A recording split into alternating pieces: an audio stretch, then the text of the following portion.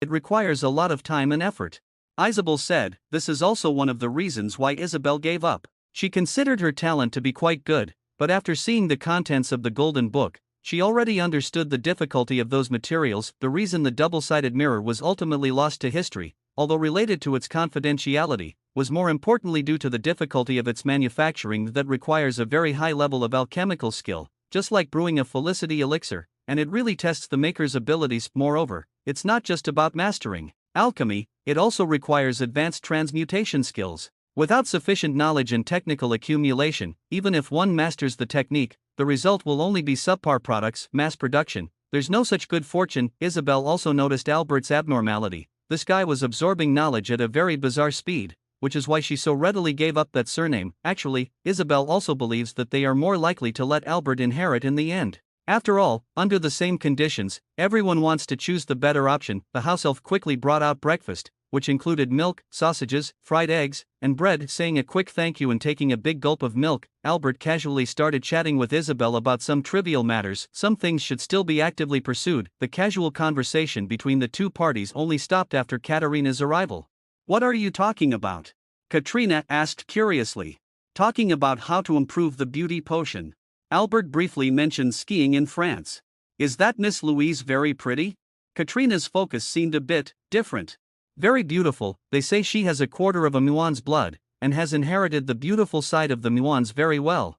Albert laughed as he talked about the little troubles Miss Louise caused for the gentleman. Katrina ate her food with a blank expression, while Isabel didn't seem to care much about it and continued discussing the beauty potion with Albert. She is also skilled in potions, and if she could improve this potion, the girl would definitely be more than happy to do so. After all, wanting to be beautiful is a girl's nature. After finishing breakfast and the house elf tidying up the sunroom, the three of them stayed there, reading and chatting, until Mog appeared at the door of the sunroom.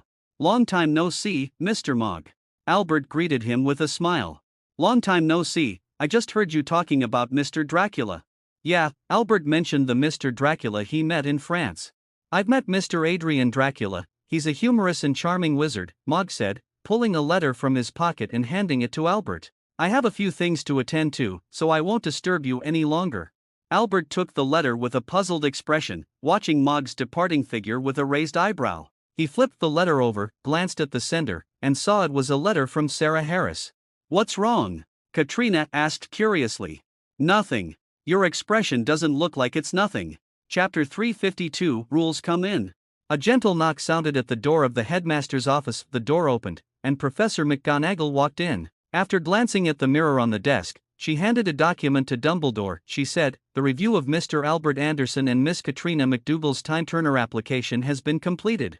The Ministry of Magic has very strict regulations regarding time-turners. They are basically not lent out to anyone except Hogwarts students. The final step of the rigorous review process requires Dumbledore's signature for approval. Well, this has nothing to do with the principal, it's because Dumbledore is currently in charge of this matter. For this reason, it's easier for Hogwarts students to apply for a time-turner to complete their coursework. Dumbledore picked up the quill, signed his name on it, handed the application back to Professor McGonagall, and asked, is there anything else?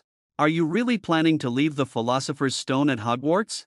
Professor McGonagall frowned and asked. A few days ago, Dumbledore invited several professors from the school to help design a mechanism to protect the Philosopher's Stone, ensuring it was under the strictest security so that no one could steal it. Except for Gringotts, I'm afraid only Hogwarts can be considered safe, although saying this might sound a bit boastful. Dumbledore pretended to be embarrassed. You don't need to be modest, everyone knows the only person Voldemort is afraid of is you. Professor McGonagall said somewhat helplessly. Although Dumbledore didn't say who was after the Philosopher's Stone, Professor McGonagall still keenly sensed something that the Dark Lord might still be alive and has set his sights on the Philosopher's Stone. Although Professor McGonagall found this idea very ridiculous, there was no doubt that the one targeting the Philosopher's Stone was a very powerful dark wizard. Almost no one can intrude into Hogwarts without warning, let alone steal something right under Dumbledore's nose. But Professor McGonagall still hopes that the Philosopher's Stone won't bring unnecessary danger to Hogwarts students. After all, the other party was able to break into Gringotts and escape the goblins' pursuit, so they are definitely not an easy opponent to deal with. I still think this is not a good idea, and Harry Potter will be coming to Hogwarts to study. Professor McGonagall said softly. At first, Dumbledore entrusted Harry to his Muggle relatives to keep him away from danger. This place is very safe. Dumbledore said calmly, trust me, if Hogwarts isn't safe, there probably isn't a safe place left in all of Britain. At that moment, the door to the headmaster's office was knocked on again, and Snape walked in. He glanced at Professor McGonagall and said to Dumbledore, "I've set up the mechanisms. Although most wizards have average logical abilities, I doubt they will stop those highly skilled dark wizards from coveting the Philosopher's Stone. It's alright, I don't expect those mechanisms to completely prevent others from coveting the Philosopher's Stone." Snape clearly did not think highly of Dumbledore's approach. By the way, Quirrell was preparing to hire a troll as a guard for the mechanism, you know. Snape's facial muscles twitched a few times, and he continued, "Those trolls have brains the size of walnuts, and they can easily cause other problems. I think Professor Quirrell will handle this matter well," Dumbledore said. "Are you serious?" After Snape left, Professor McGonagall frowned and asked, "Are you really planning to let a troll into Hogwarts Castle?" This matter made Professor McGonagall feel ridiculous. Dumbledore didn't expect the traps designed by the Hogwarts professors to completely stop the intruders, but if someone wanted to bypass these traps, it would at least take some time, which would give him enough time to prepare. Hogwarts cannot be accessed by apparition, and the castle is the biggest trap for Dumbledore. As for how to ensure that the Philosopher's Stone is not easily taken by others, Dumbledore has already thought of an excellent method. Even the most skilled dark wizards cannot successfully obtain the Philosopher's Stone in a short time, and they will be blocked by Dumbledore. This is not Gringotts, there is no place for them to escape. As for battle, Dumbledore has never feared anyone. "Tom, what are you planning to do?" Dumbledore interlaced his fingers and murmured to himself. In the Defense Against the Dark Arts office, Quirrell had just seen off Snape, and Dumbledore had already granted his request to hire a troll bodyguard to guard the mechanism. "What should I do?" Chilo looked out the window and murmured softly. The traps set by the Hogwarts professors seemed utterly ridiculous to Quirrell. They could never stop him. However, sneaking through the traps to steal the Philosopher's Stone without making a sound would be quite a challenge. This means he needs to follow the rules and solve the traps left by the Hogwarts professors one by one, which will take quite a bit of time. Brute forcing is undoubtedly faster, but it would bring a lot of trouble. Not only would it attract Dumbledore's attention, but it would also get him wanted by the Ministry of Magic, leading to a whole bunch of subsequent issues. What's worse is that Dumbledore instructed the professors not to tell anyone else how to unlock the mechanism. Is he suspecting the professors at the school? Are you doubting me? This is not good news. Don't do anything unnecessary, now is not the time. You need to look for the right opportunity. A hoarse voice came from the scarf behind Quirrell's head. Dumbledore doesn't care about the traps you've set up. He just established a rule that anyone who tries to get their hands on the Philosopher's Stone must follow. The mechanisms guarding the stone are merely bait to lure others in. His true strength is the ultimate safeguard. Voldemort easily saw through Dumbledore's tricks. This is Hogwarts, Dumbledore's territory. Once any commotion is made, it will be immediately noticed. Even if he could really steal the Philosopher's Stone in the end, he would still have to face Dumbledore head-on. Apart from him, almost no one could come out unscathed when facing Dumbledore at Hogwarts. This was the old man's true plan. However, how could his weakened self possibly be a match for Dumbledore? Quirrell fell silent. Ever since he failed to steal the Philosopher's Stone, he had been subjected to a terrible punishment. Voldemort had taken residence within him until the moment he was possessed. Quirrell regretted it, regretted why he didn't run away, why he didn't directly betray Voldemort. However, it was already too late. Everything was already too late. Since being parasitized, his body has started to weaken. If Chilo doesn't want to die, he needs to obtain the Philosopher's Stone and prepare the elixir of immortality as soon as possible. If he can't get the Philosopher's Stone, his life will come to an end in a few months at most. Chilo doesn't want to die yet. He muttered to himself, I must find a way to figure out what the other professor's mechanisms are. Chapter 353, Apartment 12, Tulip Street. Remember, in 1 second, on the northern slope of a hill somewhere in Scotland, in an unknown place, there is a house. That is the home of Selah Harichis, a well-known and eccentric wizard, though few are aware that he resides there. Today, Selah Harris rarely welcomed a guest. An old man with a white beard walked over with a light step, stopped at the door, and knocked on the wooden door. After a moment, the wooden door was opened from the inside. Hope I didn't keep you waiting too long, Sarah. The visitor greets the host. You are always so punctual, Harry Hughes said with a smile, but last time you didn't attend the party, many people were very disappointed. There's something going on with Nico, Dumbledore said vaguely. I can't get away for the time being. Hello, Mr. Anderson. Good morning, Professor Dumbledore. Albert nodded slightly to greet the old man who appeared at the entrance. Is Mr. Nicholas Flamel really still alive? Yes. However, we better not discuss this matter here. Dumbledore winked at Albert and said, he's in a bit of trouble right now. Alright, I know what you're worried about. My intrusion spell hasn't detected anyone else nearby. Of course, if you're still concerned, you can use my emergency passage. Harry's understood Dumbledore's concerns. After all, the other party is a mysterious person, so being cautious is never a bad idea. Emergency exit. Dumbledore raised an eyebrow slightly. You must know it, come with me. Harry's took them to a storage room where there was a cabinet. Disappearing cabinet? Albert asked. Yes, the disappearing cabinet. I didn't expect you to still have such an old relic here. Dumbledore reached out to touch the disappearing cabinet, tilting his head and asking, by the way, does this thing still work? Of course, I just checked it not long ago. Harry's was somewhat dissatisfied with Dumbledore's questioning. This thing was very popular when the mysterious person was rampant last time. Let's head out from another place. Harry has gestured for Albert to go ahead. Albert stepped into the cupboard, and after the cupboard closed again, he felt a sense of weightlessness in his body, as if descending in an elevator. The cupboard soon reopened. After stepping outside, Albert found himself in a room full of dust. The air in this cursed place was terrible, and a gubbly fairy fire on the wall provided some light. Soon after, Dumbledore and Harry Hiss also walked out of the vanishing cabinet one after the other. I bet you haven't taken care of this place in a long time. Dumbledore looked around and said. It's been a long time since I've used it. Harry Hiss said with a smile, we're underground now, so we can just apparate directly from here. Mr. Anderson, please hold on to mine. Dumbledore said to Albert next to him, and Harry extended his hand as well, and they held on to each other. The next moment, the person disappeared. After Albert shook off the discomfort brought by the apparition, the surrounding air became fresher, and they found themselves in an alley of a city. Sir, is this really okay? Albert could sense that Dumbledore was using the disillusionment charm on him. The cold chill quickly spread from the top of his head to his entire body. What? Dumbledore didn't react for a moment. I can't use magic outside of school. Albert reminded helplessly, I really don't want to receive another warning letter from the Ministry of Magic. Haha, you're right, those deadbeats at the Ministry of Magic are always so unreliable.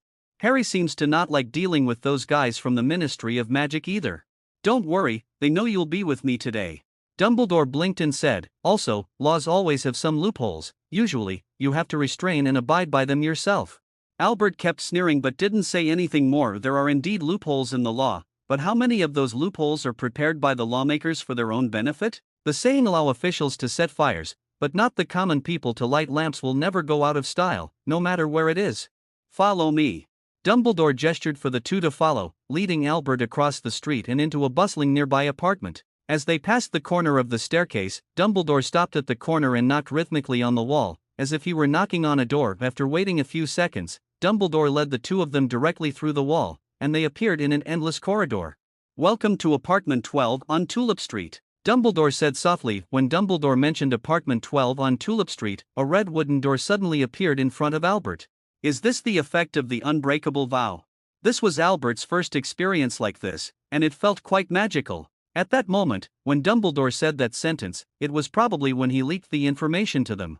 You actually know this spell too. Dumbledore gestured for him to follow. After the doorbell rang, the wooden door opened from the inside, and an elderly, frail man appeared at the door, smiling at them. Albus, you're here. The old man's gaze quickly shifted from Dumbledore to Albert, revealing a kind smile. The other side is no longer being monitored, so it should be safe for now. After Dumbledore entered the room, he said softly, but still, be careful. Albus *0 remember in 1 second. Are you sure you don't want to stay for a cup of red tea? Perennial poked his head out from the kitchen and asked. No, I have other matters to attend to. Dumbledore politely declined. Are you Sarah Harries? Perennial said, we haven't seen each other in a long time. About 12 years or so. Harry Hiss said, I heard you guys ran into some trouble. Yeah, an unforeseen disaster. Perennial looked at Albert and said, I suppose this is the marvelous Mr. Anderson, right? Magical. Albert suddenly didn't know what to say. Yes, a very talented kid. Harry Hiss said with a smile, of course, he is quite magical as well. Sit down, kid, don't be too formal. Nico said, what would you like to drink? Black tea, thank you. And you? Sierra? Nico asked again. Same. I still remember that you prefer pumpkin juice. People will change, and so will their interests. The elderly man waved his wand and brewed 2 cups of black tea for them. I see the shadow of a young Dumbledore in you. Pernelli served up 2 portions of pudding. When we met him, he had just graduated from school, full of talent. Carat 0 Carat Chapter 354 A Pleasant Conversation. Remember, in 1 second everyone wants to become a great wizard like Professor Dumbledore. Albert gently stirred the red tea in front of him with a spoon, took a sip, and his eyes lit up involuntarily. He couldn't help but praise, "Your skills are truly amazing, this is the best red tea I've ever had. If possible, please be sure to teach me how to brew such a delicious cup of black tea." If it were a past life, Albert really couldn't tell the quality of black tea, but in this life, having drunk black tea for several years, he could indeed sense whether it was good or not. I can only say, truly deserving of being someone who has lived for several hundred years. The ratio of black tea, milk, and sugar is really excellent. Of course. Pernelli smiled. "Let me tell you, Albus doesn't really like the tea I brew. He always says my tea is too weak.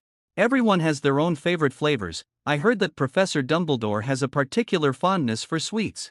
Albert tried another piece of the baked buckwheat cookie on the plate, and it was equally great, with a strong wheat aroma that became more fragrant the more he ate. But it wasn't sweet. For those who like sweets, it doesn't really taste good, right? The two elderly men, while talking, recalled their first meeting with Dumbledore. The situation is similar to Albert's. Both got to know the LeMay couple through the introduction of other wizards. Unlike Albert, Dumbledore had already been corresponding with the LeMay couple for several years before meeting them. Dumbledore graduated from Hogwarts and began traveling the world. While passing through France, he met the LeMay couple for the first time through an introduction by an acquaintance. When they first met, they had a lot of common topics to talk about and had a great time chatting. Later, Dumbledore stayed in France for a few months, spending most of his time discussing magic and alchemy with Nicholas. At that time, we together found other uses for dragon's blood and successfully created a freckle-removing agent. Professor Dumbledore discovered 12 uses for dragon's blood. I memorized this from the book. How should I put it? This statement is actually incorrect. Nico took a sip of his red tea and recalled, by the time Albus discovered other uses for dragon blood, some of its uses had already been invented by other wizards. It's just that, back then, information exchange wasn't as convenient as it is now, and not many people knew about it. Later, Albus published a paper on the uses of dragon blood, which directly led most wizards to believe that Albus had discovered 12 uses for dragon blood. I remember Dumbledore clarifying this. It's just that it became that way through word of mouth, and no one really cared whether he invented the use of dragon blood or not, Perenelle said.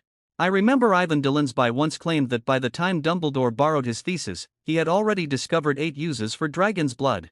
Harry Hiss laughed as he recalled an incident from over a decade ago. In fact, Ivan Delansby was a step behind, thinking Dumbledore had stolen his work, so he went around slandering Dumbledore.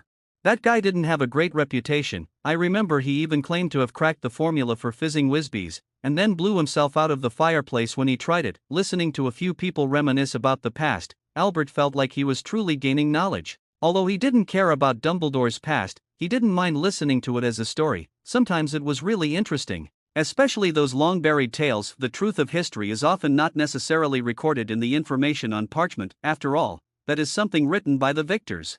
Please forgive my tendency to ramble. I tend to do this more as I get older. Nico, sipping the already cold black tea, said to Albert with a smile. No, these past events are very interesting. Albert shook his head, indicating that he didn't mind. My grandfather also liked to tell me stories from the past. By the way, could you tell me about the 14th century? What kind of era was it?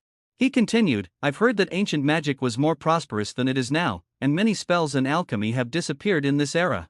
It's not that it disappeared. Nico shook his head and said, it's just not suitable anymore. Not suitable. Albert pondered the meaning of these words.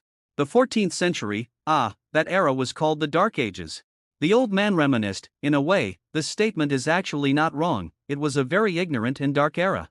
Although the wizards had their own rules and constraints, most of them were quite unrestrained and did not hide like wizards do now, which created an illusion of prosperity. Knowledge was extremely valuable in that era, and many wizards would hide their own knowledge. Due to the lack of communication and interaction, wizards could only try to develop some magic for themselves, and most of these spells were a hodgepodge of random incantations. When you don't know much magic, these spells become extremely valuable. However, most of the spells have already been rendered obsolete by time. Sure enough, the so-called prosperity is just self-deception. Albert murmured. Yes, it's undeniable that some magic has indeed been lost, but much of it has withstood the test of time and remains. Nico explained softly, it's just that this part of the knowledge has been well preserved, and you need to make a special effort to access it to know these things. Is it for easier management? Albert murmured. Yes, for the sake of convenience in management. The one who answered him was not Nicole, but Mr. Harris, who had been silent all along. Maybe I shouldn't talk about this. Very few people can see through these things. Nico said, however, (0) remember in 1 second everything has two sides. It is indeed more peaceful now than before. But it is undeniable that it was an era when even muggles were very enthusiastic about alchemy. Nicola changed the subject. That was indeed the peak of alchemy. Many theories, origins, and studies were born during that era. For alchemy. Yes, for alchemy, for wealth and prosperity. Perinal said with a laugh, at least, back then, most muggles were indeed doing it for this purpose. Only you succeeded. Albert said with a smile. The philosopher's stone cannot transmute anything into gold. Nico shook his head to deny this matter. But you are already immortal. That wasn't gold, it was only later that we truly realized this. Nico's tone was filled with resignation. It's like gold created using the transfiguration charm or the duplication charm. Of course, muggles can't tell the difference. Realizing that Nico seemed reluctant to talk about the philosopher's stone, Albert shifted the topic to another direction. He occasionally asks some alchemical questions and even brings the protective bracelet he made to consult Nico, hoping the other person can provide him with some good advice. Nico really knows a lot of things because alchemy in that era encompassed many subjects. Although he might not have been proficient in his youth, and could only be said to have dabbled, over time, he has come to understand what he needs to know. Albert's situation, however, is different. He is still just a 13-year-old child. Nico vaguely realized during his interaction with Albert that the boy in front of him possessed extraordinary talent. Using magical to describe it is very appropriate. Actually, Nico knows some things about the Smith family. He has dealt with more than one Smith. The topics the two of them talked about next covered many areas, and Albert gave his opinions based on his own understanding. Even if he doesn't check, he knows that the experience with panel skills is rapidly increasing. The idle chatter continued intermittently for several hours, until noon when both sides finally stopped to prepare for lunch. It was only while Albert was enjoying the French cuisine that he realized Harris had quietly left. You can stay here for the time being. Mr. Harris will come to take you back in a few days. Perinal said to Albert, (0) Chapter 355, The Irreparable Crown. Remember in 1 second. As night fell, Albert covered his yawn with his hand, collapsed onto the bed, and buried his head in the soft pillow. People always tend to feel sleepy after a full meal. With eyes closed, I turned over and lay flat on the bed. Actually, it's still quite early, but the Lamies went to bed early, and Albert didn't want to disturb them. It's not that easy to fall asleep in a strange place. After the drowsiness began to fade, Albert suddenly sat up, opened the panel to check today's harvest, and his gaze inevitably slid to the task panel. There's another new mission pair. You happen to meet the renowned Nico Lemay. He seems to value you highly and is willing to pass on his knowledge to you. Perhaps you should work hard to make this happen. Reward unknown. When Albert saw the content of the mission, he was stunned, slightly furrowing his brow and thought about it. Although being introduced to Nicole Lemay did indeed surprise him, Albert didn't focus his thoughts on the Lemay couple. Nico Lemay has lived for several hundred years, experienced all kinds of human affairs, and cannot possibly be unaware of certain things. This is also the reason why Albert straightforwardly gave up on other thoughts. Rather than that, it's better to just be friends. Everyone could chat casually,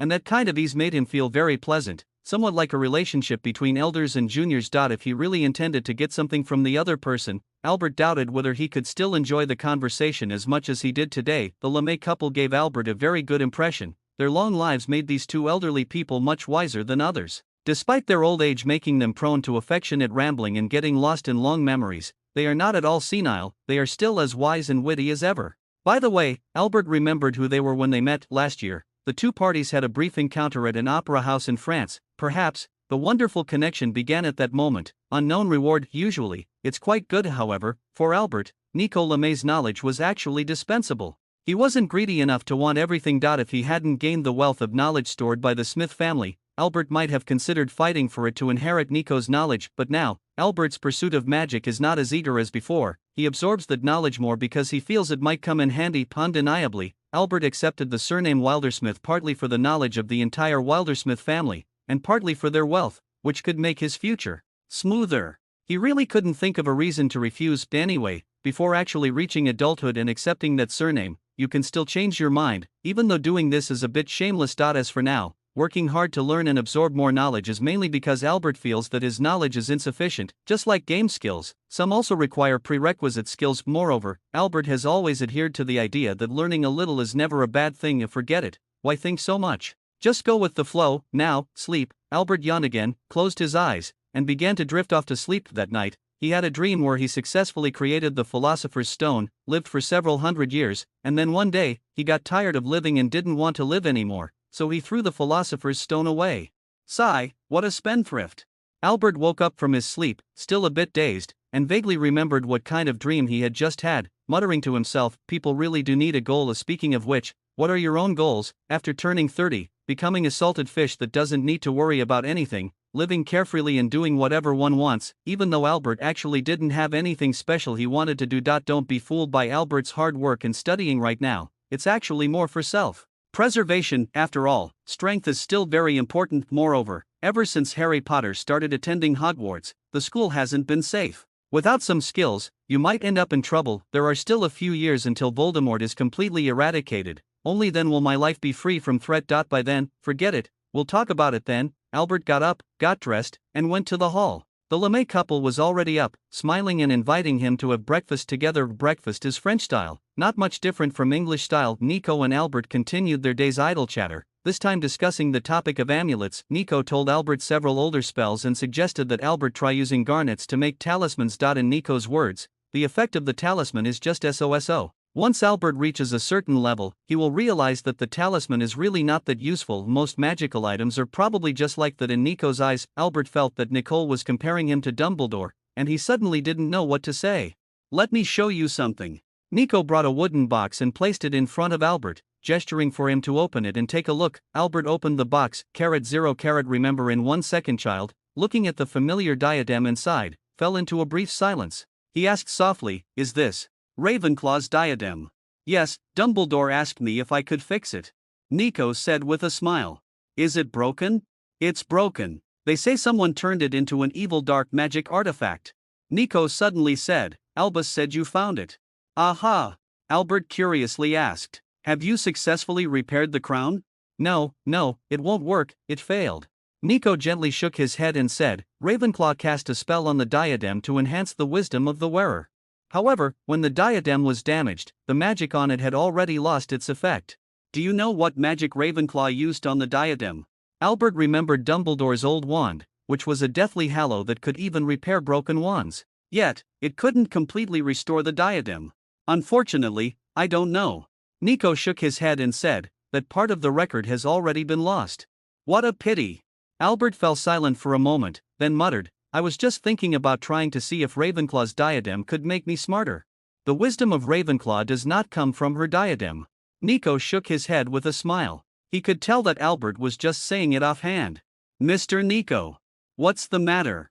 I heard that Professor Dumbledore is the most powerful wizard in the world. Albert changed the subject. There is indeed such a saying. Nico laughed happily, closing the wooden box. Albus is indeed very impressive. Then, in your memory, is there any wizard as powerful as Professor Dumbledore? This doesn't seem to be the case. After recalling, Nico shook his head and said, what about the 4 founders of Hogwarts? Albert continued to ask. Actually, when a wizard reaches a certain age, their magical power begins to weaken, but this has not happened with Dumbledore. His magical power is still very strong. Nicola expressed his thoughts. At Albus's age, with his combined experience and wisdom, there are almost no wizards who are more powerful than him. I even doubt that the legendary Mr. Merlin could match him. Truly worthy of being the principal.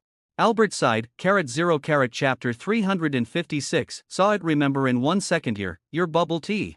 Albert handed a cup of bubble tea with ice to Nia, then sat down on the nearby sofa, took a big sip, and comfortably squinted his eyes. Last time, when I learned to make tea with Mrs. Perinar, I not only learned the techniques of tea making but also picked up a very non-magical tea art skill. The black tea I make myself is indeed much better than before. Daisy, who casually flipped through the tea brewing manual, also saw a significant improvement in her tea brewing skills. It's just that, compared to Madame Perinal, there's still a significant gap. There's no way around it, the price of top-tier French black tea is just that high. To appease Nia's complaints over the past few days, Albert bought a bag of glutinous rice flour at the supermarket and made homemade bubble tea at home. A glutinous rice flour is not common in the UK. He spent quite a bit of time finding it. Bubble tea quickly became a favorite of the whole family. Having a cup on a hot summer day is truly very refreshing. If feeling a sudden furry sensation by his leg, Albert put down the cup, looked down at Tom who was rubbing against his leg, bent down, and picked him up.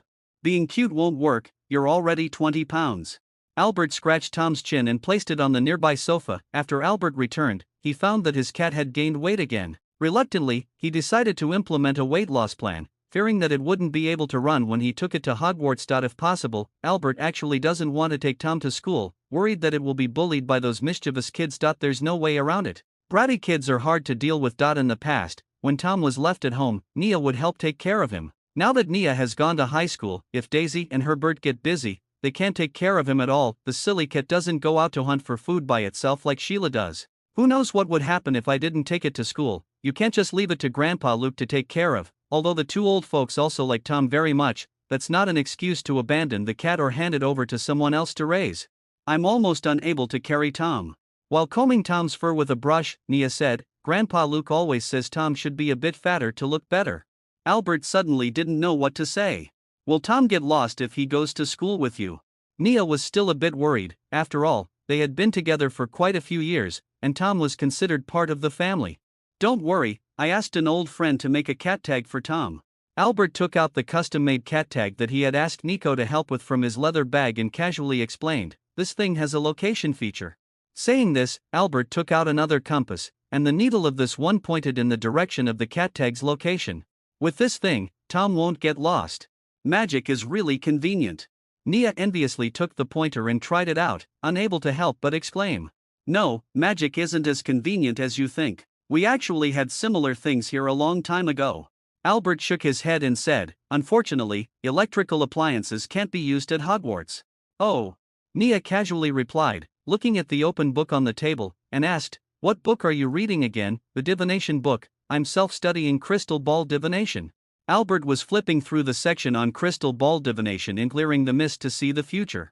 He had been reading for several days, but no skills related to crystal ball divination had appeared on his skill panel, making Albert wonder if he lacked talent in this area. Now he somewhat regrets not asking Nicole Lemaire for knowledge about divination back then. Can you really see the future? It can't be that only you can see it, right? Nia leaned her head close to the crystal ball and looked carefully. Inside, there was nothing but a massive mist. Seeing that no one was paying attention to him, Tom next to him, with his claws itching, tried to poke the crystal ball but was stopped by Albert. Didn't you just start self-studying?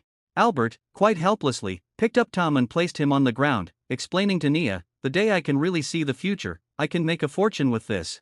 According to what you said, most wizards should be very wealthy, they just need to know the lottery numbers to win big. Daisy placed a plate of cookies on the table, unable to help but mutter. Wizards who can predict the future are always few and far between. Albert shook his head and said, moreover, most wizards don't even have the concept of pounds. Didn't you give Tom breakfast? Daisy saw Tom putting his head close to the cookies and quickly picked him up. The chubby cat, not giving up, started to act cute and beg for food. A little less than before, it's on a diet now. Tom seems to be hungry. Daisy patted the cat's head and looked at her son, asking, by the way, didn't you want to study finance before? I don't want to think about it anymore, I've already found a better way to make money. Albert has completely abandoned his initial dream of working in finance. Predicting a lottery win. Daisy felt that her son had become very unreliable after spending 2 years at Hogwarts, with his mind filled with all sorts of strange things. Ahem, I was just saying it casually. Albert helplessly interrupted Daisy's words. Prophecies can indeed make money. It's entirely possible to predict the outcome of a match. Betting on sports and horse racing is quite common in Europe, however. Before there are actual cases, he knows it will be difficult for others to understand this point. Albert also *0 remember in 1 second very helpless, especially people in the tech field generally have poorer adaptability. Daisy was very surprised that Albert went to visit the legendary Nico Lamay, who was actually still alive and had lived for hundreds of years without getting dementia. Shaking off the bizarre thoughts in his mind, Albert refocused his gaze on the crystal ball. A wizard's crystal ball is quite different from a muggle fortune teller's fake crystal ball. The ones used for divination are usually more expensive. The one in front of him cost 20 galleons. Looking at the misty, pearl-colored substance inside the crystal ball, Albert furrowed his brow slightly. If it could truly predict something, the mist on the crystal ball would part, revealing the scene he wanted to see. It is evident that Albert has failed. The crystal ball in front of me is still a fog, not the winning numbers for this lottery draw. The so-called parting the fog to see the future might just refer to this.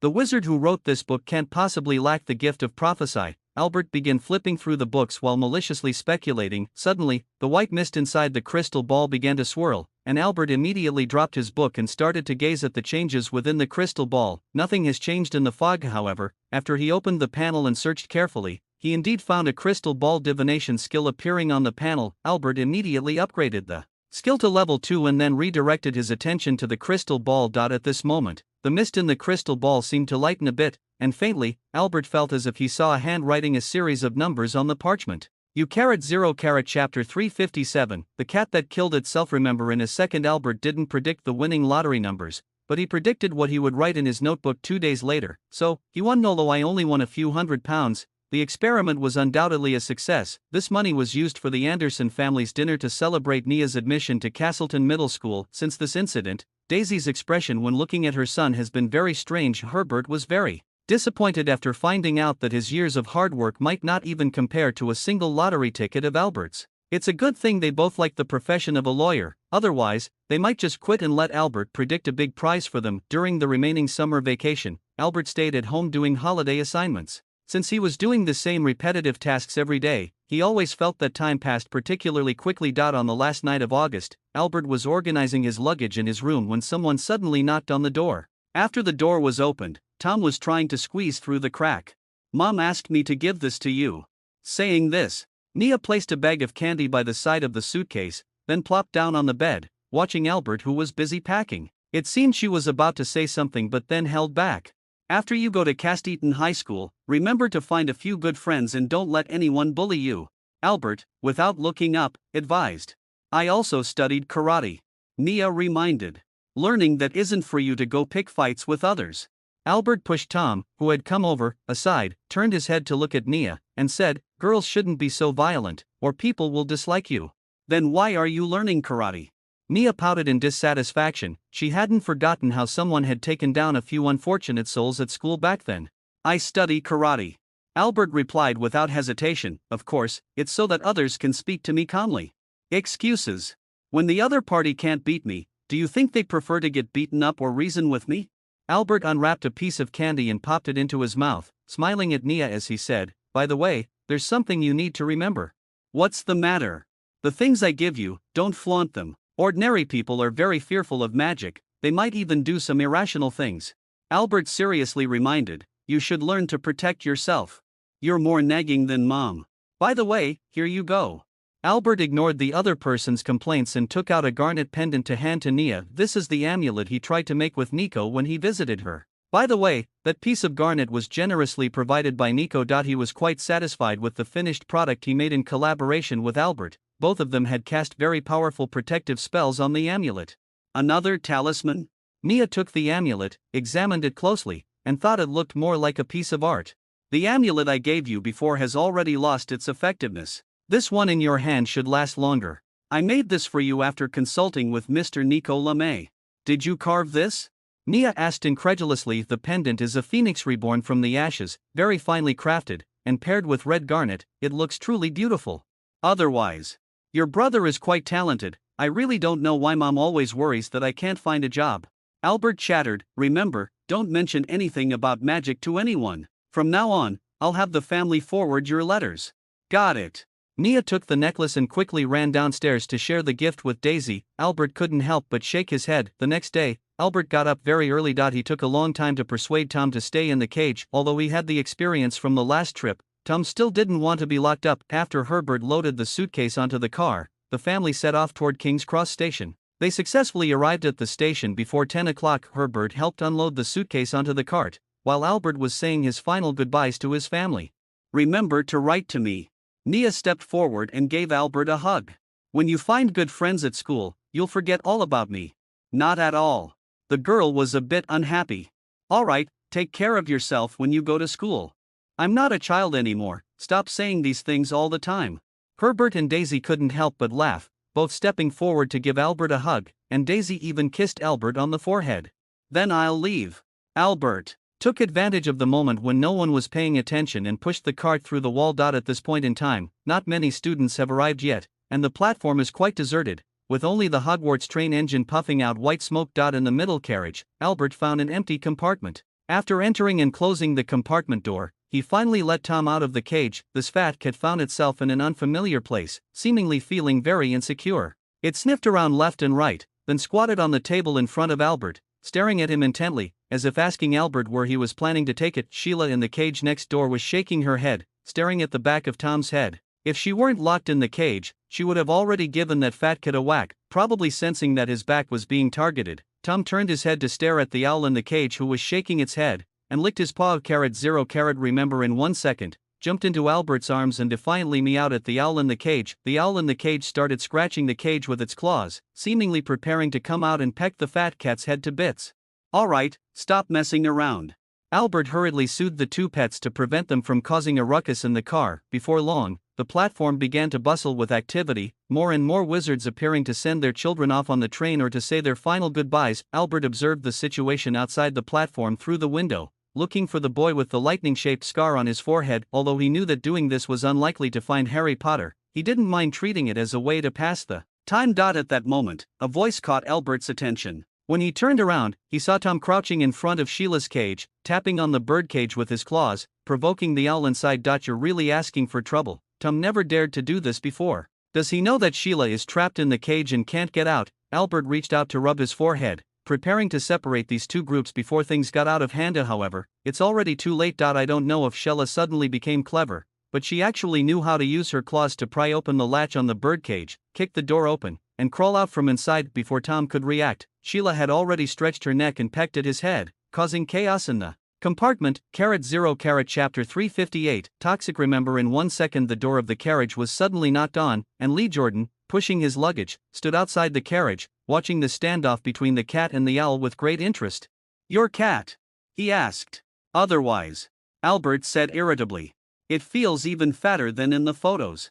Lee Jordan grinned and said, he reached out to poke the cat's forehead, but almost got scratched by Tom. Luckily, he retracted his hand quickly, otherwise, there would have been blood. "Quite fierce." Lee Jordan wasn't angry either and moved his luggage to the corner of the compartment. "I used to stay at home and was a bit shy." Albert lifted Tom onto his knee and gently stroked Sheila's head, signaling the owl to return to its cage and sleep. "Also, would you allow a stranger to touch your head?" "No way." Lee Jordan placed an insect box on the table and excitedly said to Albert, "Look, I got something really cool." "What kind of spider is this? I think this thing might be poisonous." Albert examined the spider in the insect box. The spider had patterns on its body, and brightly colored spiders are usually venomous. As for being big, it is indeed quite large, but for Albert, who has seen the 8-eyed giant spider, it's just like that. "This is a violin spider," Jordan said. "This is a venomous spider native to South Africa, a gift my uncle brought back for me from Africa." "Did he say what would happen if you got bitten by this thing?" Albert felt that Uncle Lee Jordan was very unreliable. "Didn't say." Lee Jordan recalled for a moment and shook his head, clearly not understanding Albert's implication. "Then you'd better not let it bite you. Most brightly colored spiders are very poisonous." Seeing that Lee Dan didn't react, Albert reminded him helplessly. Then, he pulled Tom, who had been leaning over the insect box, back over. This guy was now curious about everything he saw. "So what do you eat this with?" "Well, usually it's insects, mice, frogs, and the like." "At Hogwarts, where do you plan to get these things from?" Albert rolled his eyes while petting the cat. "Isn't it better to have an owl? Why do you have to raise a spider?" "Then what about your cat?" Lee Jordan said defiantly. "Are you expecting this fat cat to catch mice by itself or go out foraging?" "I bought a bunch of cat food in cat cans, not to mention there's fish by the lake. I can go fishing when I have time."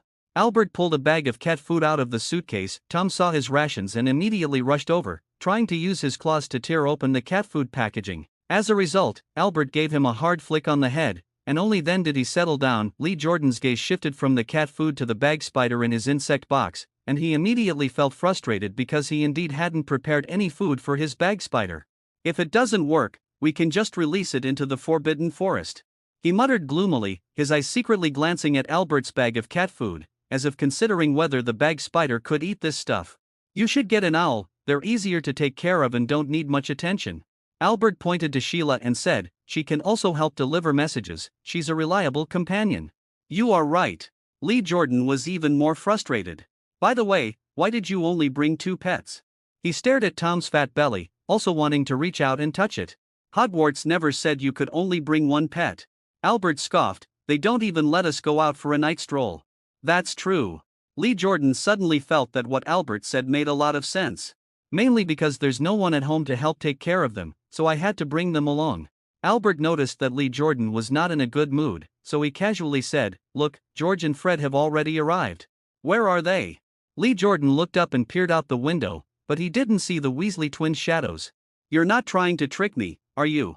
He averted his gaze and looked at Albert with suspicion. "I really just saw them." Albert nodded firmly.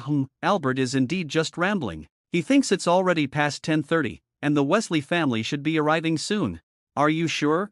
Lee Jordan pointed to the station exit and said irritably, "You tricked me again, didn't you? They just arrived, how did you see them earlier?" Lee Jordan leaned out of the window and waved at the Weasley twins. "Do you think that skinny black-haired boy we just saw might be Harry Potter?" Albert, without turning red or out of breath, changed the subject and asked, "Did you see that skinny black-haired boy just now pushing his luggage to the back of the train?" "Hey, don't change the subject," Lee Jordan said unhappily. "I think he might be Harry Potter." "Where did this black-haired boy come from? You are trying to fool me again." Lee Jordan said he would not be fooled again.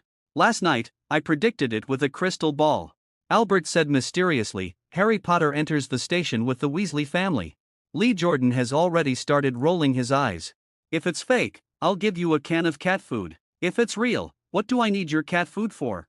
Lee Jordan said irritably. "You can feed my Tom." Albert pointed to his fat cat.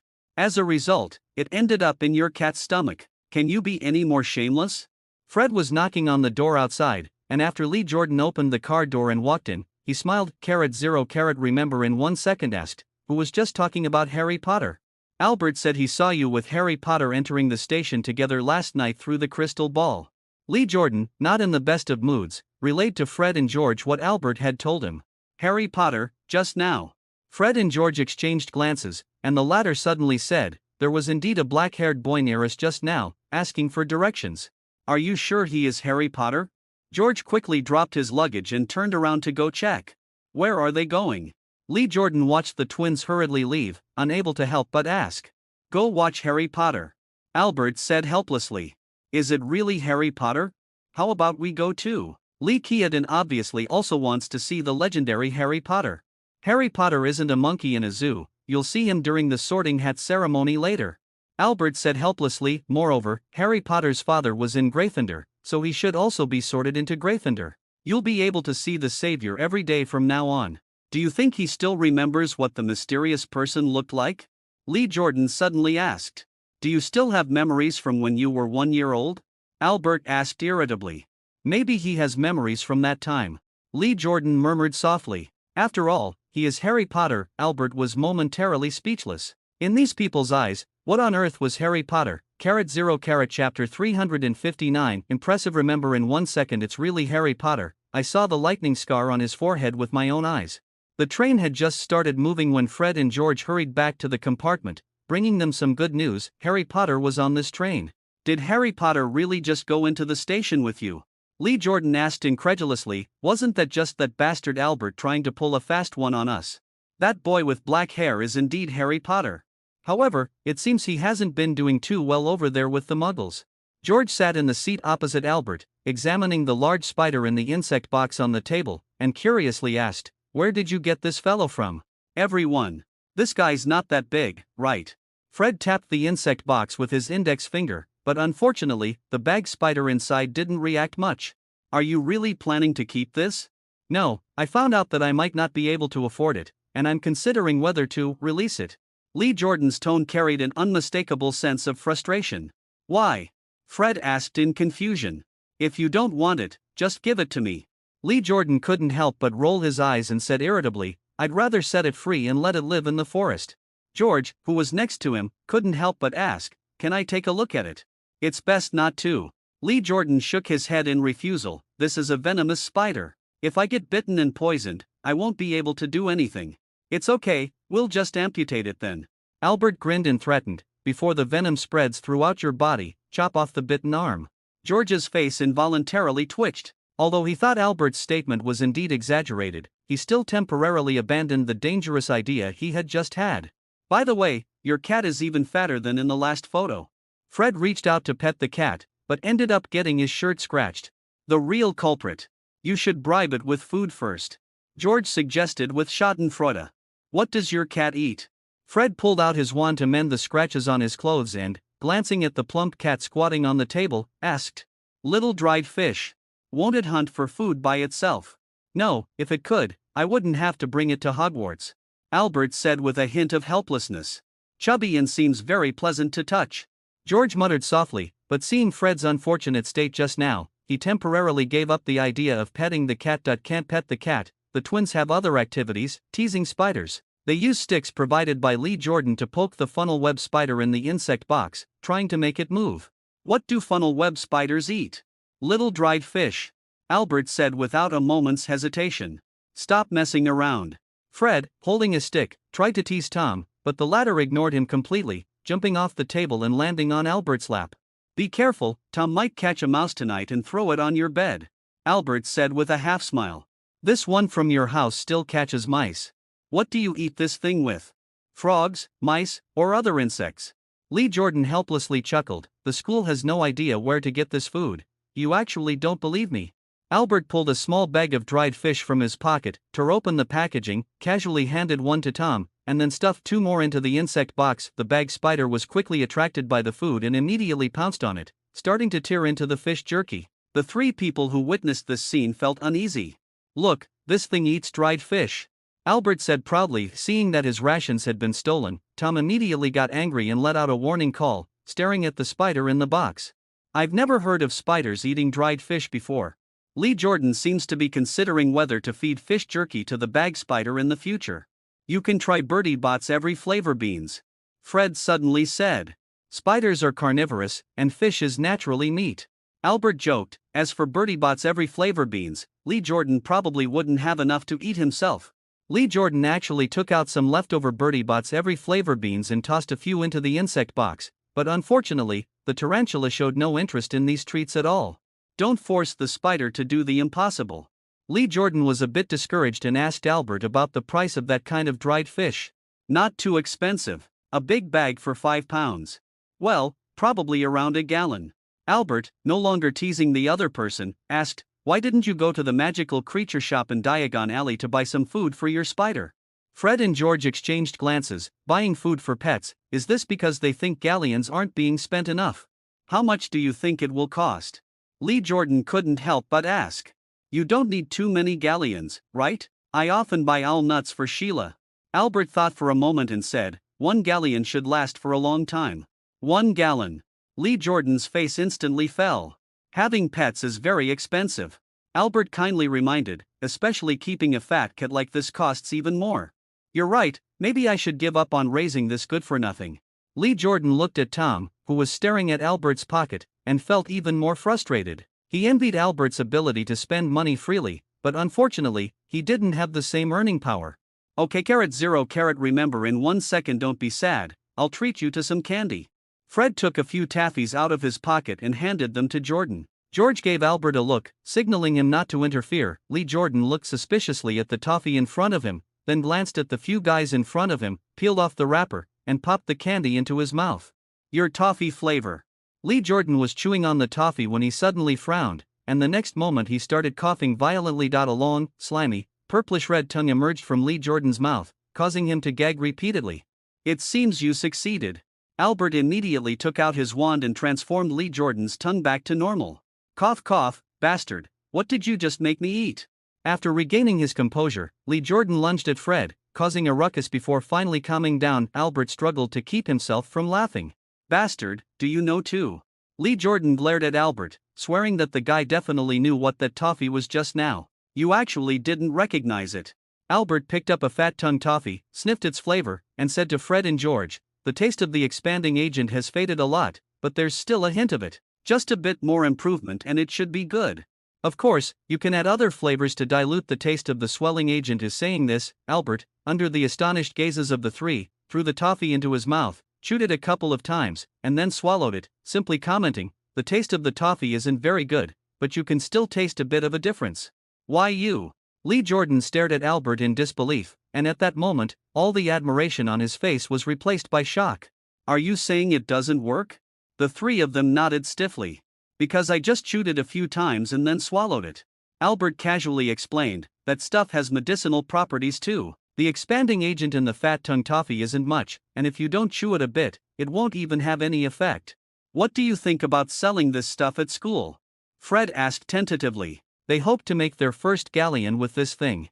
Now is not the right time, you haven't even made much money yet. Beside, this kind of thing is actually very easy to imitate. I suggest you wait until you have invented more products before selling them together, and in the meantime, build your reputation. Albert thought for a moment and gave his suggestion. Right now, what you need is to invent and accumulate your own products, preparing for opening a store in the future. After all, products are the most fundamental thing. Zero chapter 360. Knocking on the door. While a few people were talking, the train had already left London, racing through the fields and leaving behind a trail of white smoke carried by the wind. In the compartment, Fred and George were telling Albert about their entire summer harvest. The twins originally wanted to try to crack the difficult fireworks, hoping to use it to develop their own fireworks. Unfortunately, their research was limited by funding. Your accumulation of knowledge is still insufficient. Albert shattered the unrealistic fantasy of twins, saying, many things are hard to achieve. Actually, Fred and George said this more in the hope that Albert could help them with their research. They naturally knew what they were lacking, but as long as Albert was willing to help, many difficult problems would no longer be problems. At that moment, the aisle was filled with the clattering noise of a cart. Albert opened the compartment door and stepped out to buy snacks from the witch with the cart. Although Daisy helped prepare the sandwiches, it didn't dampen Albert's enthusiasm for buying snacks. After all, he had a gallon. Lee Jordan also bought a box of Bertie Bott's every flavor beans and 4 bottles of pumpkin juice. As for Fred and George, they were preparing to leave the galleon for the shop in Hogsmeade. At lunchtime, Fred took out a bulging paper box and opened it to reveal it was filled with sandwiches. Beef sandwich. George reached into the box, took a piece, took a bite, and mumbled, but it's a bit dry. Don't look at me, I didn't bring any food, but I have this. Lee Jordan divided the 4 bottles of pumpkin juice he just bought. Albert also took out his share, a ham and egg sandwich, along with the freshly bought pumpkin pie and meat pie. They placed the food on the table and shared it together, not planning to eat too much since there would be a big meal waiting for them at school later. While a few people were eating, someone was knocking on the trunk door. When Fred opened the door, he saw a round-faced boy standing outside. Excuse me. The boy said nervously, I wanted to ask, have you seen my toad? No, you can look elsewhere. Albert replied, remembering the person's name, who seemed to be Potter's roommate, the one who finally killed Voldemort's Horcrux snake with the Gryffindor sword. Which house do you think he'll be sorted into? After the carriage door closed again, Fred suddenly asked. Hufflepuff. Lee Jordan said without hesitation. I also think he will go to Hufflepuff. George agreed. It definitely won't be Slytherin. Albert said, probably one of Gryffindor or Hufflepuff. Gryffindor. Fred raised an eyebrow and said, I think he looks like he lacks courage. I think you have a misunderstanding about courage. Albert raised an eyebrow and said, although he seemed very nervous, isn't it also a kind of courage to search for his toad in each and every carriage in such an unfamiliar place? The 3 of them exchanged glances, and in the end, they decided not to debate with Albert. Based on past experiences, they couldn't win against him. After lunch, Fred and Lee Jordan played 2 rounds of wizard's chess. George, still with mischief in mind, tried to sneak a hand on Tom, and Albert was flipping through the contents of the Golden Book, considering the possibility of creating a two-faced mirror. At that moment, the carriage door was knocked on again. This time, it was a brown-haired little girl, and beside her was a round-faced boy who had lost a toad. Has anyone seen a toad? She said to the people in the compartment. Neville lost a toad. Hermione Granger. Albert glanced at the last member of the Savior trio and quietly compared him to his own sister whom, as expected, my own sister is the cutest. No, Albert said, you can go look elsewhere. If you really can't find it, go ask the student council president for help and have him use the summoning charm to bring the toad over. Oh, thank you. Hermione paused for a moment, nodded in thanks, although she didn't understand what Albert's words meant. After the door closed, George suddenly asked, I thought you would help him out. Let the student council president handle it, otherwise, what are they even for? Albert smirked and changed the subject. Do you think she'll be in that college? Ravenclaw. I also think it might be Ravenclaw. Lee Jordan said, they say people who get sorted there are a bit odd, but then again, a lot of people thought you were going to be sorted into Ravenclaw. What do you think? Ravenclaw. Of course, it could also be Gryffindor. Albert casually said, why do you want to be sorted into Gryffindor? Because we think it's the best, and our whole family is in Gryffindor. George thought for a moment and said, Dumbledore is from Gryffindor. Lee Jordan added, this is the reason. Who made Gryffindor a great house? Dumbledore, Albert said. Just as many people don't want to go to Slytherin, Voldemort made most of Slytherin notorious. The three of them couldn't help but twitch their faces. Albert's explanation made too much sense to them, they didn't talk about it anymore. An owl delivered today's Prophet newspaper, and Albert opened it to browse the latest headlines. Rita Skeet mocked the Ministry of Magic in the newspaper, criticizing their incompetence that allowed a smuggling habitual offender to escape smoothly, and during the pursuit, several wizards were injured and sent to the hospital. Albert flipped through the pages and found that the newspaper no longer published the reward for finding Rowena Smith. They probably had already given up. After all, for Gerber Smith, as an informant, issuing a bounty is merely a statement. Have you finished reading it? I want to take a look at the sports section. George saw Albert close the newspaper and then spoke up. If needed in the future, we can place an advertisement in the Daily Prophet, but I don't know how much it costs each time. Albert muttered, as he still didn't know much about the wizarding world. I know this, I've already asked Dad. Those ads that take up most of the page are very expensive. George pointed to the Glow Wheel 2000 advertisement and said, it costs over 100 gallons each time, but this one is very cheap. He pointed to an advertisement that only occupied a small corner of the newspaper, with just one line of text, Mrs. Sculf's Universal Magic Stain Remover effortlessly removes stains. Just then, the carriage door was knocked on again. Fred opened the trunk and found that the chubby round-faced kid was still standing outside. When the four of them turned their heads to look, the boy seemed very uneasy. We couldn't find Neville's toad, can you? Can you help me find the toad? Yes, use the flying spell you just mentioned. Didn't you go ask the student council president for help? Albert raised an eyebrow, and seeing that the two didn't say anything, he picked up his wand from the table and cast a spell. Neville's toad, come here. Before long, a toad unexpectedly flew in through the window. Ralph, thank God. Nobby stretched out his hands to protect the flying toad, shouting with joy. God is too busy to help you. Albert teased. Why would a toad fly in through the window? Hermione asked in confusion. The toad just flew over from another carriage. Albert turned his head to the round-faced boy and said, if you don't want to lose it again, you'd better put it in the cage.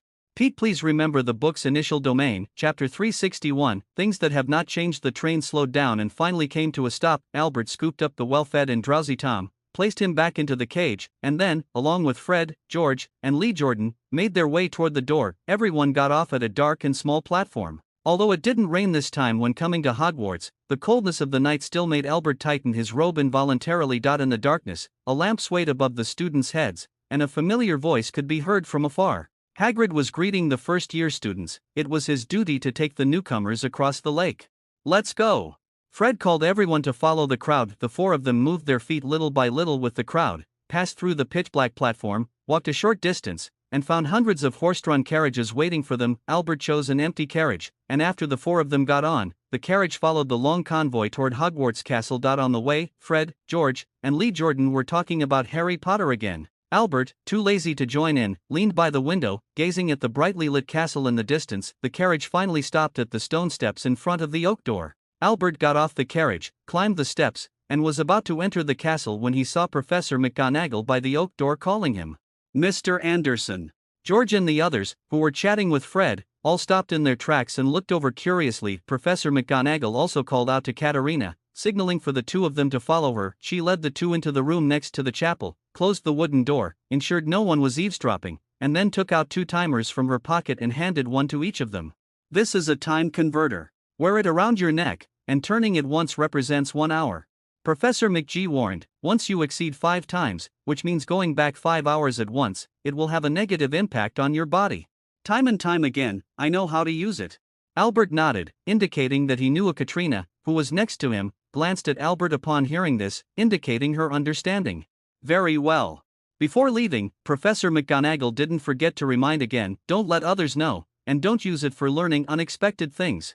We promise. Albert and Katerina said in unison. All right, you all go to the feast. I need to go welcome the new students. Professor McGonagall finished speaking and left in a hurry. Albert put the time converter into the leather bag and walked toward the chapel with Katerina. Fred, George, and Lee Jordan had already saved him a spot in the front row. At this time, the front row was in high demand. Everyone wanted to get a close-up look at the legendary Harry Potter. That should be the new defense against the dark arts professor. Albert's gaze fell on the head table, where a young man with a ridiculous scarf wrapped around his head sat next to Snape. His face seemed slightly pale, possibly due to nerves. Professor Chilo. Percy immediately relayed the information he had just received from Nick, who had nearly lost his head. It seems far less reliable than the previous two defense against the dark arts professors. Albert said softly, by the way, have they found Professor Smith yet? Unfortunately, no. Percy had clearly already put last year's Professor Smith behind him. Almost the entire UK has been searched, but no one has been found. Everyone says he might have been murdered. Lee Jordan muttered quietly. The risk of being a defense against the dark arts professor is really high. I hope this one can leave smoothly too. Albert sighed, saying one thing but meaning another. After seeing Professor Quirrell with the ridiculous scarf wrapped around his head, Albert guessed that Voldemort must have already possessed him. Did Dumbledore really not notice? This is really hard to say. If he hadn't been informed about some things in advance, he probably wouldn't have noticed this point himself. He would just think it was ridiculous that this defense against the dark arts professor had his head wrapped in a scarf. However, the thought of Harry Potter, Voldemort, and Dumbledore actually attending a banquet together is oddly amusing.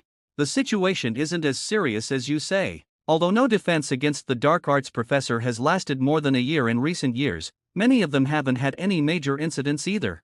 Percy comforted. Undeniably, this course is indeed a bit eerie.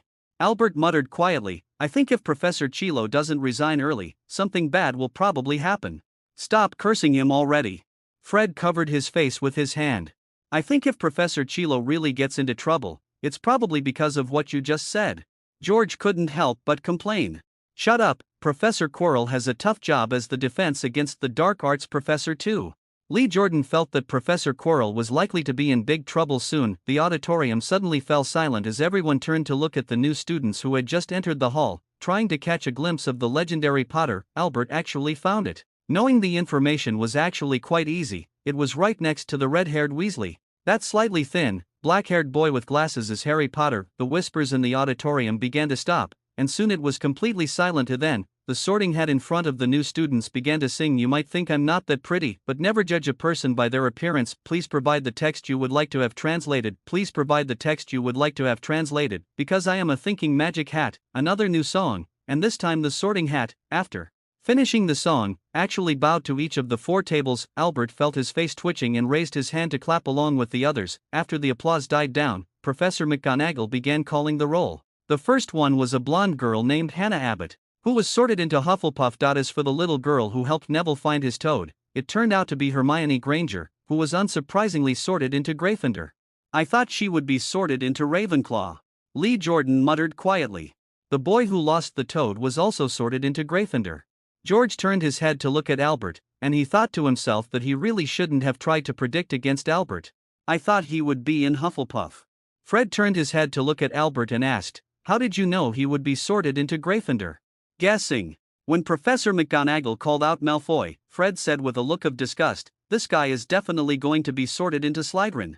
Sure enough, as soon as Malfoy's head touched the hat, the sorting hat shouted out Slytherin. You know him? Albert was asking knowingly. The Malfoy kid, a really annoying guy. His family looks down on wizards born to Muggle parents. Actually, I'm really curious about what he would use to look down on you. George suddenly laughed maliciously. I think you can completely look down on him. Albert glanced at Malfoy, who was being welcomed by the Slytherin students, and muttered, A spoiled little brat. I like your review. Fred gave a thumbs up. Harry Potter. When Professor McGonagall called out the name, a sudden buzz of whispers filled the hall. Is she calling Harry Potter? Is that the Harry Potter?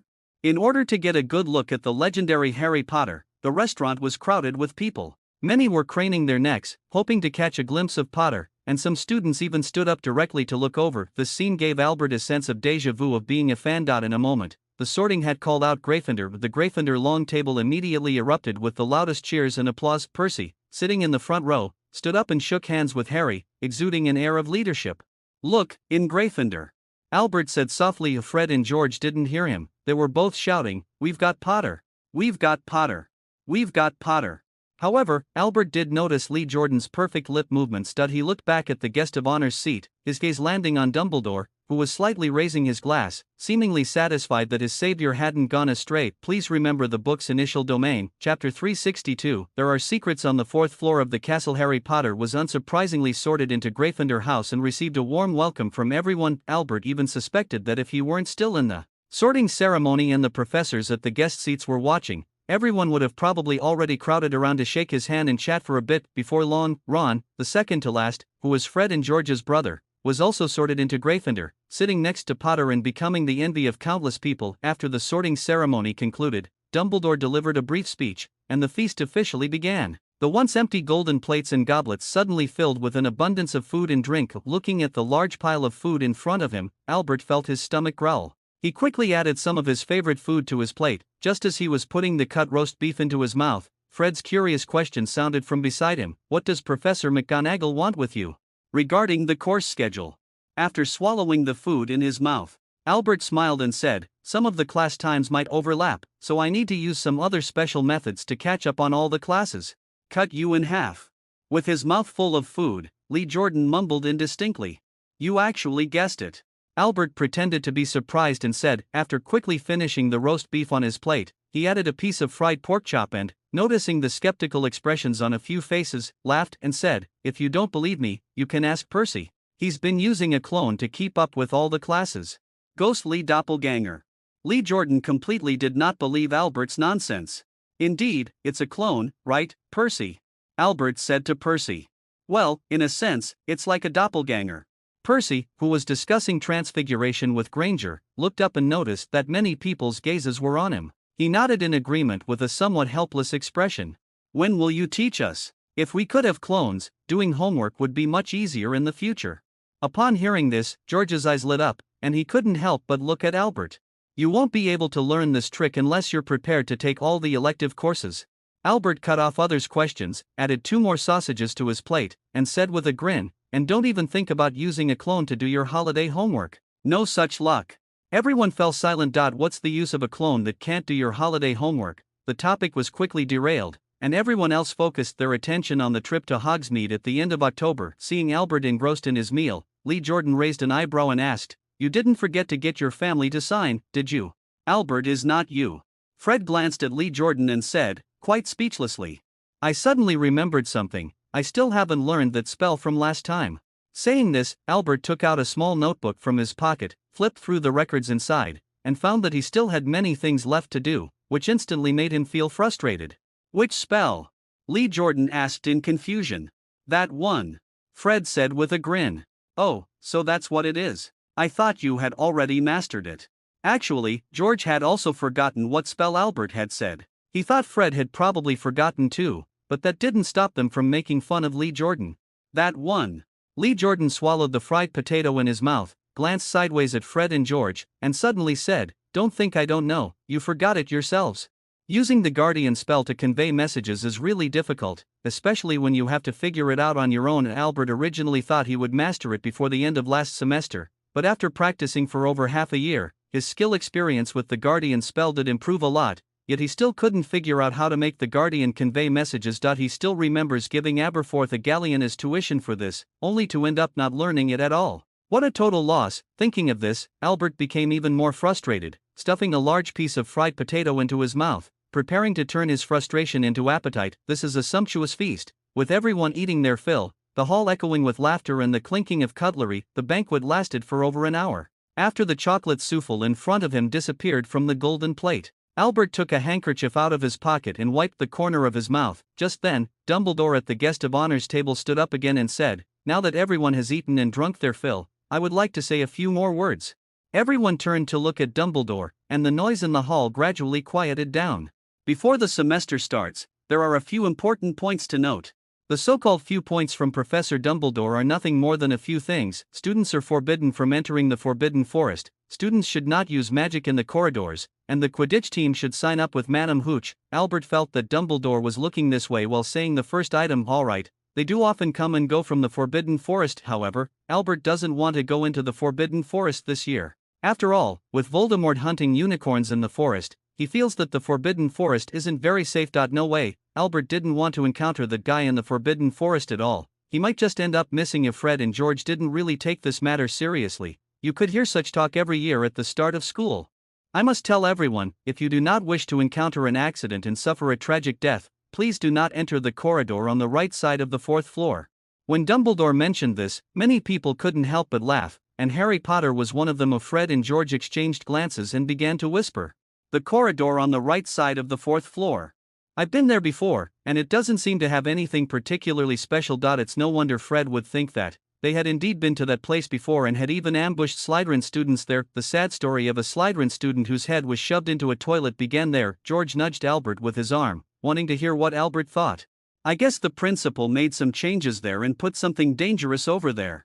Albert muttered. However, Albert felt that Dumbledore's words were clearly telling them that there was a secret in the corridor on the right side of the fourth floor, encouraging everyone to go over and explore. After all, it's better to be lenient than to be strict. In Albert's view, it really is like that. He believes that many people will definitely be interested and then be scared away by Hagrid's three-headed dog pet that would think that the danger Dumbledore mentioned refers to the three-headed dog. Even if they discover the trapdoor guarded by the three-headed dog, they would eventually give up because they can't get past the three-headed dog. After all, no one wants to be bitten to death. I think what you said makes a lot of sense. Lee Jordan said excitedly, when do you think we should go check it out? Let's talk about it when we have time.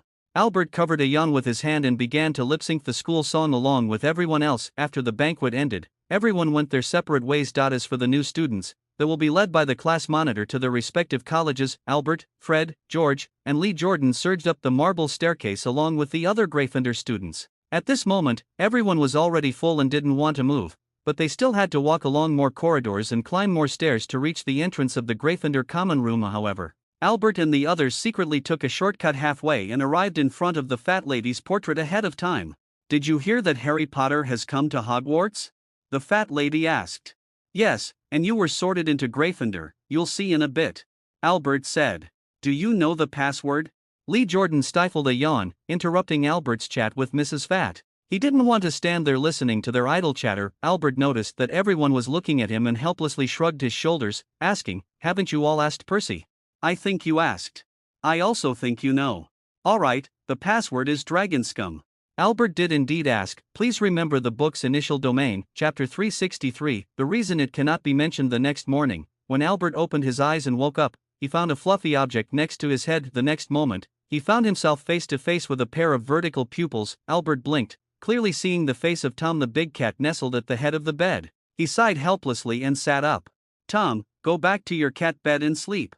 Albert picked up the still yawning fat cat and placed it back in the little nest he had specially prepared for it. He absolutely won't allow his cat to run around playing and getting all dirty, and then come back to his own little nest. What's wrong? Fred and the others also woke up. Seeing Albert educating his cat, they couldn't help but laugh while covering their yawns. Your cat seems ready to go to class with you. Fred, wearing a robe, looked at the cat by Albert's feet and joked. Well, today I'm planning to let Tom get familiar with the surroundings first. Albert wasn't planning to let Tom run around freely. Everything had to be done step by step, and he really couldn't be too impatient. Prepare breakfast and clean drinking water for Tom, open the box that has been expanded with the undetectable extension charm, and Albert then closed the room door, following Fred and the others to the lounge. Have you seen Harry Potter? Angelina walked over to them, smiling and greeting a few people. Is this the latest way to greet someone? Albert joked. This morning, the thing I heard the most was this. Sana said casually. How do you feel? George asked with a smile. Feeling? What feeling? Angelina asked in confusion. Harry Potter. George said. Not quite what I imagined. Angelina said to George, that red-haired boy next to Porter is your brother, right? You mean Ron? Fred nodded in acknowledgement. Actually, we saw Harry on the train. Did you see the scar on his forehead? Elia asked curiously.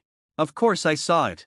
George said proudly. The morning's topic revolved entirely around Harry Potter and his scar. On their way to the auditorium, a few people saw a group of students circling around Harry Potter like he was a celebrity. Albert saw some students relentlessly pursuing him, and even some who walked past Harry Potter, then turned back, their eyes fixed on Harry Potter's face, wanting to see the lightning scar on his forehead with their own eyes. What do you think they're up to? Lee Jordan watched as Harry and Ron disappeared around the corner, frowning slightly. That wasn't the way to the Great Hall. I think they might be lost. Albert laughed and said to the people around him, if you're really interested in Harry Potter, you can pretend to be enthusiastic seniors and give them directions. Are they really lost? I still remember when I first came to Hogwarts. I just found someone to show me the way to the Great Hall. If they are willing, there are definitely a bunch of enthusiastic people ready to help. Albert raised an eyebrow slightly and said, "Is this savior thin-skinned or just not very smart? When you're lost, isn't asking someone for directions the most correct thing to do?" A few people exchanged glances, but no one was prepared to play the role of the helpful senior. Perhaps it was a bit embarrassing, or maybe there were other reasons. Not long after arriving at the hall for dinner, Professor McGonagall came to distribute the third-year homework schedules to everyone. George looked at his homework schedule and couldn't help but sigh. The workload has become heavier. "Don't be silly, your coursework is as heavy as Albert's, and now you're in third grade. Do you expect it to be the same as before?" Sana glanced at George and reminded him, "I heard that quite a few fifth graders couldn't handle the academic pressure last semester and had mental breakdowns." "Do you think Albert has academic pressure?" Lee Jordan scoffed. "We all break down mentally first, but he never does." "What's wrong, Fred? Is something bothering you?" "Albert's class schedule is very strange." Fred frowned and asked, "You actually have to take 2 classes at the same time?" The others who heard it also gathered around, looking at the schedule Professor McGonagall gave Albert, all slightly frowning. "At 9 o'clock, do you need to attend divination and math divination? This calls for the use of the clone spell." Albert didn't pay much attention and replied with a perfunctory laugh. Several people exchanged glances, all staring at Albert. "How do you clone yourself?" Angelina couldn't help but ask, "Could you show us?" "That's a secret only known to those who take the elective course. I promised Professor McGonagall I wouldn't tell anyone." Albert raised a thumb to his lips and whispered, "If anyone finds out, I'll have to cast a memory charm on you." "That's too much, they can't even tell us." George muttered. They all knew that the things Albert said he would keep secret were most likely not going to be told to them. At that moment, they noticed the lively crowd coming this way, and the hall began to fill with whispers. Everyone turned their heads to look, and soon understood what was happening. So it was the famous Harry Potter who came to the hall. No wonder he's such a big star known throughout the entire British wizarding world. His appearance alone caused a sensation. "Don't you need a signature?" Albert asked with a laugh. "Do you think he still remembers what the mysterious person looks like?" Elia asked softly. Albert was speechless at that moment. How could these people's way of thinking be so uniform? Why would they think that Harry Potter has memories from his childhood? "Actually, I'm more curious about why everyone likes to call him the Dark Mark, instead of Voldemort." Sana voiced her doubts. As a witch born in the Muggle world, she didn't understand the magical world well enough and couldn't comprehend why everyone called Harry Potter the Savior, just because he defeated Voldemort. Sana, of course, knew about Voldemort, but still couldn't understand everyone's fear of him. When she mentioned the name of the mysterious person, everyone else's reaction was very strange. Fred and George were so shocked that they couldn't say a word, while Lee Jordan couldn't help but shudder. And the sausage that was just about to reach his mouth fell back onto the plate. Elia looked around nervously, as if worried that Voldemort might hear her. "Don't say that name." Angelina was so scared she couldn't catch her breath. Although Shauna knew that everyone feared Voldemort, she still couldn't understand their reactions. She looked at Albert with a puzzled expression, seeking his explanation. Albert obviously knew the reason. He was the calmest here, as if hearing an insignificant name. "Because that name has been enchanted." Albert noticed Shauna's gaze and explained softly, "Imagine when you accidentally say this name, the mysterious person or their minions will know where you are. They will immediately apparate around you, capturing or killing you." Shauna opened her mouth, but still didn't say anything. That was an era when order was nearly collapsing, and the mysterious figure created a terrifying black panic that scared all the wizards out of their wits. Fred let out a strange noise in protest. He clearly didn't like Albert's choice of words. "For people like us, that name is just fine." Albert ignored Fred's protest and continued, "For the wizards of the British magical world, this is synonymous with the Black Panic. Wizards would use the Dark Mark or he who must not be named to replace it, out of respect for him." Shauna nodded, seeming to understand but not quite. "You can think of the mysterious man as a serial killer. When you mention his name, he will immediately appear and kill you." Albert thought for a moment and explained to Shauna in another way, "Moreover, the police can't catch him, and they don't dare to try." Everyone fell silent. How did the awe-inspiring mysterious person become a serial killer in Albert's words? Although what Albert said didn't seem wrong, it gave them an indescribable sense of strangeness. No wonder everyone admires Harry Potter so much. Sana somewhat understood why Harry Potter was so famous. If it were her, she would probably admire him just as much. After all, Harry Potter saved everyone from dire straits, so it's not an exaggeration to call him a savior. Please remember the book's initial domain. Chapter 364, The Honest Professor Trelawney. After breakfast, everyone went together to attend the first divination class of the new school year. The divination classroom is at the top of the North Tower, which is far from the castle, requiring at least a 10-minute walk. Climbing the spiral staircase upwards is a test for students attending the divination class. It is worth mentioning that there are actually quite a few students who choose the divination class. This course is the first choice for students looking to fill their schedules, even more popular than Muggle studies. There's no way around it. The homework for divination classes is usually quite simple. You just have to make up some bad things, and you can easily get by without spending much time or effort. There's no need to work hard to learn, because most students can't really grasp divination at all. At most, they can only learn a bit of divination knowledge. There's no way around it. Divination requires talent. Very few people can truly predict the future. Is there a shortcut? That's really something Lee Jordan asked breathlessly. It took them at least 15 minutes to reach the small platform below the divination classroom. There were already a few people around who had arrived earlier than them. Unfortunately, there is no shortcut to get here directly. Fred took a deep breath, steadied himself, and then said, "Well, there is a secret passage, but don't expect it to be much faster." "Where's the shortcut?" Angelina immediately asked. "Behind the nun's portrait on the 3rd floor." Fred didn't hide it. "It leads to the 5th floor, but you'll still have to climb the stairs here." "I hate the stairs here," Albert muttered. The stairs they climbed were very narrow and spiraled upwards, giving him a strange sense of dizziness as he ascended. "This is my first class, how about you?" Albert noticed that Katerina looked over, so he took the initiative to greet her, speaking in a language that others couldn't understand. "Just came from the math divination," Katrina said irritably. "This is really something. What are you two talking about?" Fred raised an eyebrow and asked. He found the conversation between the two guys a bit baffling. "The divination classroom, then." George looked around, frowning as he asked. "Redheads really are a bunch of idiots." Graham Monty's mocking voice came from the side of Gryffindor and Slytherin have always had a very bad relationship, especially among the Quidditch players, where the animosity is even worse. They never miss an opportunity to mock and ridicule each other. When did even a gorilla become qualified to call others idiots?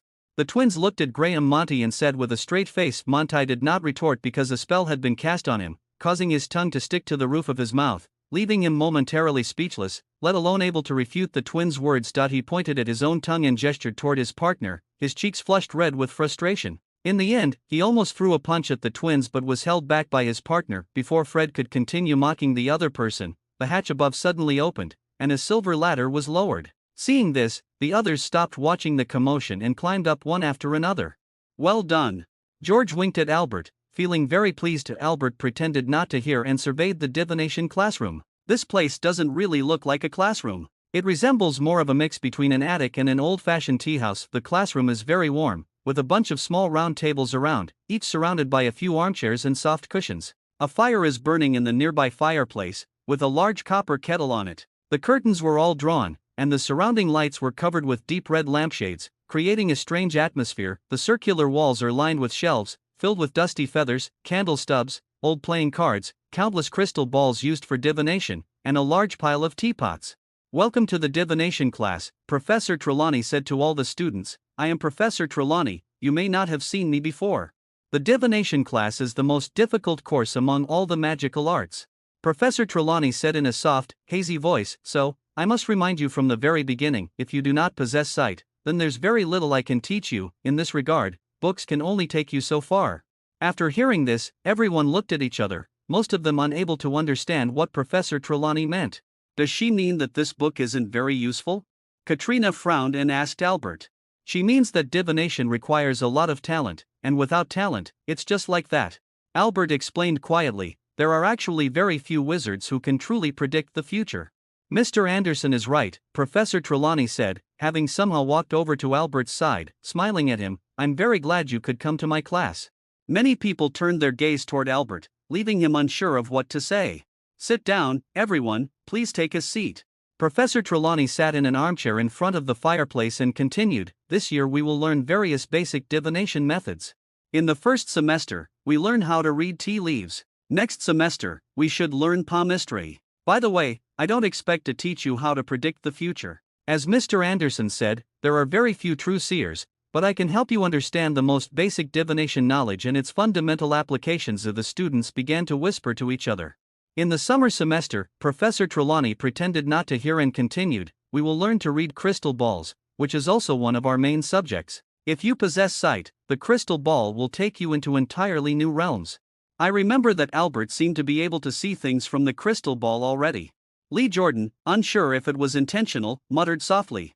Oh, it seems Mr. Anderson has already acquired the vision. Professor Trelawney looked Albert up and down, then suddenly said, well, why don't we have him show us?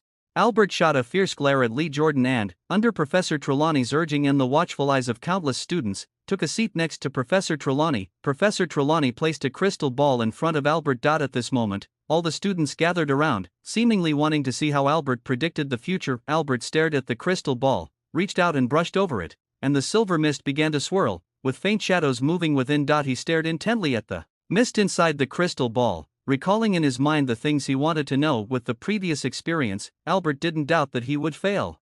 What did you see? Professor Trelawney's voice seemed to drift from a distant place. A pool of silver liquid.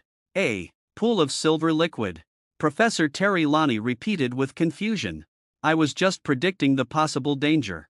Albert whispered, I saw a pool of silver liquid. What do you think that is? Professor Trelawney asked. The blood of a unicorn. Albert said confidently, as far as I know, unicorn blood is silver. Is there a unicorn's corpse next to the fresh blood? No, Albert said confidently, I only saw a pool of silver blood. What do you think this means? Professor Trelawney continued to guide. The forbidden forest is very dangerous. Albert cooperatively said. At this moment, everyone exploded and started whispering to each other. Everyone knows that the forbidden forest is very dangerous. A few Slytherin students couldn't help but sneer. I think you guys should organize a tour of the forbidden forest for the Slytherin students. Fred sneered, maybe you'll have an incredible adventure. Be quiet. Professor Trelawney had to raise her voice to suppress all the commotion. Mr. Anderson, please continue. As far as I know, unicorns are magical creatures with strong powers, and there are few things in the forbidden forest that can harm them. This is a bad omen.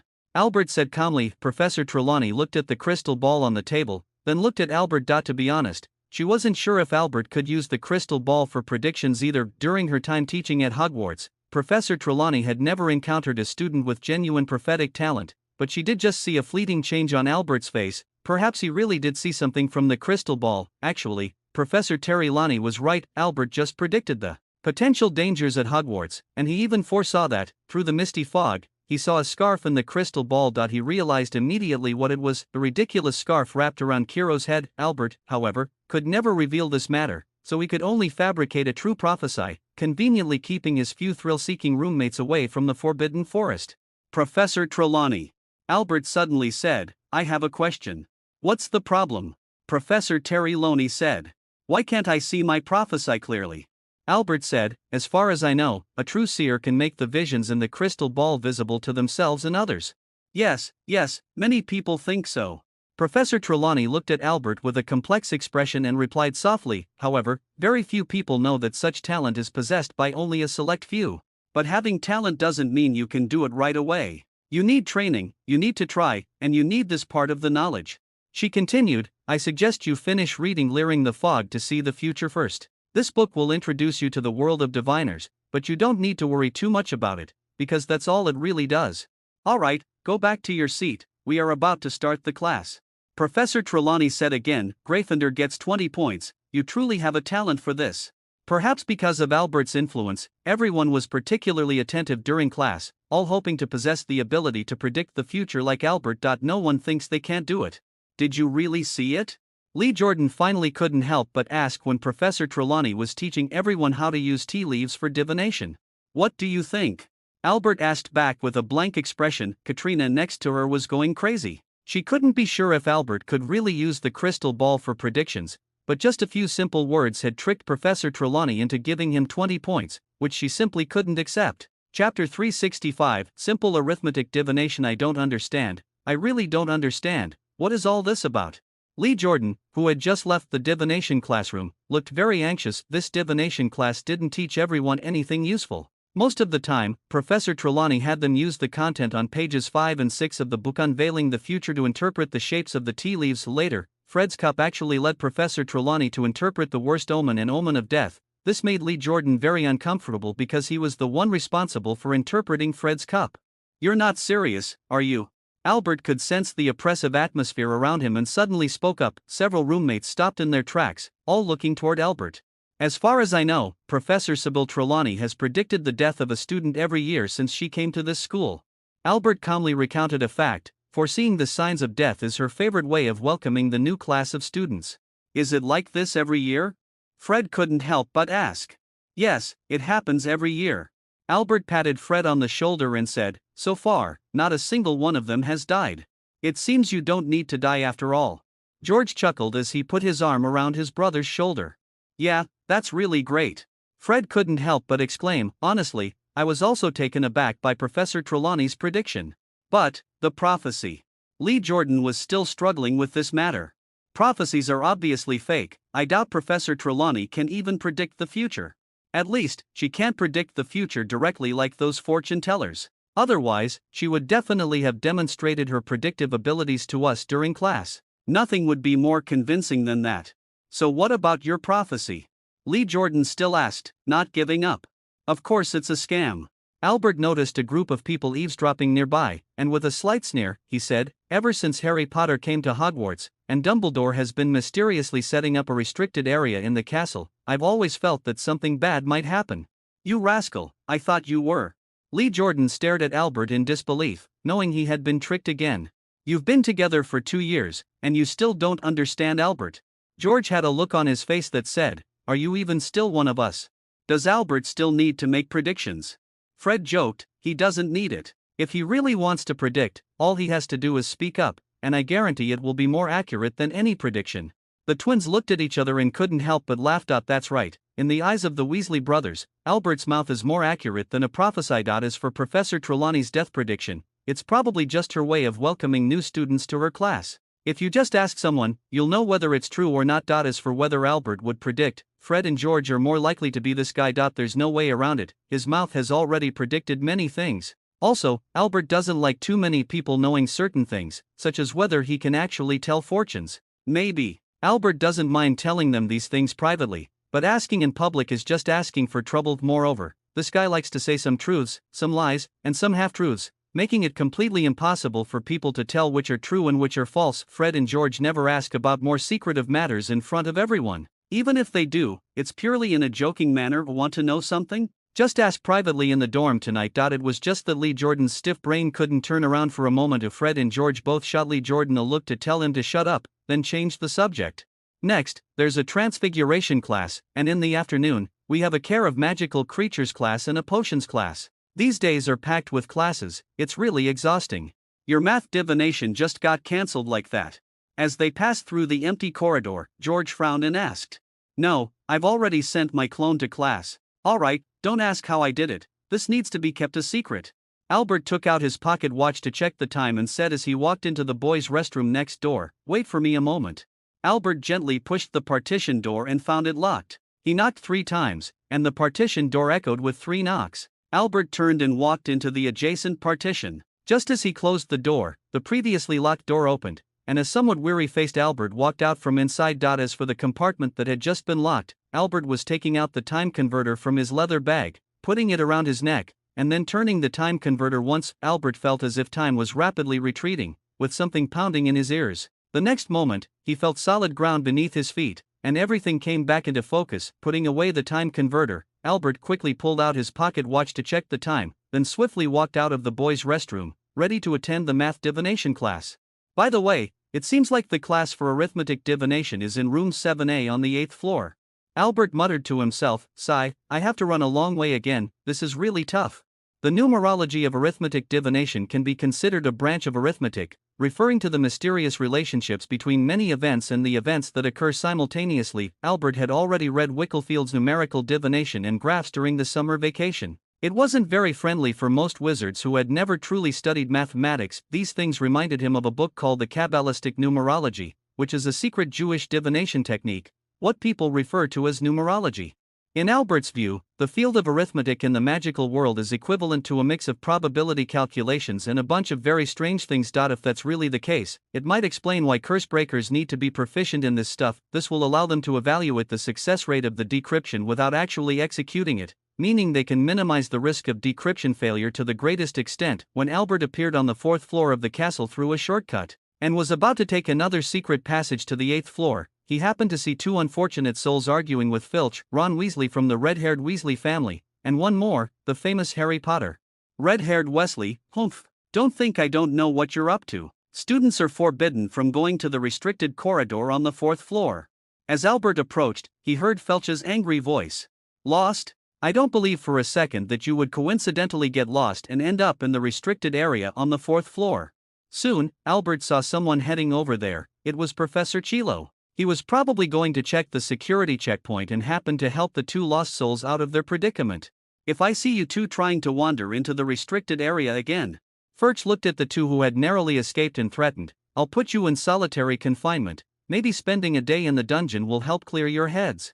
As Harry and Ron turned the corner, they found Albert standing there, looking at them with a smirk. Truly worthy of being a Weasley, are you planning to explore the forbidden areas of the school on your first day? Albert looked at Ron and said softly.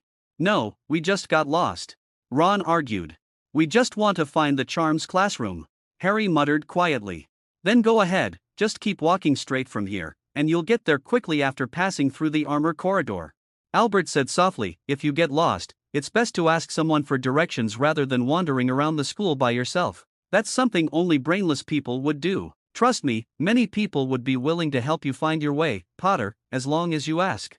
Harry and Ron jogged in the direction pointed out by Albert. Do you know him? Harry asked quietly. Fred and George invited him to our house this summer, and Dad and Mom really liked him too. Ron said dryly, they say he's a really brilliant genius. But why did he say that too? Harry couldn't help but ask.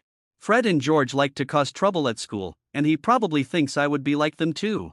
Speaking of this, Ron felt a bit down. He suddenly realized why Filch was targeting them. It was probably related to Fred and George. Albert didn't know what Harry and Ron had said. He had finally made it to the divination classroom through a shortcut before class. The teacher of this course is Professor Victor, who explains to them what arithmancy is in class, refers to a form of divination based on assigning numerical values to words or phrases. Although this may seem contradictory at first glance, arithmetic employs a more rigorous and mathematical approach to predict the future.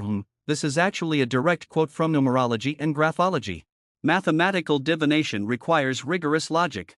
Professor Victor said to the students, who were overwhelmed, you can't just make things up. Don't think you can get away with filling in a bunch of random numbers in your assignments.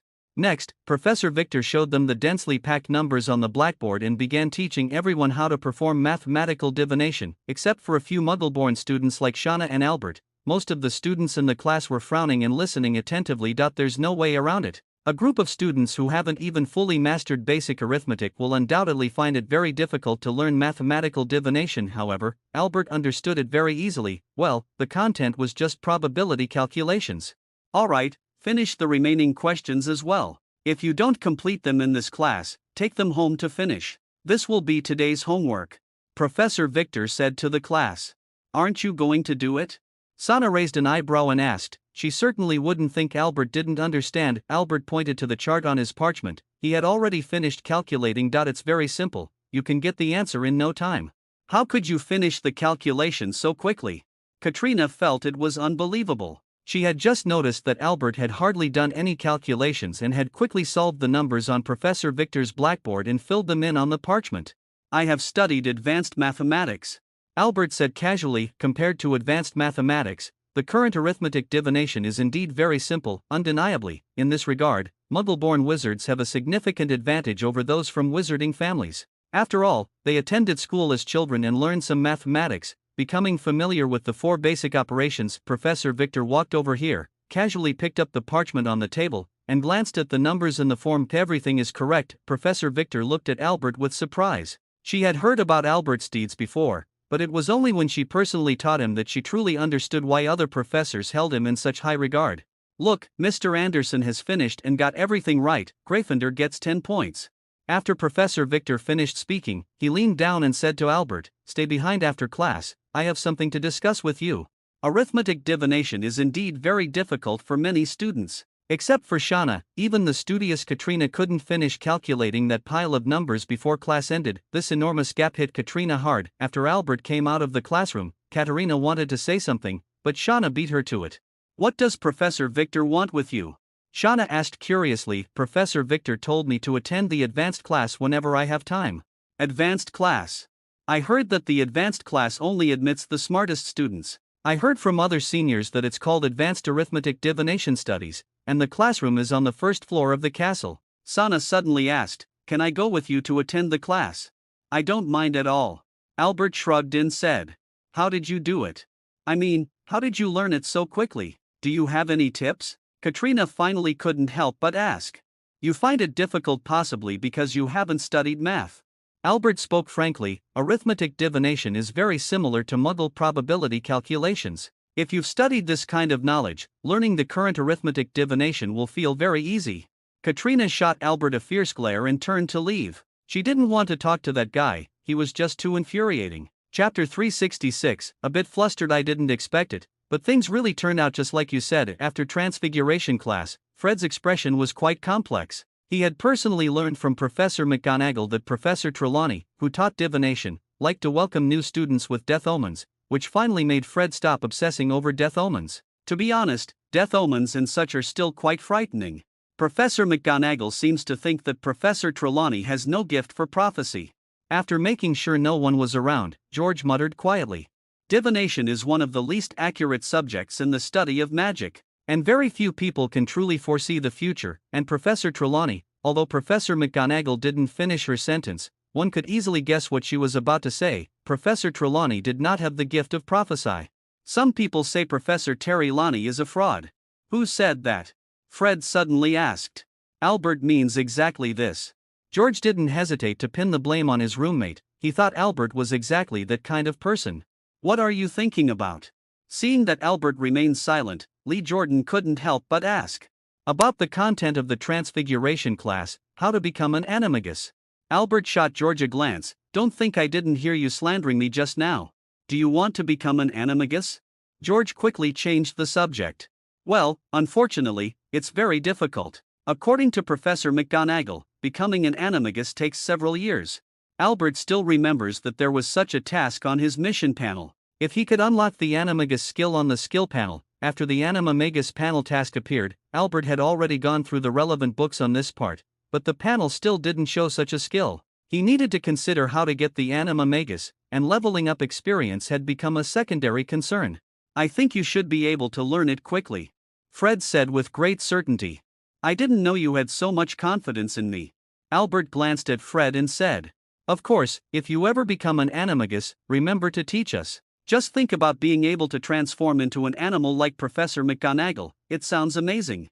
Fred patted Albert's shoulder firmly to show encouragement. "What confidence? You just said that casually. This is your real intention, isn't it?" Albert couldn't help but complain. Albert might really be able to become an animagus, but as for you, don't even think about it. Professor McGonagall seemed to say that no more than. Lee Jordan raised his hands to gesture a couple of times. He forgot the exact number. It seemed to be no more than 10 people. There were only 7 animagi registered in the 20th century. Albert sighed and finished Lee Jordan's sentence. "Of course, whether there are really only 7 people is hard to say." "Why?" "This refers to registered animagi, which means there are unregistered animagi. Although not registering with the Ministry of Magic's Department for the Regulation and Control of Magical Creatures is illegal, as long as you don't let the Ministry of Magic know you're an animagus, it's actually not considered illegal." "You're not wrong saying that." Fred muttered quietly. "If I were an animagus, I definitely wouldn't want to register with the Ministry of Magic." "Why?" Lee Jordan asked in confusion. "If the Ministry of Magic finds out, they'll definitely impose a hefty fine and galleons." "Of course, it's to avoid being monitored by the Ministry of Magic." Albert scoffed. "The Ministry of Magic wants animagi to register with the Misuse of Muggle Artifacts Office, saying it's to prevent others from harming you. It's pure nonsense, it's really just to monitor you." The three of them exchanged glances upon hearing this. They had just passed through the foyer and were noisily walking into the hall with others to have lunch. Animagi are suitable for being spies, stealing information, and such, so the Ministry of Magic requires animagi to register with the ministry. I dare say Professor McGonagall must have done similar things in the past. Albert curled his lip and said, "If you turn into a beetle, a dog, or a mouse, you can easily hide yourself and eavesdrop on others' secrets, because no one would be wary of a beetle, they wouldn't even notice your presence." "Yeah, that's indeed the case." The three of them nodded in unison. all feeling that Albert had a very profound understanding of the Ministry of Magic, well, the essence of certain matters, things they had never truly thought about before. However, upon careful consideration, it really does make sense. Sure enough, the way geniuses think is quite different from theirs. Albert is eating a potato with its skin on, while Fred takes out the schedule from his backpack to check the next class. There are Care of Magical Creatures and Potions classes in the afternoon. After finishing his sausage, George pointed to the date of the Defense Against the Dark Arts class and said with considerable disappointment, "Sigh, the Defense Against the Dark Arts class is only on Thursday afternoon. Don't get your hopes up about the Defense Against the Dark Arts." Lee Jordan, who had just finished gathering information, walked back with a grim face. "What's wrong? I just asked the upperclassmen who took Defense Against the Dark Arts, and they said Professor Quirrell's class was almost a joke." Lee Jordan said gloomily, "His classroom is full of a strange smell." The Defense Against the Dark Arts class is one that many students look forward to, especially since the professors for the first 2 semesters were particularly reliable, teaching everyone a lot of useful things. Professor Chilo's personality indeed seems quite unreliable. Honestly, I never expected him to teach this course well. Albert shook his head and said, "Perhaps Chilo could indeed do well, but he is disguising himself with weakness. In this situation, it would be strange to expect him to teach the students properly." "When are we going to the restricted area on the 4th floor?" George asked in a hushed voice. "Maybe the weekend, but I still have a ton of things to do right now." Albert was pondering whether to use the time converter to free up some rest time for himself. He still needs to go back to the dormitory to check on Tom's condition. He can't really let his own cat go hungry, and he might as well see what it's up to. It's best to take Tom to the kitchen and greet the house elf. If possible, you can also ask Kara to help take care of your Tom. At that moment, a brief commotion suddenly erupted in the hall. Even without looking, Albert could guess what was happening. Harry Potter had arrived in the hall. Ron brought Harry to sit opposite Fred and George, and while he was at it, he complained to them about what happened that morning. "You mean Filch?" George winked at Ron and said, "He's the school caretaker, likes to cause trouble for the students. As long as you don't give him a reason, there's nothing to be afraid of. He causes you trouble, it definitely has nothing to do with our relationship." "Yeah, definitely not. Filch has never caused trouble for Charlie and Percy because of us." Fred confidently stated that they were not to blame for this matter. "You probably haven't had potions class yet, have you? When you meet Snape, you'll find that guy is even more unreasonable than Filch." George said seriously, "Don't try to argue with Snape, that will only make things worse for you.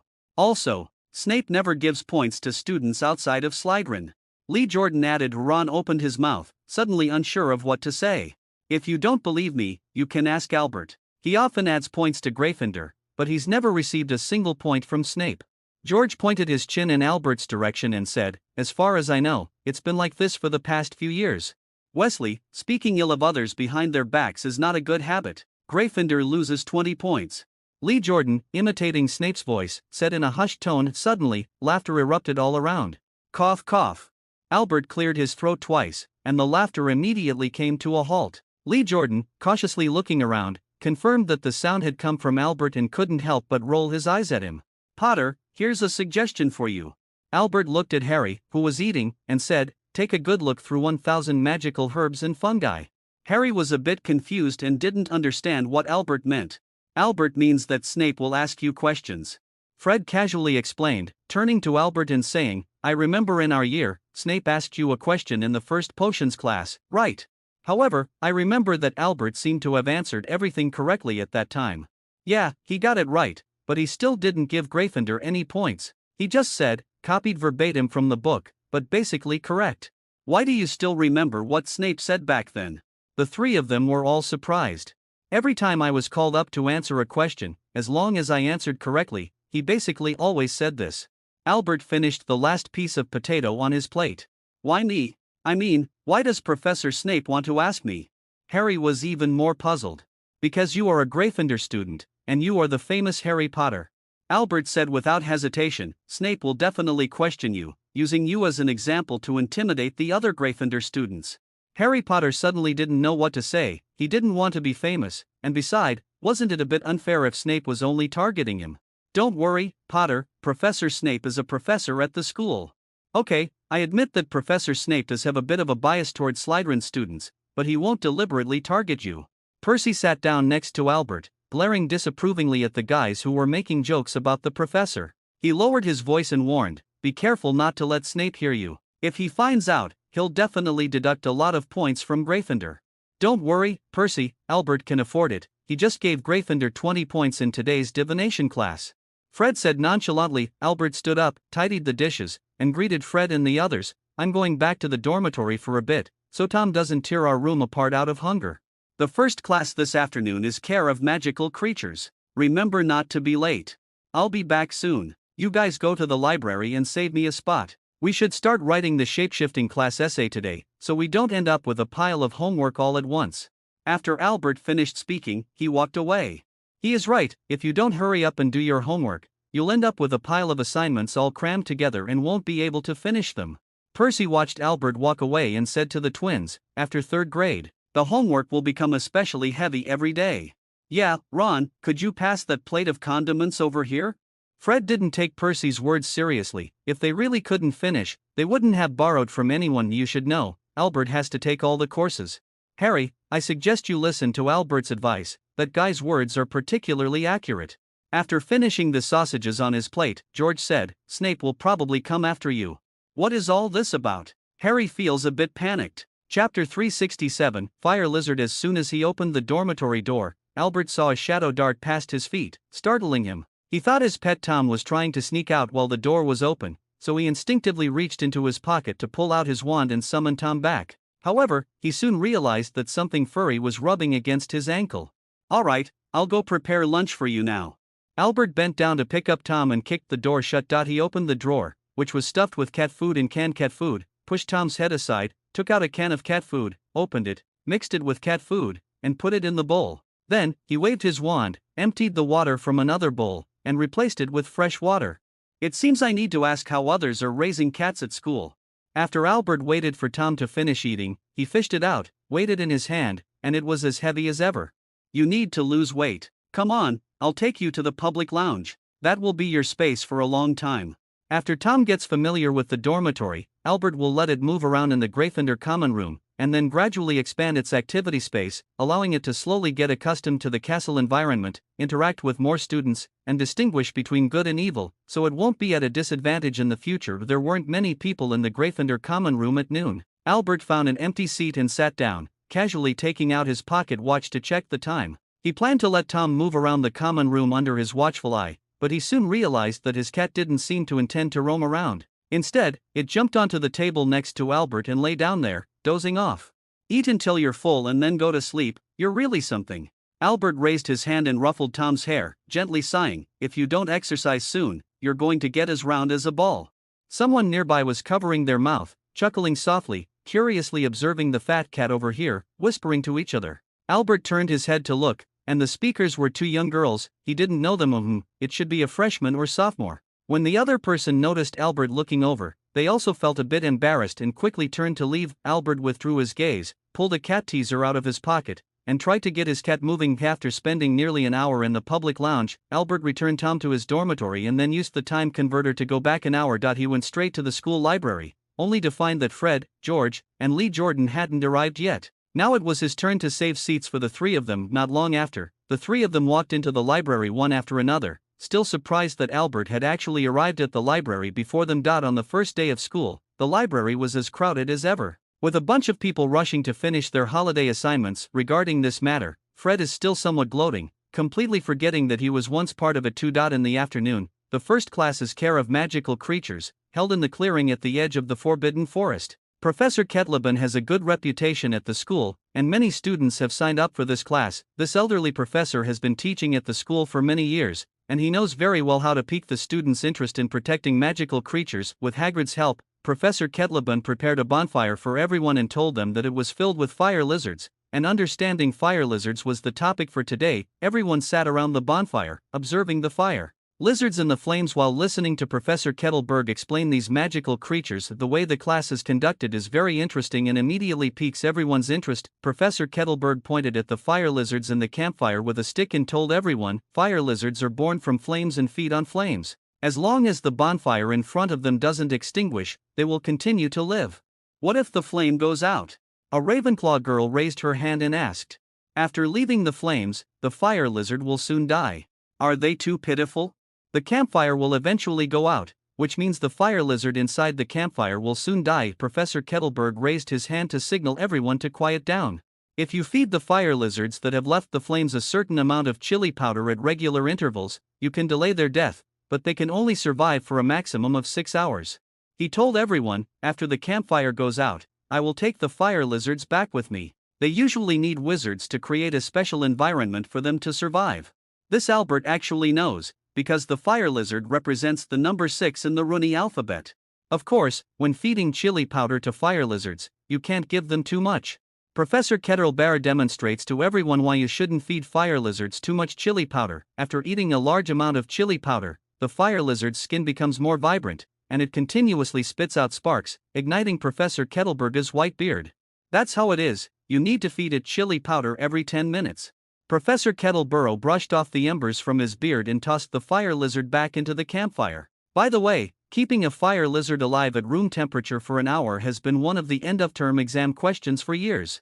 In the following time, Professor Kettleberg had everyone go to the edge of the forest to collect firewood and leaves, to make the fire burn more vigorously, so they could observe the color changes on the fire lizard's body. The color of the fire lizard changes with the temperature of the flame. If the flame temperature is high, it tends toward blue, and if the flame temperature is low, it gradually turns bright red. At room temperature, it is a bright orange-red. Watching the fire lizard darting around in the crackling burning wood, everyone felt it was a very interesting lesson. Albert used his wand to fish a fire lizard out of the bonfire. Once out of the flames, its skin immediately turned a vivid orange-red. Still a bit hot to the touch in his palm, Fred and the others immediately gathered around to observe the fire lizard's reaction. Feeling as if flames were burning on its body, the fire lizard quickly wriggled out of Albert's grasp, fell to the ground, and darted toward the campfire. But Fred caught its tail. That poor fire lizard escaped by shedding its tail and quickly disappeared into the bonfire. Fred looked at the wriggling lizard tail in his hand and suddenly didn't know what to say.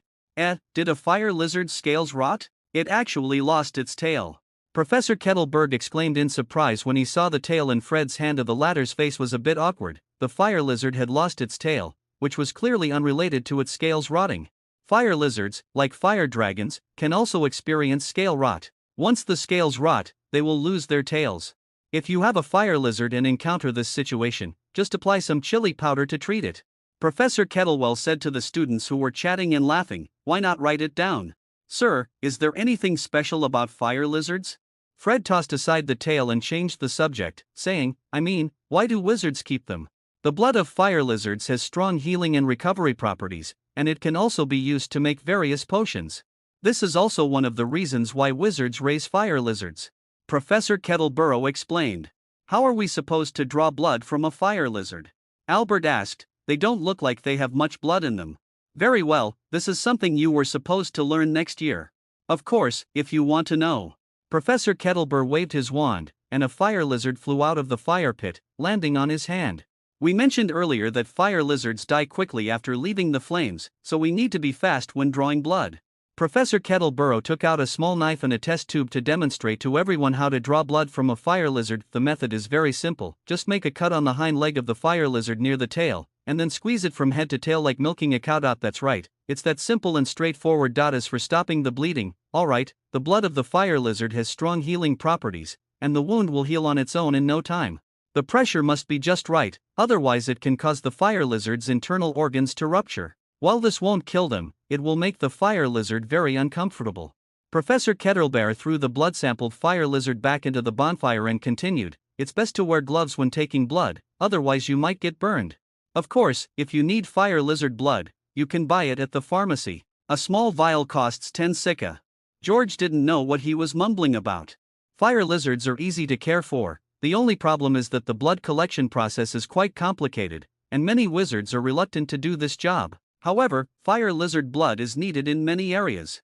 Professor Kettleborough expressed concern about this and suggested that everyone continue observing the fire lizards, preferably noting how they feed. If Fred and George wanted to rescue the fire lizard from the care of magical creatures class, but Albert scoffed at this. How could he not know Fred's character? So he straightforwardly refused to help them make a bottle and the blue flames that could fit inside it. In the end, the twins had no choice but to give up and take the fire lizard away directly. It wouldn't survive much longer anyway.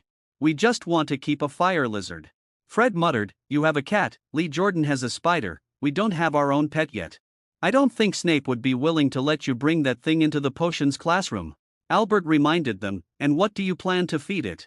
We just wanted to see what would happen if we made the fire lizard eat a strenuous firework. George blinked and said honestly. Fred's words could never deceive Albert. This idea is not bad. Lee Jordan's eyes lit up, and he agreed, next time, we can try a fire lizard. Please remember the book's initial domain, chapter 368. The wind has changed. After spending a few days at school, Albert regretted choosing all the courses. He felt that his head must have been stuck in the door at the time. It's really frustrating. Just thinking about finishing one class and not even having time to catch my breath before rushing off to another one makes me feel overwhelmed. The tight schedule is simply driving me crazy. The trouble for Albert didn't come from the course content. The knowledge in the textbooks wasn't difficult for him. Just think about what Muggle Studies really is, and you'll understand. The textbook for Muggle Studies is called The Family Life and Social Habits of British Muggles.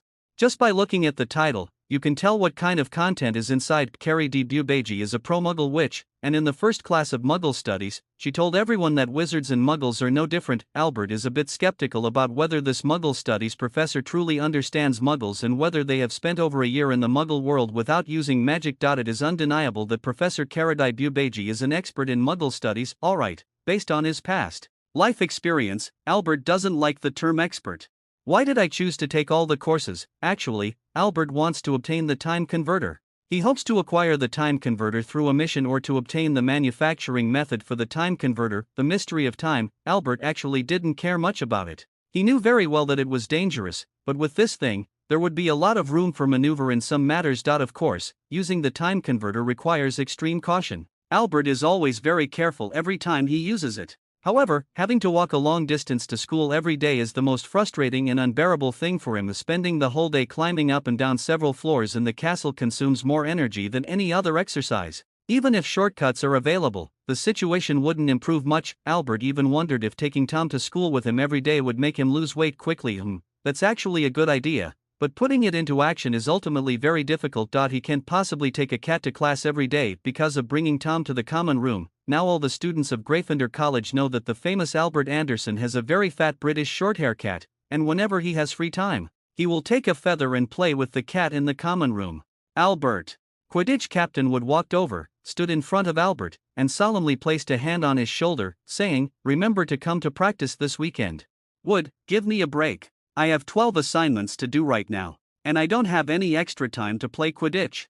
Albert picked up Tom, looked up at the Quidditch captain standing in front of him, and said with considerable helplessness, "Just finishing the daily homework is already tough enough. We can't find a suitable ball retriever." Wood had no intention of backing down, picked up the cat teaser and waved it, asking, "And are you sure you don't have any extra time?" Wood doesn't believe Albert's nonsense at all. No extra time, really, there's not that much time. Do you have time to play with the cat here every day? You can select players, after all. There's still a long time before the matches start. I guarantee you'll definitely be able to find a more suitable seeker. Albert was almost pounding his chest to assure the other person, "I predicted to you that this year a young seeker would join Gryffindor. Trust me, you'll soon find a player even better than me." "Damn prophesy, don't you know how everyone evaluates that Professor Trelawney?" Wood felt that Albert was completely brushing him off. He really couldn't understand why such a skilled fielder was unwilling to join the team and bring glory to the college. If by next month, you really haven't found a suitable seeker, I definitely won't decline." Albert glanced at the notice pinned on the common room bulletin board about the new student flying lessons and said, "Don't forget what you said." Wood raised his hand and poked Albert's shoulder, saying, "Don't think you can come up with other excuses then." I feel like Wood is going to lose. After Wood left, George, who was writing a paper on shrinking agents, whispered to Lee Jordan next to him, "Albert has never lost a bet." "I think so too, something must have happened that we don't know about." Fred muttered quietly. They all knew that Albert basically never did anything without confidence. The fact that he dared to bet against Wood meant he was sure he could win. As for who will replace Albert as the Gryffindor team's seeker, the three of them all looked in a certain direction, their gazes landing on Harry, who was playing wizard's chess with Ron, and then they began to whisper quietly. Harry Potter was the last person Albert mentioned, right? Do you really think Harry Potter would be very good at flying? I don't know. George hesitated and said, "But his father is indeed very skilled. He has brought home several trophies for the academy, and I think Albert's words are usually quite accurate. We should be able to get results within this month. I have a feeling it might not take that long." Fred looked at the bulletin board and muttered softly, "I say, Albert, don't you have any homework to do?" Albert rubbed Tom's belly and said with a smile, I'm done. When did you finish it? Lee Jordan asked in surprise. Not long after the school year started, the professors couldn't wait to assign them a bunch of homework. Now there are several more classes than before, and the workload is particularly heavy. Yesterday.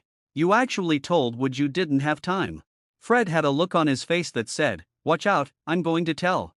I'm telling the truth. Albert nodded seriously and said, I currently have 12 classes, and I have more homework every day than you do. He sat down in the empty seat next to a few people, while Tom was placed at the table beside him, immediately taking up a lot of space. Feeling someone's gaze upon him, Albert turned his head and asked with a smile, Is there something you need, Miss Granger? Hermione quickly averted her gaze and refocused her attention on her book. Your charm is still as amazing as ever. Fred couldn't help but tease, if you could catch a few more golden snitches for our house, you'd definitely be charming. Albert couldn't help but roll his eyes at Fred and casually said, she must have been looking at Tom just now. My cat always wins the girls' hearts. That's not wrong. Angelina walked over, reached out to pat Tom's head, and said to Albert, I heard from Wood, congratulations on joining the team. We have a good chance of winning the Quidditch Cup this year. By the way, Elia and Katie are also official players this year. How on earth did you do it? Fred asked in surprise. What do you mean by that? Angelina didn't understand Fred's words. This fat cat never lets us pet it. George's tone carried a hint of resentment. Last time, I almost got scratched. Because you're not a woman. Lee Jordan muttered quietly. That's because you don't mean well. Albert glanced at Lee Jordan and said, Cat's senses are sharper than ours. If you don't mean well, they'll avoid you. Of course, although that's what he said, Albert actually didn't know the exact situation. By the way, there's one more thing, I almost forgot. Just as Angelina was about to walk away, she suddenly stopped, turned around, and looked at Albert. What's the matter? When is this year's Wizard Card Tournament held? And you mentioned last time that the Wizard cards will be completely renewed this semester. When can we get the new cards? This.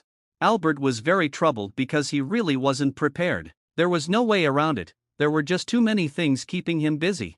Don't forget about this, everyone is really looking forward to it.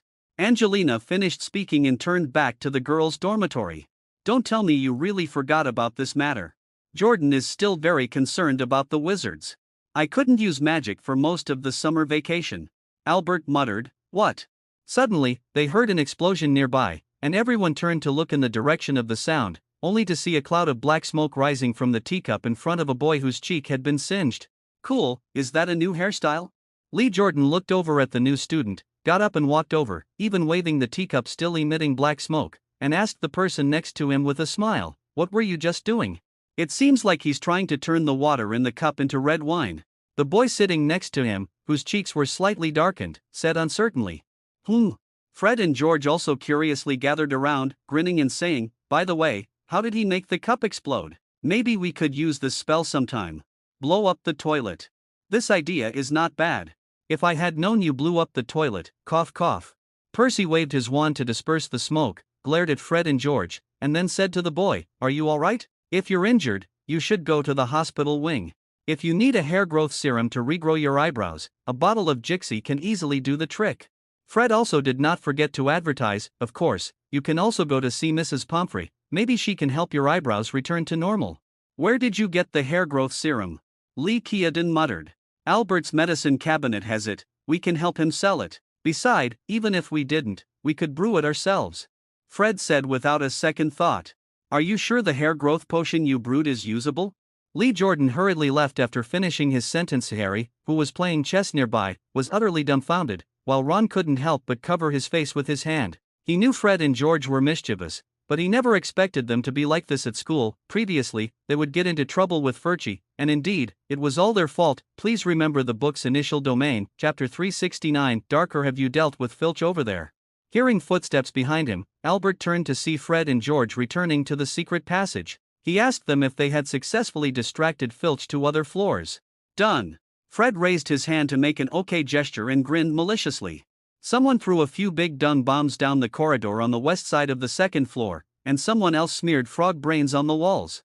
George explained on behalf of his brother, Filch is cursing while cleaning up the mess. Are you sure someone doesn't refer to the two of you? Lee Jordan joked with Fred and George, thinking it was these two who were up to no good, as the twins had given Filch plenty of trouble. The dung bomb was thrown by Fred and George. According to Albert's original plan, Fred and George needed to throw a few dung bombs down the corridor to distract Filch, so that he wouldn't suddenly appear and cause trouble when they entered the forbidden corridor on the 4th floor. I swear, that was definitely not us. Fred was very unhappy, as if Lee Jordan doubting this matter was doubting their character. You can't slander us. George said seriously. Well, actually we did want to do that, but someone beat us to it. Lee Jordan suddenly didn't want to talk to them anymore. Let's hurry and go see what's inside the corridor restricted area. Who knows when Filch will come by. Fred didn't want to talk about the previous topic anymore. Is there anyone near that restricted corridor on the 4th floor?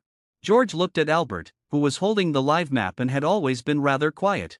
There are people, and quite a few of them. When you see someone distracting Filch, you should think that someone wants to get inside. Albert stuffed the live map into his pocket. A lot of people are curious about what's in that restricted corridor on the 4th floor. What should we do then? The three of them all looked at Albert, ready to let him make a decision. What should we do? Of course, we go in with the others. If it doesn't work out, we can sneak away later. Albert walked out of the secret passage and called for the three people behind him to follow. The four of them headed toward the restricted area on the 4th floor corridor. On the way, they also encountered Professor Quirrell, the Defense Against the Dark Arts professor, who was probably also looking for a way to get past the three-headed dog. Fluffy. However, Albert did not see Tom Riddle's name on the Marauders map. Apparently, Voldemort's half-alive state could not be displayed on the map. This matter was confirmed through the live map as early as the second day after Albert enrolled.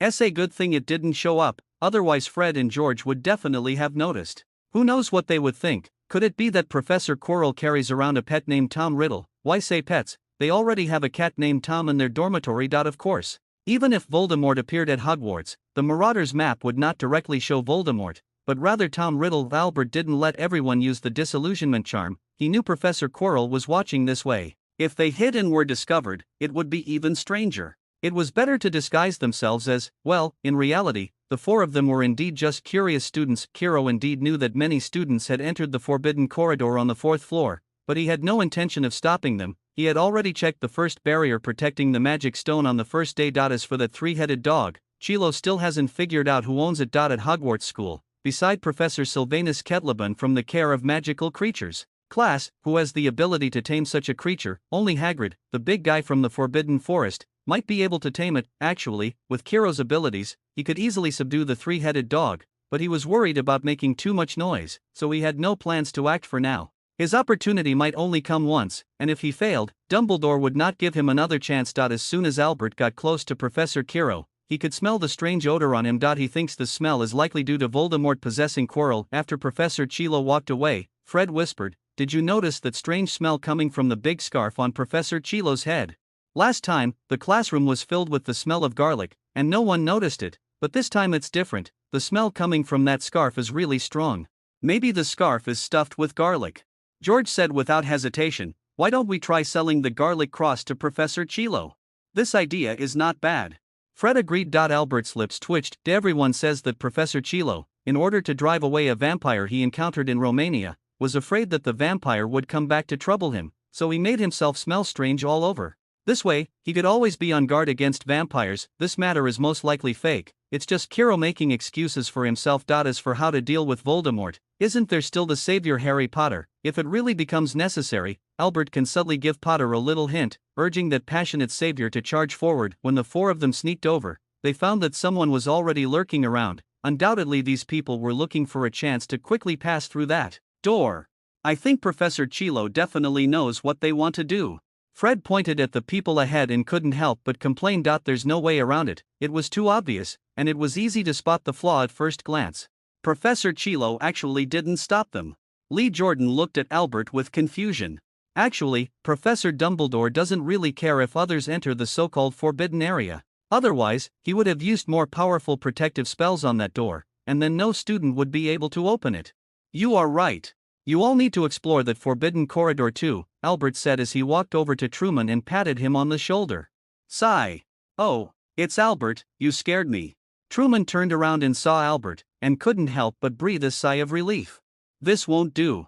Albert teased, you, the head of Hufflepuff, actually plan to personally lead the way in breaking school rules.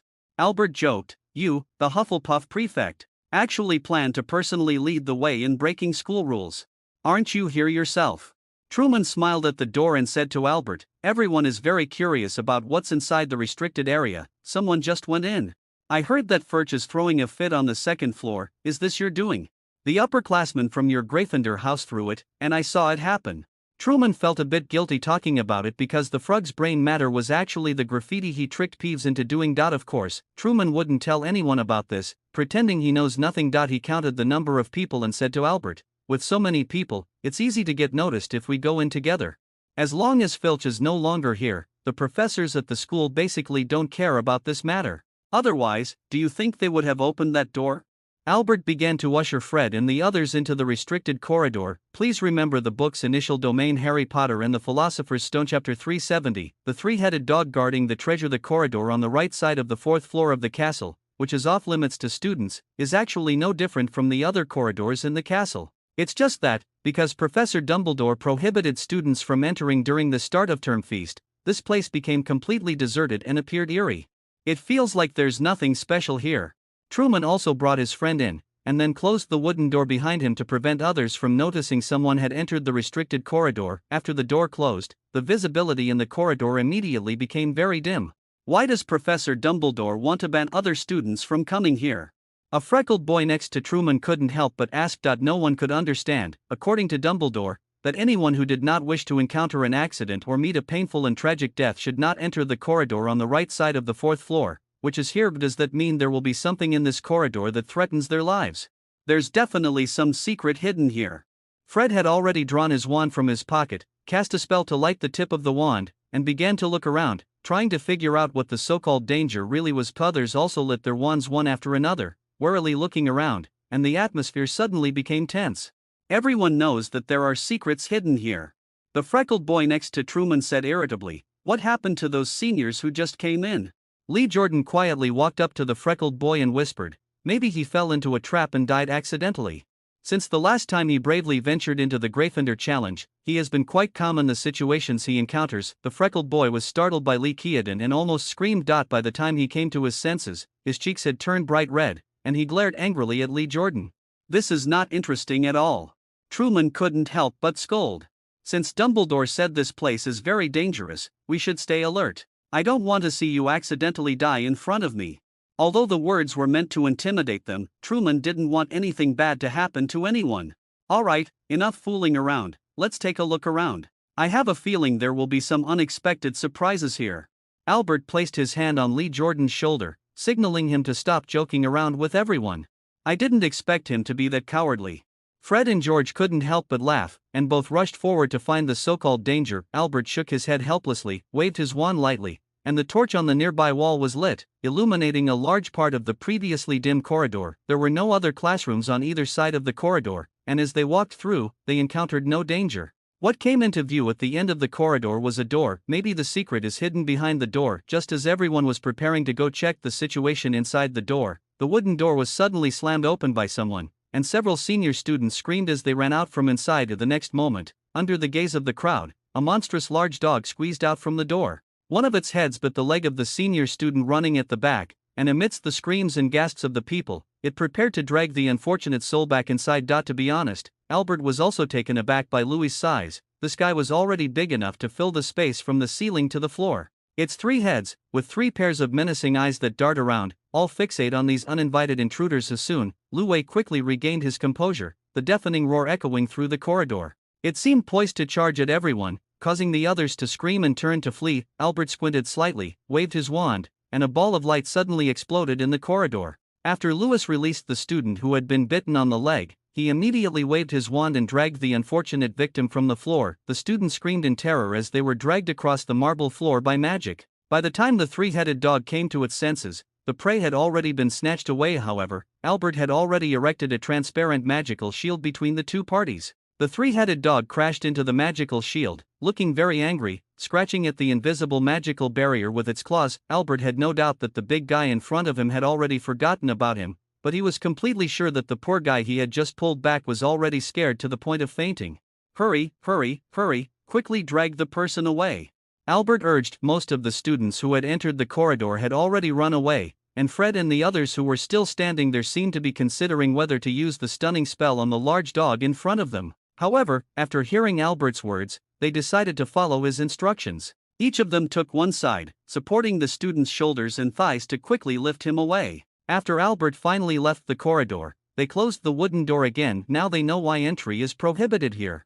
You saved Clown, thank God. How on earth did you rescue Clown from that big dog? The two students who had first run away came back, and upon seeing their friend who had originally been dragged away by the big dog, they were almost moved to tears. You actually abandoned your own comrade. The freckled boy next to Truman looked at them with disdain, as if he hadn't turned and run away at the first sign of trouble. I know why Dumbledore doesn't let people come here. We almost got bitten to death just now. Both of them felt a bit awkward, and one of them covered their chest and said, "What on earth do they want to do, keeping such a monster locked up in the school?"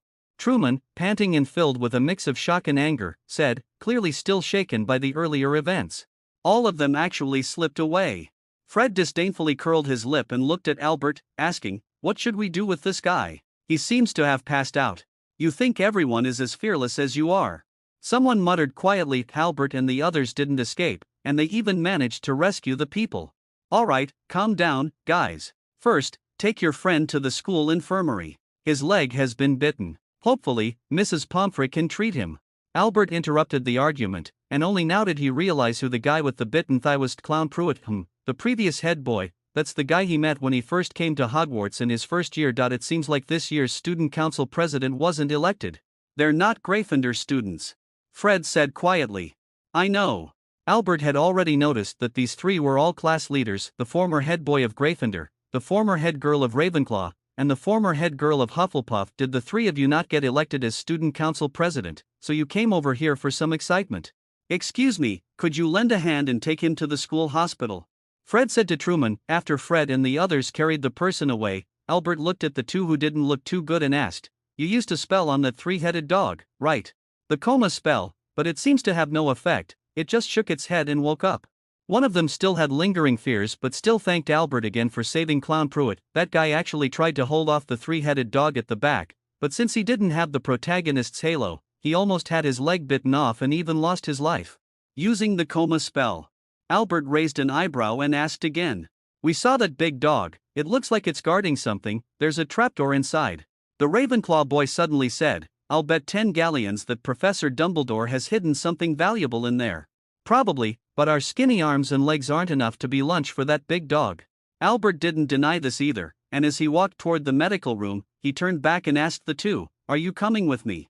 Please remember the book's initial domain, chapter 371. It makes perfect sense. Madame Pomfrey never asked many questions, but when Clown was carried into the infirmary horizontally, the head nurse furrowed her brows deeply. There's no helping it. Who told this poor guy to have one of his legs bitten by Lu Wei, leaving it bloody and mangled? Such a scene is really hard on the senses. Step aside, all of you get out. Madame Pomfrey drove everyone gathered around the bed out of the hospital wing. She used a smoking, foul-smelling purple liquid to clean the wound on Clown's thigh, then poked the wound with her wand. However, the wound showed no signs of healing. The head nurse's complexion looks very bad. It was the Greek three-headed dog that bit Clown. Albert had been standing by, watching Mrs. Pomfrey finish her tasks, and then quietly said to the head nurse, the three-headed dog's teeth might be poisonous. Yes, Albert was indeed correct. The three-headed dog's teeth are poisonous, which is the main reason why Clown's leg wound cannot heal. Three-headed dog. Mrs. Ponslet turned to look at Albert walking toward the door, then re-examined the wound on Clown's leg. She didn't think there was any need for Albert to lie, and her expression darkened immediately. Clown's wound was indeed caused by something biting her. Although she had never dealt with a wizard bitten by a three-headed dog, it cannot be ruled out that the venom in the three-headed dog's teeth could prevent the wound from healing. This situation is extremely similar to a werewolf's bite. If that's really the case, then it will be very troublesome. Madame Pomfrey hurriedly left and soon returned with a foul-smelling ointment, applied it to Clown's wound, and bandaged it up. After Albert just left the school hospital, he found everyone huddled together, quietly discussing what had just happened. Everyone already knows that the three-headed dog is standing on a trapdoor, apparently guarding something. As for what it is guarding, no one knows. Everyone is speculating whether Professor Dumbledore has placed some extremely valuable item in the school. After all, if you want to hide something, Hogwarts School is probably the safest place beside Gringotts. Before they could finish walking down the corridor outside the medical room, they saw Professor McGonagall, looking flustered, walking toward them. Then, Everyone was taken to Professor McGonagall's office like that. Speak up, what on earth is going on? Professor McGonagall's voice was laced with icy anger as her gaze swept over everyone present. Mr. Anderson, you go first. Actually, here's how it is, Albert straightforwardly stated that he was just passing by. He met Truman at the entrance of the corridor and learned that some senior students had entered the restricted corridor and hadn't come out for a long time. Only then did he follow Truman inside to see if they were in danger and needed help. Fred and the others all had the same expression, especially since in the end, they were the ones who saved the former head boy, Clon, from the monster's jaws together. Yes, Professor McGonagall, the situation is just as Albert said. Truman seamlessly picked up the conversation. Anyway, it's just passing the blame to those upperclassmen. Who told them to be the first to enter the restricted corridor? If you don't take the blame, who will? Why didn't you heed the warning? Professor McGonagall's tone was laced with barely concealed anger. Didn't you hear what Professor Dumbledore said at the start of term feast? Mr. Pruitt paid the price for this and almost lost his life because of it. In the end, Professor McGonagall gave everyone a lecture, and the three houses each lost 10 points for entering the restricted corridor on the 4th floor. Of course, Albert and the others each received 5 extra points for calmly handling the situation and saving Clown. Professor McGonagall finally ordered everyone not to go to the forbidden corridor anymore. Of course, everyone readily agreed, but whether they would go in the future was a matter for later. To be honest, not being able to snag another special contribution award left Albert a bit disappointed. Although he actually knew that it was basically very difficult for him to receive such an award again, he couldn't help but complain a little. Mr. Pruitt's life really isn't worth much. As for that insignificant score, he never cared about it. What would Dumbledore hide in Hogwarts Castle? And where on earth did they find that huge dog? After leaving Professor McGonagall's office, Fred talked about the matter with a few of his companions. He felt something called the blood of adventure burning fiercely within him. That big dog is quite difficult to deal with. The sleep spell has no effect on it. Albert coldly splashed a bucket of cold water on the others. I think we can tame it, okay? I mean, you definitely have a way to tame it.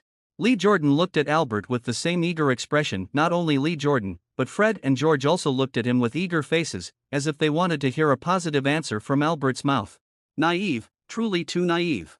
Albert said softly, if Dumbledore had that big guy protect his treasure, do you think it would be the only one? Do you mean? I admit that a three-headed dog is indeed very dangerous, but for a powerful wizard, defeating it, holding it back, and finding an opportunity to break into the trapdoor it guards isn't actually too difficult. For example, you. For example, me. Albert also does not deny that he believes he can still subdue Ruiwei with his own abilities, even without using music. But so what? The three of them didn't speak, waiting for Albert's next analysis. Some things are better when Albert says them. He sometimes really does guess quite accurately. Why did Professor Dumbledore suddenly decide to place that precious treasure in the school? This didn't happen last year. Albert asked his first question. Safer in school. Fred replied without hesitation. Do you think someone has set their sights on that treasure? George also followed the train of thought. What are you talking about? Lee Jordan still looked bewildered. Yes, there's a very high possibility of that. Albert nodded and said, do you remember what happened at Gringotts during the summer? Are you referring to the stuff at the school, the stuff in Gringotts' vault? Fred said in surprise. There's a good chance of that, Albert said. But the school is very safe. Lee Jordan said. Of course I know, but Gringotts is also very secure, yet there are still dark wizards who break into Gringotts to steal, and they haven't been caught by the goblins. What if a dark wizard breaks into Hogwarts to steal? Albert said, although the chances are slim, there is still a possibility, especially if these two events are connected. Albert looked around to make sure no one was eavesdropping before whispering, anyway, that doesn't change the fact that Professor Dumbledore put something precious in the school and even got a dangerous three-headed dog to guard it. Why do you think these things are connected? Lee Jordan really wanted to say that these were all Albert's own speculations, but in the end, he chose to remain silent. There are coincidences in the world, but not that many coincidences. Albert said meaningfully. The three of them didn't understand, so they could only continue listening to Albert's analysis. What do you think is a precious treasure for Dumbledore? Albert posed his second question. Galleons, precious and valuable magical items. Albert shook his head and said, no, none of those. Professor Dumbledore is actually very wealthy. After all, he is the greatest wizard in Britain and has lived for a century. It's impossible for him to be broke. So, a galleon, or so-called precious and valuable items, wouldn't be considered treasures to him. I dare say that Professor Dumbledore definitely doesn't care about those things. So what do you think is hidden in the school? I don't know. Albert shook his head and said, but one thing is certain, that treasure must be extremely valuable. The three listened to Albert's analysis and also felt that what he said made a lot of sense. So, you think that such a precious thing would be guarded by just a three-headed dog in Hogwarts Castle? Are you saying there are other protective measures? The three immediately understood Albert's meaning. The professors at the school might also know about this, but not what it is. Perhaps Professor Dumbledore would tell them that he needs to place a precious treasure in the school and ask the professors to use their specialized magic to protect it. Albert continued to guide, for example, that big dog. Are you saying that big dog might be Professor Kettleburn's guard dog for the care of magical creatures class? Yeah, there's a possibility. Albert nodded. You are truly impressive, managing to deduce so much information so easily. Fred and George are very envious of Albert's brain. Even Lee Jordan had to admit this point. If it weren't for listening to Albert's detailed analysis, he wouldn't even understand it. You have to know, how much time has passed since they first encountered that big dog. A few people walked up the moving staircase to the third floor. As Albert lifted the tapestry, preparing to take the usual shortcut to Gryffindor Tower, they discovered a pair of students embracing and kissing passionately right in front of them. Albert pretended he hadn't seen anything and quietly backed away, preparing to leave, but bumped into Fred behind him. The latter watched this scene with great interest, even forcing himself not to burst out laughing. All right, the protagonist is Oliver Wood, the captain of the Gryffindor Quidditch team. His date is a senior student they don't know, who is probably not from Gryffindor House. Albert gestured to the three of them, signaling them to leave quietly. The three of them came to their senses, smiled, and quietly exited the secret passage with Albert to avoid interrupting someone else's date. I never would have dreamed of this. As Albert had just put down the tapestry, Fred whispered softly. Seeing his lips pressed together in a happy manner, it was clear he was trying hard not to laugh out loud. All right, don't mock him. Albert pressed his lips together and said softly. Absolutely not. George immediately replied, secretly laughing. It's absolutely brilliant. Lee Jordan was already laughing so hard he couldn't close his mouth. After walking a short distance, the three of them finally couldn't hold back their laughter, leaving passers-by feeling a bit puzzled. Albert glanced over, pretending he didn't know the three of them. No laughing and making noise in the hallway. An annoyed voice came from around the corner. It was Filch. This guy was in a really bad mood right now, and no wonder, he had just spent a lot of time cleaning the frog brains off the wall. Stop laughing.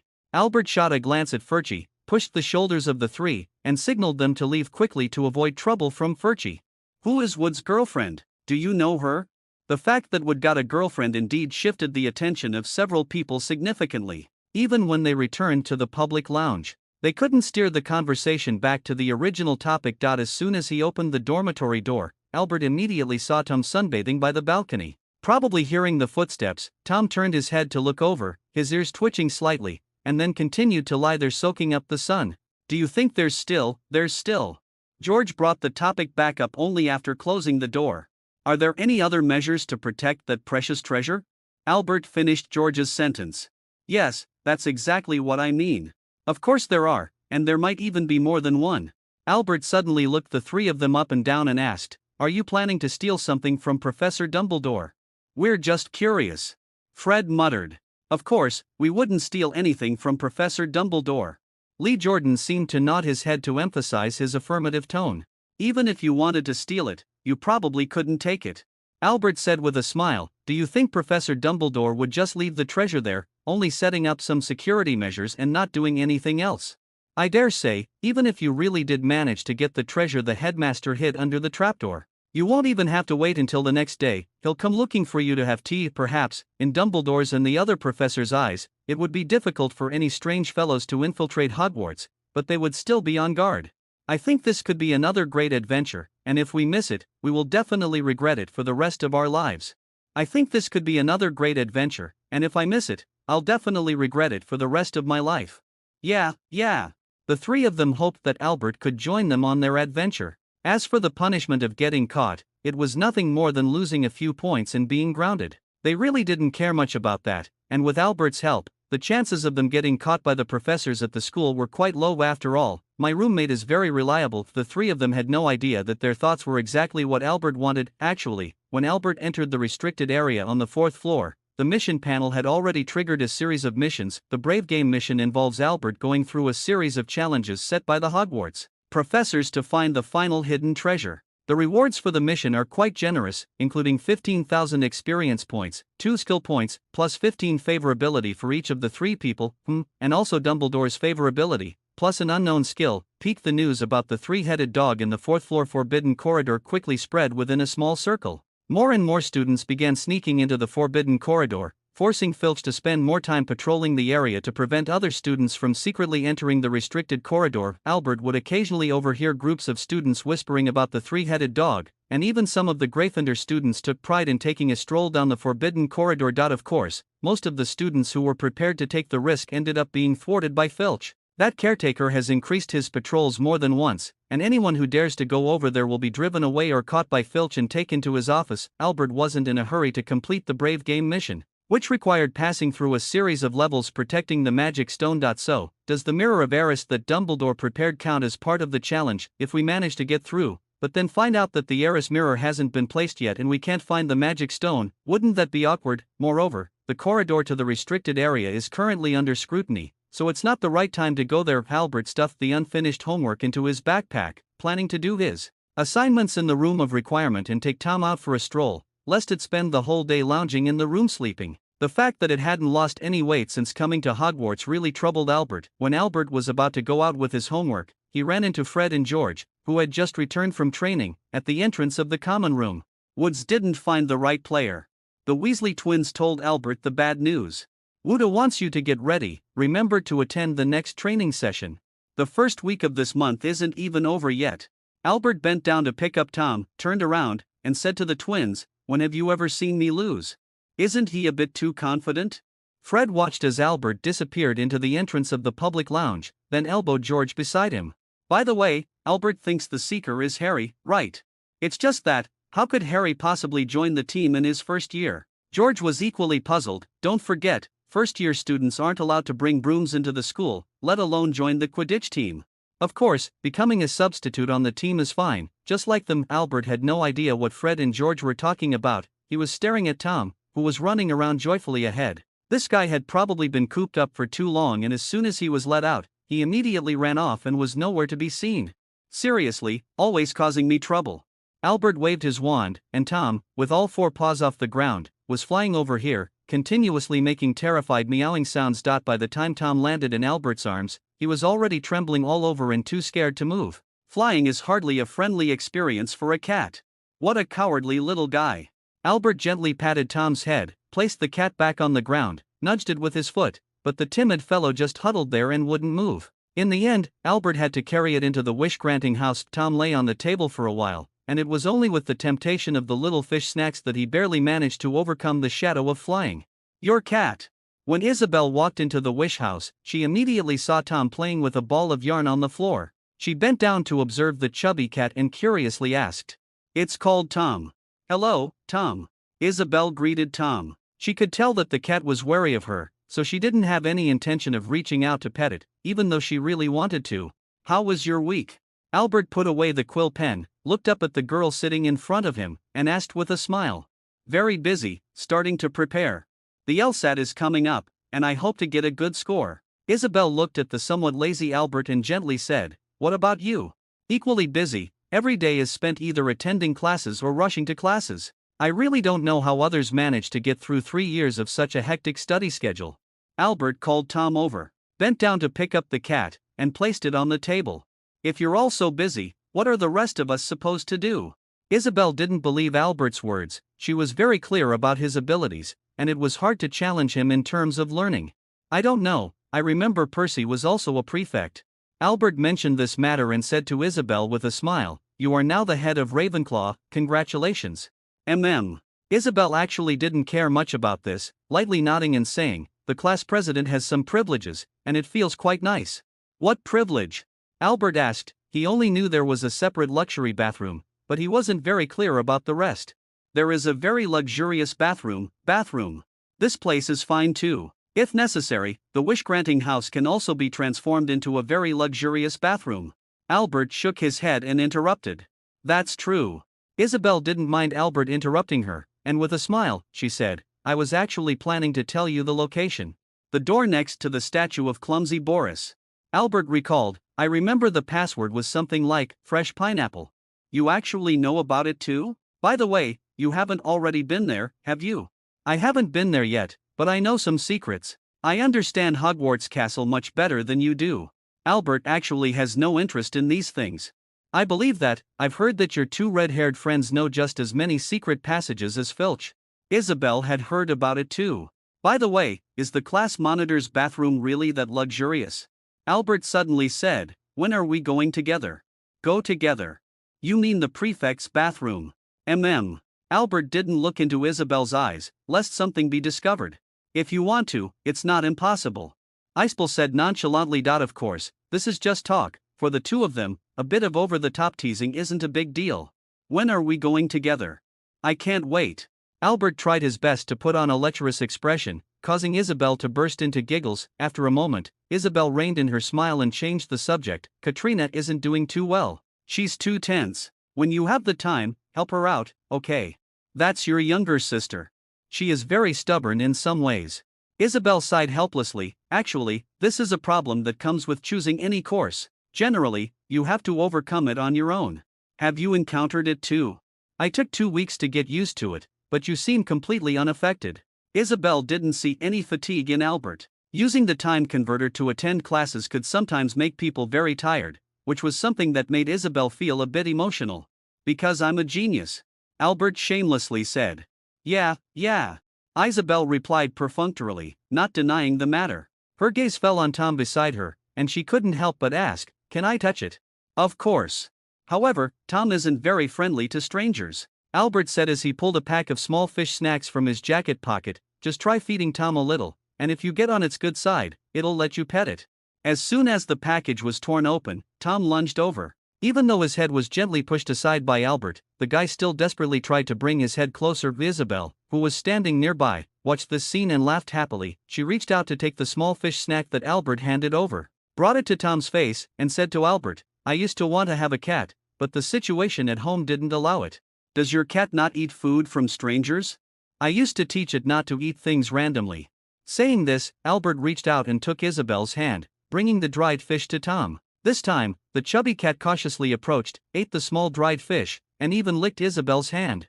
Really cute. Isabel reached out to touch, but Tom dodged. After a few more interactions, it won't reject you anymore. Albert looked at Isabel, leaning his head closer. Just as their faces were about to touch, the sound of a door opening nearby startled them. Albert turned his head with a melancholic expression to look at the person who came in. Actually, even without guessing, he knew who it was. Peek your cat. Katrina looked at the two people sitting there, then glanced at the fat cat on the table, and knew whose cat it was. This is Tom. Albert reached out to press down the remaining fish crackers on the table, picked up his wand, waved it. Ressel led the packaging of the fish crackers, and then stuffed it into the pocket of his jacket. Silent spell. Katrina's expression was somewhat complicated. Albert's nonchalant use of the repair spell just now had undoubtedly dealt her a heavy blow. The silent spell is only introduced in 5th grade, and she has tried a few of the simplest spells, but all of them failed. No, I cast a spell, Albert said with a smile, not admitting that he could perform silent spells. Katrina didn't believe it. This guy in front of her loved to talk and deceive others. Did he really think she was deaf?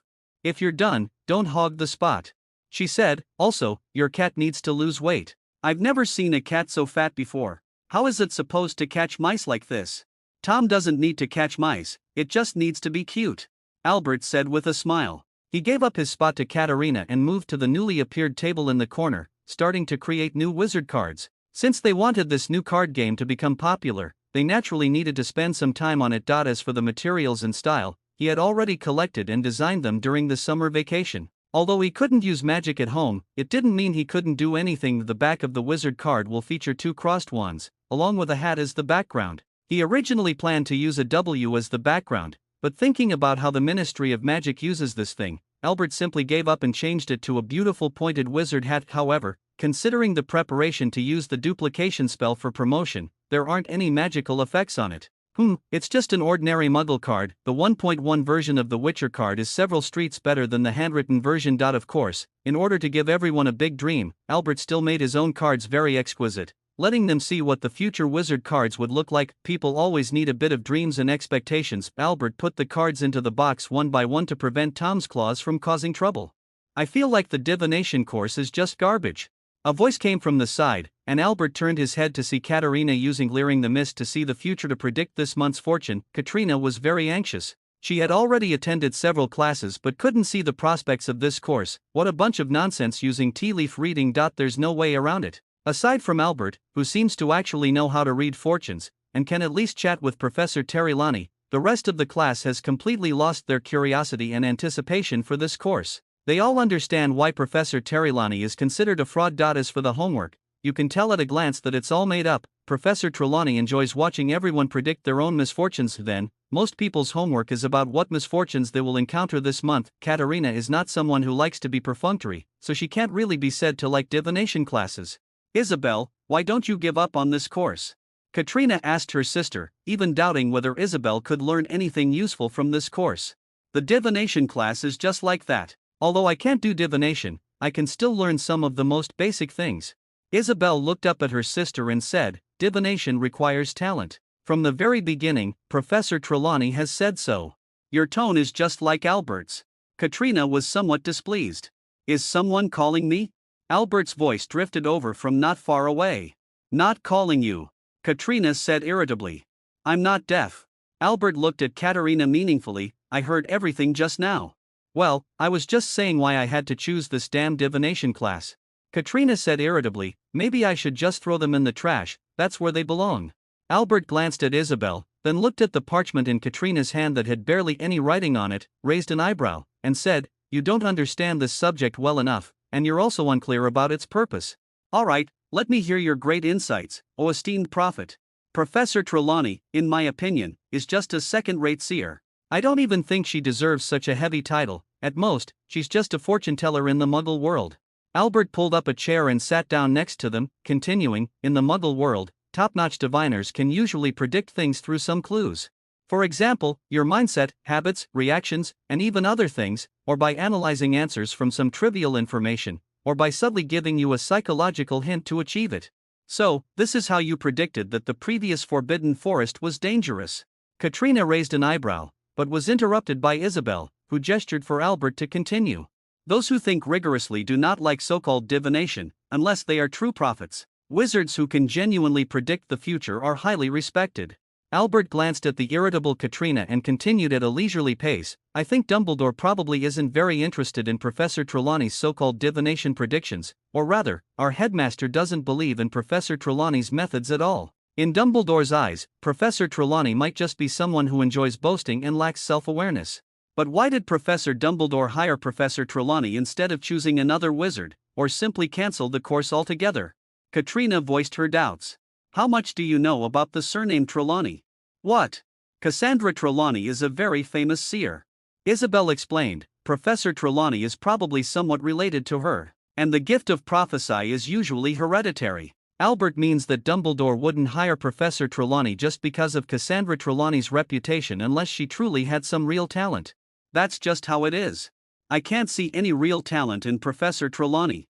Katerina muttered, she doesn't even have the eloquence to deceive others like Albert does. Professor Trelawney must have made a prophecy for Dumbledore, and that prophecy came true. Albert pretended not to hear Katerina's words, it's just that she might not have inherited the prophetic talent of the Trelawney family properly, which prevents her from making accurate predictions. You make it sound like you can. Katrina muttered, maybe I should talk to Professor Flivy about dropping divination. You can give up Muggle studies altogether, and then you'll have a normal schedule. Isabel kindly suggested. Forget it, I've already learned it, how can I give up now? Katrina hesitated for a moment but decided to persevere, she didn't want to become a laughingstock. The divination class will ultimately assess tea leaf reading, palmistry, and crystal ball gazing. Isabel didn't try to persuade any further and shared the information he had gathered. Usually, as long as you thoroughly learn the basic knowledge, you can at least pass. Those examiners don't expect you to truly predict the future. They certainly don't expect that only a few wizards can truly predict the future.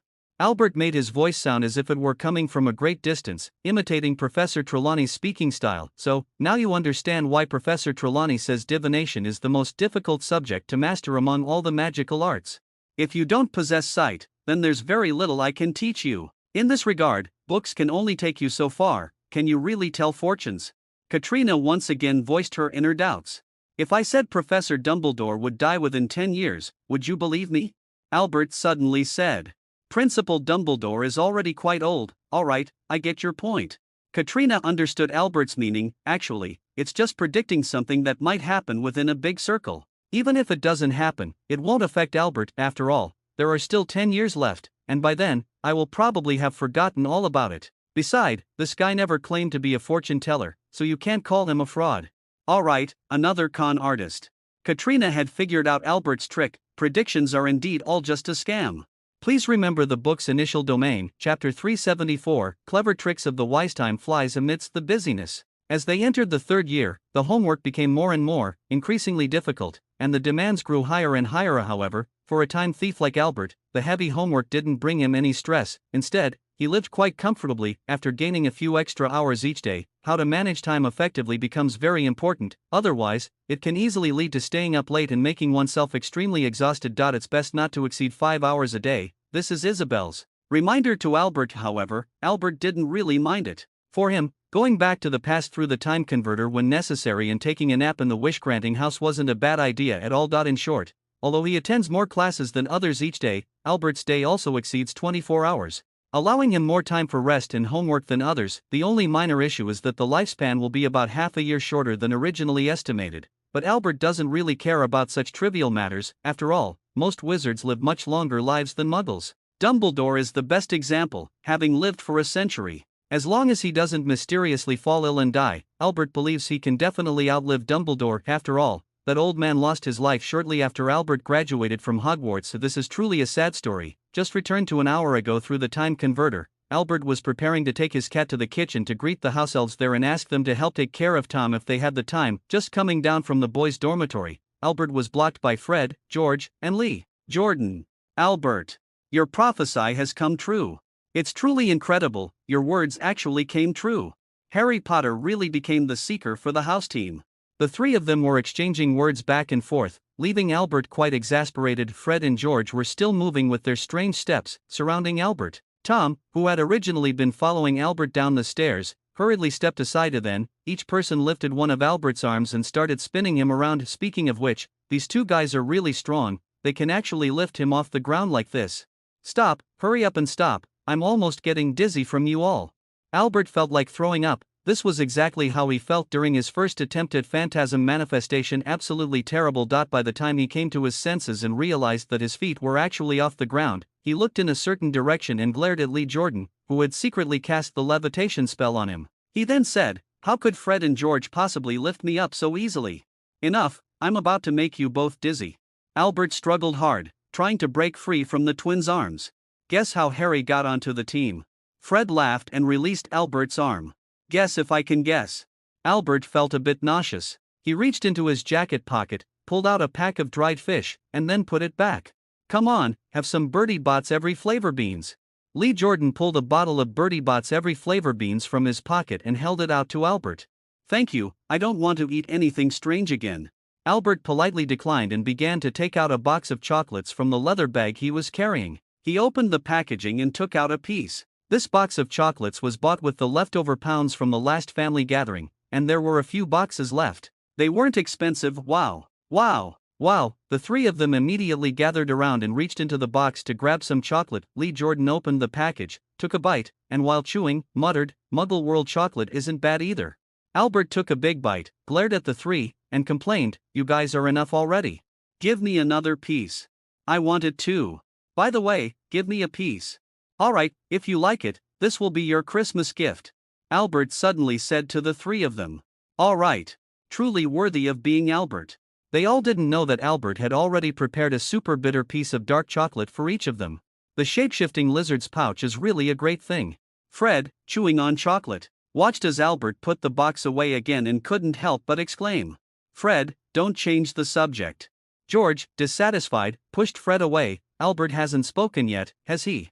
That question just now." "Yeah, how would you know? What else can we do?" Albert looked around, searching for Tom, and said, "It must have been with Professor McGonagall's or Headmaster Dumbledore's approval. However, I guess it's the former." Albert bent down and picked up the reluctant Tom, heading toward the entrance of the common room. Before leaving, he turned back to the three and said, Professor McGonagall used to be a Quidditch enthusiast.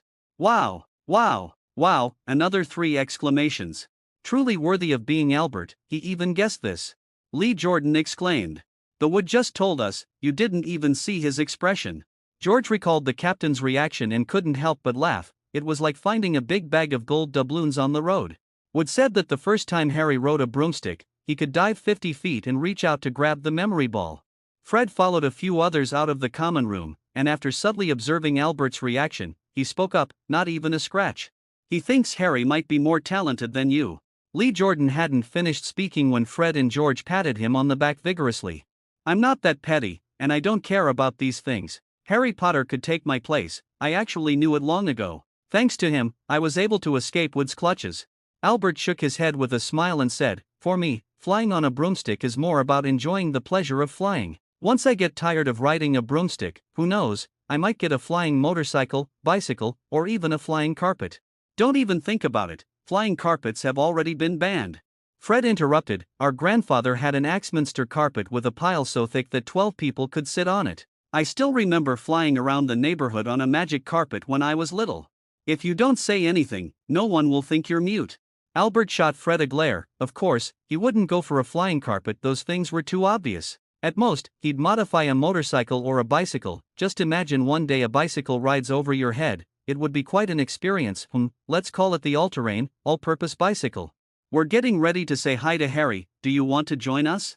No, I'm planning to take Tom to the kitchen to meet the house elf. That way, if Tom wanders around the castle and gets lost, I'll feel more at ease knowing the house elf is keeping an eye on him. Albert stated his purpose for going to the kitchen. Are you lacking confidence in your own cat? Lee Jordan couldn't help but comment, he always thought that Albert's cat was just for show. That's just how it is. Albert said nonchalantly, Muggle pets are usually quite delicate and not very smart. Still fat enough, right? By the way, I told you, I discovered a new secret passage that leads outside the school. Lee Jordan suddenly said, how about we go check it out together? Next time we need to, we can try using that passage. I guess the one you're talking about, we've definitely discovered it long ago. Fred and George grinned, if you don't believe us, we can bet on it. Bet. Lee Jordan shamelessly used the chocolate he had swiped from Albert as his stake. Since that's the case, let's use this. Fred and George exchanged glances and pulled out a few taffies from their pockets. Could it be that thing from last time? Lee Jordan saw the toffee and immediately thought of the stuff he had eaten in the compartment. Not really. Does Albert want to join us? No, see you later.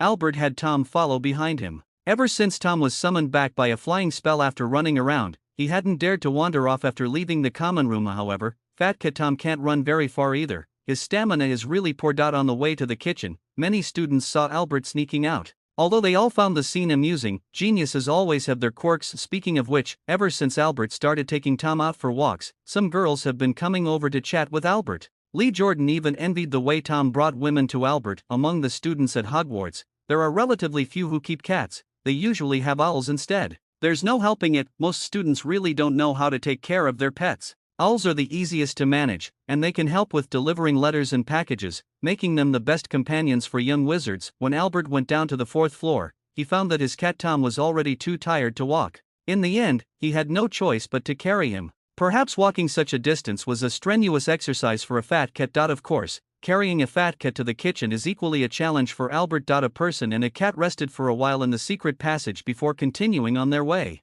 When they reached the large fruit bowl painting in front of the kitchen, Tom was already exhausted and collapsed on the ground. Albert extended his index finger and scratched the large emerald green pear. After the pear quickly turned into a green doorknob, he pulled open the door, scooped up the sprawled out Tom on the floor, and walked into the kitchen. Sir! Mr. Albert Anderson. Long time no see, Kara. Albert gently greeted the house elf in front of him. Yes, sir, long time no see. Would you like something to eat? Kara asked eagerly. If you have pumpkin pie, please bring me a slice. Such a pity, sir, we didn't make any pumpkin pies today. Kara said sharply, her voice seeming a bit disappointed for not being able to help. It's okay, I didn't come here to eat anyway. Saying this, Albert took out the gift he had prepared for the house elf from his leather bag. Is this for me? Kara said in disbelief. Yes, this is for you. Sorry for bothering you last semester. This is a gift I bought for you, but I'm not very familiar with the tastes of the house elves in your home. I hope you like it. Sir, you are so kind, so kind. Kara screamed, then bowed deeply to Albert, her eyes filling with tears again. Why not open it up and taste it? Albert said to the other house elves, come over here, it won't take much of your time. Thank you, sir. You are really too kind. The house elves were all chattering away, expressing their gratitude. This is my pet cat, Tom. Albert pointed to the fat cat and said, it's a very silly house cat that often gets lost. I'm worried that one day it will wander around the castle and get lost. If you ever see it in trouble, please lend a hand. If it doesn't return to the Gryffindor common room late at night, please help bring it back. Saying this, Albert slightly bowed to the house elves, indicating his request. Oh, of course. The house elves were chattering away. The house elves at Hogwarts had a very good impression of Albert. After all, Albert respected house elves and had never treated them as slaves. Perhaps most house elves have never eaten chocolate, at least not the kind given by wizards. Watching the box of chocolates being divided up, and seeing that some house elves hadn't gotten any, Albert took out another box, opened it, and handed it to the house elves who hadn't eaten yet. The pet elf immediately burst into tears. You take your time eating, and I won't disturb you. Albert stood up with Tom, preparing to leave. Several house elves enthusiastically brought freshly baked pies to Albert, urging him to take some home. Please remember the book's initial domain, Chapter 375, Wizard Card I. Version 1 would decided to keep Harry's participation in the Quidditch match a closely guarded secret, using him as a secret weapon for the Gryffindor team, preparing to catch the opponents off guard during the match. Yes, a secret weapon, but secrets always get out. On the second day after Harry became the Gryffindor Seeker, the news had spread to all the students and teachers in the school. For this, Wood, in anger, chased the twins with a broom, believing they had leaked the secret. Some people say Harry will play really well, while others say they will have to carry a mattress and run underneath him to catch him in case he falls. In short, Harry Potter's pressure became very high, especially with a bunch of people preparing to watch the jokes during his training, mainly consisting of Slytherin students. Gryffindor House has never had any secrets. Albert smiled and comforted Wood, who was still fuming, and congratulations on finding an excellent ball finder. Wood kept mumbling, this is not a good thing, I don't want to put too much pressure on Harry. Something like that. Albert couldn't help but shake his head, found a chair nearby to sit down, and opened the letter sent from home. Nia was doing well at school, she had smoothly made new friends, and the letter also mentioned some things happening at school. As Albert had anticipated, although his sister still felt a bit reluctant, after making new friends at school and having her own life, her longing for Hogwarts gradually faded. What good thing? Shauna noticed the smile on Albert's face and curiously asked. Mail from home. Albert folded the envelope neatly and put it back in his pocket. I thought you would be very disappointed. Sana carefully chose her words, knowing that Wood had previously hoped Albert would take over the team's spot as the ball finder. Disappointed? No, I'm not interested in playing Quidditch. Albert shook his head with a smile, denying the matter. I'm very busy, I don't have any spare time to train every week. Is your wizard card ready? Angelina's head popped out from nowhere, interrupting their conversation. All right, here it is. Albert reached into the shapeshifting lizard skin bag and took out a box of wizard cards, handing it to Angelina. It does look quite a bit better, but it still falls short compared to what you brought out last time. Angelina flipped through the set of wizard cards in her hand and gave a brief evaluation. Well, there's no other way around it. If we want to promote the wizard cards, we have to make them simpler. Albert took out the meticulously crafted original card from his pouch again. The improved exquisite version can only come slowly. Need money. Elia popped up from behind Angelina, staring at the box of wizard cards in Angelina's hand, unable to resist asking. This isn't necessary, but you need to use the duplication spell to copy the cards you need. As for this one in my hand, it belongs to the original card that still needs further improvement. Albert casually handed a prototype wizard card to Shauna and explained to the people around him. However, everything has to wait until the wizard card is completely perfected before it can be confirmed. After all, the things I've learned so far can only get us this far. Did you cast a transformation spell on the card? Percy, who suddenly appeared out of nowhere, looked at the wizard card in Shauna's hand and suddenly asked. Yeah. Albert nodded. This is not a simple transformation spell, it's already beyond level. Percy felt somewhat dejected. He was also considered a genius, with top-tier grades in school, but his own use of the transfiguration spell was far from reaching Albert's level. At this moment, Percy suddenly understood a bit why Isabel never compared herself to Albert. Perhaps she wasn't interested, or maybe she knew from the beginning that it would turn out this way. I just saw Percy, what's wrong with him? Fred watched Percy's retreating figure and came over here. Maybe he was just hit hard. Albert said helplessly. Set back. George also squeezed over and, upon hearing Albert's words, couldn't help but mutter, what a useless guy. If this is what gets him down, then us few who share a dorm with Albert must be getting beaten down every day. Don't mind that guy Percy, do you have the new wizard cards? I thought you were also helping to make the wizard cards. Angelina said in surprise. Our skills aren't enough, Albert alone is faster than a dozen of us. Jordan said helplessly, it's not that we don't want to help, we really can't. Now, you can help out. Make a few more copies, and if the members of the Wizard Card Club want them, just give them some. Albert pointed to the box of wizard cards in Angelina's hand and said, are you not charging? George asked in confusion, I remember you said last time that you were going to charge. Temporarily not charging, the Wizard Card Club has just started and can't handle the hassle. Once our wizard cards are more complete, we can start selling them and charging fees, or even give one away with every purchase like other products. Albert explained, there will be plenty of opportunities to make money in the future. Don't be too nearsighted. A steady and gradual approach will lead to longer-lasting success, just like Fila powder. Your word is final. Since it was Albert's opinion, they naturally had no objections. Anyway, they didn't think their minds were better than Albert's. The other party said this, so they must have already made contingency plans. Oh, by the way, have you seen Potter? I'm also planning to make him a wizard card. Harry? I don't know. By the way, have you seen him? You ask me, how would I know? And you? I've been with you all along. Lee Jordan said irritably. Forget it, let's recruit first. Those who are willing can make the wizard cards.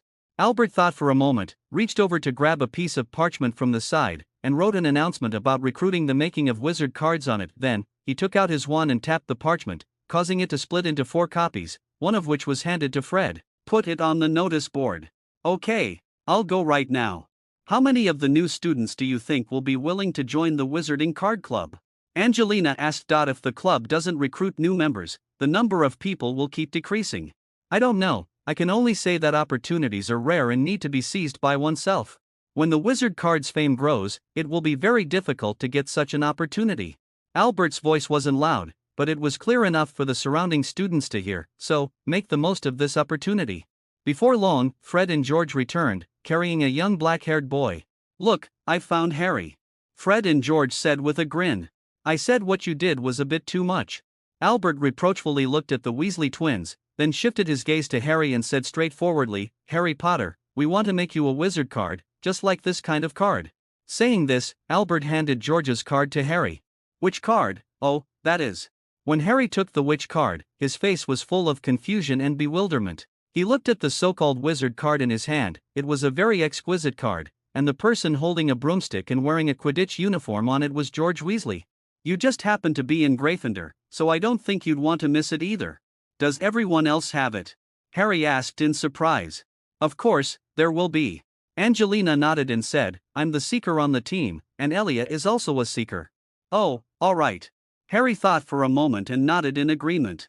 If you also want to create your own wizard card, you can take a look at this. Ron, if you want to sign up together later, just let me know. Albert noticed the look of envy on Ron's face and said with a smile, however, the speed of making wizard cards isn't as fast as you think. Can I do it too? Ron asked excitedly. As long as you are willing. However, if you want to get other wizard cards, you need to join the Wizard Card Club, and then we will distribute new wizard cards to members for free. That's it. Albert gave Lee Jordan a look, signaling him to take charge of handling this matter. Lee Jordan began calling over students interested in joining the Wizarding Card Club to sign up and explained the rules of the Wizarding Card and the meeting times to them. He is very suitable for doing this. Shauna said. Yeah, quite suitable. Please remember the book's initial domain, Chapter 376, One Person. Where did you get the midnight snacks? Just after taking a shower, Albert, dressed in gray pajamas, walked into the dormitory and saw a few roommates sitting around the table, playing wizard cards while eating freshly baked pies from their plates. The house elf brought it. George's mouth was stuffed with food, making his speech unclear. Albert looked at the plate and saw a hand reaching out to take the last piece of pie. He immediately took a step forward and slapped that hand away. A crisp sound echoed through the room. It hurts. Lee Jordan looked up at Albert with a resentful expression, rubbing the back of his hand that had been slapped until it was red and swollen. You didn't even leave the last piece for me. Albert straightforwardly picked up the last pie, took a bite, and the meat filling inside was still warm, feeling quite good. You don't have to be this ruthless. I momentarily lost control. And beside, if you don't leave me even a single piece, who else should I hit? Albert, while eating his pie, turned to the Weasley brothers who were snickering beside him and asked, "How many sets of wizard cards have you made?" "Right now, we can only do it one piece at a time, and the progress is very slow. We've spent a lot of time on it, just to get one set for ourselves first." George shrugged helplessly, indicating that he had already done his best. "How on earth did you manage to get the house elf to bring you a midnight snack?" Fred brought up another topic that interested him even more. Personal charm. Albert finished the last bite of his pie and took his handkerchief from the side to wipe the corner of his mouth. The three of them exchanged glances, completely disbelieving Albert's nonsense. Albert didn't care whether they believed him or not. Looking around, he couldn't see his cat, so he asked, "Where's my Tom?" "Tom? Oh, you mean the cat?" Fred raised his hand and pointed to the door, saying, "It just ran out and should still be running around in the Gryffindor common room." "Seriously, it's so late already, and you're still running around everywhere," Albert muttered. "Cat, you can't be locked up." "I didn't say I wanted to turn it off either." Albert took the compass out of the leather bag, checked the direction, and then went up the stairs to the common lounge. At this moment, the public lounge is very dim, with some embers still flickering faintly in the fireplace. "Tom." Albert softly called his cat's name, but there was no response. He looked at the compass in his hand, then glanced in that direction, preparing to take out his wand and use the summoning charm to call his cat back. Just then, he saw a fluffy black shadow suddenly pounce on him from the corner. "It's time to go back to sleep." Albert bent down to pick up the fat cat, and as the light from the tip of his wand casually swept through the common room, the corner of Albert's eye caught sight of the chair closest to the entrance of the common room. Albert noticed someone sitting over there, so he picked up the cat and walked over. It was a little girl wearing a pink bathrobe. "Don't sleep here anymore, you might catch a cold, Miss Granger." Hermione heard the noise, looked up in confusion, and seemed a bit flustered when she saw Albert. Albert looked at the little girl in front of him. This was the first time he had carefully observed the legendary Hermione Granger. She was very ordinary, actually no different from the girl next door. "You didn't get into a fight with your roommate, did you?" "No," Hermione said dryly. "Then go back and rest." Albert glanced at the oil lamp beside him and said calmly, "Don't hide here to scare people. Or are you planning to go out for a night stroll?" "None." Hermione smelled the faint scent of shower gel on Albert and felt a bit embarrassed. Fortunately, the surrounding darkness concealed the change on the girl's face. After hesitating for a moment, she decided to tell Albert about overhearing Harry and Ron's plan to duel with Malfoy. "This is very much in line with Gryffindor's character." Albert pulled up a chair, sat down next to Hermione, placed Tom on his lap, and absent-mindedly stroked its fur. "So, you want to stop them?" "Yes, wandering around the school at night. If they get caught, how many points would Gryffindor lose? And I think they would definitely get caught by Filch. I heard that the caretaker knows all the secret passages in the school." "I dare say, they will definitely tell you. This has nothing to do with you." Albert watched the change in the girl's expression, nodded, and said, "Don't take it too seriously. Gryffindor students are all like this, they've never really cared about the school rules." Hermione opened her mouth, staring blankly at the boy in front of her who was wearing a faint smile, and finally asked in confusion, "Shouldn't we go stop them?" "Stop them? It's very difficult to stop them unless you're Professor McGonagall, and clearly, you're not." Albert shook his head and said, "Don't expect to persuade anyone with words, that's really too difficult, especially when they are determined to do it." Hermione was about to say something, but was interrupted by Albert raising his hand. "I know what you want to say." Albert continued, "This so-called duel is probably a trap. In true Slytherin style, they will likely inform Filch in advance, letting that caretaker catch them. As a result, Gryffindor will lose points, and Harry and Ron will end up in detention. However, doing things without thinking is just Gryffindor's style. Sometimes, they never learn their lesson unless they face some setbacks." Albert said calmly, "Don't worry too much about those rules and regulations. No one at Gryffindor really cares about the points. Otherwise, they would consciously add points for the house, but most students don't think that way." "Is this really the style of Gryffindor house?" Hermione looked up at Albert and asked seriously, "What about you? I heard that you've been adding points to Gryffindor all along." "That's just a bonus. If it adds points, that's great, but if not, it's no big deal." "I don't think you are a Gryffindor at all." Hermione whispered, "The Sorting Hat must have asked you if you wanted to go to Ravenclaw." "Everyone says so. Many people think I should go to Ravenclaw." Albert didn't care about this matter at all, "But for me, Gryffindor is better. Here I have friends I'm familiar with." "So what do you think I should do?" Hermione hesitantly asked. Go back to sleep, or stay here and keep trying to stop Harry and Ron. Albert stood up and said to Hermione, honestly, you might not be very suited to stay in Gryffindor. If you have time, you could try joining the Wizarding Card Club. It might help you make some friends. The real meaning of the game is to create joyful times. Hermione opened her mouth, looking at Albert's departing figure, but in the end, she said nothing. Are we friends? She doesn't have a single one for herself. Albert obviously noticed it too, which is why he said that. Pete, please remember the book's initial domain, chapter 377, this idea isn't bad. Found the cat. George heard a noise at the door and turned to look at Albert, who had just entered the house. Found it. Albert pulled a towel from his seat, wiped the dust off Tom's mat, then set the cat down and began to consider whether to prepare a cat tree for it. We haven't used this thing at home, but making a cat tree with magic at school is quite simple. The only problem is whether it can withstand Tom's weight. By the way, there's one more thing. Albert was petting the cat while telling his 3 roommates about Harry and Ron preparing to duel with Malfoy. That annoying little brat from the Malfoy family. Fred and George exchanged a glance, understanding each other's thoughts in an instant, and decided to use this opportunity to give Malfoy a good lesson. Duel. They are not you. Lee Jordan said with interest, how long have the first years been here? At most, they'll just use their wands to shoot sparks at each other. I bet if their wands don't react at all, they'll just throw them away and start throwing punches, just like in Truman's Last Duel, where they knocked each other down first. Lee Jordan was quite interested and wanted to watch this duel. No, we can't just leave them alone, and we definitely can't let Harry and Ron get the short end of the stick. Fred and George said with righteous indignation, we should give Harry some support and teach Malfoy a lesson. Don't be stupid, this is probably a trap. Malfoy will most likely ditch Harry and Ron. Albert stifled a yawn with his hand and rolled his eyes at the eager trio. They'll probably get caught by Filch and end up in detention. That's Malfoy's real goal. Aren't you planning to go? The 3 of them all looked at Albert. No, I'm tired. Good night. Albert was getting ready to go to bed. As for what his few useless roommates wanted to do, he didn't care anymore. Playing hide and seek with Furchie was getting boring. Alright, then we'll just go by ourselves. Fred was a bit disappointed. Good night.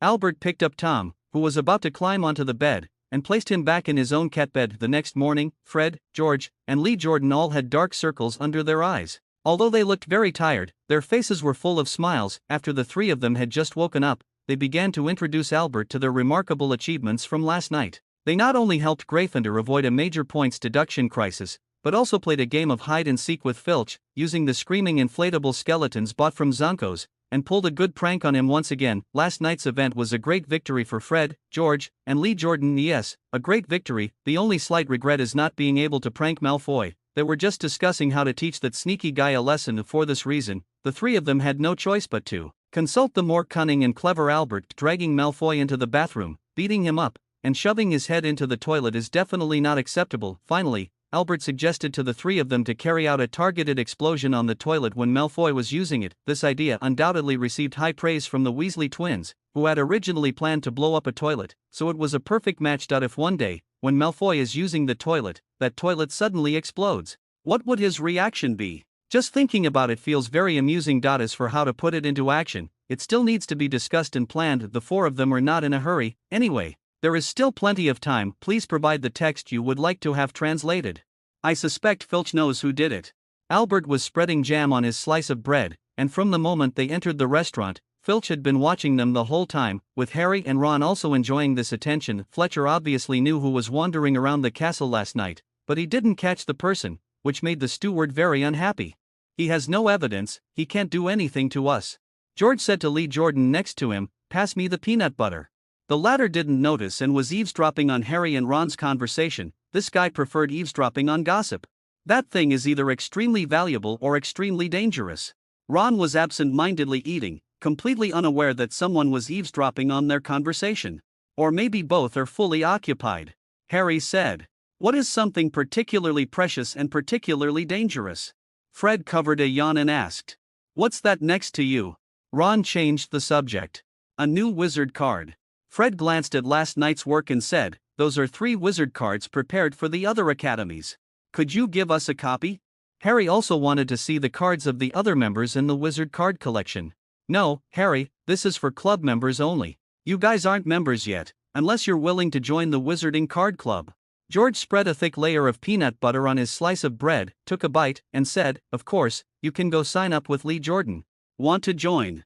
Activities are held on the last weekend of every month." Lee Jordan introduced with a smile, "This year, we will hold the second Wizarding Card Tournament. Although the prizes have not been finalized yet, there will definitely be no less than last year's champion prize of 10 galleons. Wow, you guys are really rich."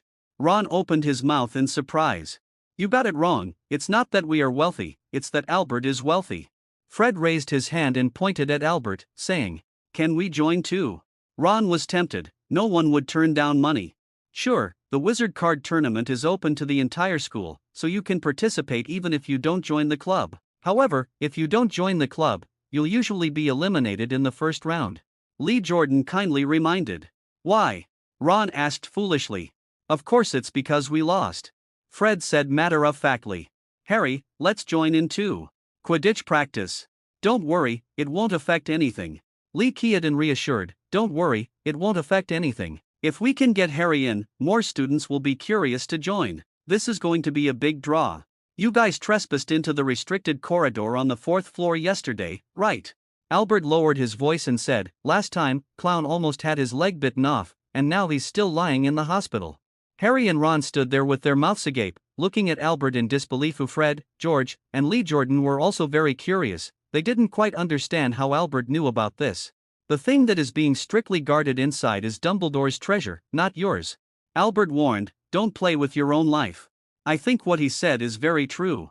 Neville, holding a plate, sat down opposite Harry. As one of the participants from last night, he now just wanted to stay far away from that big dog. "Can I join the Wizard Card Club?" he suddenly asked Albert. "Of course." Lee Jordan welcomed everyone and called out to the boy who had thrown the toad, "You'll find wizard cards very interesting, and playing games with others is even more fun." "How did you know we went to the restricted area on the 4th floor?" Harry couldn't help but ask. "That thing is either extremely valuable or extremely dangerous." Albert repeated what Ron had just said, "Only the treasure kept in the restricted area on the 4th floor fits the bill." At that moment, Harry felt he had asked a stupid question. After Naui returned, he also brought back a box of wizard cards. "Did Fred give it to you?" Ron's expression was not good. His two older brothers actually refused to give him a share. "No," he said, "it's just a temporary measure. Once I'm familiar with the wizard card, he'll find someone to help make a copy." Navi explained. "Do you know him?" Harry took the card and asked Neville, who was sitting next to him with a plate in hand. "I met him on the train, and at that time, Mr. Anderson even helped me find Rafe."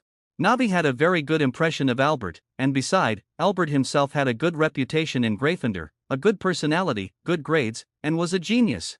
"By the way, Harry, I heard from others that Mr. Albert helped Gryffindor win a Quidditch Cup in his first year." Neville is now a bit in awe of Albert. "That person also made a prophecy related to you. I thought you weren't going to talk to us anymore." Ron's tone was very unfriendly. He didn't really like Hermione's personality. "What prophecy?" Harry couldn't help but ask. "I heard Mr. Anderson said last year that you would be in Gryffindor and become the Seeker for Gryffindor."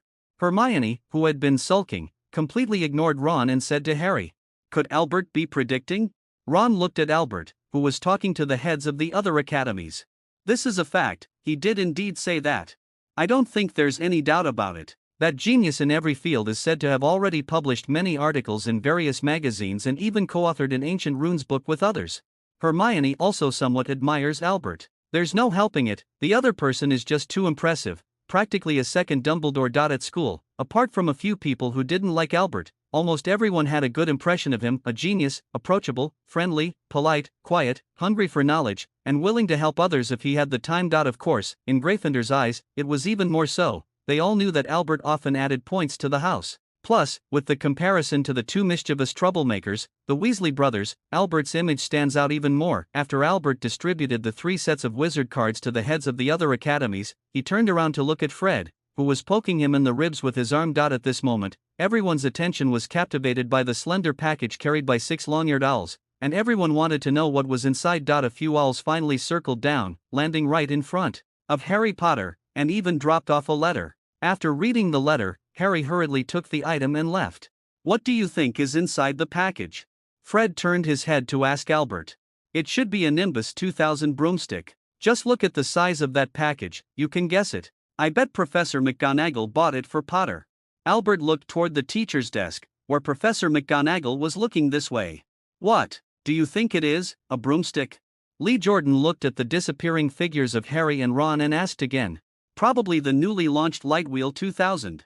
Want to make a bet? Albert looked at the three roommates around him with a half-smile, half-serious expression. Forget it. Lee Jordan shook his head and refused. It was better not to bet on a sure loss. That's great. I want it too. Chapter 378, Difficulties. I thought defense against the dark arts would turn into a complete mess.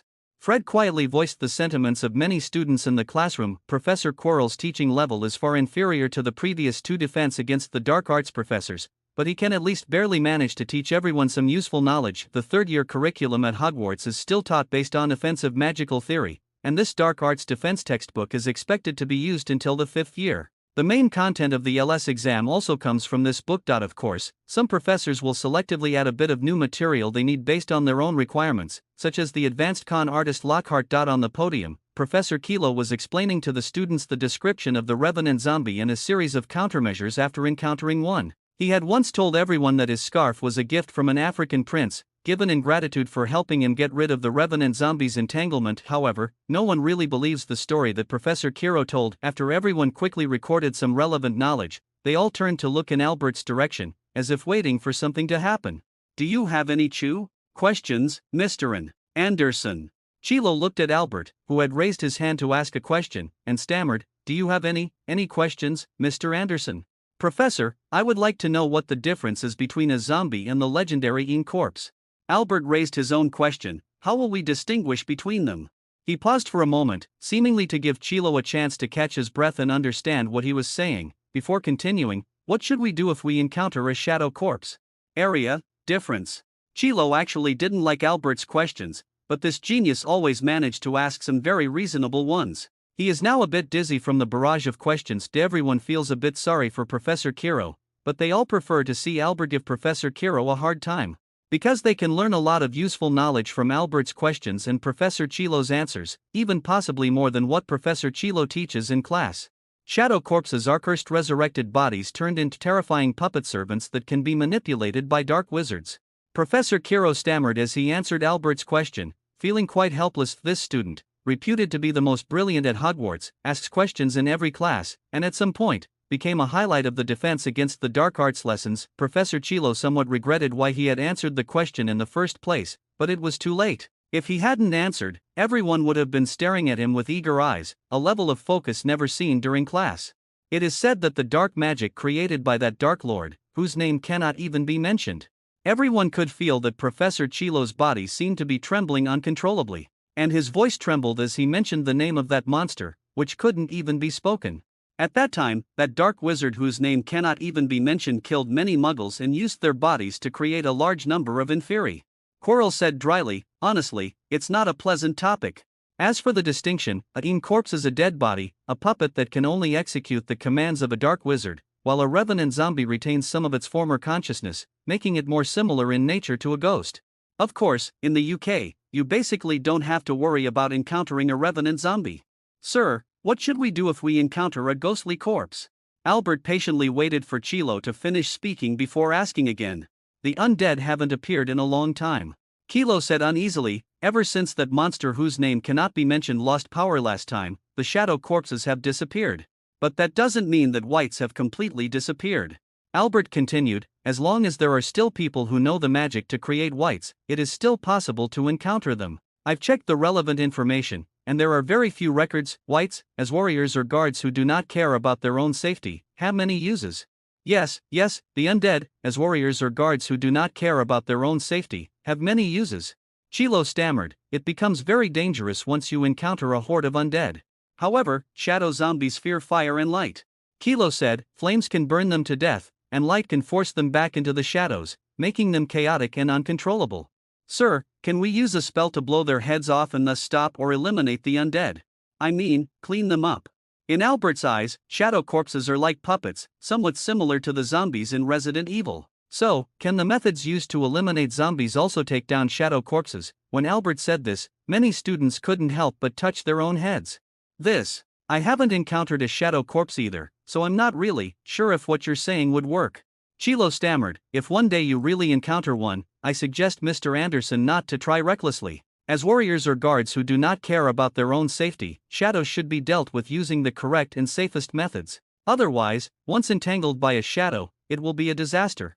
Albert nodded, indicating that he understood. There are actually quite a few wizards who can wield wands and use blazing flames, but not everyone can shoot flames to drive away the undead. Albert even doubted whether the light of a regular Lumos spell could make the wraiths fear. Encountering a lone ghoul, as long as you control it properly, won't be dangerous, but if you come across a group, you might have to run. At that time, it seemed like Harry Potter couldn't handle it. In Albert's limited memory, when Harry and Dumbledore went to find the Slytherin locket, there was a large number of Inferi, and it was only Dumbledore's conjured fire that finally drove them all away. Sure enough, if I ever encounter a bunch of shadow corpses in the future, I should just throw a light orb and quickly escape. After all, things that aren't afraid of death are indeed very troublesome.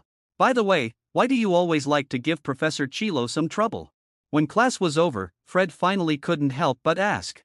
"I think Professor Chilo has completely failed to perform to his potential," Albert said earnestly. "He is also an excellent professor." "Thank you for your compliment, Mr. Anderson." As Chilo walked by, he forced a smile. "Brown noser." Katerina watched Professor Chilo leave, muttering softly to herself. "Don't forget, Professor Chilo answered all the questions I raised."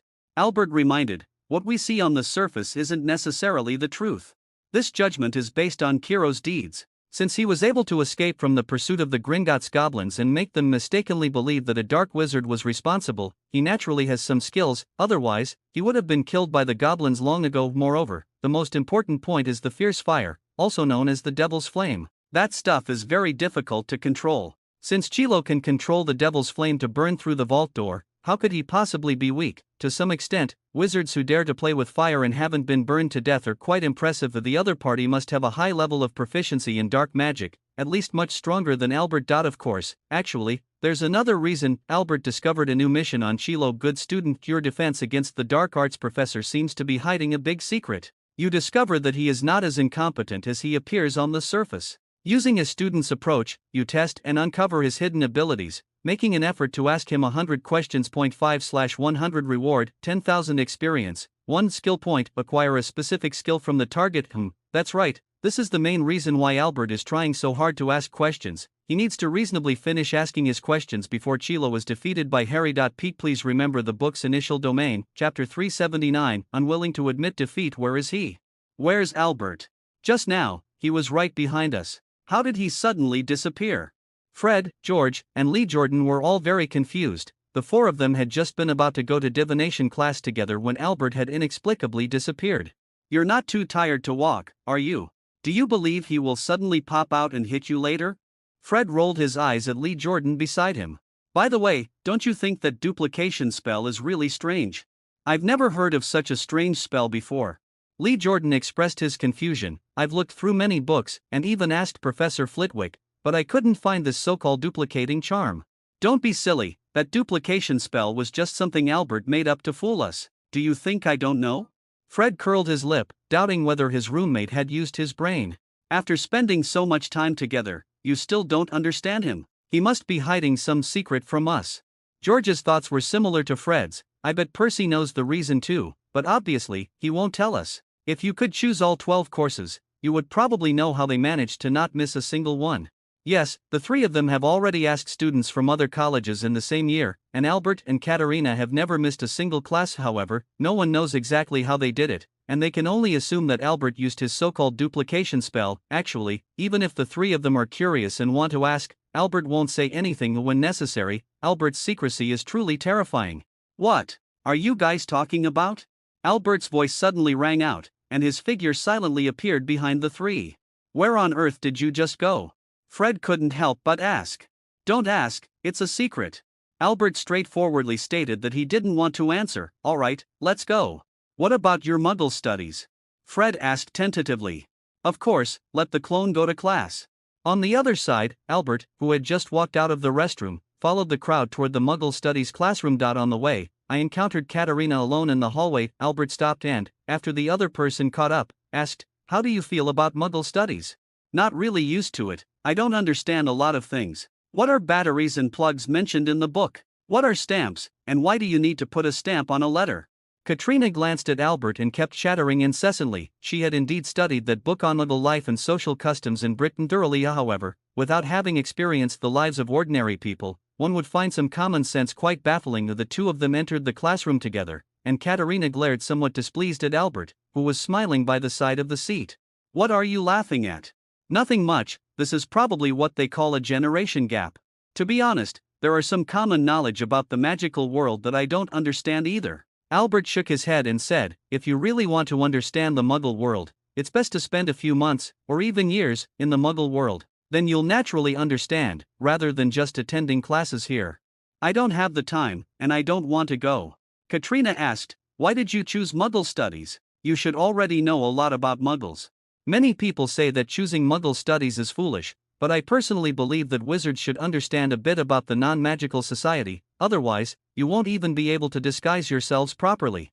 Albert said with a smile, "As for why I chose Muggle studies, it's naturally because I want to see how wizards view Muggles. To be honest, this course is very interesting." "Interesting? You're definitely mocking us in your heart, aren't you?" Katrina disdainfully sneered. "Didn't many wizards also mock those Muggle-born students, even coming up with an insulting term for them?" Albert said self-deprecatingly, "Next time, I'll definitely suggest to Dumbledore to find a Muggle-born wizard to be the assistant." Professor Quirrell, who is in charge of Muggle studies, is a pure-blood wizard similar to Ron's father, a wizard who is fond of Muggles. However, the downside is that he is actually studying Muggles, so he doesn't really understand the Muggle world and often ends up making some funny mistakes. At least, in Albert's view, those are jokes. "Albert, tell everyone why Muggles need electricity." The class was about to start, and one of Professor Karadai Bubagi's favorite things to do was to call on Albert to answer questions during the lesson. Of course, you will get extra points for answering. To this end, a task called Score Booster also appeared on the panel. The task is basically to earn 1,000 points for Gryffindor House during the school year. The reward is to level up a specified skill, gain 20 points of Professor McGonagall's favorability, and 200 points of reputation. The mission rewards are fantastic. Albert estimates that he should be able to easily finish it before graduation. After all, next year there will be a Lothar, so easily scoring 1 or 200 points won't be a problem. Electricity is a form of energy for Muggles, providing power to the various appliances they create. In a Muggle's life, there are countless appliances that require electricity to operate, making life run smoothly and more comfortably. Albert slowly answered the question. In fact, many students cannot understand how Muggles live without magic. Just like they would say, without flow powder, how would Muggles travel? Without owls, how on earth do Muggles send letters? Alright, to be honest, if he hadn't already understood the two ways of thinking between wizards and Muggles, when he first came to study Muggle studies, he would probably have thought the classroom was filled with a bunch of idiots. "Well then, Mr. Anderson, could you introduce us to Muggle appliances?" Professor Carrie D. Bubagi continued to ask questions, while Albert had already sat down in the armchair prepared for him. This is the latest development, a question and answer format. Everyone likes this teaching model, and Professor Karadai Bubagi likes it too because he can learn a lot from Albert. That's right, Albert's position is that of a teaching assistant, an unpaid teaching assistant. Of course, Professor Kriddy Bubagi exempted Albert from all his homework. He just needs to write an essay every now and then. What is the purpose of a light bulb? What is the significance of a plug? What does a television do? And what is a telephone? After Albert cooperatively answered a few questions, he countered with, "Have you ever lived in the Muggle world without using magic?" "I have. I once spent a week in the Muggle world." Professor Karadai Bubagi recalled, "It was a wonderful journey, and I even thought about writing a book to share this story with everyone." At this moment, Albert recalled a saying from his previous life: "Even today's masters of traditional Chinese studies might not be as good as children born into noble families in ancient times. What you have learned and studied, can it compare to being a part of someone else's life?" This Professor Kaidi Bubagi is evidently the same. Of the gap between what he thought and what everyone in the classroom thought, and the reality, was so huge. Many people regret not choosing Muggle studies. After class, Katerina walked side by side with Albert in the hallway. "They want to come and see, everyone just finds it very interesting." In response to Katrina's teasing, Albert remained very calm, saying, "It would be more interesting to tell them using my own experiences and understanding. Did you know? I've read quite a few books about France, even traveled there twice, and I can speak fluent French." He self-deprecatingly said, "But I would never consider myself to understand that country." "Is there a big gap?" Katerina understood Albert's meaning. Having once lived in the Muggle world, Albert knew better than anyone what those things were and found the things taught in class a bit ridiculous. Maybe this course should be taught by a wizard born to Muggle parents, or a wizard who has lived in the Muggle world for many years. Although Professor Karadai Bubaji is indeed as curious about the Muggle world as Mr. Wesley, that's about as far as it goes. Her research is ultimately just research. I'm really envious of you, the third-year courses are so easy for you. Katrina secretly glanced at Albert beside her and said, whether it's divination, arithmancy, ancient runes, or even Muggle studies. She even doubts that Albert's protective magical creature could easily learn it. Regretting your entire selection now? Albert retorted. No. Katrina shook her head defiantly. She wouldn't give up easily. My suggestion is, whatever you want to do in the future, just specialize in it. Master those subjects well, and you can discard the rest. It's hard to imagine such words coming out of your mouth. Katrina pouted and said, then why did you choose all of them? For the time converter, of course. Albert won't tell anyone about this. Don't you think having a bunch of O's on the report card looks great? Albert replied with a smile. Regarding whether Albert could achieve 12 excellent grades, Katerina had never doubted it. He was simply too outstanding. If she could still see her sister Isabel's figure, she could hardly see Albert's figure gradually moving farther away. I can't catch up. Although she knew this, Katrina just didn't want to give up. She didn't like losing, and she didn't want to lose. The good weather in September didn't last long. After arriving at Hogwarts for half a month, the sky finally started to rain again, and it hasn't stopped since morning. However, for Albert, who was holed up in the castle, the rain wasn't much of a concern anyway, since it wouldn't reach him. At this moment, Albert is comfortably sitting by the window, listening to the sound of the rain outside, sipping freshly brewed milk tea, and writing a letter to an old friend. Tom lay beside him, his eyes fixed on his owner who was writing a letter. Occasionally, his gaze would drift toward the cup of milk tea, his claws itching a bit, but in the end, he didn't take any action since the last time he made the mistake of sticking his paw into the cup and got caught by Albert, who withheld his little fish treats for several days. Tom has never touched the teacup again. Albert glanced at his cat, then shifted his gaze back to the letter. This was a letter addressed to Adolphe Fournier, the Frenchman whose connection with Albert had faded. A while ago, Albert had already acquired the technology to manufacture double-sided mirrors and had applied the panel skills. Then, based on his understanding of the theory of double-sided mirrors through the panel skills, he revealed a bit of the technology to Mr. Adolphe Fournier. Alright, in fact, it was like giving the Frenchman several hard slaps with facts and technical knowledge, making Mr. Fournier lick his wounds and eagerly, proactively get in touch with Albert again. Of course, in order to obtain the technology for the restoration of the double-sided mirror, Mr. Fournier would even give up his own face. He is now exceptionally enthusiastic, writing a letter to Albert every few days. It's a good thing the owls aren't the same one, otherwise, they would really be exhausted halfway through. After all, France and the UK are still quite a distance apart, neither side has good intentions. Albert's target is the technology in the hands of the Frenchman, Adolphe Fournier, who has a good grasp of alchemy and has also invented quite a few good things, such as the memory ball. A memory orb is a magical glass sphere that seems to be filled with white mist, somewhat similar to a crystal ball, used for divination. When you hold it in your hand, if it turns red, it means you have forgotten something. Of course, to put it bluntly, the memory ball is just a magically enchanted toy. This thing usually lasts about half a year. Albert used similar methods to invent an intrusion alarm for himself. It's actually just using an intrusion spell on an object. When you put it in your pocket, it will start to heat up as soon as a wizard gets close. However, the alarm has a rather troublesome problem. As long as there is any wizard nearby beside oneself, it will immediately sound the alarm. Half-baked stuff. But indeed a skill called alarm appeared on the panel. He thought this skill should be very useful. The problem is that it requires experience to level up the skill, and during its creation, the wizard's mastery of the intrusion spell is also a requirement. In the letter, Albert discusses the concept of the magic lamp with Mr. Adolphe Fournier. This task has been on the board for a long time, and he wants to complete it. At the very least, he needs to have a direction. As an expert in this field, Mr. Adolphe Fournier might be able to help him. As for the technique of the double-sided mirror, Albert didn't mind giving it to the other party. He didn't care at all whether Mr. Adolphe Fournier could replicate Brel Burst's double-sided mirror. After all, as long as the skill level was raised, he could create even better techniques. First, let's squeeze out the value of Mr. Adolphe Fournier. Of course, this can be considered a form of mutual benefit to some extent. Suddenly, a commotion erupted nearby. Tom turned his head to look, and saw two girls whispering and giggling to each other. Go. No, you go. All right, I'll go. A little girl mustered up her courage and walked over. She had brown eyes and long golden hair. Is there something going on? Albert finished his tea, stuffed the letter into the envelope, turned his head, and looked at the two little girls who were pushing each other. They say you can tell fortunes. One of the girls said. Divination. Albert put down his teacup and said gently, I did learn a bit about divination in my divination class. However, the rumors in the school are not to be trusted. Can I do a fortune telling for you?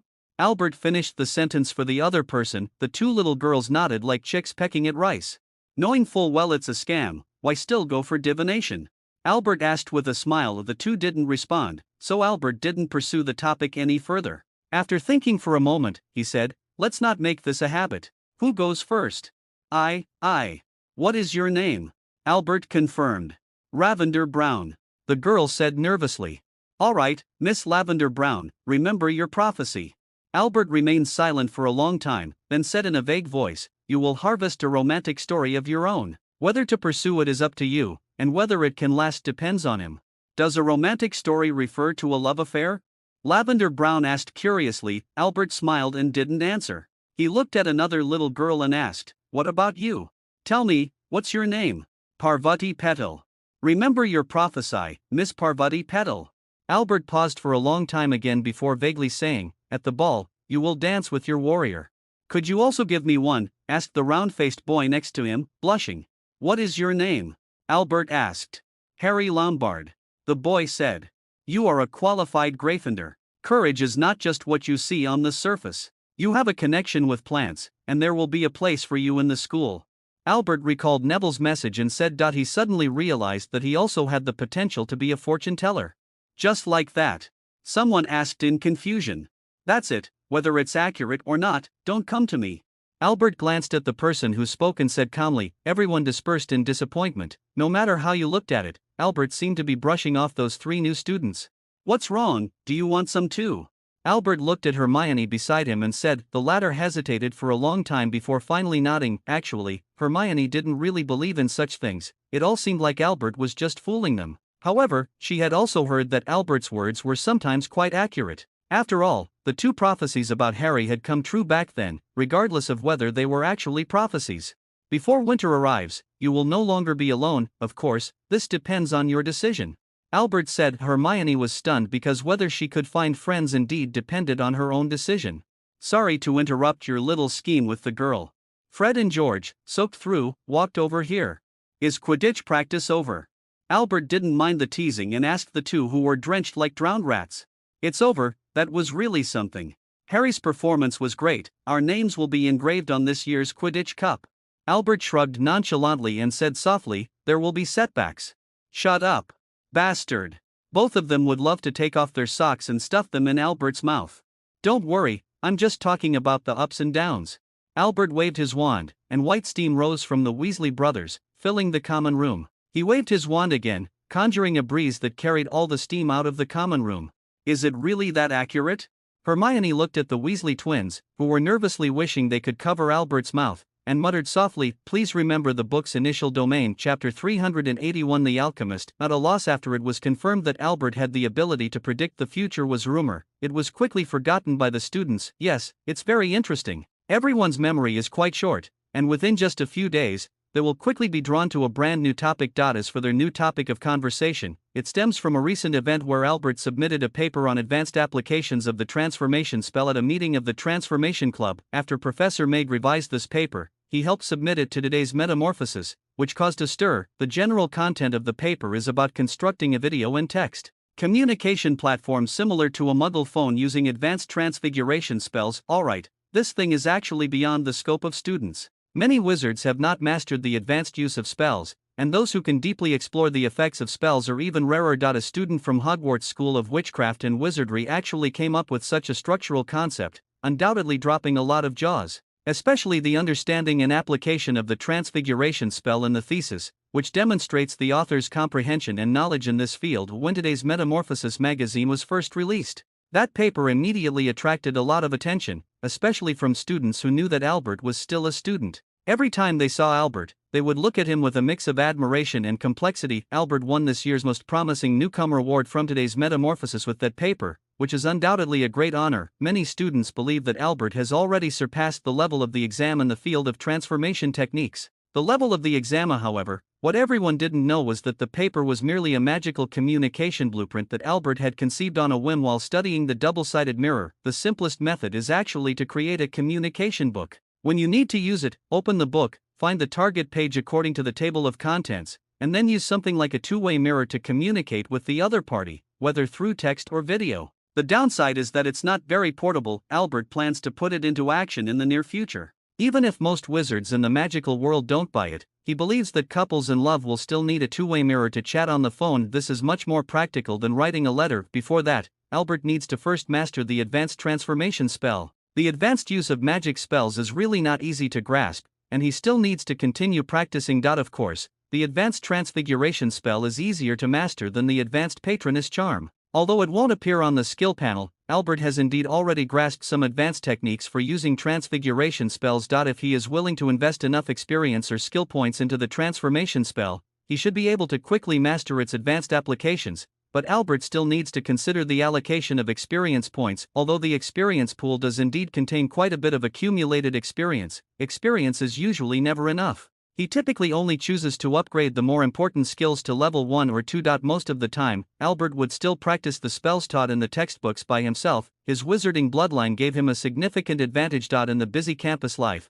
time slowly moves toward the end of September, and Scotland's rainy season has officially begun. It really is annoying when it rains all the time, especially during outdoor herbal classes, always getting myself covered in mud, cold and wet. Utterly exhausted, the care of magical creatures class is also held outdoors, so rainy days are equally troublesome. Albert still remembers one time when everyone was attending an outdoor class with umbrellas. Eventually, because the rain was just too heavy, Professor Kettlebird moved the class to the nearby forest, where everyone could take shelter under the trees while he explained how to care for the tree-dwelling frogs. However, even in the dreary, humid rainy season, there are always a few things that can bring joy. The thing that made Albert the happiest was that he had just received a new mission from Mr. Adolphe Fournier. The name of the mission is Equivalent Exchange. The content is very simple, it's just an equivalent exchange of what both parties need. Adolphe Fournier needs the method for making the double mirror, while Albert needs Adolphe Fournier's knowledge in alchemy. The task requires both parties to maintain relatively equivalent and voluntary transactions throughout this process. It can be interpreted as not getting the short end of the stick. Just a few days ago, Mr. Adolphe Fournier finally obtained the remaining information about the double-sided mirror. Of course, the part of the information that Albert provided to the other party came from the records and descriptions in the Golden Book. As a knowledge exchange, Albert also received a lot of useful alchemical knowledge from Mr. Adolphe Fournier, and the method of making the kaleidoscope was one of them. The periscope was not invented by Mr. Adolphe. In the magical world, there is almost no awareness of protecting intellectual property. As long as you can learn it, basically anyone can use it. That's why formulas like flow powder are tightly controlled by knowledge holders like Wilkes Smith, to ensure that the method of making flow powder doesn't leak out, thereby protecting their own interests from being infringed upon. Such matters naturally have their downsides. Some spells and the methods for creating magical items may be lost due to the death of their inventors and creators. It is worth mentioning that, at Albert's request, Adolphe Fournier has completed his research theory on the magic lamp. Similar to the thought patterns of the memory sphere, it involves creating a container and using a wizard's wand as an igniter. When the wizard uses a glowing flicker on the container, the magic lamp will be lit by the wand. It's actually a magical version of an oil lamp. The downside is that it cannot last long and is not as practical as imagined. Albert, following the method he obtained from Adolphe Fournier, made himself a magic lamp that could only light up for 10 seconds. Fortunately, the panel skill indeed features the magic lamp alchemy skill. At that moment, Tom, who witnessed the whole process, was startled and slapped the magic lamp to the ground. The first experimental magic lamp was immediately swept into the trash by a cat. Actually, Albert wanted Dumbledore's skills even more, but unfortunately, Adolphe Fennel couldn't provide him with technical and knowledge support either. That was beyond his comprehension. I can only say that alchemy can sometimes really be quite knowledge intensive. Shortly after Adolphe Fournier received the remaining materials, he sent a pair of double-sided mirrors to Albert as a gift. Of course, this gift also has a hint of showing off, but Albert doesn't mind and is contemplating whether to send a double-sided mirror home. As for this transaction, Albert came out completely ahead. His panel skills gained several alchemy skills, he completed the equivalent exchange quest, earned a few thousand experience points, received a double-sided mirror, and the magic lamp quest was also resolved. It was a total win. Please remember the book's initial domain, Chapter 382, Genius and Genius. In the past month, Albert had little contact with Harry Potter. In his impression, this savior, apart from having extraordinary talent in flying, was no different from other students in other aspects. Now, no one will gather around Harry anymore, nor will they want to see the lightning scar on his forehead with their own eyes. Those who are familiar with Harry will treat him like an ordinary person. At the end of September, as soon as Harry and Ron entered the dining hall, they were captivated by the lively atmosphere inside. After quickly finishing their breakfast, they headed together to the Wizard Card Club meeting. How lively! Watching the crowd flipping through the wizard cards, Harry couldn't help but sigh inwardly.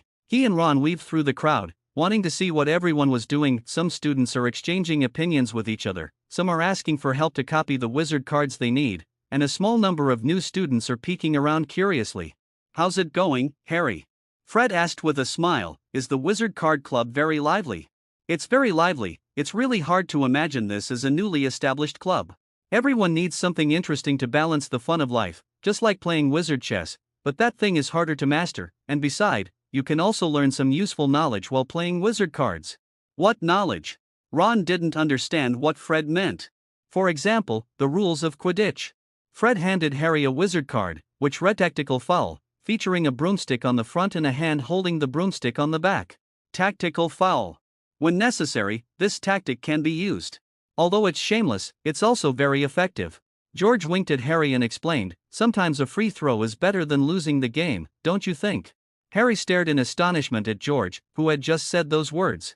"Don't be surprised, even if you don't use it, there will always be someone who does. And this." Fred handed Harry a card for the Disarming Charm. "This is a spell card that can teach you how to use the magic on it. Remove your weapon. That's the disarming spell. It can disarm your opponent's wand, very useful when dueling with others." Fred briefly introduced. "What is this pattern?"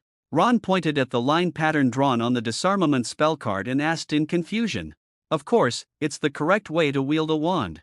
George sneered. "From now on, wizard cards will be more than just wizard cards." Lee Jordan said meaningfully, "It's not just a game card for wizards anymore. It's a game card that aids in wizard learning, bringing joy to people as a game while also allowing wizards to learn more through play. Undeniably, Albert is truly a genius. Even if you praise me like this, don't think you can neglect your own tasks." Albert, who appeared out of nowhere, said to the three roommates surrounding Harry, "Go help the others copy the wizard cards, and make sure everyone can have their own cards as soon as possible." Fred, George, and Lee Jordan are all very annoyed about this. They've already spent a lot of time on it. However, without the prospect of earning galleons, working for free really doesn't provide much motivation for the three of them. If there are charges, at least give 1 point per card. It's a pity it's all for nothing. The fruit hasn't even ripened yet, so Albert certainly won't rush to harvest. He believes that the wizard card will definitely bring him huge profits, especially after this game completely became a part of wizard life. Albert sent the three roommates back to work, then wandered around for a bit and found Hermione in the corner, reading the game rules by herself, really out of place. As Albert was about to walk over, he heard Katrina's voice behind him. "Found you. I hope you can help me change the photo on my card, it's just too ugly." Katrina brought her card to complain to Albert, as expected. Girls really care about their appearance. Not only him, but also a few girls came along. They were very unhappy about being photographed poorly, especially since their cards ended up in the hands of other students. Albert was immediately speechless. Looking at the girls surrounding him, he quickly spoke softly to reassure them. "All right, I admit that what you said makes a lot of sense.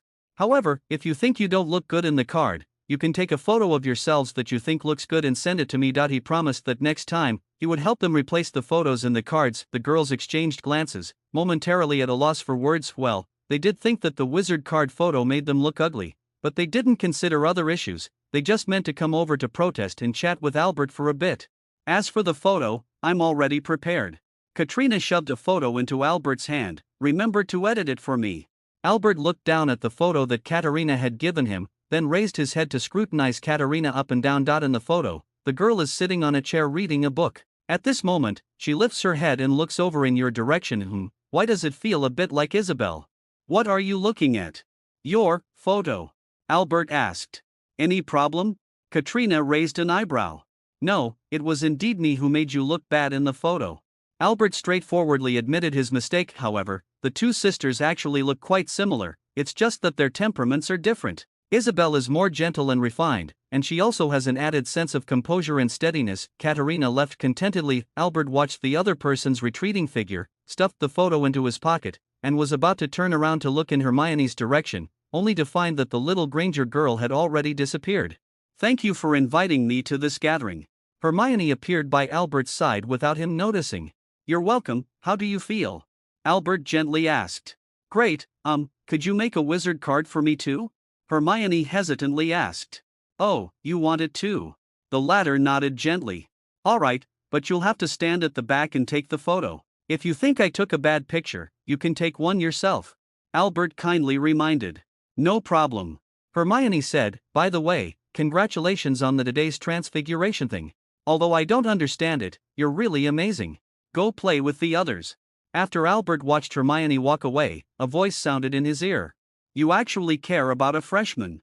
Truman popped out from who knows where. She is a genius. Aren't you a genius too? Truman curled his lip and said, don't start with that strange theory of yours. Geniuses easily find common ground with each other.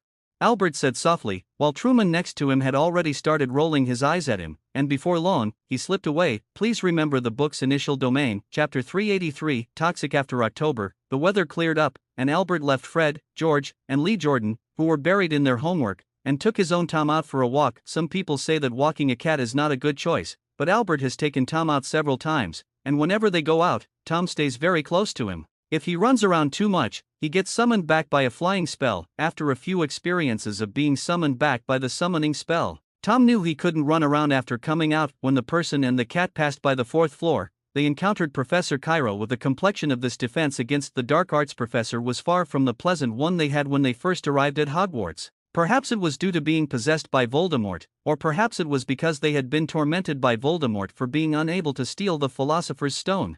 Good morning, sir. Good morning. The dry response from the defense against the dark arts professor. Professor, I have a question about the ghostly choir.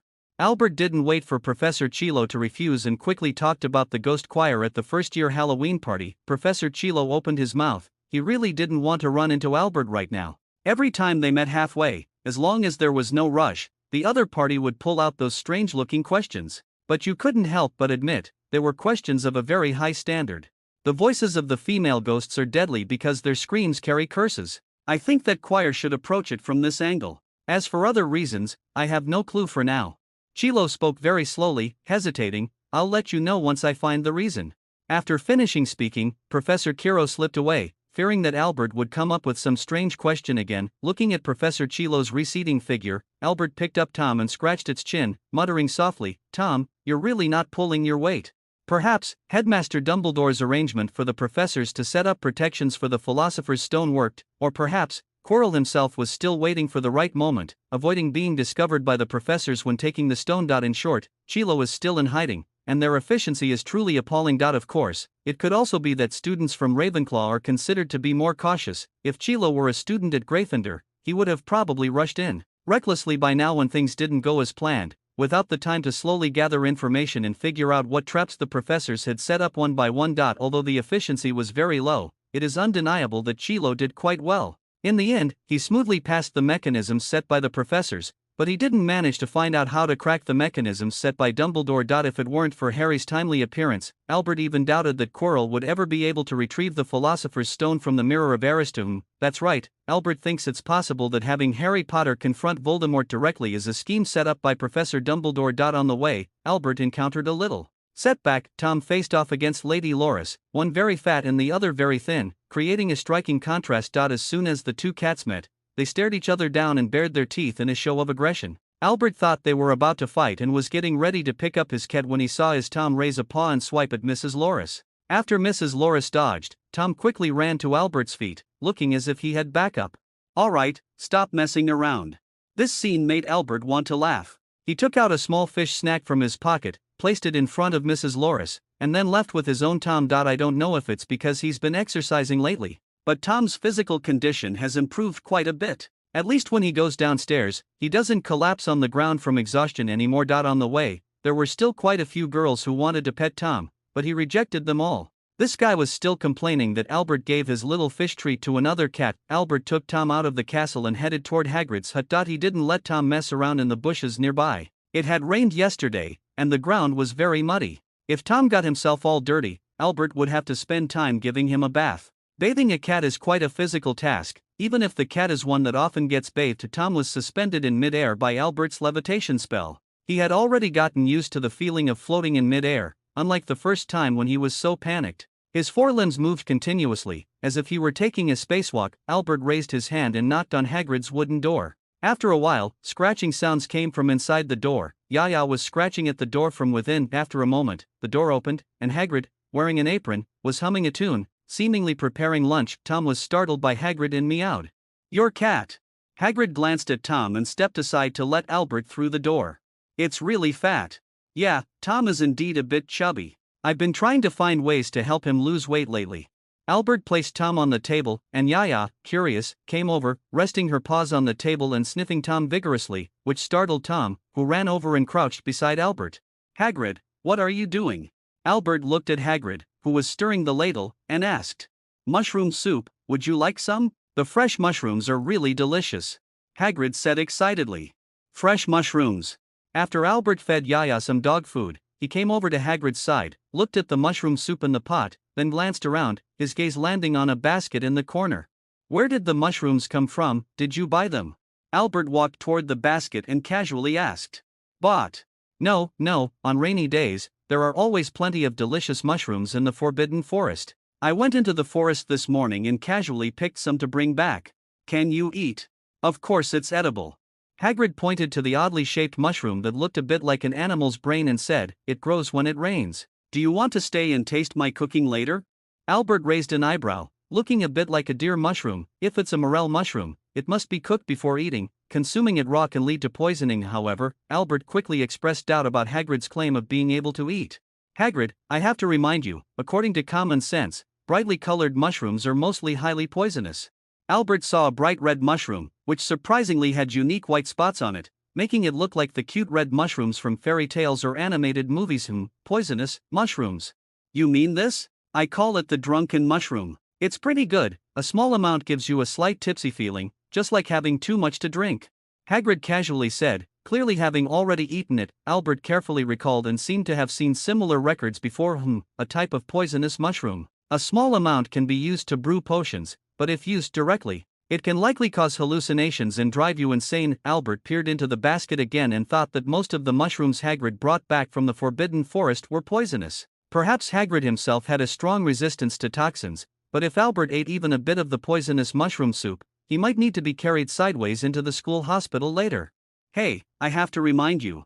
Albert was just about to speak when he was interrupted by a knock on the door. He walked over to open the door, and it was Harry and Ron. The two looked at Albert, who was opening the door, in surprise. "Harry, Ron, do you want to have lunch here? You can try the mushroom soup I just made." Hagrid turned his head to look at the newcomers and greeted them with a smile. "Mushroom cream soup." The two people's attention was drawn to the cat on the table and the dog lying by the edge of the table, and they paused for a moment after hearing Hagrid's words. "Albert, you really should try some. These mushrooms are truly delicious." Hagrid scooped a big spoonful for himself and put it in his bowl, the rich aroma of mushrooms filling the room. "This smell is really delicious," Ron said. "Give me some." Harry walked over and looked at the mushroom soup that didn't look too bad. Albert's mouth twitched. If the famous Harry Potter ate a poisonous mushroom and died, it would truly become a joke. "And you guys." Hagrid served Harry another bowl. Before Harry could start eating, a hand rested on his shoulder, stopping his movement. "Wesley, if you don't want to get poisoned, you'd better not touch that thing," Albert reminded. Ron jumped in fright, almost dropping the wooden spoon he was holding. "Don't talk nonsense. How come I'm fine after eating it?" Hagrid was taken aback, scooped a spoonful into his mouth, chewed it a couple of times, and looked at Albert in confusion. "Just because you're fine doesn't mean others are fine." Albert shook his head and said, "Of course, if you don't believe me, you can go check the mushrooms Hagrid brought back from the Forbidden Forest. Most of them are probably poisonous." Harry looked at Albert with suspicion. He thought the other party wouldn't be lying and had no need to do so. "Really?" Ron looked at Harry in confusion, then at Albert, and walked toward the basket. Of course, he actually couldn't tell which mushrooms were poisonous. As long as the mushroom is brightly colored, it is usually poisonous, Albert reminded. Ron's expression is really not looking good. "Really?" Hagrid asked doubtfully. "Those mushrooms tasted quite delicious. He's already eaten almost half a bowl, and nothing's happened. If you don't believe it, just eat." Albert shrugged, indicating that he had said all he needed to say, and if they didn't believe him, there was nothing he could do. Ps. Just a little complaint, aside from kidding, if you spend money to subscribe and support this book elsewhere, the author won't get any money. Please remember the book's initial domain. Side story 1, The Poisoning Incident. Ps. Consider it a side story. It doesn't affect the main reading, although Albert had warned Harry and Ron, watching Hagrid savoring the delicious mushroom soup was obviously more convincing than empty words. Hagrid has already eaten 2 big bowls of mushroom soup, and there are no signs of poisoning, so it doesn't seem like a pot of poisonous mushroom soup at all. By the way, the smell is really nice. I'll give it a try first. If I really get poisoned, remember to take me to the school infirmary. Ron jokingly said to the people in the room. Albert no longer persuaded, he just quietly sat beside them, holding Tom and occasionally feeding Yaya. Tom was curious and wanted to taste the dog food, but he found the food didn't suit his taste, so he didn't pay much attention to Albert feeding the big dog in front of him. Albert watched Ron eat, poured himself a cup of tea, took a small sip, and murmured to himself, "Sometimes, why do you have to hit your head against the wall to be satisfied?" Harry, who was standing nearby, frowned slightly upon hearing this, but suddenly heard Ron say, "Harry, this tastes really good, you should try it too." Strange, Hagrid, how come you have this here?" After eating a small bowl and still savoring the delicious mushroom soup, Ron suddenly showed symptoms similar to poisoning. He collapsed from his chair, his limbs began to convulse, his eyes bulged out, and he was foaming at the mouth. Harry, who was just about to take a bite, was so startled by this scene that he dropped his spoon. "Ron, are you okay?" "Hagrid!" Harry shouted, "think of something quickly." But Hagrid seemed to be stunned as well, looking incredulously at his own bowl, then glancing at Ron, who was convulsing on the ground, and for a moment, he became flustered. "Poisoned, huh?" Albert looked at Ron lying on the ground, shook his head, and sighed. As expected, Gryffindor students never listen to advice. "Quick, think of a way." Harry saw that Hagrid was also at a loss for ideas, and then remembered Albert, who had just been warning them not to eat the mushrooms. He quickly turned around and shouted anxiously, "This is easy, just make Ron vomit what he ate." Albert said calmly, completely unaffected by the chaotic and tense atmosphere in the room. Oh, Harry seemed to suddenly wake up, shouting, "Ron, quickly spit out what you've eaten. You won't make him throw up, right?" Albert was immediately speechless and looked at Hagrid, saying, "You do it." Hagrid immediately grabbed Ron's ankle, turned him upside down, and shook him vigorously, trying to make Ron vomit the mushroom soup he had just eaten. Albert watched this scene and suddenly felt an inexplicable sense of humor. However, it seemed that the effect wasn't very good. He walked over and punched Ron in the stomach. The poor guy was hit so hard that he spat out his food, scaring Tom and Yaya, who quickly moved aside. Ron, are you okay?" Harry saw Ron spit out the food and couldn't help but breathe a sigh of relief. He quickly rushed over and shouted, "I'll take him to the school hospital." Hagrid picked up Ron and was about to run toward the castle when he saw Albert pour a cup of tea and hand it to him. "Give him some, it will help alleviate the poisoning symptoms, and then take him to the school hospital." Hagrid didn't know why either, but he still followed Albert's advice. He had no opinion of his own now, and since Albert was so calm, it was best to handle things according to his suggestion. "All right, let him go to the school hospital. Madame Pomfrey should be able to take care of him."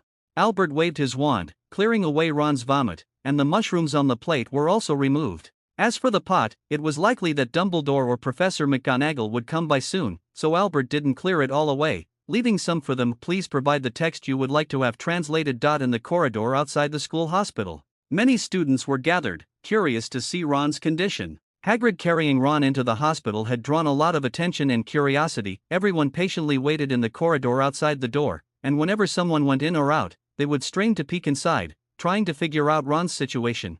Food poisoning. Fred and George exchanged glances after listening to Albert's lecture. How stupid can he be to do something like this? Percy covered his face with his hand, truly unable to understand what kind of mindset would lead someone to taste food after being told it was poisoned. Ron, on the other hand, not only took a bite but also finished a whole bowl. As he jokingly said, he was indeed carried into the school hospital. Harry now regrets not listening to Albert's advice. If it weren't for Albert's decisive handling, who knows what would have happened. Beside him, Hagrid's eyes were vacant. He couldn't understand why he had eaten several bowls without any issue, but Ron had been poisoned after just one. Fortunately, Harry hadn't eaten at the time. If something had happened to Harry too, how would he face Lily and James? "Mrs. Pomfrey will take care of him, and it's not your fault." Albert casually comforted, "Everyone has a certain level of tolerance for mushrooms. Some people eat them without any issues, while others might have problems. Since Ron ate them himself, he needs to take responsibility for his actions. Consider it a lesson." If he had listened to you, this wouldn't have happened. Hagrid felt very guilty because Albert had already warned them in advance that such a thing would happen. It was entirely because they didn't heed the warning that it turned out this way. Harry still remembered Albert's mumbling. As expected, Gryffindor students never listened to advice. So, he didn't persuade anymore. Watching them get poisoned, watching them being sent to the school hospital, Harry sadly realized that there was really no one to blame for this matter. If anything, they should blame their greed and stupidity, which ultimately led to their downfall. They are really stupid. He must be laughing at himself in his heart. What on earth is going on, Hagrid? Dumbledore, who had hurried back, looked at Hagrid. I'll take it from here. Albert reiterated what he had already told Professor McGonagall and Madame Pomfrey. A pot of poisonous mushroom soup. Dumbledore raised an eyebrow, suddenly unsure of what to say. After all, Hagrid himself ate 2 big bowls without any problem, while Ron ate 1 bowl and got poisoned. Who can we blame for that? Moreover, Albert had warned them. I've checked, it's a pot of poisonous mushroom soup. Professor Sprout said helplessly. As Mr. Albert mentioned, most of the mushrooms in the basket are poisonous. It's hard to believe someone would stew them all together. But why me? Hagrid stammered. Antitoxins, Hagrid, everyone has different levels of antitoxins, and obviously Ron doesn't have any, so he was knocked out by the mushroom poison. Albert interrupted. Minerva, please contact the Weasley couple. They have a magical clock, and I think it should have already detected something. Dumbledore said to Professor McGonagall beside him. Okay. Professor McGonagall hurriedly left. Soon after, the Weasley couple appeared at Hogwarts with Ginny. You saved him, I heard Meg say. Mrs. Weasley grabbed Albert and hugged him tightly. Thanks to you, Mr. Weasley patted Albert on the shoulder and gave him a hug as well. Percy's face was grim. He couldn't understand why his brother was so foolish. He felt he hadn't fulfilled his duty as an older brother, but in reality, it wasn't his fault at all. At 6 o'clock in the afternoon, Professor Pomfrey finally let them into the school hospital. It was very quiet inside, with the curtains drawn and the lights on. Ron lay on the hospital bed, his face looking very pale, but he was clearly out of danger and had regained consciousness. When Mrs. Pomfrey came over to remind them that only 6 visitors were allowed, Albert left with Lee Jordan, leaving Ron with his family. In the evening while resting, Fred said to them, Ron will have to stay in bed for at least another half-month. However, this matter was not over yet. The news of Ron being poisoned spread quickly the next day. Everyone seemed to think it was an accident because Hagrid himself ate it without any issues. It's just that many people can't understand why someone could be so stupid. Clearly, someone told you it's poisonous. Why would you still eat it? However, when this matter reached the ears of the Daily Prophet reporter, it took a bit of a turn. Harry Potter was poisoned. The conspiracy theory actually spread like this in the newspaper. Countless people are concerned about the safety of this savior, yet no one cares about the real victims. Pete, please remember the book's initial domain. Chapter 384, Communication Bookmark. A wisp of silver gas shot out from the tip of Albert's wand, quickly forming a silver orb in the void, casting a pale glow on the faces of the people in the dimly lit room. With a creak, the door opened, and the red-haired girl stepped inside. Her gaze fell on the glowing orb floating in mid-air, and she said gently, I found that I couldn't enter the private library, so I guessed you were probably practicing magic. By the way, was that a patroness just now? Albert dispersed the guardian spirit, closed his eyes, and the walls of the room immediately lit up. It is said that this is a very difficult magic to master. Isabel sat in the chair next to him, looking at Albert with a smile and asked, How's it going? Got the hang of it. Albert sat down opposite Isabel, looked at the girl in front of him, and asked, What is your patroness? How did you know I mastered the patroness charm? Isabel took out her wand, waved it, and conjured 2 teacups out of thin air. Then she poured the milk tea from the thermos into the cups and pushed one of them toward Albert. Guess. Albert took a box from his leather pouch, filled with the sweets bought by Duke Honey. He looked up at Isabel, whose face bore a faint smile, and said, With your abilities and talent, it shouldn't be difficult for you to learn the guardian spell. It's a snow fox. Isabel said. What about you? Sphinx. Albert said with considerable helplessness. I think this guardian spirit suits you very well. Why do you seem a bit dissatisfied? Isabel took a sip of her milk tea and asked. Albert briefly mentioned his concerns about animagi. There is indeed such a saying. However, when an animagus transforms, as long as someone is watching, it generally doesn't cause any problems. Isabel actually admired Albert's abilities. He was only in his 3rd year and had already started thinking about becoming an animagus. Actually, I think the snow fox suits me quite well. Albert looked into Isabel's eyes and said, At least, there's no trouble in that regard. Isabel was just smiling, looking quite happy. However, Professor McGonagall promised to help me. At the moment, I still have no clue about becoming an animagus. Albert thought for a moment and said, well, it's not urgent right now. I'm planning to complete the animagus transformation before graduation. As long as I take the first step, I believe I can succeed. I like your confidence, it's really charming. Isabel rested one hand on her chin while using the other to cut a piece of pastry and put it in her mouth. By the way, what were you trying to do just now? Attempting advanced applications of the patroness charm. Albert thought for a moment and said, try hiding the form of the patroness, or, as far as I know, Professor Dumbledore created an advanced use of the patroness that can convey messages. Were you just trying that? Isabel became a bit interested. Tell me how it works. Albert gave Isabel the information he obtained from Abuffus, along with the intelligence he had gathered in his training diary. Seeing a notebook detailing how to practice the advanced patroness charm, Isabel suddenly began to understand where Albert's reputation as a genius came from. It's not just talent, you also need to put in enough effort. She spent 5 minutes carefully reading through the notes Albert had given her. With her eyes closed, she thought for a moment and said, I don't think it's as difficult as you think. You will fail, most likely because you were misled from the very beginning. Or rather, Dumbledore's brother didn't truly understand the essence. He only taught you his interpretation, and his way of thinking is obviously completely different from yours. This is also the reason why your initial direction was wrong. Was it wrong from the beginning? Albert raised an eyebrow but still patiently listened as Isabel continued speaking. Yes, multitasking is really too difficult. Isabel shared her idea with Albert. After you summon the guardian spirit, you can implant what you want to say into the guardian spirit, and then let the guardian spirit convey the message. Call the guardian spirit. Albert immediately made an attempt, concentrating to project hello into the guardian spirit. He gently waved, and the guardian spirit landed on the table in front of them, emitting Albert's version of hello. It really worked. Albert was very shocked. So, what kind of nonsense did that old man Abacus teach him? To this day, Albert still cannot manage to repeat the message in his mind during the preparation process. Maybe I should write him a letter. If that doesn't work, I'll go ask Professor McGonagall.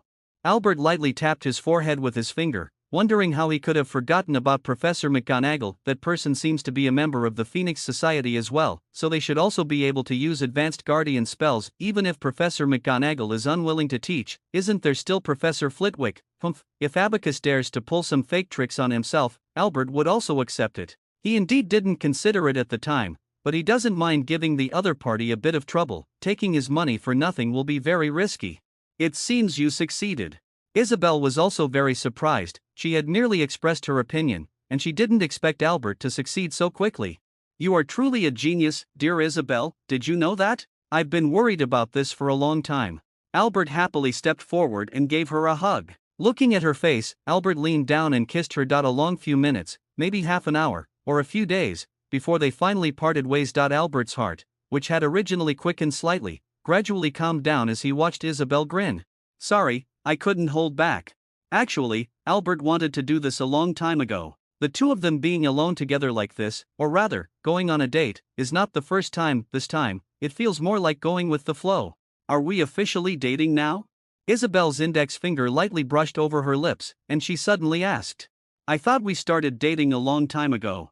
That's true. The two looked at each other and smiled gently. By the way, thank you for your birthday gift. Here's something for you. Albert took out a double-sided mirror from his pouch and handed it to Isabel. I originally planned to give it to you on your birthday. However, consider this an early birthday gift for you. Did you succeed? Isabel took the brand new two-sided mirror and asked curiously. She knew that Albert was researching the two-way mirror, but she didn't expect him to produce it so quickly. It really surprised her. No, this is a finished product someone else gave me.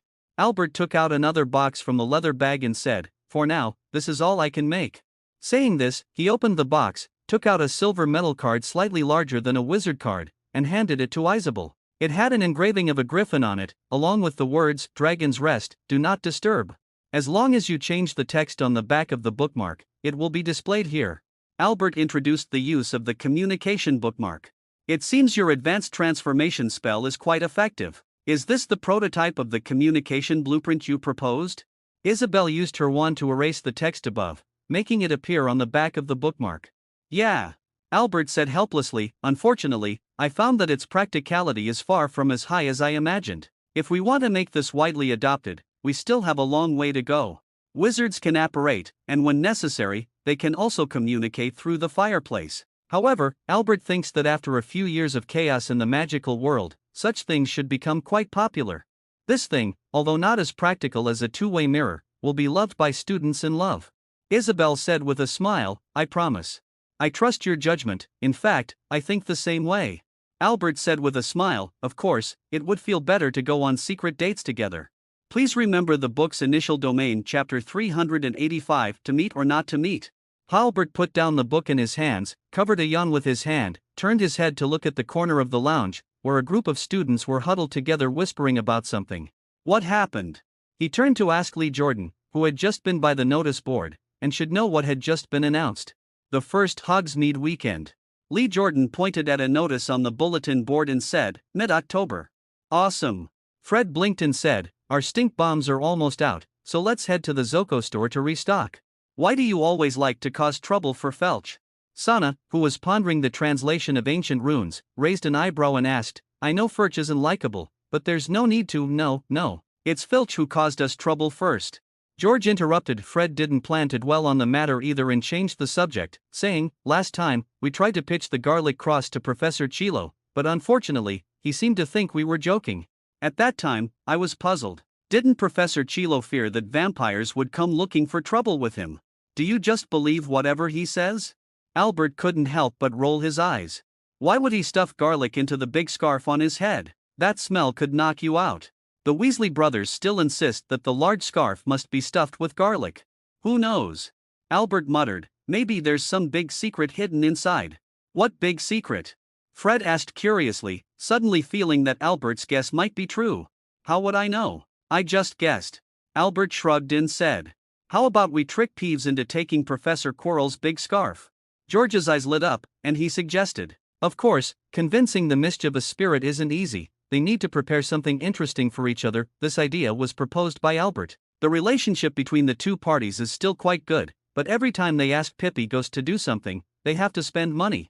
Albert, can you take a look at this? Does this translation convey the right meaning?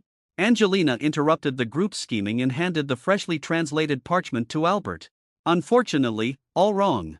Albert glanced at the translation on the parchment and then gave his answer. Sigh, I really don't know why I chose this course in the first place. Angelina somewhat regretted choosing ancient magic texts. This course was not very friendly to most students. What about mine?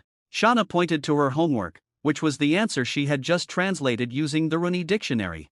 For those strange and interconnected symbols, it is indeed a bit difficult for beginners to understand, even with the runic dictionary.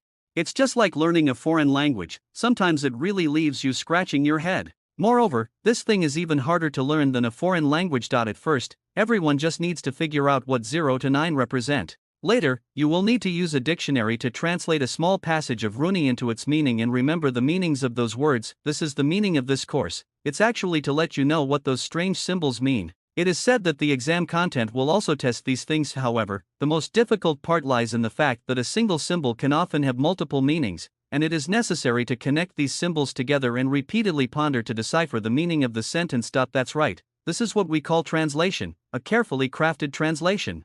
These two sentences have a few words translated incorrectly. Albert pointed out the mistakes. Shauna leaned over, glanced at the mistake pointed out by Albert, and pondered the meaning of those symbols. She didn't doubt Albert's judgment at all. A magic genius who could converse with Professor Basista babbling in ancient runes and read books in ancient runes as if they were ordinary reading material was no exaggeration. It wouldn't even be a problem for him to serve as Professor Basista babbling's teaching assistant. As for the ancient magic homework, it was naturally no challenge for Albert. To be honest, Professor Basista babbling's class was the most boring course Albert had ever taken. The introductory knowledge of ancient runes she taught seemed as simple to him now as someone teaching him to recognize Arabic numerals. However, we still have to attend the ancient magic course. We can't just skip it at will. Professor Bathilda Bagshot also knew about Albert's level. Unfortunately, at Hogwarts, there is only the concept of being held back, not skipping grades. So as long as Albert doesn't disrupt the class, they let him do his own thing, except for the occasional times when Professor Basita babbling would call Albert to the stage to have a few dialogues in ancient runes with her. Albert spent the rest of the time doing his own things. He found something interesting for himself, finding mistakes in a book. Yes, finding mistakes in an easy introduction to ancient magic texts. which is basically just looking for troubled writers or not like Albert, who has a cheat panel. It's impossible for them to be completely error-free. With a bit of in-depth research, you can always find some mistakes. Albert will point out the mistakes and provide annotations beside them. By the way, how's your research on that thing going? Albert suddenly asked. Still no clue. George shook his head helplessly and said, we're trying to figure out where to get some babasu palm stem sap.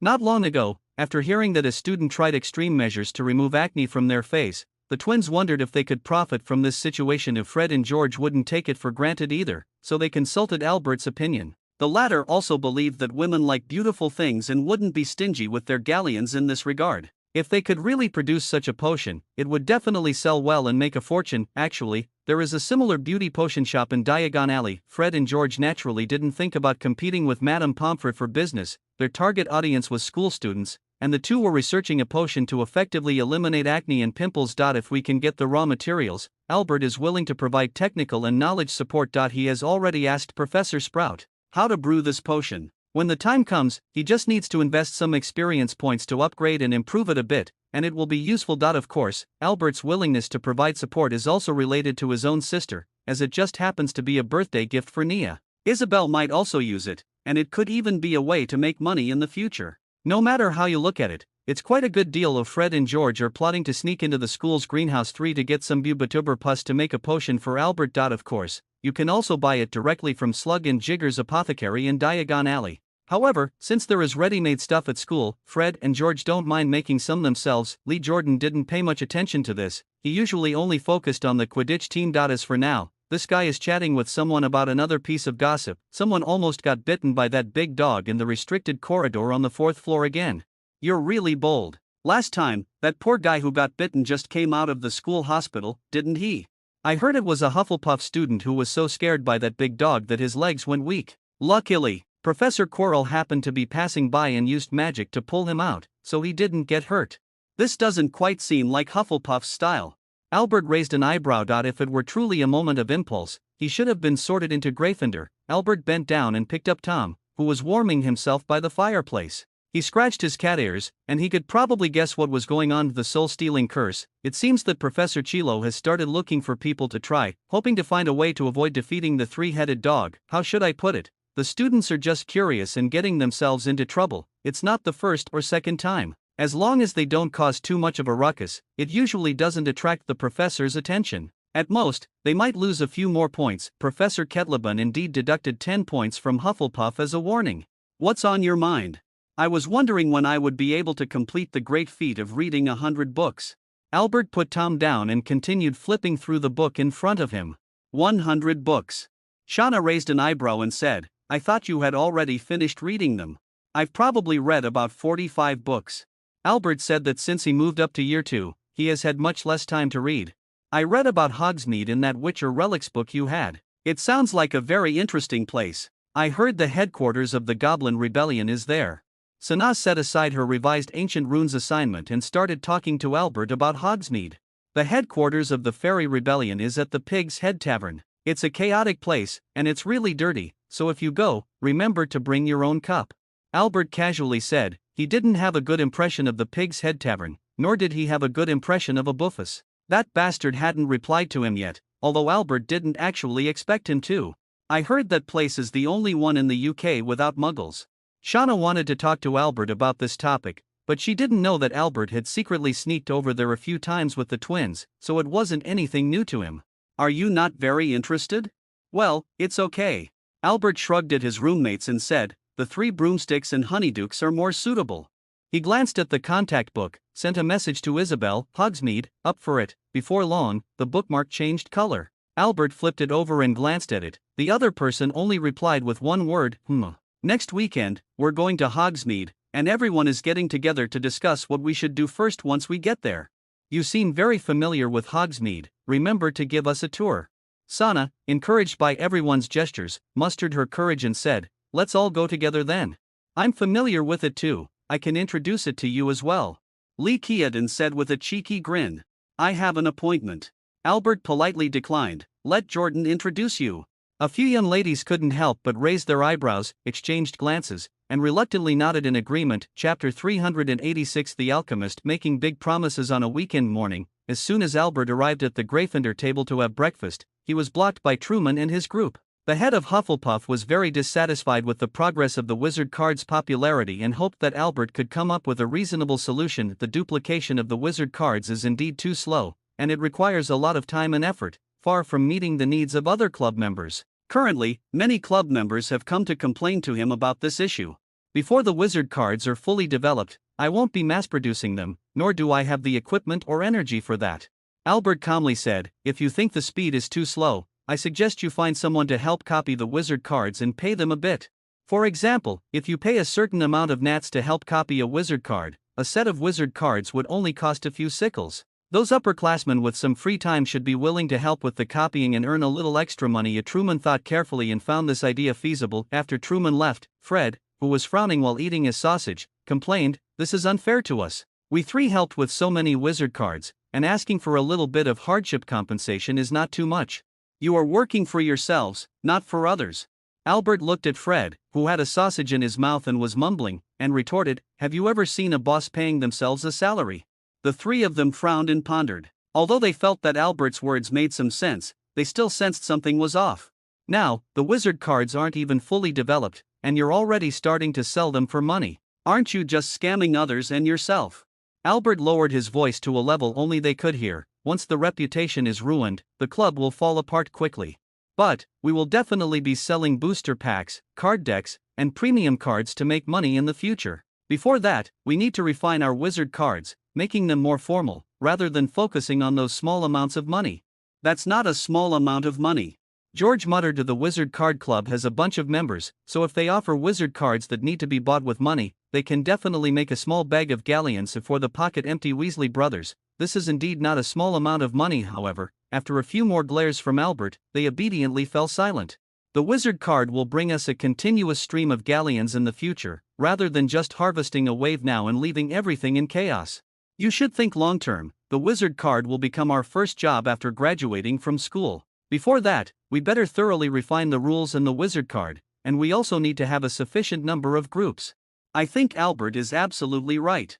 Lee Jordan actually didn't understand what Albert was saying either, but he thought that since Albert was willing to invest in the wizarding card after graduation, he wouldn't let himself incur a loss. He had never seen Albert make a losing deal, and beside, he had never seen Albert incur a loss. Since they don't understand, they might as well follow someone who does, and since Albert is willing to take them along, Lee Jordan still trusts Albert very much. Fred and George looked at Lee Jordan speechlessly, but didn't say anything. They really want to make money. There's no way around it. I'm almost going crazy from being broke. Those students who ask others to copy the cards, even if they have complaints later, won't target us, because we are just providing free templates. Albert said mysteriously, and there's a saying, the free ones are the most expensive. I know you don't understand it now, but trust me, you'll get it later. The three looked at Albert in confusion, nodding as if they understood. Albert glanced at Ron, who had just been eavesdropping on their conversation. What are you guys talking about? The future development roadmap of the Wizard Card Club. Albert didn't hide it either. He smiled and took out a notebook from the shapeshifting lizard's pouch, which contained the development blueprint for the future of the wizard card. The three of them huddled together to go through the notes, and soon an unmistakable look of shock appeared on their faces as they saw Albert's overall plan for the wizard card. The current wizard card can only be considered just getting started. Albert's goal is to have a sufficiently large number of loyal supporters for the wizard card before they graduate from Hogwarts, and to thoroughly complete the wizard card. After they graduate from Hogwarts, they can take the first step, fully promote wizard cards, and then sell random card packs to make this game popular in the British wizarding world. After the wizard cards gained fame in the magical world, they would own their own tavern, similar to the board game store that never came to fruition in the previous life, and continue to host a series of events. Albert's target, however, is the Broken Cauldron Tavern, and their revenue will shift from selling wizard cards to selling wizard cards and advertising space. The final step is to open similar franchise stores or branches, but this is also the most difficult step, and we are still very far from it. It turns out that Albert had already planned the development of the wizard card. Although the three of them found it a bit unbelievable, they also believed that Albert would succeed. He was in the initial phase of building popularity, and without a doubt, Albert was doing very well. A large number of students had already joined the Wizard Card Club. Regardless of whether it succeeds or not, The three of them all admire Albert's approach. Lee Jordan didn't look this far ahead with wizard cards, his goal was simply to make wizard cards popular among Hogwarts students. Fred and George's situation is similar, their joke shop also primarily caters to Hogwarts students. However, Albert's plans for the wizard cards have already extended to the entire British wizarding community and even the world. Although there is a suspicion of making grandiose promises, people really do need to have dreams. If you don't even have dreams, you're no different from a salted fish. Of course, Fred, George, and Lee Jordan didn't know that Albert's aspirations weren't as grand as they imagined. He just wanted to find some friends to help him start a company, make money, and achieve the so-called win-win. With money, I can do whatever I want without any worries in the future. However, this seemingly grand blueprint indeed left the three of them stunned. So what do you think we should plan for our joke shop in the future? Fred and George exchanged glances and ultimately decided to seek Albert's opinion. You can divide the areas and eventually take the magical goods route.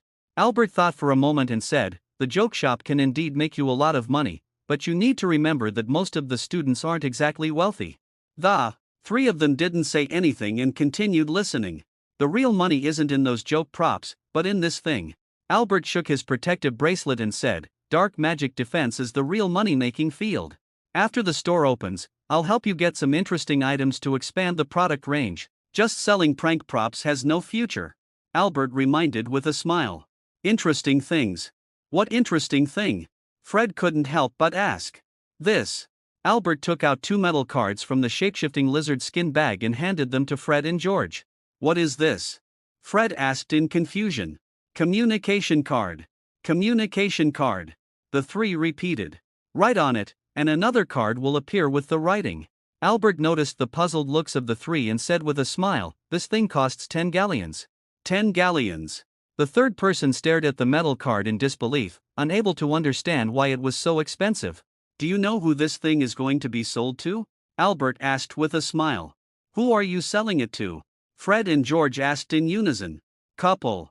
This time, Lee Keaton's mind was racing. As long as they have this thing, they won't need to write letters to each other anymore. They can contact each other directly through the communication card. I don't think they will buy it. Fred suddenly said, 10 gallons is really too expensive. They will imitate you and do this stuff themselves. They can't pull it off. Albert shook his head and said, this involves advanced applications of transformation spells. Perhaps, students who have mastered the transfiguration spell can create similar things, but when it comes to communication, both parties must know how to use the transfiguration spell. More importantly, even if both can use the spell, it's still uncertain whether they can fully present the text.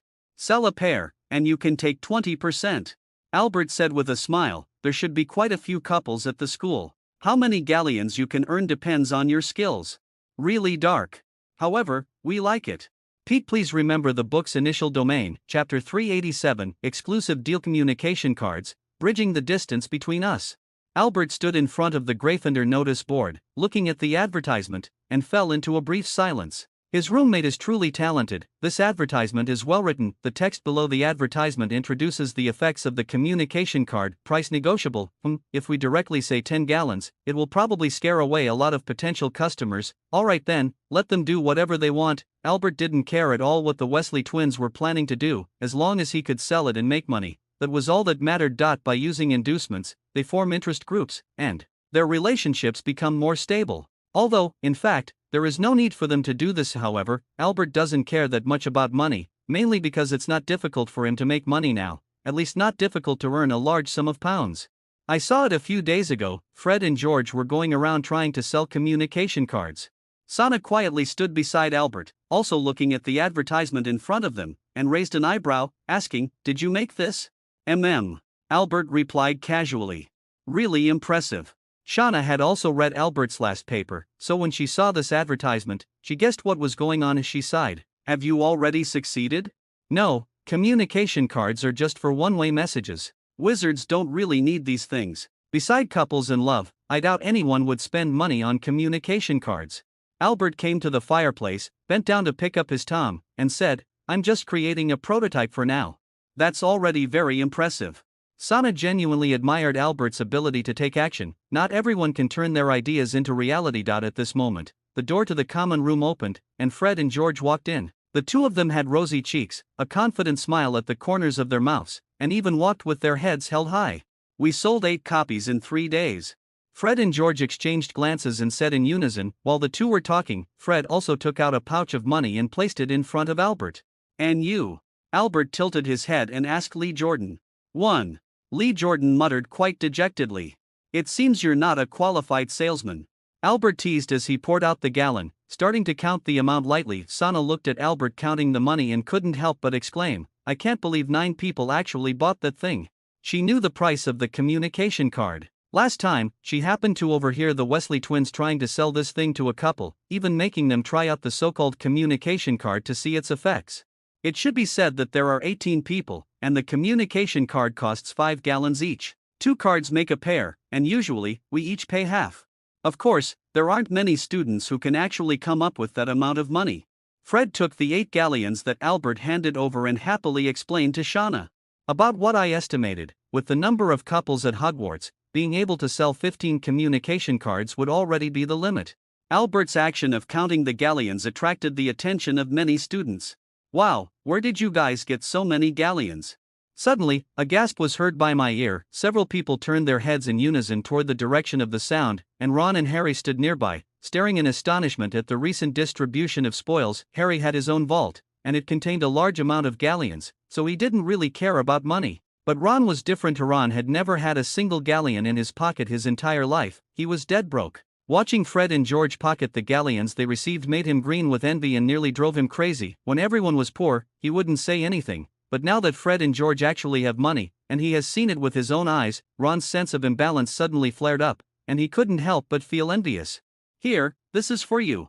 George reached into his pocket, took something out, placed it in Ron's hand, patted him on the shoulder, and then left with Fred. Their shoulders linked, the gold coins jingled cheerfully in their pockets, sounding delightful to the ears. Both of them now somewhat understand why Albert always looks so confident. Having money means being confident. They are also planning to wander around to see if they can find another suitable seller. The Wesley brothers were able to sell 8 communication cards in 3 days, thanks largely to the LivePoint map. They always managed to find the right targets and strike accurately. Ron looked down at the candy in his hand, and his previously joyful smile instantly froze. His cheeks suddenly flushed bright red. He had thought it would be, but he never expected it to be 2 pieces of candy.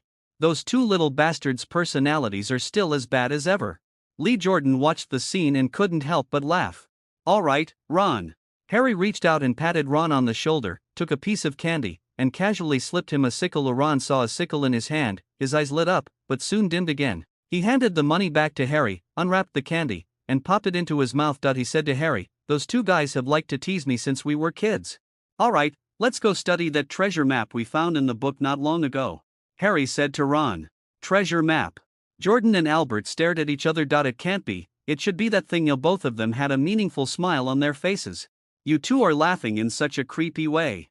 Sana watched the 2 of them laughing meaningfully and couldn't help but mutter, "Has anyone tried to crack my communication card?" Albert changed the subject and asked Lee Jordan about the issue he was more concerned about. "Well, indeed, some people have tried it. They think your communication cards are too expensive and are planning to make a batch themselves to sell." Lee Jordan's mood brightened even more as he spoke about it. "If this thing were a bit cheaper, I estimate there would be a lot of people willing to pay for it." Shauna muttered, "The price is already very low, it can't get any cheaper. If it gets any cheaper, it would be a loss." Albert shook his head and explained, "Although the communication card looks like just a metal card, the magical technology contained within it is quite advanced, and one can last a long time. It's completely worth the price. This thing is much more convenient than writing letters, and you can contact anyone anytime." Lee Jordan actually agreed with Albert's words, otherwise, they wouldn't spend money to buy it. "Did they succeed?" Sana asked curiously. "It should have all failed. In the end, that Ravenclaw Sr. still pinched his nose and came to me to buy the communication card."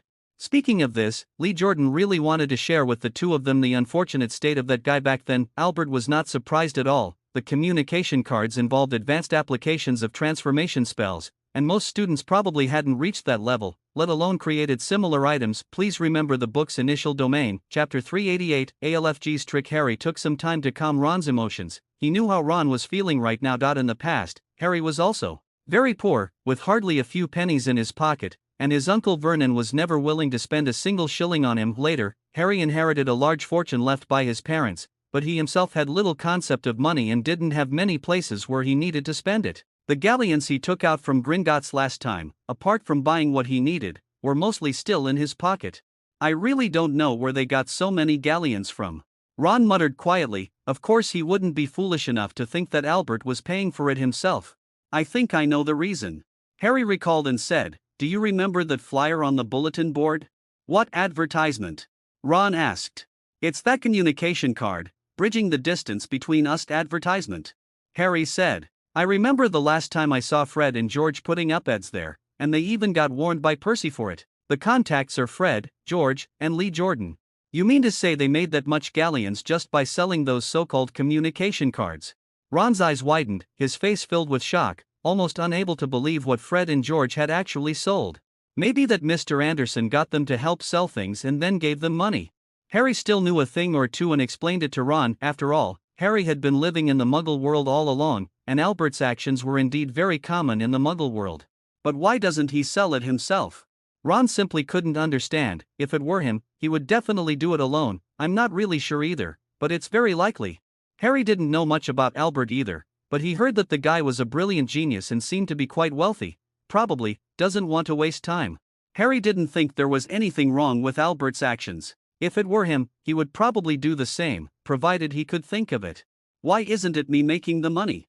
Ron jumped to this thought next, and despite knowing the reason, he still felt very frustrated. Next to him, Harry pulled out a piece of parchment from his pocket. It was a treasure map, with a line written in ornate calligraphy, "Future generations, congratulations on discovering the treasure we left behind. Go seek it out, we have placed all the treasure there.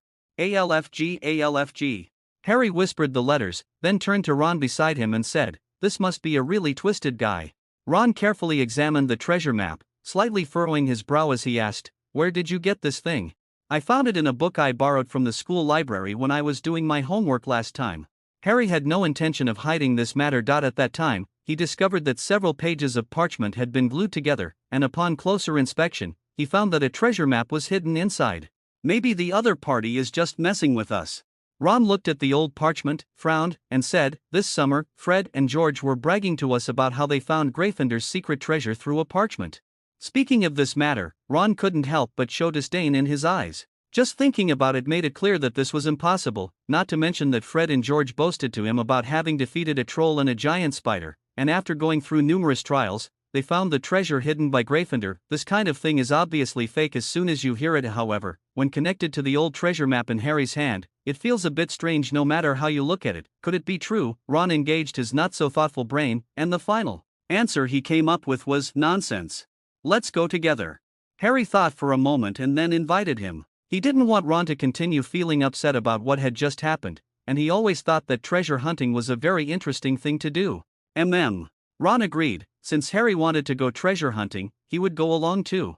However, what does this mean? Harry pointed to the markings on the other side of the treasure map, which looked like a map. I don't know. Ron looked at the map, feeling quite annoyed. It might be a map of somewhere in the castle. What do ghosts have to do with toilets? Harry looked at the few simple drawings next to the map in confusion. And, this thing should be a pumpkin. Ron speculated, ghosts and pumpkins, could it be referring to Halloween?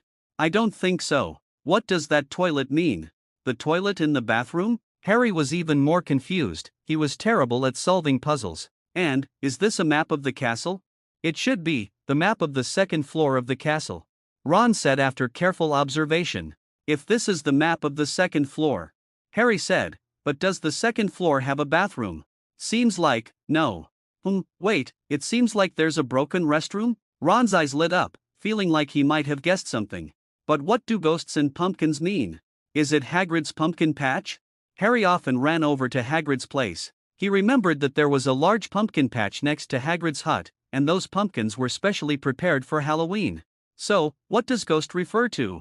Harry felt that his brain wasn't working well enough. He wasn't good at riddles at all. However, he decided to go to the second floor first and try his luck. Maybe he would encounter a ghost or something. However, the two of them wandered around the second floor of the castle but didn't encounter any ghosts. In the end, they decided to check out the malfunctioning restroom to see if they could find any clues. Cannot go in. Ron stopped Harry just as he reached for the brass handle, ready to push the door open. What's going on? Harry asked in confusion. This is a girl's restroom. Ron pointed to the sign, frowning as he spoke. Moreover, he heard footsteps coming this way. What are you planning to do? Hermione stopped Ron and Harry, who were about to enter the malfunctioning girls' restroom, and gave them a very strange look. We're treasure hunting. Harry couldn't help but feel a bit embarrassed, quickly stepping back and explaining to Hermione why he had entered the girls' restroom. He didn't want to be misunderstood. Don't think that finding an excuse allows you to do such things. If you dare to do this, I will go tell Professor McGonagall. Hermione looked at the two with a disdainful gaze and said, "Last semester, a student from our house did this and almost got expelled from the school." Harry and Ron opened their mouths, unsure of what to say. "I hope next time I don't see you packing your bags and getting ready to leave." After finishing her words, Hermione turned around and left. "Really?" Harry asked foolishly. "How would I know? What do we do now?" Ron looked at Harry anxiously. If he got expelled because of this, his mother would definitely kill him. "I'll go in myself." Harry gritted his teeth and said, "You stay here, and if anyone comes, let me know." "Forget it, I'll go in with you." Ron definitely doesn't want to stay outside. What if someone misunderstands? As soon as the two pushed the door open and entered the girls' restroom, they encountered the crying Myrtle. "I think the ghost must be referring to her." Ron pointed at the ghostly girl in front of them and said to Harry, "I know I'm already dead, no need for you to keep telling me." The weeping Myrtle glared discontentedly at the two students who had intruded on her territory. "Do you know where the treasure is?" Harry asked straightforwardly. If possible, he really didn't want to stay here a moment longer. Oh, got it. Someone once told me that if someone comes here looking for something, just tell them 15. The weeping Myrtle suddenly burst into a fit of giggles. "What does that mean?" Ron asked in confusion. "I don't know," Myrtle said cheerfully. "Who told you to say that?" Harry asked curiously. The one who had the ghost relay the message was definitely the creator of the treasure map. "A handsome young man." Myrtle giggled. "He didn't let me tell others his name." After finishing speaking, the ghost floated away. "What do you think 15 means?" "We better get out of here," Ron said uneasily. "Don't let anyone see us go into the girls' restroom." Harry also thought Ron made a lot of sense. Just as they walked out of the girls' bathroom, they heard footsteps coming toward them. The two of them couldn't help but feel a pang in their hearts, looked up, and were surprised to find it was actually an acquaintance. "Harry, Ron, what are you doing here?" George looked up at the room they had just come out of and raised an eyebrow. "What are you doing in the girls' restroom?" Fred asked in surprise. No, us." "All right, I got it, you guys hurry up and leave, don't let anyone else see you." Albert interrupted. "I remember last year when Marcus McLaggen pretended to be clueless and tried to sneak into the girls' restroom. He got caught red-handed by the girls, his reputation was ruined, and no girl would go out with him again." Lee Jordan had a look that said, "You should learn from this."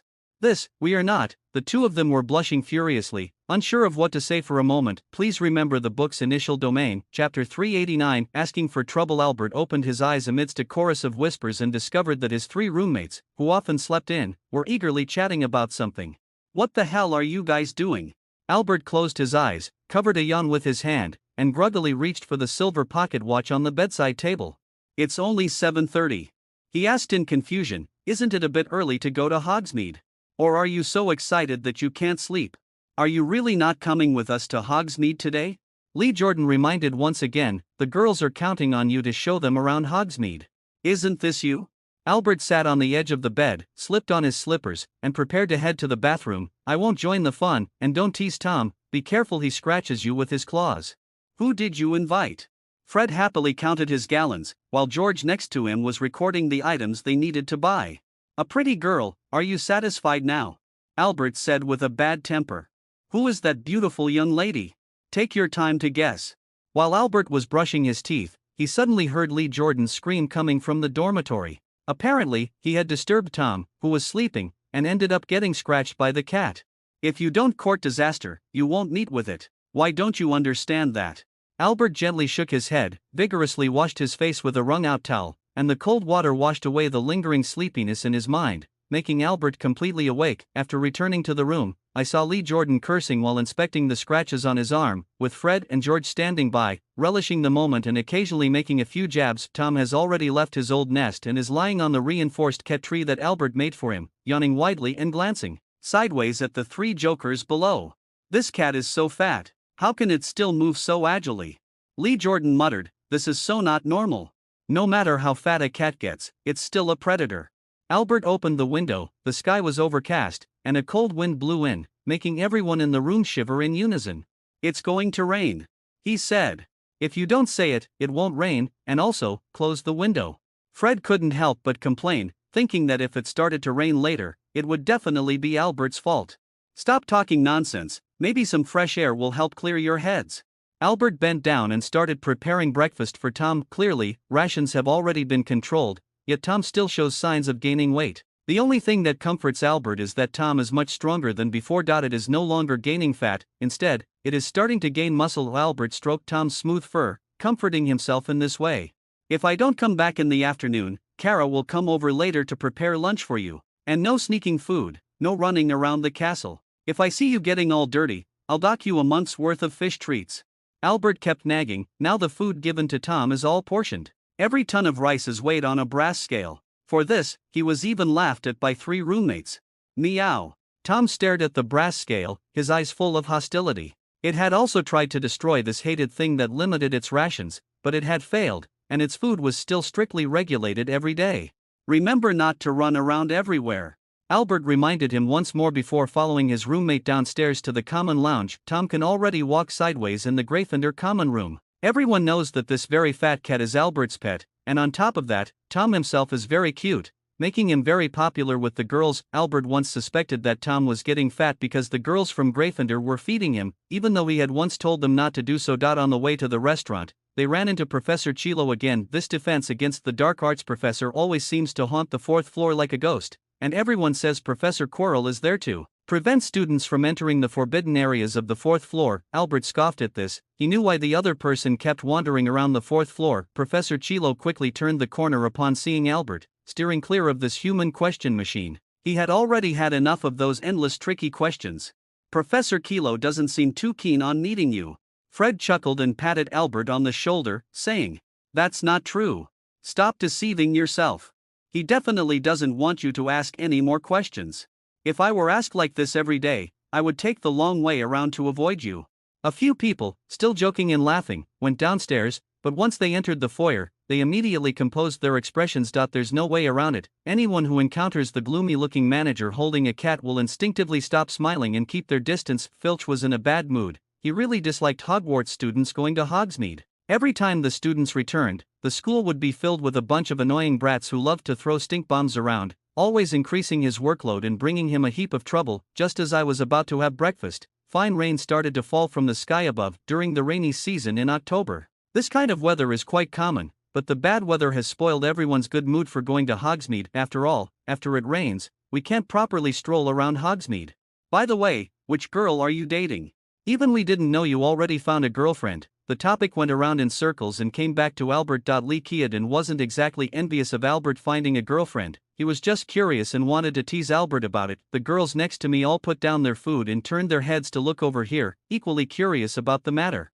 "Katerina," Fred guessed, probably hearing someone call her name. Katerina turned her head to look. To be honest, most students at their age are still quite naive about so-called love. They might have a bit of a crush on a girl, but they don't really have a proper understanding of what love is. "No, eat your bread." Albert glanced at Katerina, then turned to look at the particularly gossip-loving Jordan. Seeing that he wasn't planning to stop talking, he took a slice of bread and shoved it into his mouth. Lee Jordan obediently shut his mouth and continued eating breakfast, lest Albert take matters into his own hands to silence him. The girls are very disappointed and want to know who Albert's girlfriend will be. "Are you really not going with us?" After finishing the meal, Fred asked again before leaving. "I still have to wait for someone, you all go ahead." Albert politely declined. "See, I told you he must have secretly found a girlfriend, haha. Just because he's hiding it doesn't mean we won't find out who that pretty girl is." Lee Keaton suddenly stopped speaking, his tongue stuck to the roof of his mouth, unable to say a word. He was then dragged away by Fred and George. As for the girls, they don't need Lee Jordan to introduce them to Hogsmeade. Filch and his cat were by the oak door in the entrance hall, having Hogwarts students sign out as they prepared to leave the school. In a short period of time, Mr. Filch also caught 2 lower-year students trying to sneak into Hogsmeade. After most of the students had left, the administrator rolled up the long parchment, tapped it lightly on his right palm, and glared at Albert discontentedly. Then, he coughed loudly, as if to signal Albert to hurry up, sign, and get lost. Albert pretended not to hear. "I hope I didn't keep you waiting too long." At 8:30, Isabel appeared on time in the foyer. This beautiful young lady seemed to have taken some time to get ready, sporting a princess hairstyle, and she looked very lovely. The timing is perfect. Albert took out his pocket watch and glanced at the time, perfectly on time. The two of them stared at each other for a while. Albert said with a smile, "So, shall we go?" They signed at the office and walked together toward the school gate. Please remember the book's initial domain, chapter 390. Are you guys on a date? The rain gradually intensified, and the scenery before him became blurred in the rain curtain. Albert drew his wand and conjured an umbrella, silently holding it over Isabel's head. The red-haired girl turned her head, their eyes met, and she smiled gently. Albert secretly reached out to grab the warm, tender little hand. At that moment, he could faintly sense the owner of those hands trembling slightly, slowly spreading them open to intertwine their fingers. The two walked hand in hand into the rain. Albert felt he should say something. It was still a long way from Hogwarts to Hogsmeade, and staying silent the whole way wasn't a good idea. Did you know? When I first started learning summoning magic, it was actually so that I could conjure an umbrella on a rainy day. Albert talked about the original purpose of learning summoning magic. Looking back now, he finds it a bit amusing, but undeniably, it did eliminate the hassle of carrying an umbrella around. Is it to save trouble? Isabel covered her mouth and chuckled lightly, actually finding Albert's words quite reasonable. In fact, a significant part of her learning spells was for this very reason. At this moment, some hushed whispers drowned out the sound of the rain, distracting the two of them. Some students walked past the two of them, probably noticing Albert and Isabel, then slowed down and quietly chatted beside them. After all, yes, the two are conversing in ancient magical script, and to others' ears, it sounds simply like a living ghost. I love the look of shock on their faces. Isabel laughed. A lot of people want to hear our gossip, you know, most girls are pretty chatty. I think they will find out about us dating soon. Albert doesn't really care about that sort of thing. Of course, he also didn't like being the topic of everyone's casual chatter. I'll tell them I'm just looking for someone to practice ancient magic scripts with. Isabel's words weren't actually a lie, they were indeed using ancient runes to communicate. I don't think anyone will buy such a lame excuse. Albert raised the hand that was holding Isabel's and said gently, "We just had a bit of bad luck, that's why we weren't placed in the same grade." To be honest, the 5th grade girl dating a boy 2 grades younger than her sometimes does attract criticism from those with ulterior motives. There are actually quite a few girls who are jealous of Isabel's talent, and Albert's aura is so strong that it attracts a whole bunch of them. Outstanding, wealthy, handsome, famous, and with a calm personality, he's the perfect choice for a boyfriend in every way. Many girls are actually driven by vanity and curiosity. Albert said calmly, he didn't think he was a heartthrob. If they knew that you evaluated them like this, they would probably be very sad. Isabel laughed but didn't deny it. Being a natural-born mind reader, she understood these things better than Albert. This topic accompanied them as they walked out of the school gate. Then, their casual conversation shifted back to the time they first met. At that time, I was really very surprised. Isabel said so. Are you referring to age? Isabel shook her head. Because I found the location of the classroom. It is said that students attending the Transformation Club for the first time need someone to guide them to find the classroom. Isabel shook her head. I dare say you must have used some mind-reading trick on me back then. Albert raised an eyebrow and said, just a little bit of curiosity. Isabel does not deny this. Sometimes it happens involuntarily, but reading other people's thoughts is not pleasant. Most people are not as they appear on the surface. You will find that the people around you are lying. However, I was very happy at that time. What are you so happy about? Albert asked with a smile. This is my personal little secret. Isabel stopped in her tracks, turned around, and placed her index finger on her lips. A little secret, all right, everyone has their own little secrets. Albert handed the umbrella to Isabel and took out the flying broomstick from the shapeshifting lizard's pouch. Let's ride our brooms and go around the side, Albert suggested. Due to the frequent rain in October, the road to Hogsmeade is muddy and difficult to walk. Seamless stretching spell. Well, before that, we need some disguises. When Albert took the wand to put away the umbrella, Isabel had already conjured another umbrella with her own wand. Albert used a doppelganger spell on the two of them. He certainly didn't want to be watched by others. This is my first time riding a broom with someone else. Isabel laughed as she sat sideways on the broom, wrapping one arm around Albert's waist while raising the umbrella over their heads with the other hand. Let's go. Sweeping through the 6 stars, leisurely flying toward Hogsmeade. Actually, I fly quite well too. Then next time, you can give me a ride. Albert didn't ask the kind of question like why don't you join the Quidditch team. Isabel's situation was probably similar to his. She liked flying but didn't want to waste time on Quidditch practice. By the way, there's something. Isabel gently rested her head on Albert's back and said softly, "It seems like Katrina likes you a bit, doesn't it? Why do you think this way?"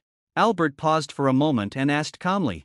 "Probably, intuition, I guess. She probably doesn't even realize it herself, just like most girls who like to admire you." Isabel's tone was very calm, but it also carried a hint of helplessness. "It seems like we really are alike." Albert laughed. "I have a sister too, and I love her just as much, but she's lived in my shadow from the start. Fortunately, she's a muggle. Don't you want your sister to come to the magical world?" "I don't want her to get caught up in the wizard's disputes. I just hope she can marry someone she likes and live a happy life," Albert said gently. He thought Isabel's ideas were probably similar to his own, hoping that his sister could find someone she liked and live a happy and fulfilling life. "I heard you want to date 2 or 3 girlfriends," Isabel suddenly said. "That is a harsh reality. The harsh reality. Many girls date boys just for the novelty, and after a while, they break up." Isabel did not refute. "This phenomenon does indeed exist and is quite common. I'm a bit greedy. I hope to find a girlfriend with a compatible personality to spend a lifetime together," Albert said gently. "A lifetime, you really dare to say that?" Isabel actually didn't dislike Albert's words. She closed her eyes and murmured, "But, who would know about such things? Riding a broomstick is much more comfortable and convenient than walking to Hogsmeade Village." Before arriving at Hogsmeade, Albert made the broomstick stop. Isabel elegantly descended from her flying broom, looked at Albert, who was retracting his sweet 6 stars, and asked, "Where are you planning to go?" After dispelling the illusion spell on the two of them, he smiled and said, "Madame Padifu's tea house. You must have been to Hogsmeade Village." "Why do you say that?" "Most guys don't really pay attention to that tea house on the side street. Only couples looking to date would consider it." "Why can't it be news that someone found out?" Albert asked with great interest. "You seem very familiar with Hogsmeade. You couldn't have done this just by describing it." Isabel put away her wand and handed back the right to hold the umbrella for the lady to Albert. "I have indeed been here a few times, came with friends. There are several secret passages from the school that lead outside." Albert led Isabel back to the road, and before long, they arrived at the village entrance. The streets of Hogsmeade were relatively quiet, with no pedestrians stopping to chat. Everyone was hurrying along, heading straight to their destinations. The two walked along the street and finally turned into the side road opposite the Pighead Bar, where there was a small pink tea house. "Madame Patefu's tea room."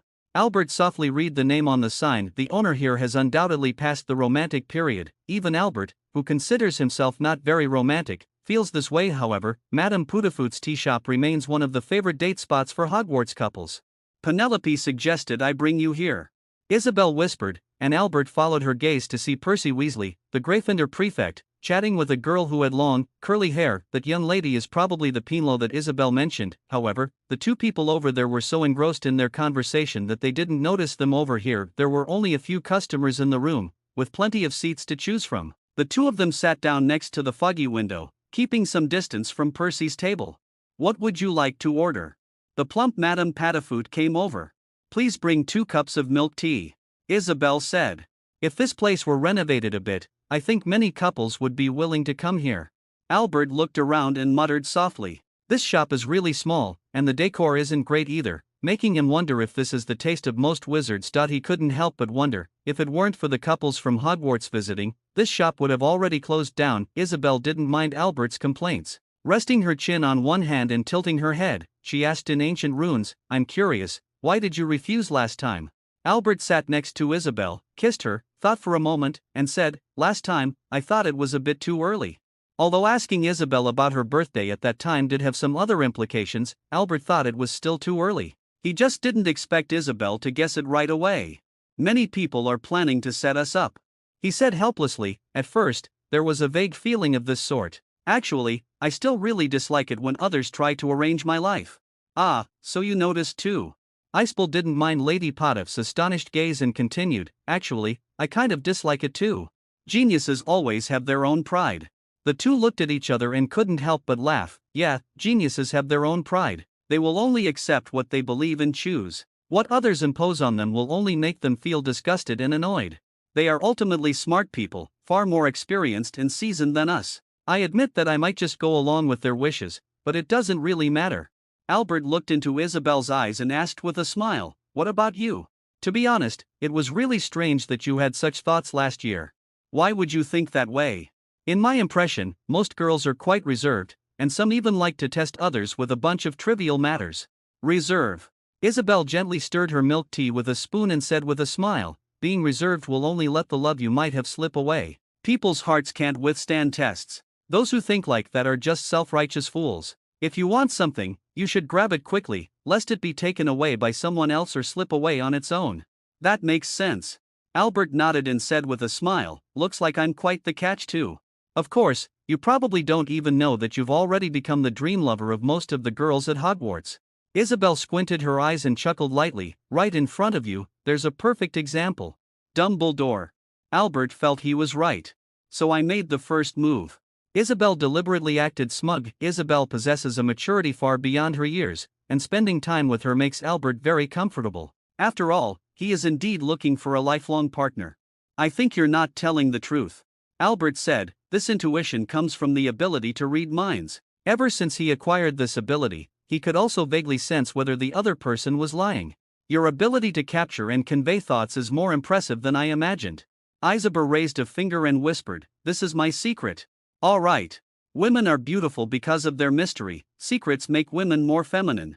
Albert reached out and took Isabel's hand, switched back to English, and repeated himself, because Isabel seemed not to understand. Woman is beautiful because of her mystery, secrets make a woman more feminine. Isabel softly repeated this sentence, seemingly very fond of it. Would you mind letting me taste the flavor of the secret?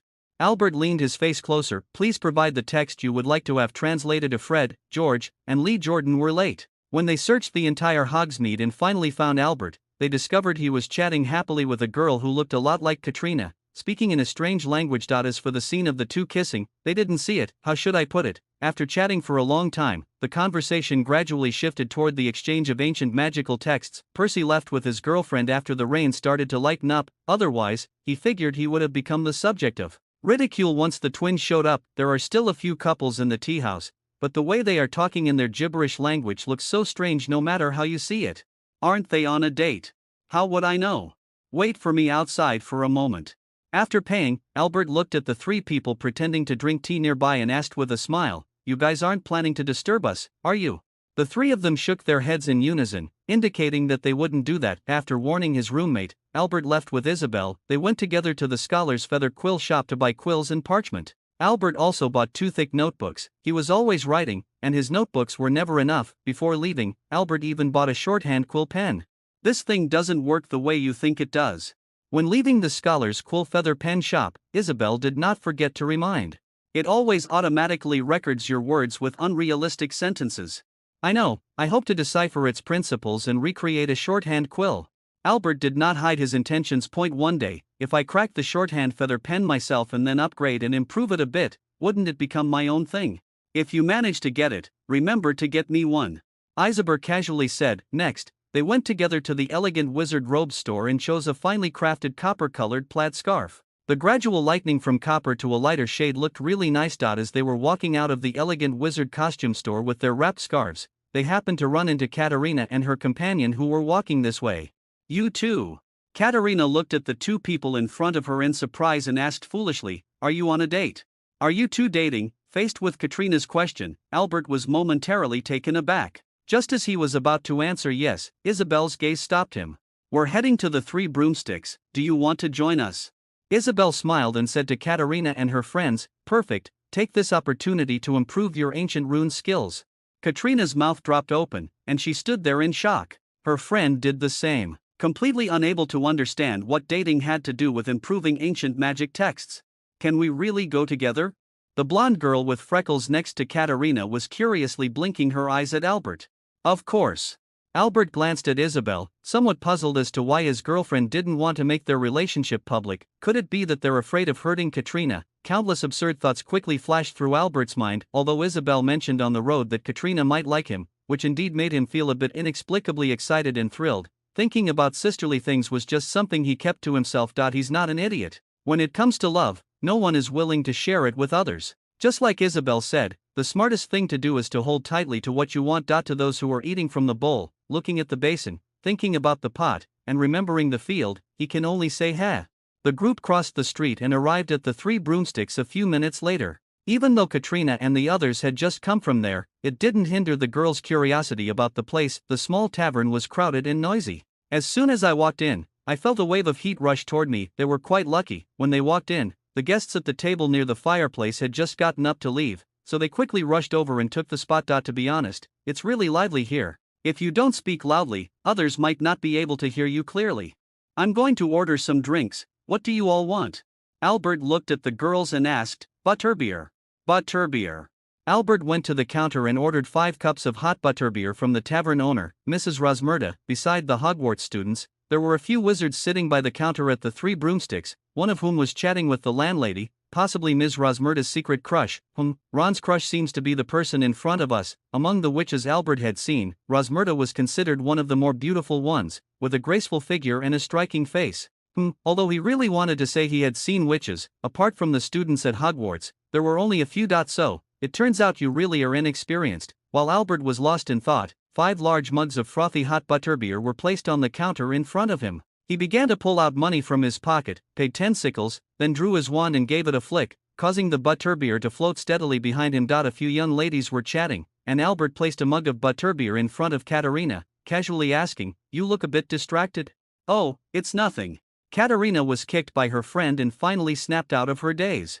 "Not bad." After distributing the drinks, Albert took a small sip of the warm butterbeer and felt warmth spreading from the inside out. Isabel quickly picked up the topic, not giving the 3 a chance to ask if they were on a date, and steered the conversation toward ancient runes. Albert guessed Isabel's intention and immediately picked up the topic. He could sense that many eyes around were fixed on them, and the reason they didn't come over was probably due to their inner sense of propriety. The table next to them had all ears perked up, eavesdropping on their conversation. At this moment, everyone was stunned. Unable to understand why the topic kept revolving around ancient magic texts, Isabel is even preparing to conduct a live teaching session on ancient magic scripts, leaving the 3 people sitting opposite him so shocked that they can't even speak, let alone interject. Most of what the 2 of them talked about was teaching you how to quickly master the ancient magic script course in a short period of time. The thinking patterns of geniuses are a bit strange, but their methods are indeed very useful for many people. Even Albert had to admit this point. He himself doesn't use cheats, but that doesn't stop him from admiring Isabel's way of thinking. Now that's a true genius, completely unlike this imposter of myself. Students who can come to Hogsmeade are all in their 3rd year or above, and if they choose ancient runes, they have already been exposed to ancient runes for some time. However, most people are still in a state of confusion, and Isabel's live teaching is like throwing a depth charge into a lake. Albert occasionally goes up and delivers a finishing blow, leaving those who want to eavesdrop on their conversation dazed and confused. Clearly, we came out to have fun, yet we still have to listen to this endless chatter. It's simply torture. Katrina could understand some of it and could also sense the practicality of what Isabel and Albert were discussing, but her level was still far from enough. She listened, half understanding, and regretted not bringing a quill and notebook with her. "How come you are so proficient in using ancient magic?" The brown-haired girl with braids next to Katerina finally couldn't stand the incessant chatter and wanted to steer the conversation elsewhere. You need to find someone skilled in ancient magic texts and communicate with him frequently." Isabel glanced at Albert and said with a smile, "If you want to learn and master a language well, you need to use it frequently to grasp it faster. Ancient magic script is naturally a language as well. If you don't use it frequently, even if you pass the test, at most you'll only reach a beginner level." Albert followed Isabel's lead and spoke. He noticed that his girlfriend's eyes were almost squinting into crescent shapes, looking quite pleased. "Thanks to Albert's help, I can speak ancient magic texts so fluently." Isabel propped her chin on her hand, smiling as she looked at the few girls in front of her who were dazed and sleepy from what they had done to them. Cough, cough. Albert cleared his throat lightly. He discovered that pretty girls were indeed very good at lying. "Isabel is just as good at deceiving people as I am." About half an hour later, a few dizzy people took Katerina away. There's no way around it, they simply can't withstand Isabel's teaching onslaught. Even those who originally wanted to eavesdrop on their casual chat have all given up. Watching the few people leave, Albert redirected his gaze and looked at his girlfriend, who was smiling at him, and said, "What do you think they'll say about us when they go back?" "It will definitely be very interesting. Isabel is in a good mood. Why not tell Katerina about our relationship?" Albert gently asked. "Isn't it better to clarify some things in advance and let them give up? Actually, they're just very curious and easy to handle. If you just tell them directly, it will make things more complicated." Isabel made an excuse. She actually hadn't figured out how to resolve the matter yet. How others see it doesn't really matter to Isabel, but she still cares about her own sister. She noticed the days in Katrina's eyes just now. It's all that guy's fault for being so outstanding, that's why he attracts so much attention. Albert only half believed this, but he didn't ask further and changed the subject, saying, "Where to next?" "The Duke of B's candy store. Eating too many sweets can easily make you gain weight," Isabel said with a hint of distress. The young girls are indeed very concerned about their appearance and figure. "Then you shouldn't eat sweets anymore." When Albert said this, he earned an eye roll from his girlfriend. He laughed again and said, "If you're afraid of gaining weight, you need to exercise more regularly. I'll have Tom run with you, he needs to lose weight too." "I'm very busy." Easy aging and weight gain are common issues for most Europeans, related to our diet and lifestyle habits. Most people don't know how to take care of themselves, which is why they look older. "Is it really related to diet and lifestyle habits?" Isabel raised an eyebrow and asked. "As long as Asian women take good care of themselves, when they reach their 40s or 50s, they look about the same as we do in our 30s. Albert said. "Of course, what he said isn't actually wrong, Europeans do tend to age easily. Well, for most European women, 17 or 18 is the most beautiful age, by 25 they start to age, and by 40, they're basically old ladies." When Albert said this, his calf was kicked hard, and he grimaced in pain before continuing, "So, after I graduate, we'll get married, to prevent you from really becoming an old woman in 2 years. Don't kick me, I'm just speaking the truth."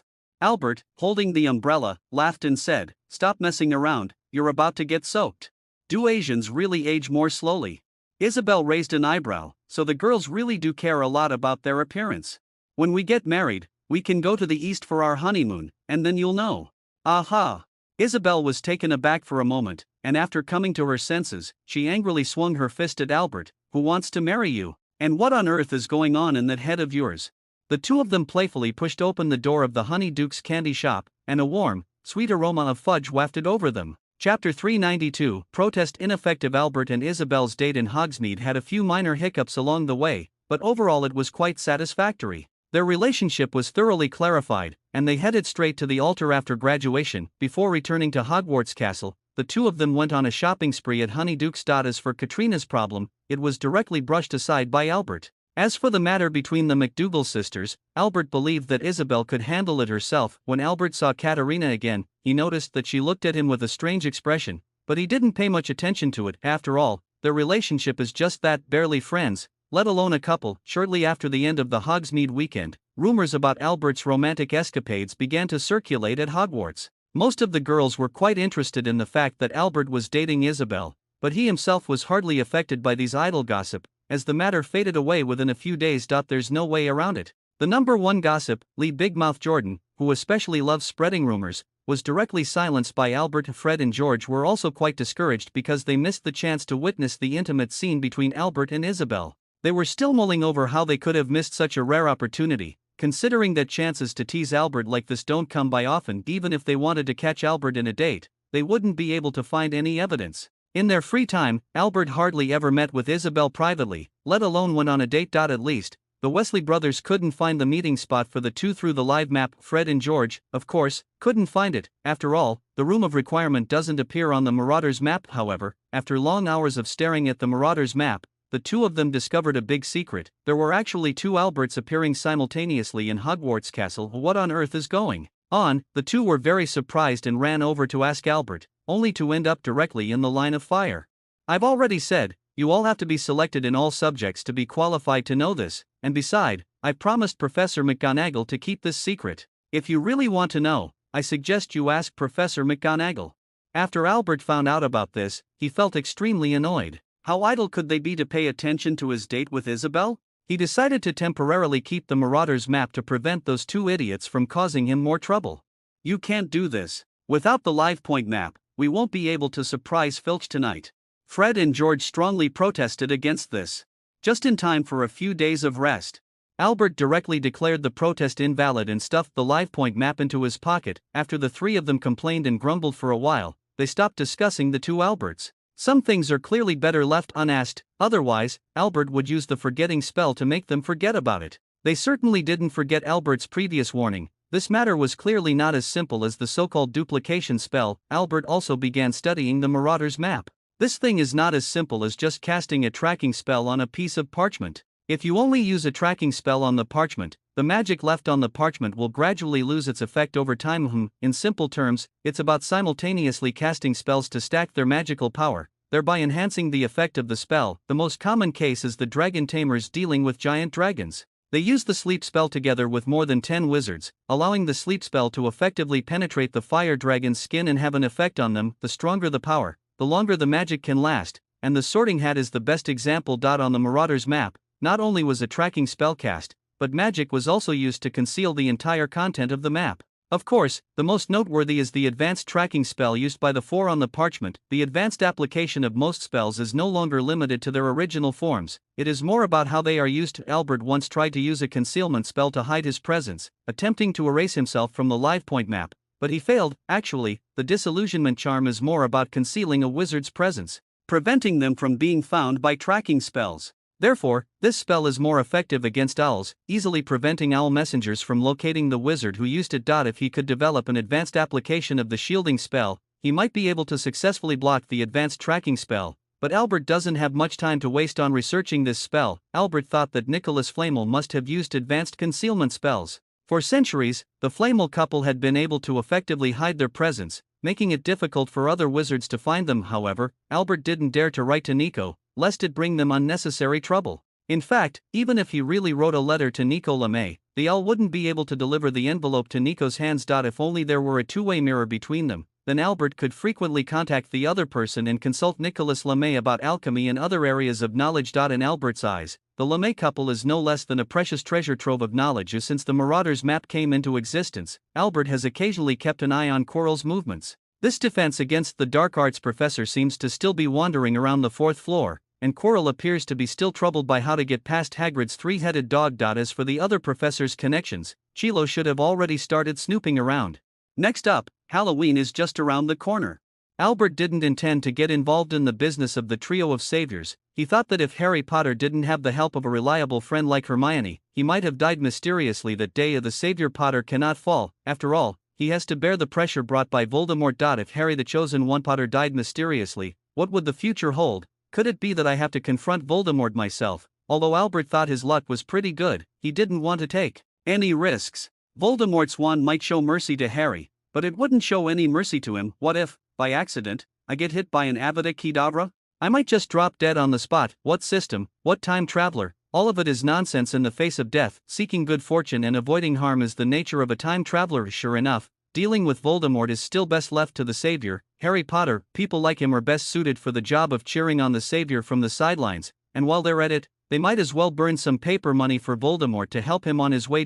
Please remember the book's initial domain, Chapter 393, The Vampire Retreat. The matter of the treasure map still left Harry troubled. They were just one step away from finding the treasure of that treasure map. However, the treasure map did not mark the location of the treasure, leaving Harry feeling inexplicably irritated. It was so close to success, and to fall short at the last moment was truly frustrating. Ron kept babbling his guesses beside him, but he couldn't provide any substantial help. Instead, he disturbed Harry's thoughts, making him very frustrated. After days of deep contemplation, Harry finally arrived at a possibility: to walk 15 steps in all directions from Hagrid's pumpkin patch. As for why it's 15 steps and not 15 feet or something else, actually, most students simply can't get accurate measuring tools, so if they walk 15 normal steps, there definitely won't be too much error. After listening, Ron thought that Harry must have been constantly thinking about the treasure map, causing his own thoughts to become confused and a bit neurotic. After all these things were just made up by Harry out of thin air. Ron thought that the guy who made this treasure map must have done it to mess with the students who found it later. He was a complete jerk. On Saturday afternoon,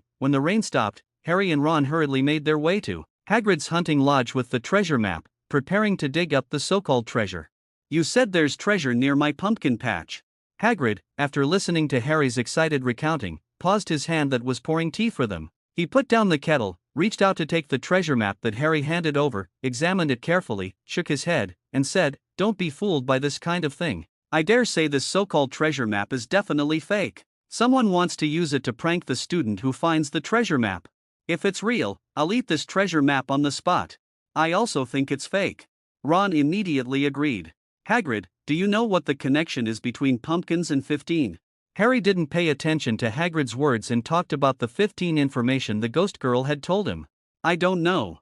Hagrid threw a piece of rock cake into his mouth, took a big sip of strong tea, turned his head, and asked, "Didn't the ghost girl tell you any other news?" "None." Ron answered for Harry. Harry was drinking hot tea, turned his head to look at the pumpkin field outside the window, glanced at the map on the table, suddenly realized something, and said loudly, "I got it." "What do you know?" Ron looked at Harry in astonishment. Hagrid also looked at Harry with curious eyes, waiting for the rest of his sentence. However, Harry didn't seem to intend to explain, putting down his teacup and quickly walking out of the house. Hagrid and Ron looked at each other, not knowing what to say. The two followed Harry outside, only to see him counting the steps outside the pumpkin patch. That's right, stone steps. They just came to Hagrid's hunting lodge through this winding stone staircase, and Hagrid's pumpkin patch is right next to Hagrid's hunting lodge. If anything is in line with the 15th step is clearly in line with this. "Harry, did you find something?" Ron came over to Harry's side and couldn't help but ask. "None." Harry stood on the 15th step, looking around, trying to find the suspected treasure hiding spot. He was a bit frustrated because there was no such thing as a treasure. "Harry, do you think the treasure could be over there?" Ron suddenly pointed to a spot and shouted. In his line of sight, there was a strange branch stuck in the ground, with the upper half exposed. "Yes, maybe right there. I bet that's definitely the mark of the treasure." Harry excitedly ran over, feeling that he might have really found the treasure. Hagrid reached down, pulled the branch out of the ground, glanced at it, and then tossed it aside. He then took the spade and helped Harry dig up the soil. Sure enough, there was a palm-sized wooden box buried under the branch. "Haha, I didn't expect to actually find the treasure." Harry excitedly took the box out of the ground, wiped off the damp soil on it, and then opened the wooden box. Ron and Hagrid also leaned in to see what the legendary treasure actually was inside the wooden box. "There is a small bottle." "What is this?" Ron reached out and picked up the beeswax-sealed bottle, examined it closely, and said to Harry, "It looks like there's something inside the bottle." "Is it a cross?" Harry took the bottle and examined it closely, saying uncertainly, "What are those wax-like things inside? Should we open it and take a look?" Hagrid asked tentatively. "Harry, there's still this in the wooden box." Ron picked up a copper plate, on which was written, "Vampires, begone. Vampires, begone." Harry took the copper plate and carefully flipped through it. Indeed, it was just these few words. He looked at Hagrid beside him in confusion and asked, "Have you ever seen a vampire?" "I've seen them and dealt with them. To be honest, most vampires are not very friendly. However, I think this crucifix amulet is probably prepared to deal with vampires." Hagrid voiced his guess and asked Harry if he wanted to open the bottle. "Open it," Harry said. He was also very curious about what kind of talisman was inside that could actually drive away vampires. "I'll do it." When Ron opened the bottle, everyone present smelled a very terrible and pungent odor. The smell surged out of the bottle, making people feel like vomiting. Ugh, what the hell is this thing?" After Ron smelled that strange odor, he half squatted to the side and started dry heaving. Even Harry, who had retreated to the side, felt a bit nauseous. "Quickly seal it up." Hagrid shouted loudly. Harry immediately stepped forward, put the bottle that Ron had thrown on the ground back in place, and the pungent smell became a bit less intense. Don't tell me that the so-called vampire repellent is just using that garlic smell that could choke a person to drive the vampire away. Harry complained, panting. "There is such a possibility," Ron said with lingering fear. "I dare say no one would wear a talisman that smells so strong and is downright terrifying." Hagrid couldn't help but mutter. "Professor Chilo, maybe Professor Chilo has one on him. Don't forget, Professor Chilo has a very strong strange smell on him." Ron suggested, "How about we give this vampire repellent to Professor Chilo?" After all, Professor Chilo did say he was somewhat worried that vampires might come looking for trouble, so he covered himself in strange smells. Maybe he will need this thing. Of course, Ron was actually afraid that Harry, in a moment of madness, would decide to wear such a strangely scented talisman and end up making his friend smell weird all over. "Well, I think he will need this." Harry nodded, clearly in agreement with Ron's suggestion. After all, it was of no use to them to keep this so-called treasure. It would be better to let it benefit someone who needed it. Chapter 394, The Story of Quirinus Quirrell. 3. In the morning, Quirrell was awakened by the sound of rain outside the window. He suddenly sat up in bed, a sharp pain spreading throughout his body, causing him to grit his teeth involuntarily. Last night, Quirrell's master, the infamous Dark Wizard, punished him with dark magic for his unsatisfactory work efficiency. Voldemort is not a merciful master. The negative effects of the Cruciatus curse still leave Quirrell with aches all over. He covered his face with his hand to hide the look of pain, not because his work efficiency was low, but because this kind of thing simply couldn't be rushed. Professors who can be invited by Dumbledore to set up challenges for the Philosopher's Stone all have their own skills. Even if he could subdue one or two and force them to reveal information about the protective mechanisms of the Philosopher's Stone, it would inevitably expose himself. By then, not to mention stealing the Philosopher's Stone, escaping the school would be a problem. Moreover, the professors had all been instructed by Dumbledore not to reveal the mechanisms protecting the Philosopher's Stone to anyone, and they didn't know what the mechanisms of the other professors were, apart from their own. Of course, Chilo was no exception and dared not openly ask other professors. He could only steer the conversation in that direction through casual exchanges, like today when he saw someone sneaking into the forbidden corridor on the 4th floor again, almost getting bitten by that three-headed dog. However, more than a month had passed, and Chilo still had nothing to show for it. His master was losing patience, and last night was a warning. If Chilo couldn't complete the task, once Voldemort had regained his strength, he would take matters into his own hands. By then, Chilo's life would burn out as quickly as a blooming firework. Chilo struggled to get out of bed and poured himself a potion to suppress the pain. He approached the mirror and looked at the pale young man inside it. Chilo turned slightly, and in the mirror, the back of Chilo's head bore a terrifying face. It was Voldemort. Its eyes were tightly shut, and below them were two narrow nostrils. If one didn't look closely, one might think this face had no nose. This is the terrible punishment Voldemort gave him after Quirrell's failure last time. He possessed Quirrell, feeding on his life force to gradually restore his own strength. However, considering the difficulty of Chilo's mission, Voldemort has been in a semi-dormant state, gradually conserving energy and avoiding excessive consumption of Chilo's life force. However, the moment Quirrell was possessed by Voldemort, his life began a countdown. If he couldn't obtain the Philosopher's Stone, he would die in no time. Therefore, Voldemort wasn't worried about Quirrell not doing his best to steal the stone. It was just Quirrell's slow progress that greatly displeased the Dark Lord. "I will succeed, I will definitely get the Philosopher's Stone," Chilo murmured to himself in the mirror, taking a large scarf from the nearby shelf to cover the face on the back of his head. He also cast a spell on the scarf to prevent anyone from pulling it off when he wasn't paying attention. Chilo hasn't forgotten that not long ago, the notorious troublemaker in the school, Pippi Goe, had his eyes on the big scarf on his head and even tried to yank it off to see if it contained garlic. Fortunately, he reacted quickly at that moment. Otherwise, who knows what would have happened. Since that incident, Chilo has been very careful and cautious, even casting a spell on his large scarf to prevent Peeves or other students from forcibly yanking it off his head. After tidying everything up and getting back on track, Chilo went to the dining hall as usual. When passing the 4th floor, Chilo vaguely saw a familiar figure walking toward him, so he quickened his pace and took a few turns to shake the person off. Albert Anderson, the exceptionally talented wizard from Hogwarts. However, this student, who is liked by most of the professors, is one of the people Chilo least wants to see at Hogwarts. He simply couldn't understand why the other person had so many tricky questions. Even all the students at Hogwarts combined wouldn't have as many questions as Albert. Every time there was a third-grade Gryffindor class,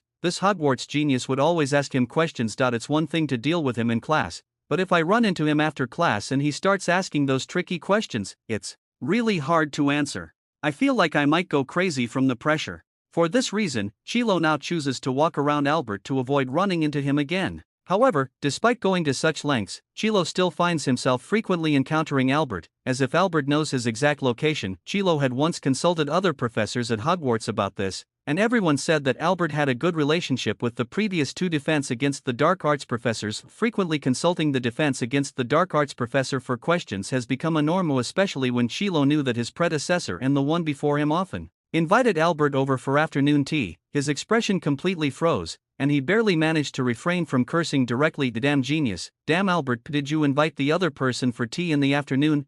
If possible, he definitely wouldn't mind inviting the other person to taste the flavor of the heart-piercing spell. Kiro thought maliciously, just had a meal in the restaurant, casually chatted with Professor Flitwick next to me, and my gaze unintentionally drifted to the Gryffindor table, where Harry Potter was eating the famous Harry Potter. Maybe, if I can find an opportunity to kill him, I will definitely receive the Dark Lord's reward. Quirrell knew that Harry Potter was interested in the forbidden corridor on the 4th floor, maybe letting him get bitten by that dog.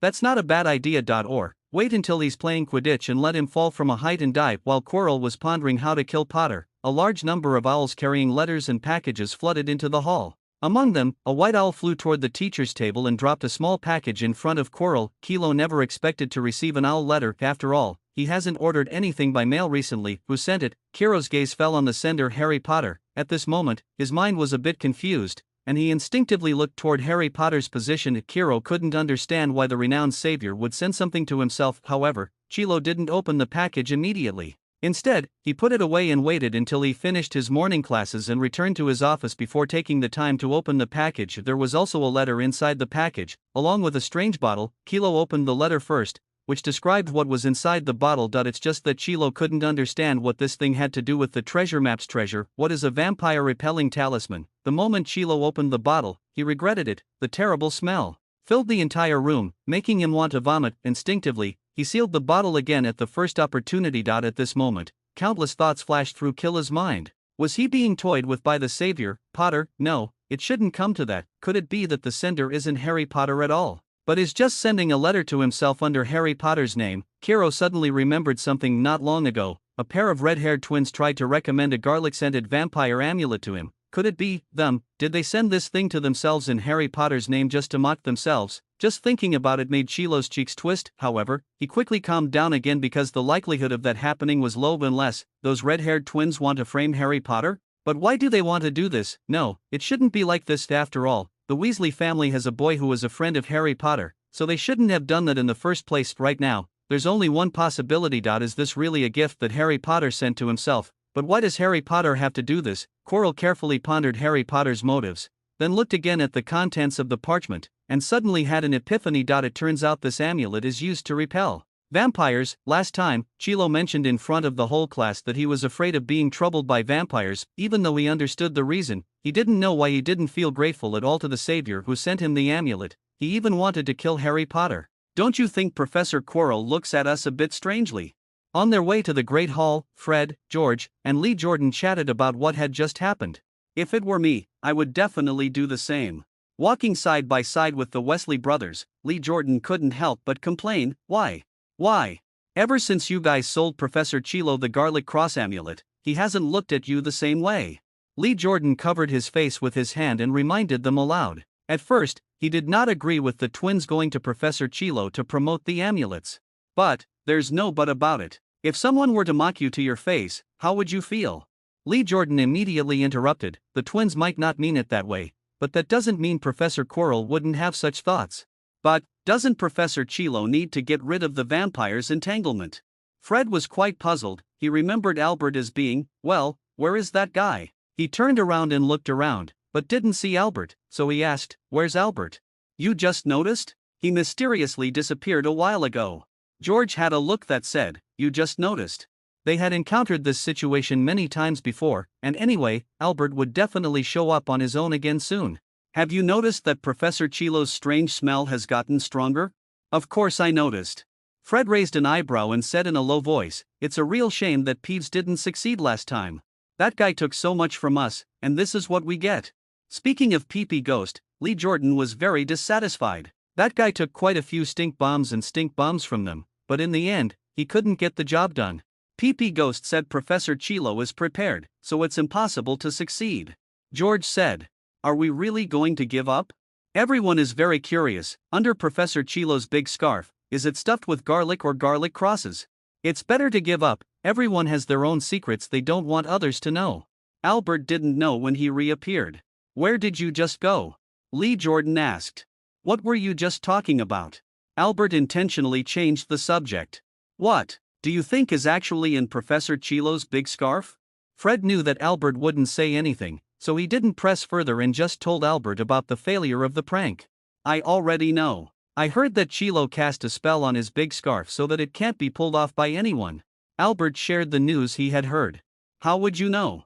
The three of them were very surprised, not expecting Chilo to actually use this trick, causing their original hook plan to fall apart. Heard it from others, but who knows if it's true or not. How about we let the mischievous spirit try again? Lee Jordan suggested. He was still brooding over the failure of the Pidgey. That thing had messed everything up, and that was unacceptable. Albert's face twitched slightly, greatly admiring the trio's ability to court disaster. You have to understand, once Voldemort, who is parasitizing Kiro's occipital lobe, is exposed, who knows what might happen? How many days are you planning to keep them in confinement? Albert spoke up and asked, if you're ready, I can try to make you a fishhook that can break the spell. This can let the mischievous ghost. Lee Keaton's words hadn't even finished when he was interrupted by Albert raising his hand. Pai Pai Gui won't listen to you unless you offer him something else. Then forget it. If that trickster Pai Pai Gui doesn't succeed again, won't they just be wasting their prank props for nothing? The three of them don't have as much money to burn as Albert. The last treasure seems to have been dug up by someone. Albert immediately changed the subject. Did someone secretly leak the treasure's location to them? The three of them unanimously stated that they did not tell anyone the location of the treasure. However, Harry's treasure map, it's just one of the treasure maps created by Albert. However, these treasure maps all need to be deciphered to find the location of the treasure. According to Fred, George, and Lee Jordan, Albert never intended for people to enjoy the treasure hunt. I didn't expect Harry to actually solve the riddle. That's pretty impressive. By the way, who among you has seen his treasure map? A few people were indeed quietly changing the subject. It seems like it's near Hagrid's pumpkin patch, that treasure spot. The treasure seems to be that garlic-scented cross. Lee Jordan said uncertainly. Why not just go ask them and find out?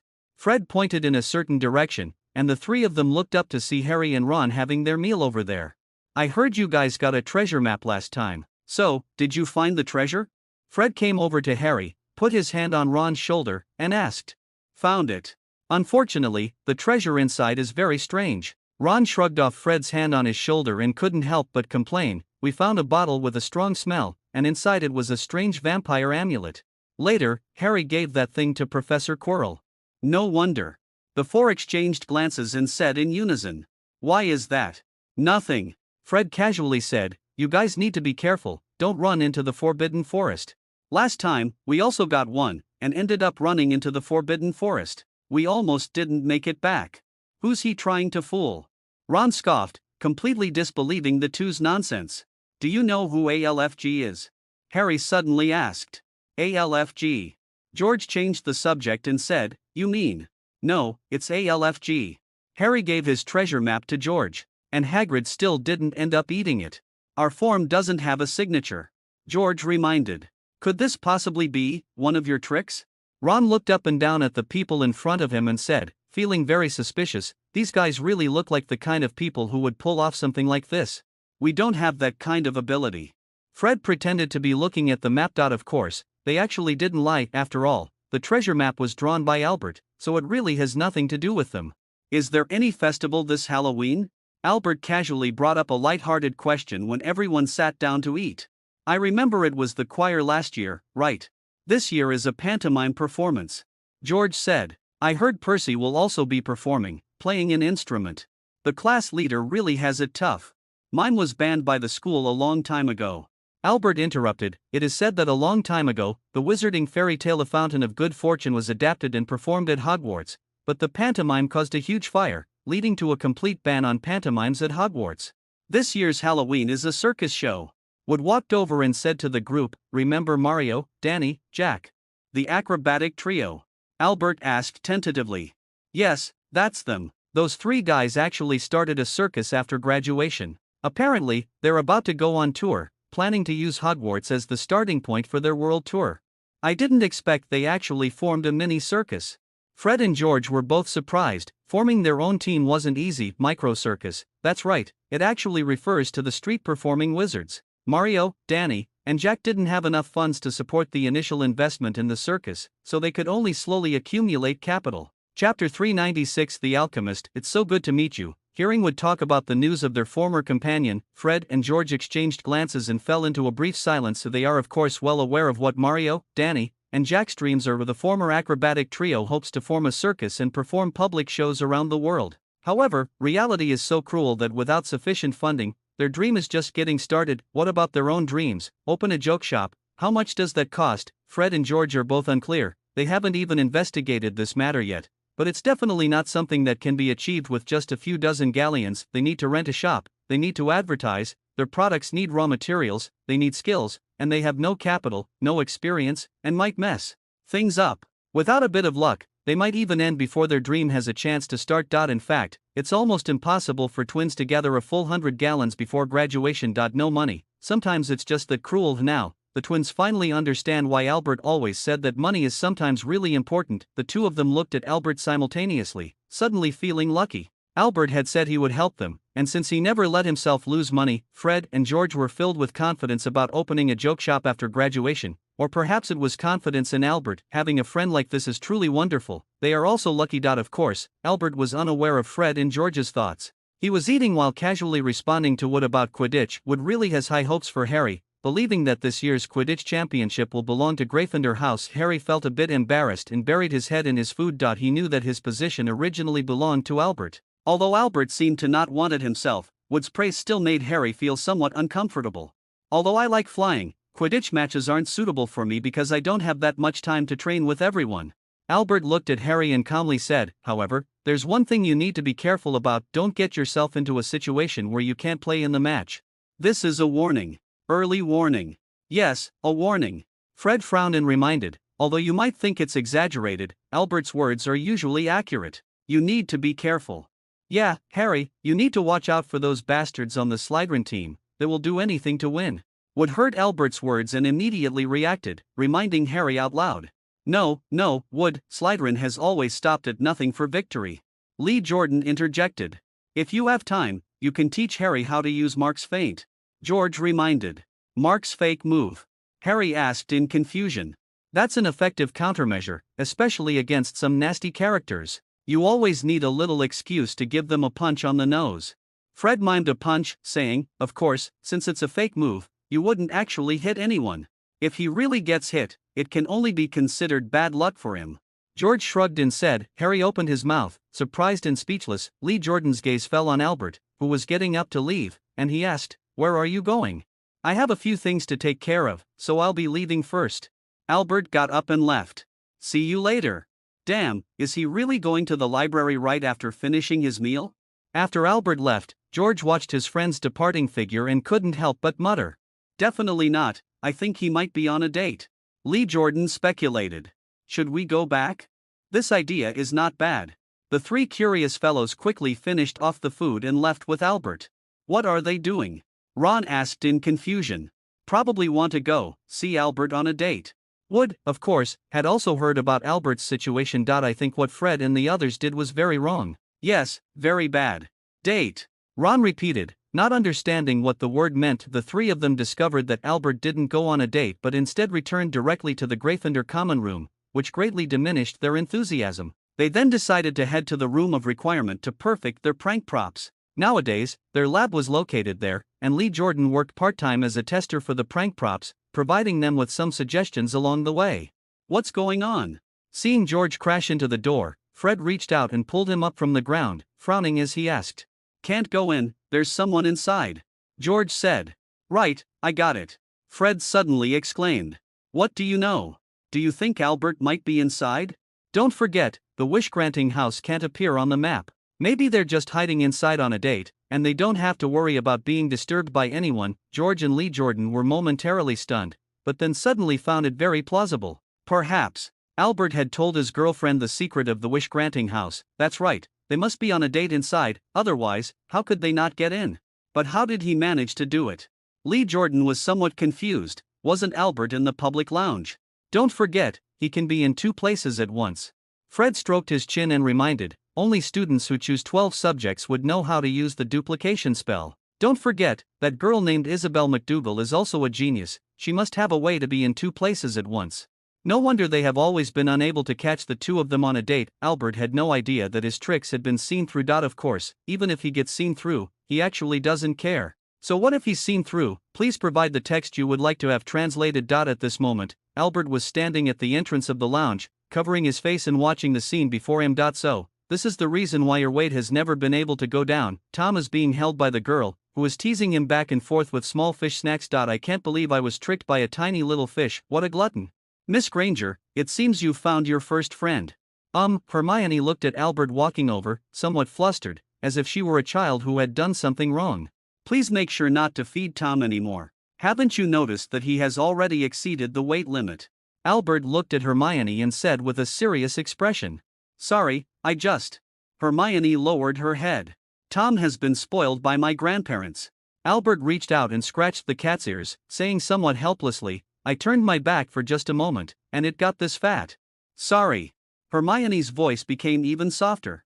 Just don't do that in the future. I've been helping it lose weight lately, and maybe you could help too. Albert softened his tone to avoid sounding like he was bullying a child. What should I do? Let it get more exercise. Albert took out a cat teaser and waved it in front of Tom, who immediately got distracted and reached out to bat at it. "Give it a try." Albert handed the cat teaser to Hermione. Hermione was a bit reserved. She noticed the looks others were giving her and somewhat awkwardly took the cat teaser. "I'm very busy and never have much time to spend with Tom." Albert gently picked up the fat cat and stroked its belly, saying, "If you have time, could you help take care of it for me?" "Okay, I will." Hermione looked at Albert and broke into a brilliant smile. Albert suddenly opened his eyes. Just now, he had a terrible nightmare where he almost suffocated to death while being intimate with Hermione Granger. "All right," he admitted, this fragrant yet bizarre nightmare was utterly ridiculous. When Albert opened his eyes and woke up, he realized that the culprit behind this nightmare was sleeping right next to him. Tom the fat cat's tail, somehow, had fallen onto Albert's face, covering his nose. Sure enough, allowing Tom to go to bed after his bath was a big mistake. "Don't let it happen again," Albert muttered, pushed Tom's tail aside, sat up, and then picked up the fat cat, saying seriously, "Go back to your cat bed and sleep."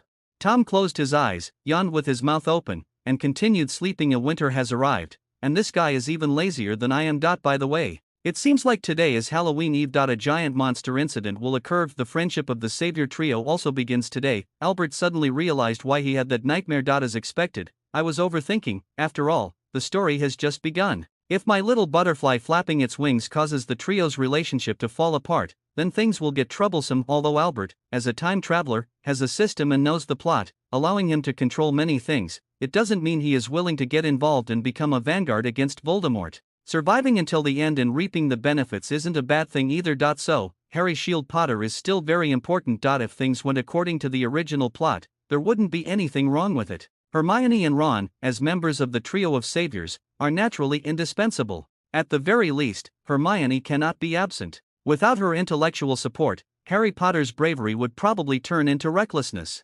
"What's wrong with you?" George was woken up by Albert's actions, turned his head, yawned, and asked. "Nothing," Albert casually said, "I had a nightmare." "You have nightmares too." Fred got out of bed and teased with a smile.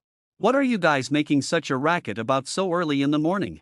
Lee Jordan, with a face full of yawns, turned over, ready to continue sleeping, but ended up getting hit on the head by Fred's pillow. Annoyed, he sat up and glared at Fred. Fred turned his face away and pointed in Albert's direction. "Bastard, do you think I'm that easy to fool?" The two started arguing, and soon pillows were flying every place. "Be careful not to catch a cold," Albert muttered. He got dressed and walked to the window to look outside. The glass was covered with a layer of mist. He pushed open the window, letting the cold wind in. It had already started to snow outside. The few people who were making a racket in the room all shivered in unison as a pillow flew over and hit Albert on the back. "Bastard, close the window quickly." Before long, everyone got up and got dressed. "What are you planning to use as a prize for this year's second wizard card competition?" Lee Jordan asked with a smile. 10 galleons, or... Albert thought for a moment and replied, "How about a finely crafted communication bookmark?" "Nothing new." Fred was putting on his socks. "How about a fancy wizard card? If it's you who will be making it, I have no objections." Albert looked at Fred and said with a smile, "I hope tonight's performance will be a bit more interesting." Fred immediately changed the subject, eliciting laughter from several companions. Tom was woken up by laughter, and with a puzzled look, he stared at the few crazy cat owners in the room. After a glance, he started rubbing his face against Albert's hand, asking for food. "Eat, sleep, eat, you're about to turn into a pig." Albert poked Tom's head with his finger and complained. Not long after, a few people entered the hall together, the air filled with the sweet and enticing aroma of roasted pumpkin. Early in the morning, they had pumpkin pancakes and honey roasted pumpkin to eat. It's really amazing. However, the good mood of the four didn't last long. Wood brought a letter and told everyone that Mario, Danny, and Jack might not be able to come to Hogwarts to perform. A few days ago, the three of them had a bit of a conflict with some wizards during a performance, and as a result, Danny and Jack were hit by a curse and are now still lying in St. Mungo's hospital for magical maladies and injuries. What terrible news! Everyone looked at each other, suddenly unsure of what to say. "I just have a feeling that this year's Halloween party won't go very smoothly," Albert mumbled quietly while eating the honey roasted pumpkin. "Finished." Fred covered his face with his hand. "Done." George followed suit and covered his face. "It's over." Jordan also covered his face. The actions of the three people made everyone laugh. "You guys are really something," Albert said speechlessly. "Don't worry, even if there's no circus performance, there's still the Headless Hunter's show." When Nick, who was almost headless, passed by, he heard a few people talking and spoke up to comfort them. The Headless Hunters, what is that? George asked curiously. Ghosts, a ghost group where the head and body are separated. Nick said, I'm considering whether to apply to join the Hunters. Oh, I'm looking forward to it. Albert said. Of course, he didn't actually care what that Headless Hunter squad was. In Albert's limited brain memory, he had no impression of this thing. When Harry was in his second year, there was a ghost gathering, maybe, I don't remember, probably not something important anyway. In the following time, everyone was discussing the Headless Horseman team's performance and the Ghosts Act. They had truly never encountered anything like it. Amidst the discussions, they went to the potions classroom. Potions class is not very pleasant, and Snape still enjoys causing trouble for Gryffindor students as always. Especially when Slytherin has class with Gryffindor. However, Snape basically won't trouble Albert anymore. After all, it's hard to find an excuse. But Fred, George, and Lee Jordan are out of luck. Being called up to answer questions and deliberately being embarrassed is not a rare occurrence. The three of them have now developed thick skin and straightforwardly admitted that they couldn't do it, letting Professor Snape say a few words and deducting a few points from Gryffindor. Amid the laughter of the Slytherin students, Fred narrowed his eyes dangerously, as if contemplating how to deal with them. After class, the three of them cursed the old bat as usual. Don't be angry, I'm telling you, that person might run into some bad luck today. What bad luck? He might see blood. Albert raised an eyebrow and said, a bloody disaster. That was really amazing. If I were you, I wouldn't pretend to be able to tell fortunes and say some nonsense. Snape appeared behind them at some point, his cold voice ringing in their ears. Good morning, Professor. Albert said with a smile. Gryffindor loses 10 points. Speaking ill of others behind their backs is not a good habit, Weasley. Snape glanced at Fred and George, then his gaze fell on Albert, and he quickly walked away. When did he come over? Lee Jordan suddenly asked, like an old bat, making no sound as he walked. Just now. Albert suddenly said. Then why didn't you remind me? Fred couldn't help but complain. I want him to hear about his misfortune. Albert squinted his eyes and said with pleasure. He vaguely remembered that Snape seemed to have been bitten by a dog, probably today. Hearing Albert say that Snape would have a bad day today, the three of them instantly felt their previously gloomy moods lift. And they all sincerely wished that the old bat would have an even worse day. The afternoon defense against the dark arts class was cancelled early due to the Halloween Eve feast. A few of them thus had ample time to go to the library and complete the homework from today's potions class. Fred, George, and Lee Jordan originally didn't want to go to the library immediately to do their homework, but in the end, to complete their homework more easily, they compromised with Albert and followed him to the library. How's your relationship with her? Lee Jordan looked at Katrina and quietly asked Albert that Ravenclaw genius used to often come over to do homework with Albert. However, since the last trip to Hogsmeade, their relationship seems to have hit a snag. Not much. Albert shrugged and continued to review the research papers on figs. When they left the library, it was already 5:30 in the afternoon. Fred and George were surprised to find that they had managed to stick with their homework for several hours. As for that unfortunate Lee Jordan, he was kicked out of the library by Madame Pants with a feather duster for eating Bertie Bott's every flavor beans in the library. Are you doing this on purpose? When Lee Jordan took the freshly completed homework from Fred and George, the two suddenly realized the issue. How could Lee Jordan possibly do something so foolish? Then, there is only one possibility for the truth. Oh, come on, don't say that. I'm just a bit unlucky. Lee Jordan happily stuffed the 2 pieces of parchment into his bag and argued with a smile. I misjudged you. I never expected you to be this kind of person. Return our homework. Ahem, what are you doing? Lee Jordan tried to divert Fred and George's attention, glancing sideways at Albert, who was staring at the LivePoint map. Nothing. Albert put away the LivePoint map. That doesn't look like nothing to me. George raised an eyebrow. Don't let that bastard Lee Jordan distract you. Fred reminded. Let's go to the hall. Albert clearly didn't want to talk about this topic. Miss Hermione Granger is still in the Gryffindor common room, and he is not very sure whether the next events will unfold according to the plot. Although history has a certain inevitability, Albert does not dare to make a judgment. Of course, just a moment ago, Albert had already decided that if these events didn't unfold as scripted, he would make them happen. After all, it's just a very simple matter. At 7 o'clock in the evening, Albert, Fred, George, and Lee Jordan walked through the hallway together, joining other students as they made their way to the Great Hall. Above everyone's heads, thousands of bats were swirling around the jack-o'-lanterns above the dining table, like low-hanging dark clouds. After Dumbledore said a few simple words, the feast began. Those delicious dishes suddenly appeared on golden plates, just like at previous feasts. except that the Halloween feast featured a few more exquisite pumpkin dishes. After the feast began, the ghosts of Hogwarts emerged from under the tables, gliding in a line past the long tables, causing the candles flickering in the pumpkin lanterns to emit a blue glow. After the ghosts made their entrance, the headless horsemen rode in on ghostly steeds from all directions,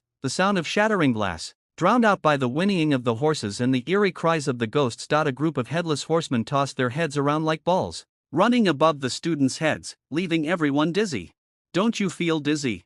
Fred looked at the skull that had fallen onto the table and couldn't help but ask. "Never." As soon as the words were spoken, a headless knight ran past the table, grabbed his own head, and left with the other headless knights. That scene just now was really terrifying. Shauna couldn't help but mutter. There's no way around it. That head just fell onto the plate of food in front of Shauna, so she doesn't even dare to touch that plate of food now. "Don't worry, ghosts passing through food won't affect it," Nick reassured. "What was that just now?" George asked. "Headless horseman on horseback, doesn't it look interesting? I hope I can join the Headless Horseman team next year." Nick floated past them, his face full of anticipation, and said, "Nick definitely can't join the Headless Horseman, after all, his head is still on his shoulders." Albert said to Lee Jordan next to him after Nick left. "If Nick knew that because of your words, he couldn't join the Headless Hunters, he would definitely be furious and cling to you endlessly." Lee Jordan mourned Nick in his heart for a few seconds. As Albert quickly finished the food on his plate, Professor Chilo suddenly burst into the restaurant, his face full of terror. "What do you think happened?" "Something must have happened." Albert put a piece of cut steak into his mouth and casually said, "Your mouth is really too annoying." Fred stared intently at Professor Chilo, wanting to know what had happened. In fact, everyone is staring at Professor Chilo. They vaguely heard something about a giant, and then saw Professor Quirrell collapse onto the floor, unconscious. The restaurant was suddenly thrown into chaos. Everyone stood up with faces full of shock and unease, but only Albert remained seated at the table, eating his steak. "It seems like a giant monster has invaded the castle. How can you still eat peacefully over there?" Sana looked at Albert with a rather speechless expression. "What's there to be afraid of? With the headmaster and the professors here, even if a horde of giants showed up, there's nothing to worry about." Albert swallowed a small piece of steak and said calmly. Shauna was instantly speechless, but Albert's words seemed to make a lot of sense. Suddenly, a harsh sound of fireworks exploding echoed through the hall, and everyone turned to look at Dumbledore, then fell silent again. Dumbledore instructed the prefects to lead the students back to their respective common rooms. Everyone surged toward the entrance of the hall, where they crowded together. "Are they planning to go watch the giant?" Albert muttered, "That thing smells so bad, it might make you throw up whatever you just ate." Fred, George, and Lee Jordan exchanged glances, sat back down, and resumed eating while discussing how the troll had managed to break into the castle. As they had already taken down the giant monster, they weren't worried at all about encountering those foolish guys again, so the four of them were very calm now. However, although they had seen trolls in the Forbidden Forest, they were equally curious about how those stupid and brainless creatures managed to get into Hogwarts Castle. "Maybe Peeves let the troll in to add some fun to Halloween night. Everyone else has left. What are you doing here?" Professor McGonagall looked at the four people still sitting there eating and chatting, frowned, and said, "Hurry back to the Gryffindor common room." "All right, Professor, I'll leave as soon as I finish this steak," Albert said calmly. Fred, George, and Lee Jordan all covered their mouths with their hands, struggling to hold back their laughter. After the professors of Hogwarts left the Great Hall, they prepared to search for traces of the troll. Creatures like trolls, which have little to no brains, are highly likely to threaten the safety of the students' lives. The professors need to quickly find and subdue the giant, lest they cause any unnecessary trouble. At this moment, Snape, who had sensed a whiff of conspiracy from the troll incident, was quickly heading to the forbidden corridor on the 4th floor, ready to stop the guy with the idea of going after the Philosopher's Stone. Kriaker is very likely a Death Eater, and the giant might be the one he brought into the castle to divert people's attention. Although Snape couldn't be sure of this, he was convinced that the usually stuttering Quirrell had definitely set his sights on the Philosopher's Stone. What a stupid and arrogant guy. Does he really think no one notices his little tricks? Snape needs to stop him before he does something stupid. Dumbledore has him keep an eye on Quirrell to figure out who the mastermind is. As for wanting to steal the Philosopher's Stone, Snape couldn't believe that Quirrell could steal the Philosopher's Stone right under Dumbledore's nose. When Snape arrived at the 4th floor corridor, he saw that someone had already opened the wooden door leading to the forbidden corridor on the 4th floor. He hurried over, trying to block Quirrell. However, when Snape burst into the corridor on the 4th floor, he found that he had already lost sight of Quirrell. The worst part was that the wooden door that held the three-headed dog had somehow been opened. Damn it, Chilo wouldn't have already broken into the traps set by the professors, would he? Snape quickly walked over, preparing to check the situation inside. Hearing the commotion in the hallway, the three-headed dog directly burst through the half-open wooden door, lunging toward Snape. Snape was startled and quickly waved his wand, trying to drive away the three-headed dog that was lunging at him. The spell indeed made one of the heads retreat, but this guy had 3 heads. In a hurry, Snape couldn't possibly keep an eye on the 3 heads of the three-headed dog. Thus, Albert's prophecy was validated. One of the three-headed dog's heads bit into Snape's leg, and the intense pain completely twisted the potion's master's face. He was further pulled to the ground by the force of the three-headed dog's tugging as Snape was knocked dizzy, and the intense pain caused him to momentarily lose his senses. The next moment, Snape heard hurried footsteps behind him. It was Quirrell, the defense against the dark arts professor, who looked somewhat bewildered at the scene and stammered, "Why you, be careful, how did you get here?" "Damn it!" Snape used magic on the three-headed dog, making it release its grip on his leg. He immediately struggled to stand up, conjuring a magical barrier in front of him, sending the three-headed dog flying as it lunged again, and quickly left the forbidden corridor. "Severus, are you okay?" Quirrell was about to reach out to help Snape. "What are you up to?" Snape immediately locked the wooden door to the restricted corridor, checked his wound, and glared at Quirrell with a dark expression, saying, "Don't think I don't know what you're up to." But, Severus, I don't know you." Quirrell seemed to be scared stiff by Snape, his words coming out in stutters. "You know exactly what I mean." Snape said darkly, "Who are you loyal to, the Dark Lord, or one of his Death Eaters? Give up your foolish idea, you will never be able to successfully steal the Philosopher's Stone right under Dumbledore's nose." "I don't think I don't know your little tricks." Snape was sure that Quirrell had his eyes on the Philosopher's Stone, and that he had been played by him, almost getting his leg bitten off by Hagrid's big dog. Snape didn't care about Quirrell either and left with a limp. Sheila watched Snape's departing figure and hurriedly followed her. The two of them had no idea that every move they made was being watched by someone, especially when Albert passed by and saw Snape limping. He felt particularly pleased. He went straight to the 3rd floor, and after entering the boys' restroom, took out the pocket watch and glanced at the time, waiting for someone to arrive. After a moment, the bathroom door was knocked on rhythmically. Albert took a deep breath, opened the door, looked at the man outside who was exactly like him, and raised his hand to make an OK gesture. The two brushed past each other, and Albert headed straight outside. He saw his roommates waiting for him in the hallway. Fred and George were eating pumpkin pie, and Lee Jordan was holding a piece of honey-roasted pumpkin. The three of them were still chatting about the troll. All right, no matter how you look at it, this matter indeed seems strange in every aspect. When they returned to the common room, they found a large crowd of Gryffindor students packed in there, and Percy Weasley was glaring angrily at the 4 who had just walked in. "What the hell are you guys doing?" Percy took a deep breath, suppressing the anger within. "What the hell?" Fred pretended not to understand. "We didn't do anything." "Don't be mad, Percy, have a candy." George pulled a candy out of his pocket, forcibly shoved it into Percy's hand, patted his shoulder, and said, "We just stopped by the restroom on the way, drank too much pumpkin juice. It's just a giant monster, no need to be so nervous. You can smell the stench on those idiots from a distance, we can easily avoid them." Lee Jordan also casually reassured. "I estimate that the professors should have already solved the problem." Albert said lightly, "There's really no need to make a big deal out of it." Percy was at a loss for words after each of the 4 people spoke. "A giant monster, all right, a damn giant. It's just that Percy didn't quite understand why they completely disregarded the trolls." Everyone was crowded in the Gryffindor common room, discussing how the troll managed to break into Hogwarts Castle, making the entire room noisy. Angelina walked over, looked at Albert and the others, and said with a smile, "I heard people say you all came back after having a big meal in the hall." "That's not true." Albert decisively denied this matter and changed the subject, saying, "They'll bring the food over soon anyway, after all, no one is full." Albert's words were soon proven true. The house elf indeed brought the unfinished food from the Great Hall to the Gryffindor common room. The hungry students immediately rushed over and filled their plates with their favorite food. They chatted while eating, making the common lounge even noisier. At that moment, the door to the common room opened again, and Hermione Granger walked in. Albert looked at Hermione's figure, smiled, raised his cup, and took a sip.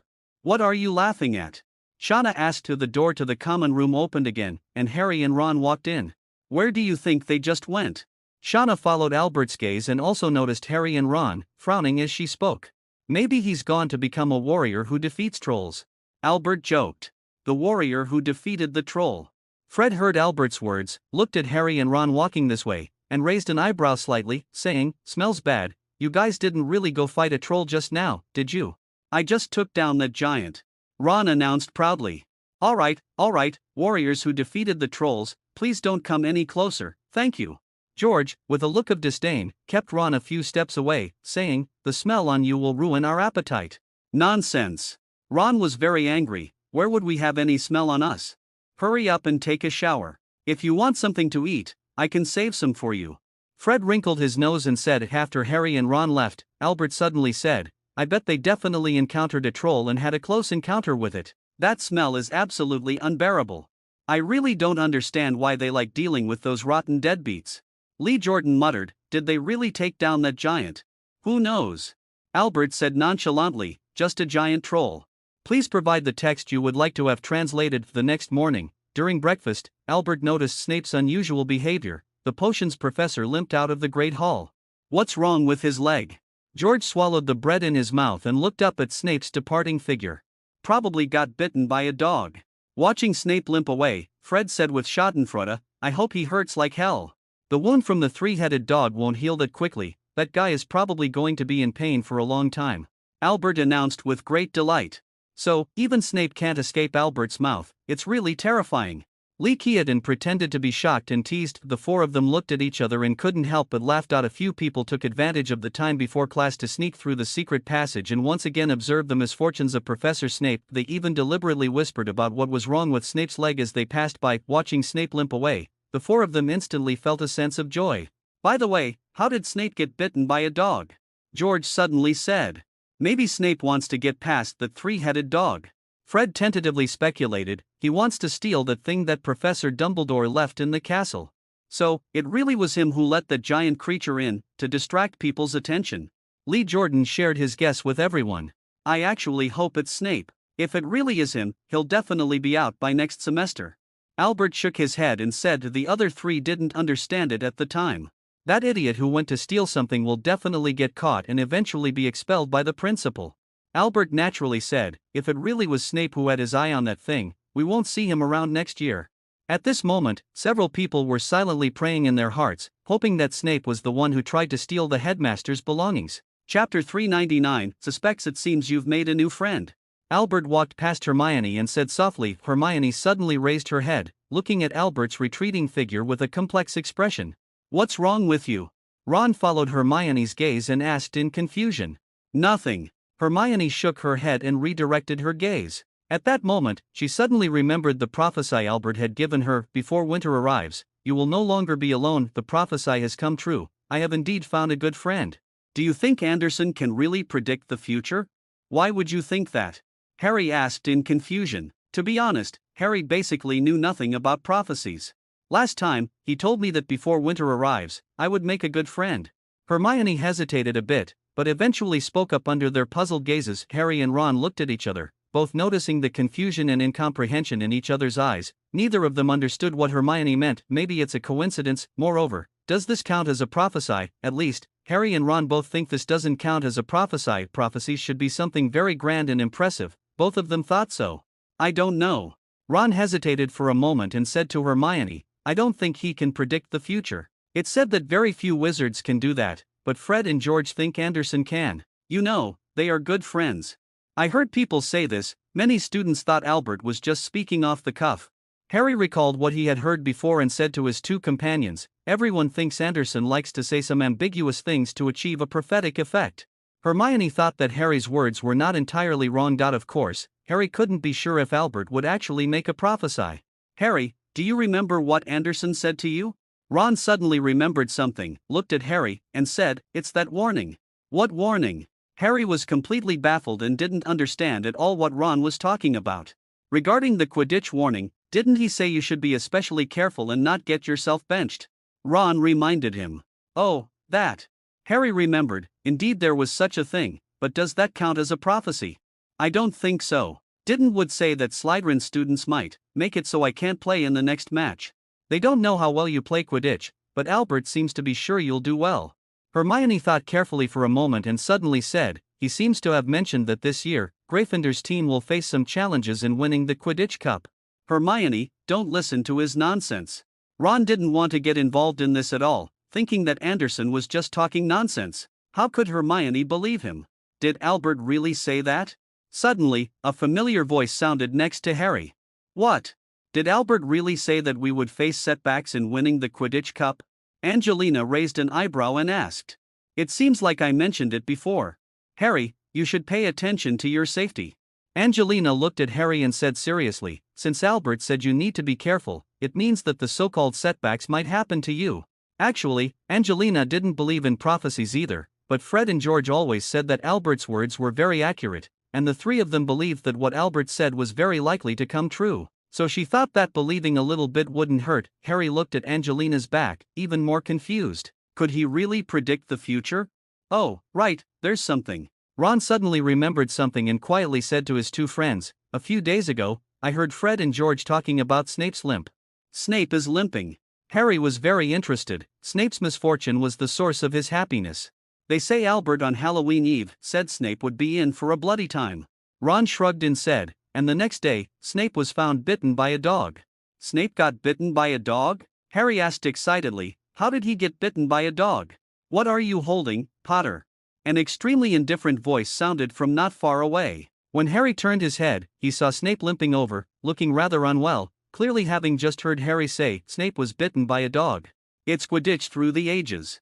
Harry showed the book to Snape. The library books are not to be dirted, Snape said coldly, pointing at the cookie crumbs on top. Gryffindor loses 5 points. Did his leg really get bitten by a dog? Harry was very dissatisfied with Snape finding an excuse to deduct points from Gryffindor, but he was even more curious about how Snape got bitten by a dog. Where did that dog in the school come from? Harry was even more puzzled. Could it be Fong? I don't know. However, I saw him in so much pain, it was just too good. Ron said with schadenfreude. Actually, he didn't care about the details. Snape's unfortunate encounter with the dog could provide him with a day's worth of amusement. Don't forget, there's a big dog in the forbidden corridor on the 4th floor, Hermione reminded. She hasn't forgotten that big dog. She was scared out of her wits back then. I see, I get it. Harry jumped up, and noticing the surprised looks he had attracted, quickly lowered his voice and said, remember the night before Halloween when the troll broke into the school? Ron paused for a moment, as if recalling what had happened a few days ago. Harry continued, we saw Snape going up to the 3rd floor all by himself. I bet my Nimbus 2000 that it was Snape who let the troll into the castle, trying to distract the professors with the troll so he could sneak off to. You mean, Snape wanted to get past the 3-headed dog? When we saw Snape, he was heading to the 4th floor forbidden area, trying to steal the thing that the 3-headed dog was guarding? Ron exclaimed in realization. No, he wouldn't. Hermione didn't believe Harry and Ron's judgment. I know Snape is indeed unlikable, but that doesn't mean he's stupid, and I also don't think Snape could steal something from Dumbledore's strict collection right under his nose.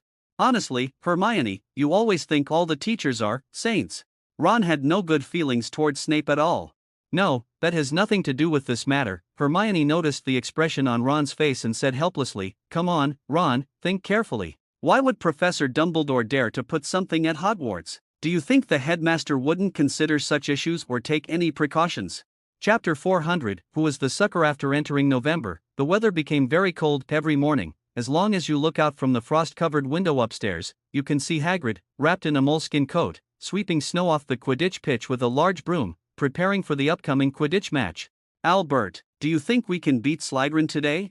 Fred had just poked his head out of the sweater when he nervously asked the question that was on his mind. Who originally minding their own business, George and Jordan also turned their heads, hoping to get the answer they wanted from their friend. Albert pretended to ponder for a long time before slowly saying, if we can win, Harry Potter should be able to catch the golden snitch and bring us victory. You know, I hold Potter in high regard. The three of them breathed a sigh of relief upon hearing Albert's words. That one sentence had at least increased Gryffindor's chances of winning by 30%. Haha, I knew it would be like this. George walked over, excitedly patting Albert on the back. After receiving a fierce glare from the latter, he sheepishly withdrew his hand. I can't wait to see the look on the faces of the Slytherin team when they lose. Just think of the fact that they will lose to Harry Potter. It will be so funny. Lee Jordan hasn't forgotten how the Slytherin students mocked Harry when they found out he was chosen for the Quidditch team. When a few people left the dormitory and arrived at the common lounge, Angelina, Elia, and Katie were preparing to go to the restaurant together. Ladies, let me tell you some good news. Lee Jordan said to the three with a smile, Albert thinks our seeker will catch the golden snitch. If I weren't commentating on the match, I would definitely look for a chance to set up a betting pool and make a fortune. Why didn't you call me? It really makes me sad. A voice came from not far away, and it was Kenneth Toller who spoke. He quickly walked over and enthusiastically wrapped his arm around Albert's neck. You mean to say that Harry Potter will catch the golden snitch, right? So, how about we make a bet? We can split the winnings evenly. What do you say? I'm more interested in betting, you know. Albert removed Kenneth Toller's hand from his shoulder. Of course, if you want to set up a gambling game, I don't mind placing a bet with you.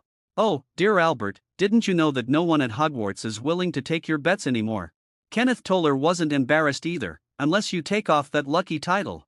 I can find someone to place a bet. Fred, George, and Lee Jordan were all snickering nearby. Oh, no, please don't do that, you'll just make a mess of everything. Kenneth Toller was a bit disheartened, though he was reluctant to admit it. That bastard Albert had never lost money on a bet, and he really didn't know how he managed to do it. If Albert bets with him, he will definitely make him lose all the guineas in his pocket. I can contribute 5 gallons to help share some of the risk. Alright, I agree to your damn idea. 30%, I'll give you 30% of the profits, as long as you don't place any bets on my side. By the way, give me some tips, and we can all make money together. Kenneth Toller agreed and casually took the gallon from Albert's hand. You can go over to Slytherin, you know. I think Harry will catch the golden snitch and win the game for Gryffindor. The Slytherin students will definitely think their team will win, at least they will be willing to spend a few galleons to support their house. This is a good idea. Harry just joined the Quidditch team and hasn't been involved with Quidditch for long, so not many people are optimistic about him. Kenneth Toller nodded and shamelessly asked, "Can you predict when Harry will be able to catch the golden snitch?" Albert ignored the pushy bastard and went to the restaurant with everyone. The restaurant is filled with the aroma of grilled sausages. Every student is looking forward to the exciting match between Gryffindor and Slytherin. How many players will be sent to the hospital and in what condition has always been one of the main topics people love to discuss. Of course, the famous Harry Potter has also become a hot topic among people. While Albert was eating sausages, he saw that bastard Kenneth Toller running over to the Slytherin long table with a pre-made box, asking if anyone wanted to place a bet. He offered much higher odds for Slytherin than for Gryffindor, successfully annoying a group of Slytherin students, and many were already prepared to make Kenneth Toller pay them with his underwear. When Kenneth Toller came around, he told Albert some good news. Most people were not optimistic about Harry, and there were plenty of bets on Slytherin's seeker being the first to catch the golden snitch. However, are you sure Potter is really okay? Kenneth Toller sneaked a glance at Harry Potter's location and asked, slightly uneasily. There's no helping it. This so-called savior really does look quite lacking in confidence. No wonder the Slytherin students don't think highly of him. Of course, Kenneth Toller also successfully stirred up a wave of hatred against Harry. No problem, Albert said while eating the grilled sausage. What do you mean no problem? Don't get me into debt with others. Kenneth Toller lightly tapped the number inside the box. More than 20 people had bet that Porter wouldn't catch the golden flyer, and the total amount wagered had already exceeded 20 galleons.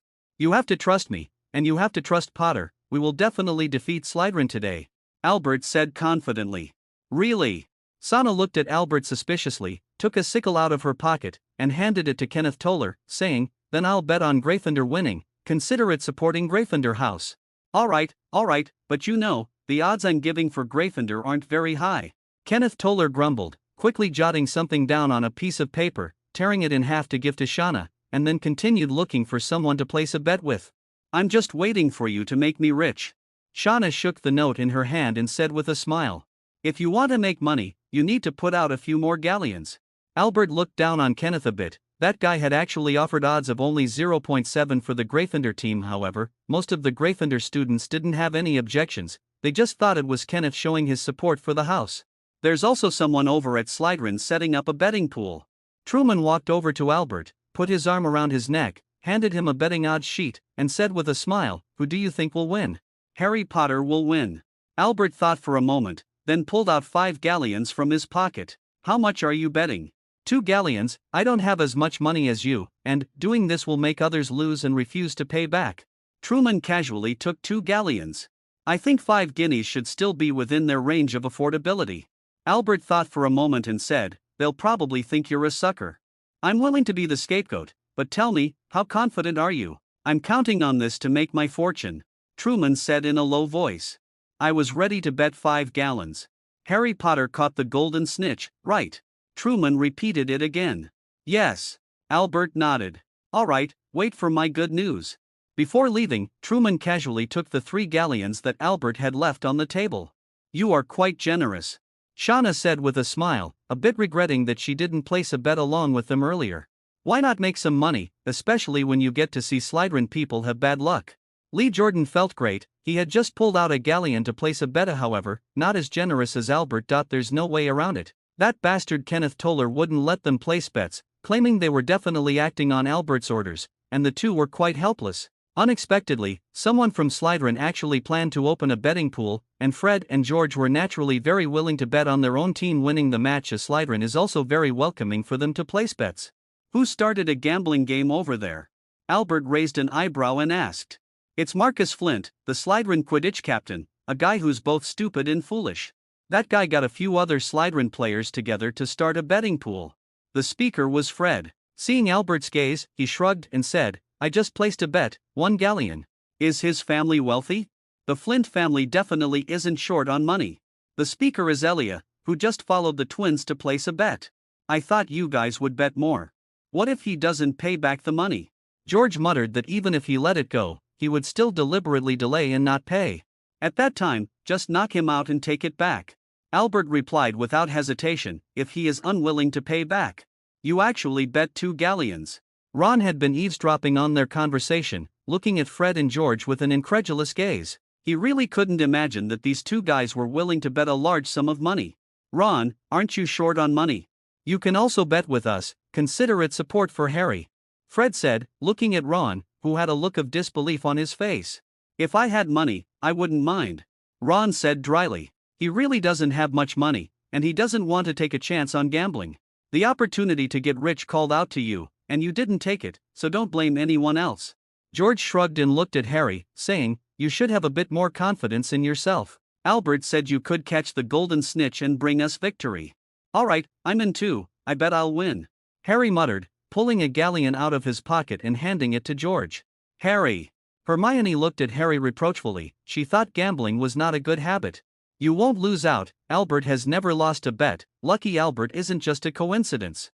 Fred grabbed a gallon and walked toward the Slytherin long table. At this moment, Ron suddenly had a strange feeling, as if something was leaving him. As 11 o'clock gradually approached, the entire school of teachers and students began heading toward the Quidditch pitch. After arriving at the Quidditch pitch, Lee Jordan separated from Albert and the others and headed straight to the commentator's box. He would soon be commentating on the Quidditch match under Professor McGonagall's watchful eye. Let's go find a seat too. Shauna turned her head and said to Albert. The two of them walked toward the area where Gryffindor students were gathered, ready to find an empty spot. When they looked up, they saw someone in the highest row trying to hang up a sheet that read Potter for the win. It seems our savior has his own supporters, Albert said with a smile. It should be Potter's roommate, that big lion is quite well done. Sana raised her binoculars, observing the flickering colors on the banner, and said to Albert with a smile, Gryffindor might have another genius. Shauna didn't see any other upperclassmen, which means this banner might be the work of the freshmen. In their year, apart from Albert, it's estimated that no one else could achieve this level in just a few months. Just barely. Albert, laughing, pulled out his wand from the pocket of his robe, pointed it at the lion on the banner, and cast a spell. The lion let out a sudden roar. This is much better, isn't it? Albert winked at Shauna as if he had just pulled off a prank. You scared them. Shauna watched a few people who were startled by the lion's roar and couldn't help but cover her mouth and chuckle. What's going on? How on earth did you do that? Ron looked up at the banner that occasionally let out a lion's roar, and then turned to Hermione beside him in shock. Not only him, but even a few of Harry's roommates were equally surprised and looked at Hermione. It's not me. Hermione also didn't understand what was going on. Amidst the roar of the lions, the Quidditch players from both teams took to the field, and Madame Hooch blew her silver whistle with all her might, signaling the official start of the match. Not knowing how much time had passed, Angelina scored the first goal amidst the cheers of the Gryffindors and the shouts of the Slytherins. Due to Gryffindor scoring first, the match immediately became less friendly. Everyone is used to this kind of competitive atmosphere. Every year's Quidditch matches always have a few that aren't so friendly. This year's Gryffindor is at a disadvantage. Their pursuers are all girls, and they are relatively powerless when it comes to secretly sabotaging their rivals. Clearly, relying solely on Fred and George is not enough. The Slytherin team quickly made up for the disadvantage and began to take the lead in points. Albert was not surprised at all. Sometimes, if you're not black enough, that's just how it is. If you can't be strong enough to directly suppress your opponent, then you can only resort to using black against black. Gryffindor couldn't do the former and didn't choose the latter, so when they encountered Slytherin's dirty tricks, they could only be beaten up by the other side. Amid the angry shouts of the Gryffindor students, Albert took a communication slip from his pocket, glanced at the text, then stood up and walked to the side. The Gryffindor students, furious about Slytherin's despicable tactics, completely failed to notice Albert's departure. Albert found Isabel, who was observing the match with binoculars, in a remote corner where there were basically no people. He walked straight over, sat down next to the girl, and asked with a smile, "Do you think Gryffindor will win? I heard others say that you think Harry Potter will catch the golden snitch and win the game for Gryffindor." Isabel put down the binoculars, looked at Albert beside her, and said gently, "They believe you. People always need a bit of confidence, you know. Sometimes self-assurance is crucial, it allows everyone to fully unleash their abilities, and I just happen to be able to bring them that confidence."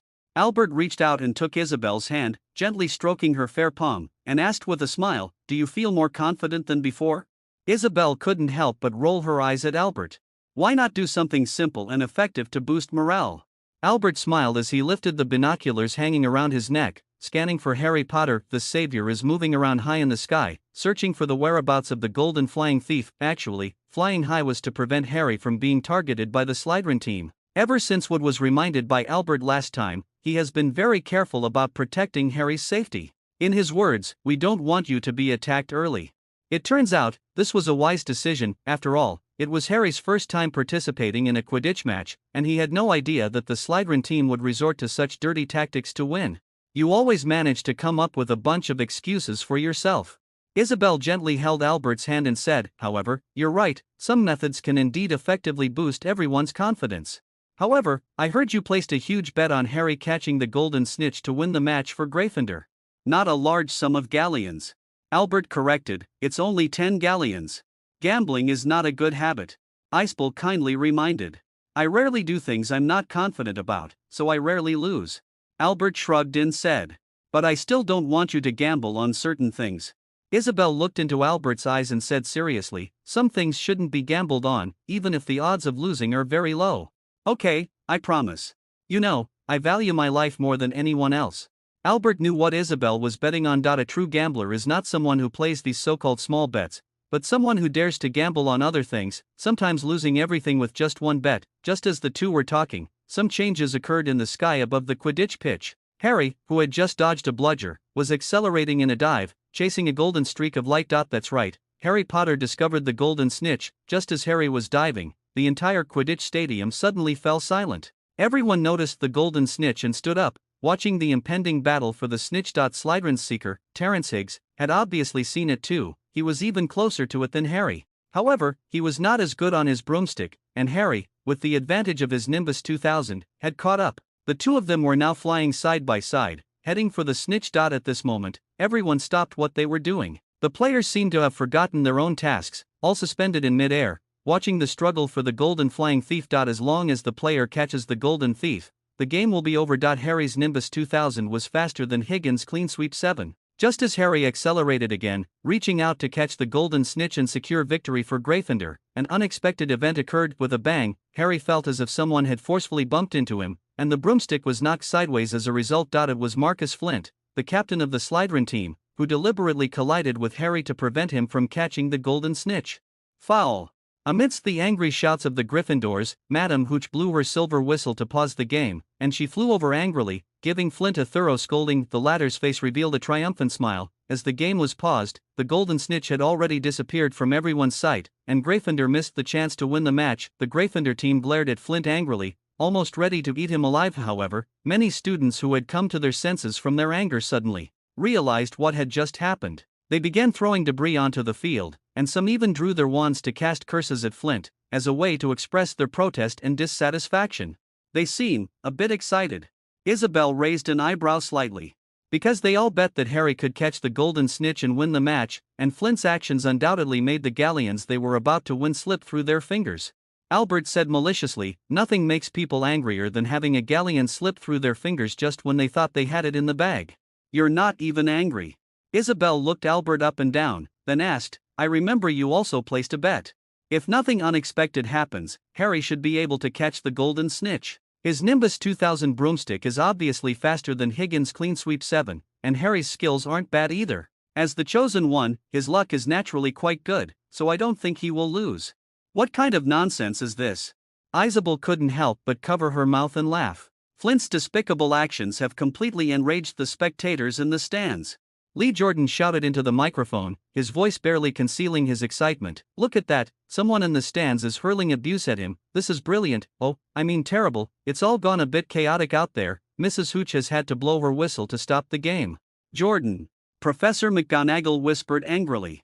Speaking of which, Flint didn't get hit by a curse? I bet he stepped in dog poop on his way out today. Lee Jordan became more and more excited as he spoke, and when he noticed Professor McGonagall preparing to take away his microphone, he quickly changed his tune. All right, the Slytherin Quidditch captain did indeed successfully prevent Gryffindor from winning the match and almost caused the Gryffindor seeker to lose his life. His despicable actions also stirred up the audience's dissatisfaction. Let's hope Flint doesn't get hit by a curse during the match.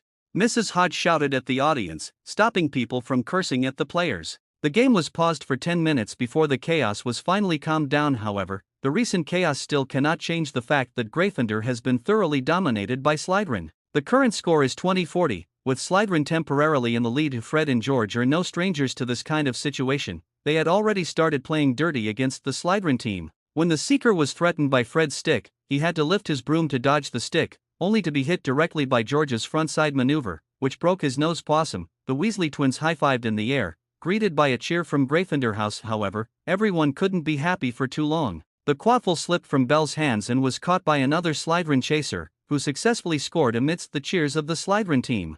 Isn't Potter's broom having problems? In the stands, Isabel noticed the changes on the field and signaled Albert to pay attention to Potter's situation. I don't think Slytherin students have the ability to interfere with a flying broomstick. Has it started? Albert muttered quietly, adjusting the binoculars to focus on Potter's position. Porter's broom was indeed out of control, twitching and twisting wildly, and rising higher and higher, taking Harry Potter away from the field. What did you just say? Isabel slightly raised an eyebrow and said, "Look over there." Albert raised his hand and pointed in Snape's direction. Someone probably put a curse on Potter's broom. Snape. Isabel followed Albert's finger and saw Snape standing not far away, his eyes fixed on Potter in the sky, silently muttering incantations, looking ready to cast a spell to kill Harry Potter. It shouldn't be. What? I don't think Snape would be that stupid. Even if he could throw Potter from a height, he wouldn't be able to kill him directly. That's right, Isabel's idea is completely reasonable. Most of the professors at Hogwarts have come to watch this Quidditch match. As long as Harry Potter is thrown off his broom, there will definitely be a professor who can quickly cast a cushioning charm on him, easily solving the problem of falling from a height. Harry Potter won't get hurt at all. At most, he'll just be scared. Although Snape doesn't know why he likes to cause trouble for Harry Potter. Albert said, but as long as his brain hasn't been pinched by the door, he shouldn't resort to such lousy tricks. Do you already know who put a curse on Potter's broom?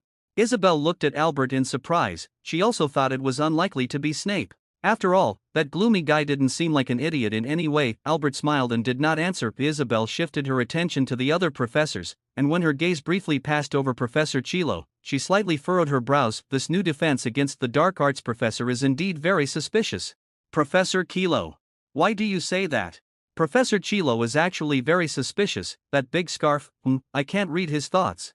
Isabel said, from my impression of him, Professor Quirrell is obviously not a powerful wizard. He seems to be more theoretical, and there aren't many wizards who are good at brain-sealing spells.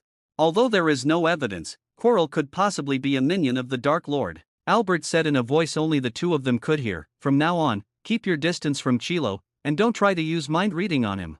Then you still often go to ask him questions? I heard that Professor Chilo is now avoiding you.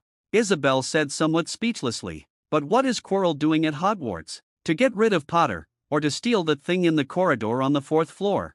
It should be the latter. Albert replied without hesitation, getting rid of Porter should be just a matter of convenience. I remember Professor Quirrell came from Ravenclaw House, so he shouldn't be that stupid. Who knows?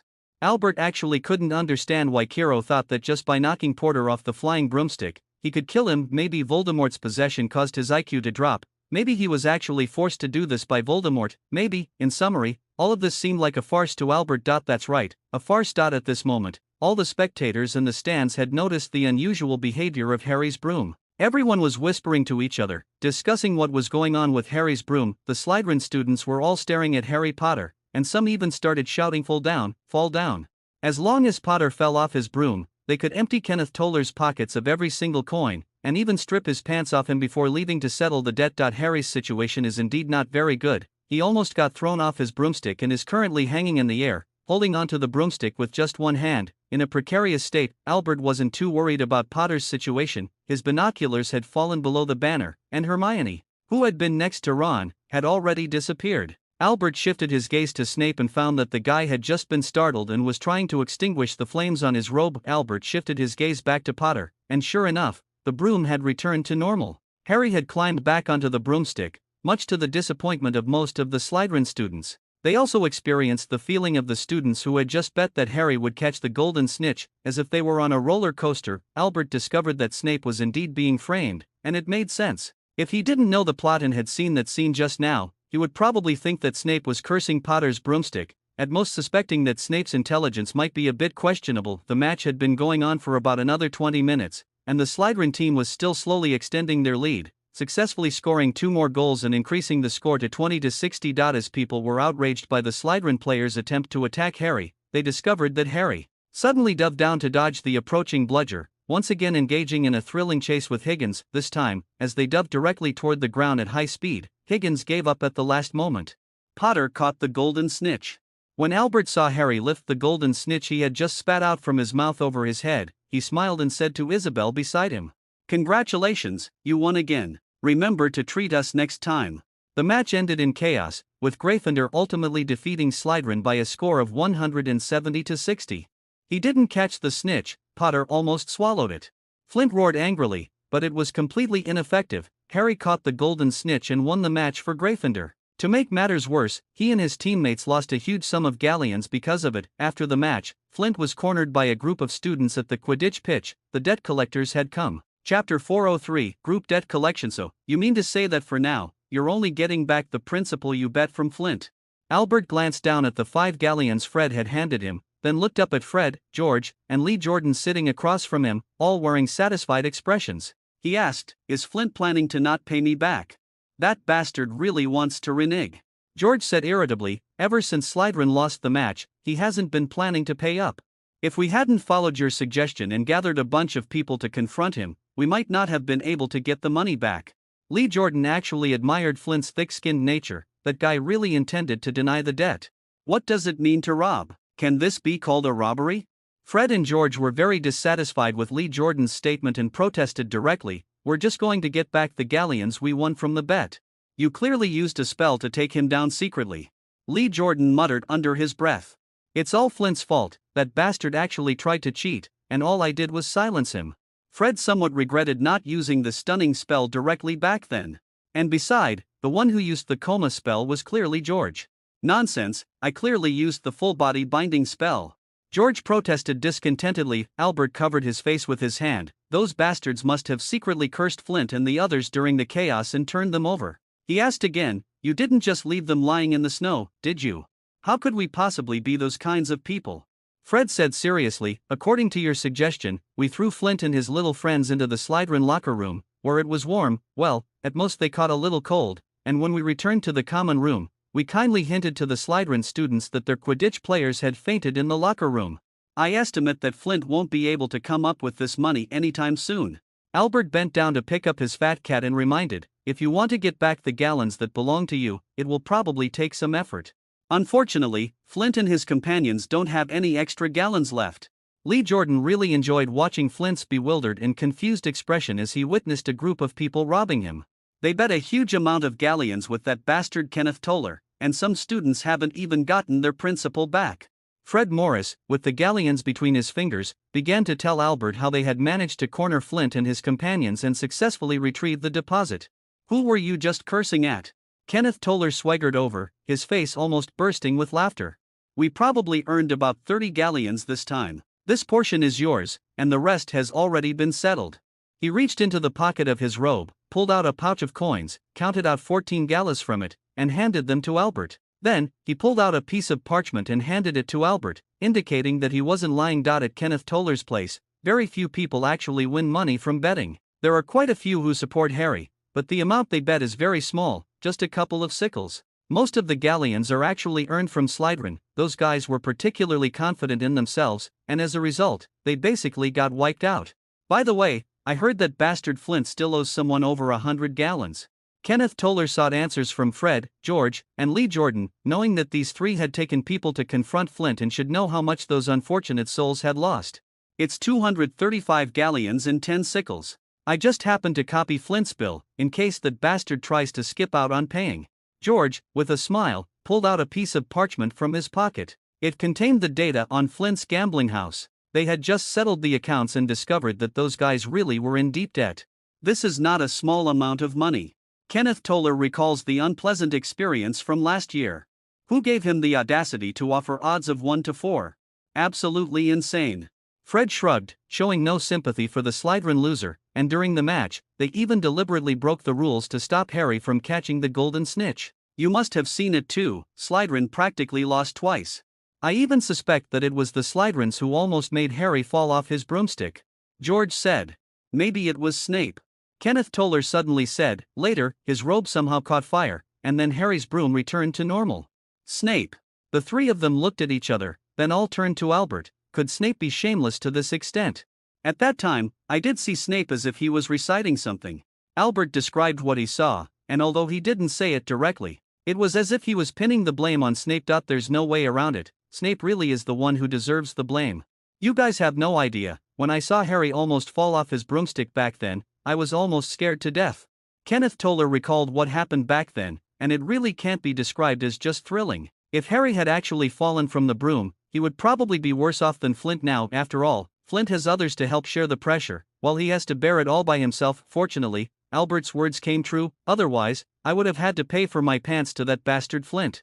I believe Flint will definitely learn his lesson this time and won't dare to make reckless bets again, Albert said softly. However, how do you plan to get the money back? Kenneth Toller asked curiously. Are you planning to block Flint all day? We have already prepared to unite and demand the return of the betting money according to Albert's plan. Lee Jordan said Albert's plan with a smile. Where's Albert? Kenneth Toller noticed that Albert had mysteriously disappeared. Is there something you need from me? Albert looked up and asked, as he was playing with Tom using a feather wand. The little guy was no longer so shy. Do you think Flint will pay back the money? The total number of students who placed bets is 60. You have to know how many students there are in all of Hogwarts. Albert picked up Tom and rubbed his ear, saying, Flint offended so many people all at once, it's no joke. Believe it or not, people bet on him every day and ask him for money.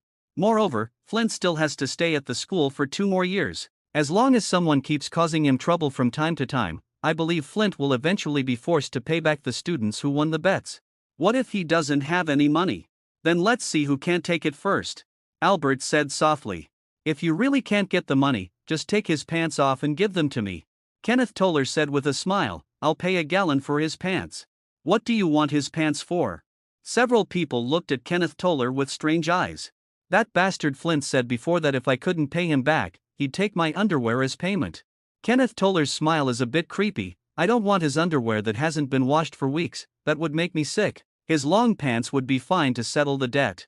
After finishing, Kenneth Toller walked away happily. He's really a guy with a twisted sense of humor. Fred muttered. Do you think he will pay? Maybe, there really will be someone who does that. You're really asking for trouble. Albert listened to the conversation among a few people and silently mourned for Flint for 3 seconds. How many times has it been? Albert and his little companion, on their way to the spellcasting class, encountered Flint and his companions being carried horizontally into the boys' restroom. Albert couldn't help but blink and turned his head to ask his companion beside him. It's the 4th time. George gave a thumbs up to the 6th-year Hufflepuff student directing the transport of Flint, grinning maliciously, and replied, ever since Flint and his gang got caught a few times last time, they haven't dared to put a single coin in their pockets. Actually, they just refused to pay back the money no matter what.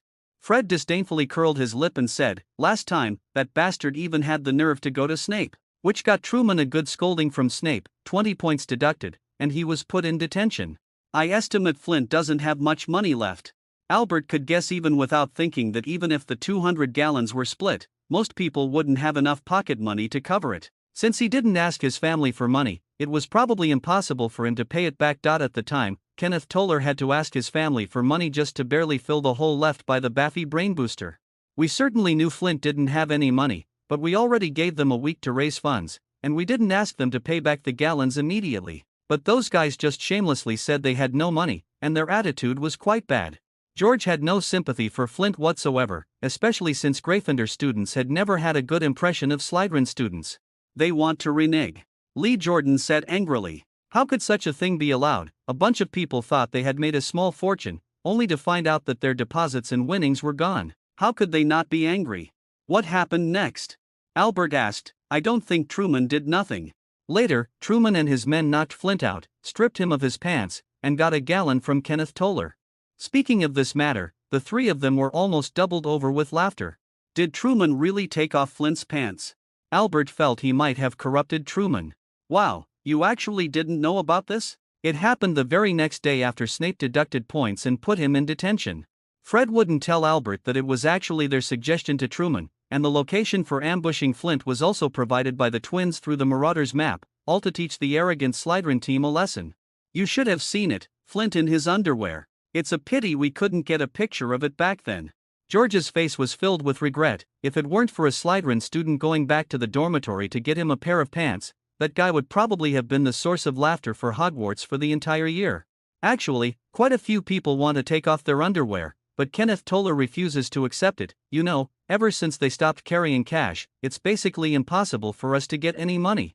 The three of them were talking back and forth, and Albert basically figured out what the situation was. The surrounding Flint's gang was mainly to force them to repay their debts. After all, if the other party really wants to default, they have no good way to deal with it. It's better to take some more aggressive measures. Even if in the end we can't get the money, we can at least vent our inner anger. We can't just let the debtor life comfortably. As being in debt a privilege, as long as your fist is harder than the opponent's, this situation won't exist. In the previous life, although he had never encountered such a situation, Albert was naturally very aware of this. So, he sent Fred, George, and Lee Jordan to team up with others to cause trouble for each other. When do you think they will finally crack and pay up? The three of them all hoped that Albert could bring some good news. Although causing trouble for Flint was quite entertaining, they still preferred to get back the gallon they had risked so much to win. I don't know. Aren't you also owed a large sum of gallons? Lee Jordan said, as far as I know, you are their primary creditor. I have already recorded the debt in the notebook. They will have to pay it back sooner or later. Albert said calmly that he was not afraid that Flint would be able to endure 2 years of harassment without repaying the money. If it really comes to that, he'll wait until he has money in his pocket to pay it back. Dealing with people of bad character, you just need to be worse than them. Albert shrugged, saying he couldn't always be on guard. I like what you just said. Several people couldn't help but burst into laughter. What are you guys laughing about here? It's really infuriating. Nothing. After Albert entered the Charms classroom, he found a group of people discussing the incident where Flint had his pants pulled down. Even the girls seemed very interested in the matter, showing no embarrassment at all, purely enjoying the situation for a laugh. Many people know about it. When Albert found an empty seat and sat down, he asked. Originally, many people already knew about it. I estimate that even the professors might have some vague knowledge of it. Lee Jordan looked Albert up and down, unable to help but ask, what have you been up to lately that you don't know about this? There's so much to do, where would I find the time to pay attention to these things? Albert casually brushed it off, saying that he had indeed been very busy lately. There were a bunch of things he needed to study. He had to find time to go on dates with Isabel, he was involved in several club activities, and occasionally he had to write letters back to old friends. On top of that, he had homework every day, 12 subjects worth of assignments. Once he got busy, he simply didn't have any extra time or energy to focus on other matters. Professor Flighty quickly appeared in the classroom, and only then did everyone stop discussing Flint's pants-dropping debt repayment. Rumors always have some deviation from the truth. Today's Charms class continued with last lesson's happiness charm. At the beginning of the class, Professor Flitwick went around using the happiness charm on everyone. He believed that letting everyone personally experience the effects of the happiness charm would help them master it more quickly. When Professor Flitwick cast the happiness charm on himself, Albert felt a great sense of satisfaction fill his entire body. He felt very pleased, and a smile gradually appeared on his face. This is the effect of the happiness spell. When casting the spell, you need to think of happy things to help eliminate the tension and anxiety within the person being enchanted. Is the Guardian Spirit spell based on a principle? Albert asked. The principles of both are similar, but the requirements for the Guardian spell are higher. while the happiness spell requires controlling and eliminating inner tension and anxiety. If taken too far, the person under the spell will fall into hysterical laughter. Professor Flitwick didn't let everyone practice the spell immediately. Instead, he began explaining the knowledge and principles behind the cheerful charm and hinted that this lesson was very important, meaning there would be a final exam, and the owls for 5th years might also be tested. As a result, everyone took notes very seriously until the end of class. The effect of the happiness spell did not wear off, and everyone happily enjoyed the magic lesson. The happiness spell works quite well. It can help people avoid sad emotions. Albert is considering the feasibility of using the happiness spell to create magical items, or making them into sweet treats that can keep people in a good mood when eaten. Crazy laugh toffee. Fred and George said without hesitation, keeping people in a good mood might be hard to control, but if it goes overboard, there's no need to worry about control issues. A candy that makes you laugh hysterically after eating it is simply amazing. The effect of the happiness spell gradually faded by lunchtime, and Albert's smile also subsided. He ate his food while eavesdropping on Fred and George discussing the possibility of making the laughing toffee, both of them trying to use the happiness charm on each other's pumpkin pie, which of course had no effect. It seems your crazy toffee fudge is about to go up in smoke. Lee Jordan poked the cursed pumpkin pie with his fork and asked Albert, "Can this thing still be eaten?" "Shouldn't be." "What?" Lee Jordan was a bit confused. "I remember there are magical creatures and plants that can achieve similar effects." Albert raised his hand and lightly tapped his forehead, beginning to sift through his knowledge of potions and magical creatures in his mind. "Oh, right, it's Puffskein. That thing can brew giggle water. I think it should be able to make your giggle toffee." Laughing potion. Fred and George could see the joy and excitement on each other's faces. They never expected they could actually create the laughing toffee. Will there really be such a thing? Although Lee Jordan didn't doubt Albert's words, he couldn't help but ask. Of course there is. The famous potion master Zygmunt Barty has a record of the giggle potion in his book of potions. However, this book is in the restricted section. Albert subtly reminded, "Be careful when borrowing books, don't get caught by Filch. We're not first-timers, we know what to do." Fred and George both gave Albert a reassuring look. Right. Albert continued, "You can also use the leaves of the all riot plant, it's one of the ingredients for the laughing potion. As for the antidote, let me think. I remember it should be a syrup produced by the sadness bug. You can also try reversing the two ingredients, it should create a bittersweet candy. As for how to adjust the proportions, you'll need to experiment on your own." Albert casually gave the two some advice. Wow! Truly worthy of being called Albert. At this moment, Fred, George, and Lee Jordan were all staring with their mouths agape and eyes wide open, surprised that it could be done this way, saving even the time to find the antidote, and Albert had given them a clear hint. The next moment, Fred and George simultaneously reached for something. They each took out a quill pen, and one of them pulled out a notebook, jotting down a series of keywords: Puffskein, laughing potion, Zygmunt Budge, magical drafts and potions, Alehatsi leaves, and Sarosap. Wait until they have some free time to go to the library and look up relevant information. The twins also know that Albert doesn't have time and won't help them research these things, so they can only rely on themselves to spend time and effort trying. However, now that there is crucial technical support, all that remains is to adjust the potion ratios and produce the corresponding antidote. Although Crazy Toffee is good, it always feels like it won't sell for much.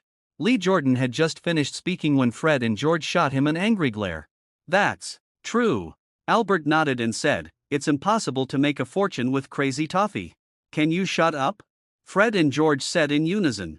"Actually, you can use this to research and create food that can make people feel happy when they eat it. This is the real money-making product. Food that can make people feel happy when eaten." Fred frowned and asked, "Is it the one you mentioned earlier? Can the laughing potion really do something like this?" "I don't know, mainly it's about the ratio."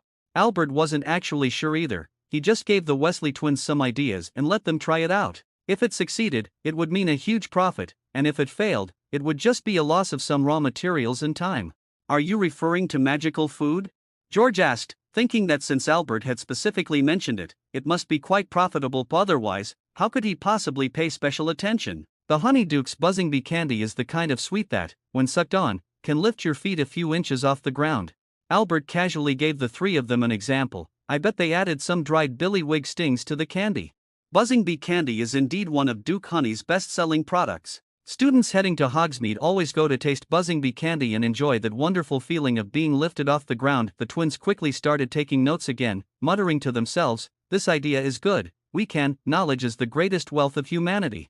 Lee Jordan couldn't help but exclaim, realizing that Albert's mere suggestions could add several new products to Fred and George's future shops, and it was all just off the top of his head. Extraordinary intelligence is humanity's greatest wealth. Albert seriously corrected, that is Ravenclaw's motto. Lee Jordan was a bit stunned, but then he heard Albert say again, however, I agree with what you just said, knowledge is humanity's greatest wealth. If you don't have jobs in the future, you could develop magical food, it should sell really well. Albert took out his notebook and wrote this down. Another way to make money. Harry, Ron, and Hermione, who were sitting nearby eating, were all a bit dumbfounded listening to the brief conversation among Albert and the other three. Ron was even more surprised and couldn't say a word. He had never thought that Albert would just come out with a so-called money-making scheme. Moreover, seeing Fred and George quickly taking notes made him wonder if he should also pull out his notebook to record what had just been said. Ron also knew that Harry had placed a bet on the Slytherin side, but he still hadn't been able to get the money back from Slytherin if Fred and George must have placed their bets and won. What complicates his feelings is that even though they haven't retrieved the money they won yet, they still firmly believe they can get it back. Albert, do you know who Nicholas Flamel is? Hermione asked expectantly. Why are you asking this? Albert looked at the three people with eager expressions on their faces and raised an eyebrow. We've gone through so many books, yet we haven't even found a trace of him. Harry hurriedly said, you must know, right? If we can get the answer from Albert, it will save a lot of trouble. Yeah, I know. Albert nodded, indicating that he indeed knew. Who is he? The three of them said in unison. Nicola May, he is. Albert's words suddenly paused, then he looked at the three of them again, squinting slightly and said, it seems you are quite interested in what that big dog is guarding. Do you know what's in there? Hermione was very surprised. She couldn't understand how Albert knew about these things. Could it be Hagrid? This has nothing to do with you. Albert said seriously, of course, it has nothing to do with me either. We just want to know who Nicholas Flamel is, nothing else. Hermione tried to explain, she hadn't given up on getting an answer from Albert. Don't get involved, that's a big pit with a lot of trouble inside. Albert kindly reminded, of course, if you want to know, just go to the library and look it up yourself, or ask Hagrid, he definitely knows something too. Hagrid won't say. However, how did you know? Harry asked curiously, it seems like you know a lot of things. I won't tell you. Albert shrugged, anyway, you definitely won't guess it. I hate his bad taste. Ron muttered under his breath, he must have done it on purpose, or he just didn't know. Of course, that's just me venting. Just as the three of them were huddled together whispering, Flint from Slytherin stormed out of the bathroom, looking furious and seemingly ready to settle the score with whoever had ambushed him. After all, anyone who has been messed with back and forth like this several times would feel angry. Cover me. Fred secretly drew his wand, gave George and Lee Jordan a look, and, using their cover, cast the cheering charm at Flint. The next moment, the anger on Flint's face instantly disappeared, replaced by a silly grin, and then he couldn't help but burst into laughter. This sudden burst of laughter left everyone feeling a bit bewildered. To prevent the Slytherins from causing trouble, Truman also brought his debt collection squad over. What are you doing? Professor McGonagall, already sensing something amiss, walked over, frowning at Flint, who was laughing heartily. It seems like he has some kind of illness, suddenly laughing uncontrollably. Truman raised his hand to cover his face, wearing an expression that said, you must be crazy. Maybe we should send him to Madame Pomfret, he clearly needs some treatment. This is the happiness charm. Professor McGonagall immediately saw Flint's condition, who cast a spell on him. Spell. I thought Flint had a disease where he would die if he didn't laugh.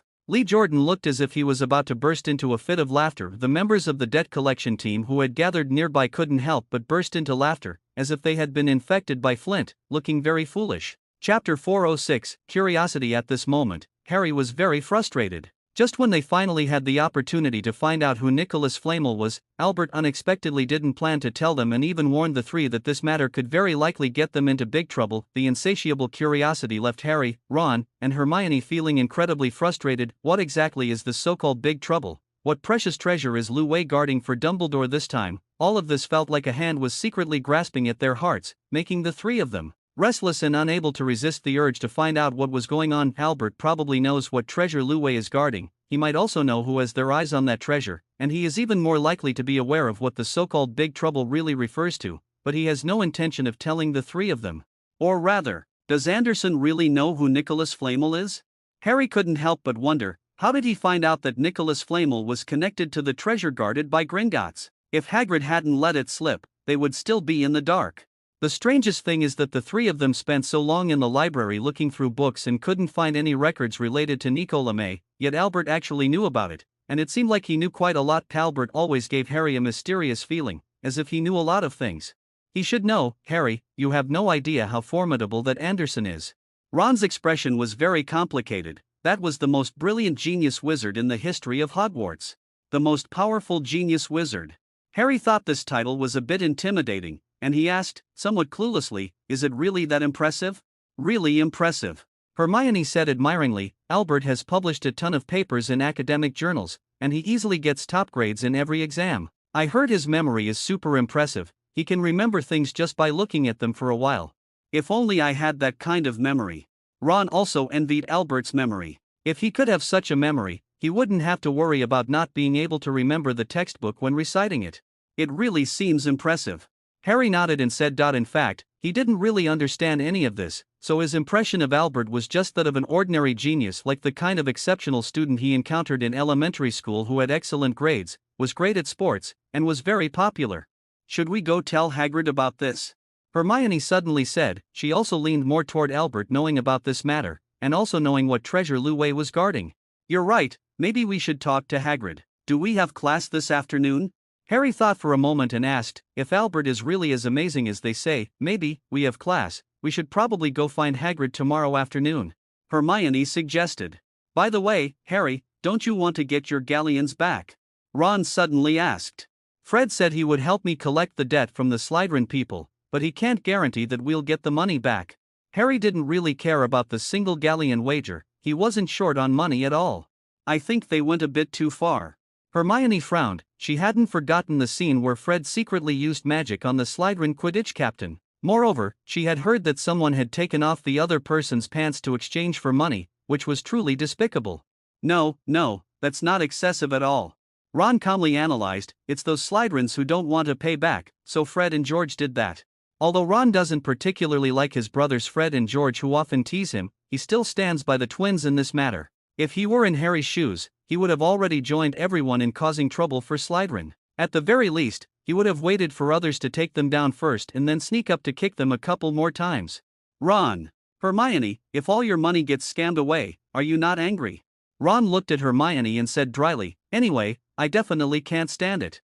Harry didn't care about that galleon because he was rich, but for Ron, who didn't even have enough money to make up one galleon, this was something he couldn't tolerate. Regarding Albert, Ron actually has a pretty good impression of him. In fact, the Weasley family all have a very good impression of Albert. Whether it's his parents, Charlie, Percy, Fred and George, or even Ginny, they all think highly of Albert. Ron is no exception. Although he doesn't really know how Fred and George make their money, having a friend who is so close and even helps you and brings you along to get rich, how could he have a bad impression?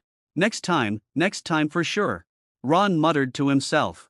What did you say? Harry asked in confusion. Nothing. Ron shook his head. The next afternoon, which happened to be Friday, Gryffindor first years had no classes, so Harry, Ron, and Hermione went to Hagrid's hut to have afternoon tea with him and talked again about Nicholas Flamel. This has nothing to do with you. Hagrid was furious. He was angry with himself. Ever since he had accidentally mentioned Nicholas Flamel last time, Harry, Ron, and Hermione had clearly no intention of giving up on this matter. Albert said the same thing. He said getting involved in this matter would bring us a lot of trouble. Harry, while observing Hagrid's expression, said, he seems to know who Nicholas Flamel is, and he also seems to know what the Gringotts vault is guarding. Albert. Hagrid paused for a moment, as if remembering something, and murmured to himself, I have to talk to him. Hagrid began writing a letter, planning to invite Albert over for tea on Saturday. This time, he was very cautious and didn't say a word more in front of Harry and the others, lest he accidentally let something slip again. He is right, Harry. Listen to Albert, don't keep getting involved in this matter, or you'll definitely get into big trouble. Hagrid knew that someone was after the Philosopher's Stone, and he was even more aware that Harry could never get his hands on it by passing through the traps set by the professors. However, Albert's situation was different. If he found out, it would be very bad. Hagrid hadn't forgotten. Albert knew how to tame a roué, and he had the audacity to venture into the Forbidden Forest alone at night during his first year. Hagrid couldn't help but doubt whether the traps set by the Hogwarts professors would be effective against Albert. If Albert wants to get the idea of attacking the Philosopher's Stone, he must tell Dumbledore about it. Chapter 407, to be continued. Just as Harry, Ron, and Hermione were racking their brains trying to get information about Nicholas Flamel from Hagrid, Albert was holed up in the library finishing his weekly homework, trying to free up as much time as possible for other things. Fred and George are also busy in the library, but unlike the others, they are not doing homework. Instead, they are searching for the recipe for the laughing potion and detailed information about the riot, preparing to make the giggle toffee. At this moment, the twins are discussing how to obtain cheap ingredients. It's not easy to make decent crazy toffee, the little pocket money they have can't cover the expenses. Research is very costly, and they don't have the financial means like Albert. Moreover, if the pharmacy doesn't sell all riot leaves and sadbug honey, we can only try to get them from Montag's Fleet or find a way through the owner of the Pig's Head Tavern. Your letter. Lee Jordan pulled up a chair and sat down next to Albert, casually placing the folded note in front of him. With a smile, he looked at the twin brothers across from him and feigned surprise, saying, "What are you doing here? We've already figured out how to make the laughing toffee, do you want to join?" Fred waved the parchment in his hand and asked with a smile. "Forget it, don't even think about getting your hands on my measly pocket money." Lee Jordan clutched his pockets even tighter. "Are you really not going to join?" George took the parchment from Fred, extended his hand forward, and handed it to Lee Jordan, saying, "Our future money-making plan, you're really not interested. You guys." Jordan looked at Albert beside him with some concern, raised an eyebrow, and asked, "Are you sure it's yours?" I misspoke, it was Albert who came up with the money-making scheme. Isn't it good enough if you did it?" Hearing that it was Albert's plan, Jordan finally felt a bit more confident. Fred and George always gave him a somewhat unreliable impression. "Whose letter is it?" George asked curiously. He had rarely seen Albert receive notes, a thick stack was the norm for him. "Haig invited me to go to his place for tea tomorrow." Albert casually put the note into his pocket. He could probably guess the reason. It was likely that Harry went to see Hagrid and mentioned that he knew what the item in the forbidden section on the 4th floor was, which made Hagrid suspicious of him. "How is it?" Fred asked with a smile. "Don't you think calling it a magic grocery store is too strange?" Jordan complained. In his opinion, the name was just terrible. "It's just a name, we'll definitely come up with something better by then." Fred didn't care at all about this matter. "By the way, do we really have this many products already?" Lee Keaton asked again, as he discovered a large list on the parchment, with all sorts of goods, including wizard cards. "Most of them are still semi-finished products." Albert explained, "It just takes a little time to fine-tune before it's ready to use." "Why is the main store in Hogsmeade and the branch in Diagon Alley?" Lee Jordan asked again, "And do we have that much money?" "The startup capital above actually has 1,000 galleons. Not yet, but there definitely will be in the future." Albert said nonchalantly, "What we need most right now is to expand the number of products and prepare for the future." "How much startup capital do we have?" Lee Jordan asked curiously. 5 gallons. Fred said irritably, "That's George's and my pocket money. 200 times worse." "Your calculation skills are quite good." George said irritably. "Thank you for the compliment." Lee Jordan asked Albert, "I really don't understand this kind of thing. What are you planning to do?" "I'll provide the funds and technology, but you might have to take care of the store operations." "What about the wizard card, together?"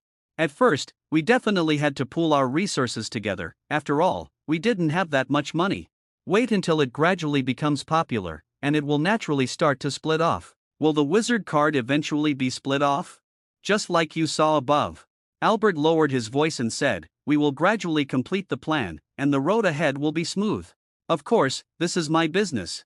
It feels like there are a bunch of random things up there, completely incomprehensible." Lee Jordan muttered, "Fine, you decide. However, I must declare that I don't have much galleons." "No one expects you to help out with how many gallons?" George said irritably. "Albert said he has a way to get enough gallons, so we don't need to worry about that. Of course, if you could help out with some galleons, that would be even better. After all, at the beginning, money will be very tight." "Can it really succeed?" Lee Keaton still had some doubts. It wasn't that he lacked confidence in Albert, but rather that he didn't understand these things at all. "If you're not willing, then forget it." "Who said I wasn't willing?" Lee Jordan naturally had no intention of giving up. Ever since he started hanging out with Albert, he had never lost. Even if he did fail, it would just mean spending a bit more time. "You need to have faith in Albert." Fred patted Lee Jordan's shoulder, took the parchment back from him, and carefully folded it up and put it away. "However, there are actually 7 items." Lee Jordan couldn't help but mutter, "Not only him, but even Fred and George were very surprised when they first saw the contents of the parchment. No matter how you look at it, it seems too greedy to involve so many fields. Don't rush, take your time. Albert had already decided to bring more people to work for him. No, I should say helping them achieve their dreams. I'm indeed a good person. They naturally don't quite understand Albert's thoughts and probably won't be able to think in this direction for the rest of their lives. When are we going to check out the 4th floor? Fred suddenly asked. They have been at school for almost 2 months and can't help but want to stir up trouble. It's not time yet. Albert shook his head. Why? Someone has set their sights on what's inside there. Do you want to become cannon fodder? Do you think the thief who broke into Gringotts is in the school? The three of them were all taken aback, thinking this matter was very absurd. Why not? I've already said it, the compound potion can turn one person into another. Albert reminded, as long as you keep drinking that stuff, it won't be so easy to get discovered. Are you saying? Who do you think is more suspicious? Professor Chilo. Fred replied, it must be Professor Chilo, otherwise you wouldn't be bothering him time and again. I'm just asking a question. Isn't it normal for students to ask teachers questions? Albert said defiantly. Ask questions. Fred had a very strange expression. Professor Quirrell will take a detour when he sees you now. Is it really Professor Chilo? Lee Jordan couldn't help but ask. Possible. That's it. George muttered, I think he might be in trouble. I remember Albert saying at the beginning of the semester that Professor Chilo would be in big trouble. Lee Jordan nodded repeatedly in agreement. I didn't stop making things up. Fred reached out and patted Albert's shoulder, saying, although it's hard to believe, everything you said has indeed come true. Chapter 408, The Gap. Hagrid. Albert reached out and knocked on the wooden door of the hunting lodge. After a moment, there was some movement in the room. As soon as the wooden door opened a crack, Yaya poked its head out first, wagging its big tail excitedly and running around Albert. Come in, I have something to ask you. Hagrid seemed to have not slept all night, his eyes bloodshot, his hair a mess, and he opened the door with a slightly hoarse voice. Are you sick? Albert couldn't help but raise an eyebrow and ask when he saw Hagrid's appearance. No, it's just that I didn't sleep well last night. After Albert entered the house, Hagrid poked his head out the door, looked around to make sure no one was there, and then closed the door again. He also casually pulled the curtains of the window shut. The room was filled with the crackling of the roaring fire, the copper kettle on top was steaming, and on the table lay the rock cakes that Hagrid loved to eat. You didn't stay up all night because of Nico LeMay, did you? Albert took off his cloak, shook off the snow, and hung it on the nearby coat rack. He squatted down and began rubbing Fawn's head, not even glancing at Hagrid's expression at that moment. Actually, Albert didn't even need to look to know that Hagrid's expression was very entertaining. In fact, Hagrid's face was full of astonishment. He never expected Albert to directly bring up the matter. Harry came to see you yesterday, Albert said with certainty. How do you know? Hagrid almost blurted it out without thinking. 2 days ago, the three of them asked me about Nicholas Flamel, and I didn't tell them. Albert didn't mind Hagrid's surprised expression. He pulled out his wand from his pocket, waved it at the kettle that was boiling on the fireplace, and the already boiling kettle immediately flew over, starting to brew tea automatically in front of them. How did you know that the thing hidden in the school was the Philosopher's Stone? Hagrid asked in a low voice. Because Harry mentioned Nicole LeMay. I don't believe it. Hagrid had a look on his face that said, don't try to fool me. Nicholas Flamel and Dumbledore were friends, it's recorded on the chocolate frog card. Albert saw Hagrid's skeptical expression, took a sip of his tea, and said with a smile, well, actually, I know Nicholas Flamel. I just stayed with him for a few days this summer vacation. Dumbledore took me there. I heard he got into a bit of trouble. Well, you know, some things aren't really that hard to guess. At this moment, Hagrid was stunned, standing there foolishly, seemingly not knowing what to do. What did you just say? He seemed not to understand Albert's words and repeatedly asked. I said that Nicholas Flamel and I are friends, so you don't have to worry about me trying to get the Philosopher's Stone. Albert looked up and, somewhat helplessly, said to Hagrid, actually, you don't need to worry at all. Even if I really did have the idea of going after the Philosopher's Stone, do you really think I could outsmart Dumbledore, successfully steal the Philosopher's Stone, and then escape? Hagrid's expression instantly froze. Yeah, could it be that after stealing the Philosopher's Stone, they just run away? Then what's the point of attending school? Moreover, can we really steal the Philosopher's Stone and escape? Clearly, it's not very likely. This is Hogwarts, you know. And one more thing, Hagrid, how do you know that the Philosopher's Stone is real? Albert had an expression that clearly said he was at his wits' end with you. You already know someone is after the Philosopher's Stone, would you still use it as bait? Bait. Hager was a bit confused, feeling like his IQ wasn't quite up to par. Of course, it's to lure out the thief who wants to steal the Philosopher's Stone, Albert said as a matter of course. But, wait, you mean to say that Dumbledore put the Philosopher's Stone in the school to lure thieves into a trap? Hagrid looked completely bewildered, he couldn't make heads or tails of what was going on. It must be the Dark Lord. He or his minions have set their sights on the Philosopher's Stone, so Dumbledore is planning to use the stone to lure him out. Albert briefly shared his guess. As for whether the Philosopher's Stone is real or not, it's really hard to say. After all, most people have never seen a Philosopher's Stone, and even if it were fake, I guess it would be hard to tell. Are you saying the Philosopher's Stone at the school is fake? Hagrid's hand was trembling slightly. I don't know either. Albert shrugged, indicating that this was just his guess. Since he knew someone was going to steal, why take the risk with the real thing? There's absolutely no need for this. You are absolutely right, Hagrid was about to say when he saw Albert make a shushing gesture. He pointed outside the window, and Hagrid, puzzled, walked over. When he opened the window, he heard footsteps. He was stunned. It was Harry and his gang. They had their eyes on me when I arrived. Albert opened the mission panel, where a mission titled Trust Crisis was marked as completed. This task appeared when I received Hagrid's letter yesterday. The content is roughly that Hagrid has doubts about him because of the Philosopher's Stone incident, and he needs to dispel Hagrid's suspicions. The task only gives 500 experience points, plus 10 points of Hagrid's favorability. Did you say Harry?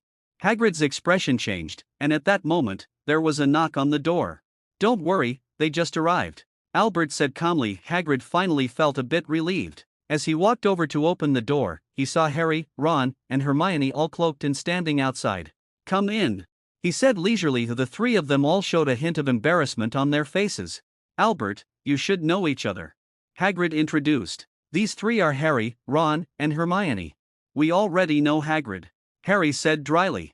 All right, Hagrid, I'm leaving now. I'll come over for tea another day. Albert picked up his cloak and draped it over himself. After nodding to Harry and the other three, he left on his own. What is he here for? Discuss some matters. Hagrid looked like he didn't want to talk much.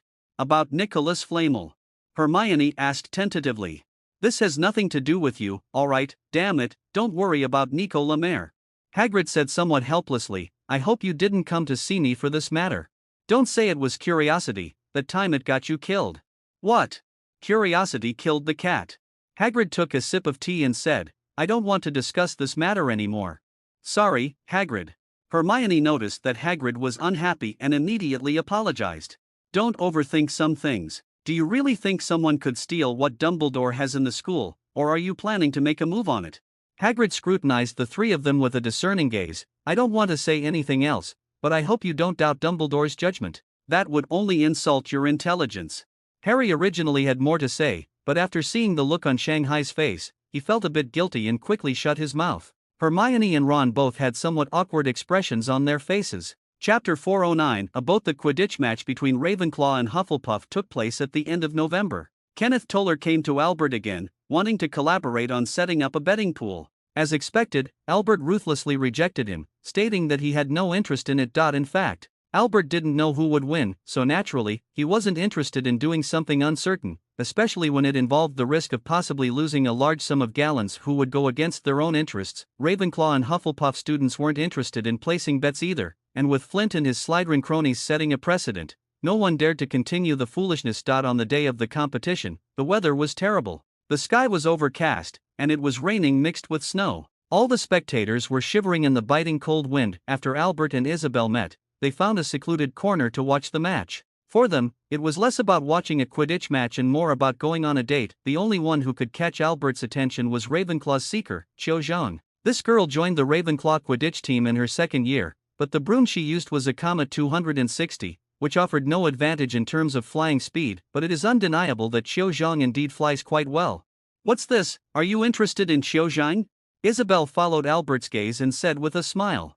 Her name is very special. Zhang is not a European surname. Albert casually remarked, I have to say, Autumn is a beautiful girl. Would you like me to introduce her to you? Isabel said with a smile, she would definitely be interested in meeting the genius of Gryffindor. We already know each other, at the Wizards Club. Albert added, I know all the members who joined the Wizard Card Club. You don't need to explain it to me in detail. Isabel wasn't angry either. She leaned her head on Albert's shoulder and used a telescope to observe the competition venue. The rain isn't heavy, but it's very cold. Albert conjured a large umbrella, making it float above their heads, and then conjured a bright blue flame, placing it in a jar to keep them warm. Sometimes, I really find it hard to understand why everyone is so crazy about Quidditch. Watching the crowd cheer while shivering from the cold, Albert chatted with Isabel as they watched the game. His voice wasn't loud, but since they were nestled together, they could hear each other clearly. Maybe it's boredom. Isabel leaned on Albert's shoulder, holding a telescope to observe the Quidditch match. Wizards actually don't have many recreational activities. About what I expected.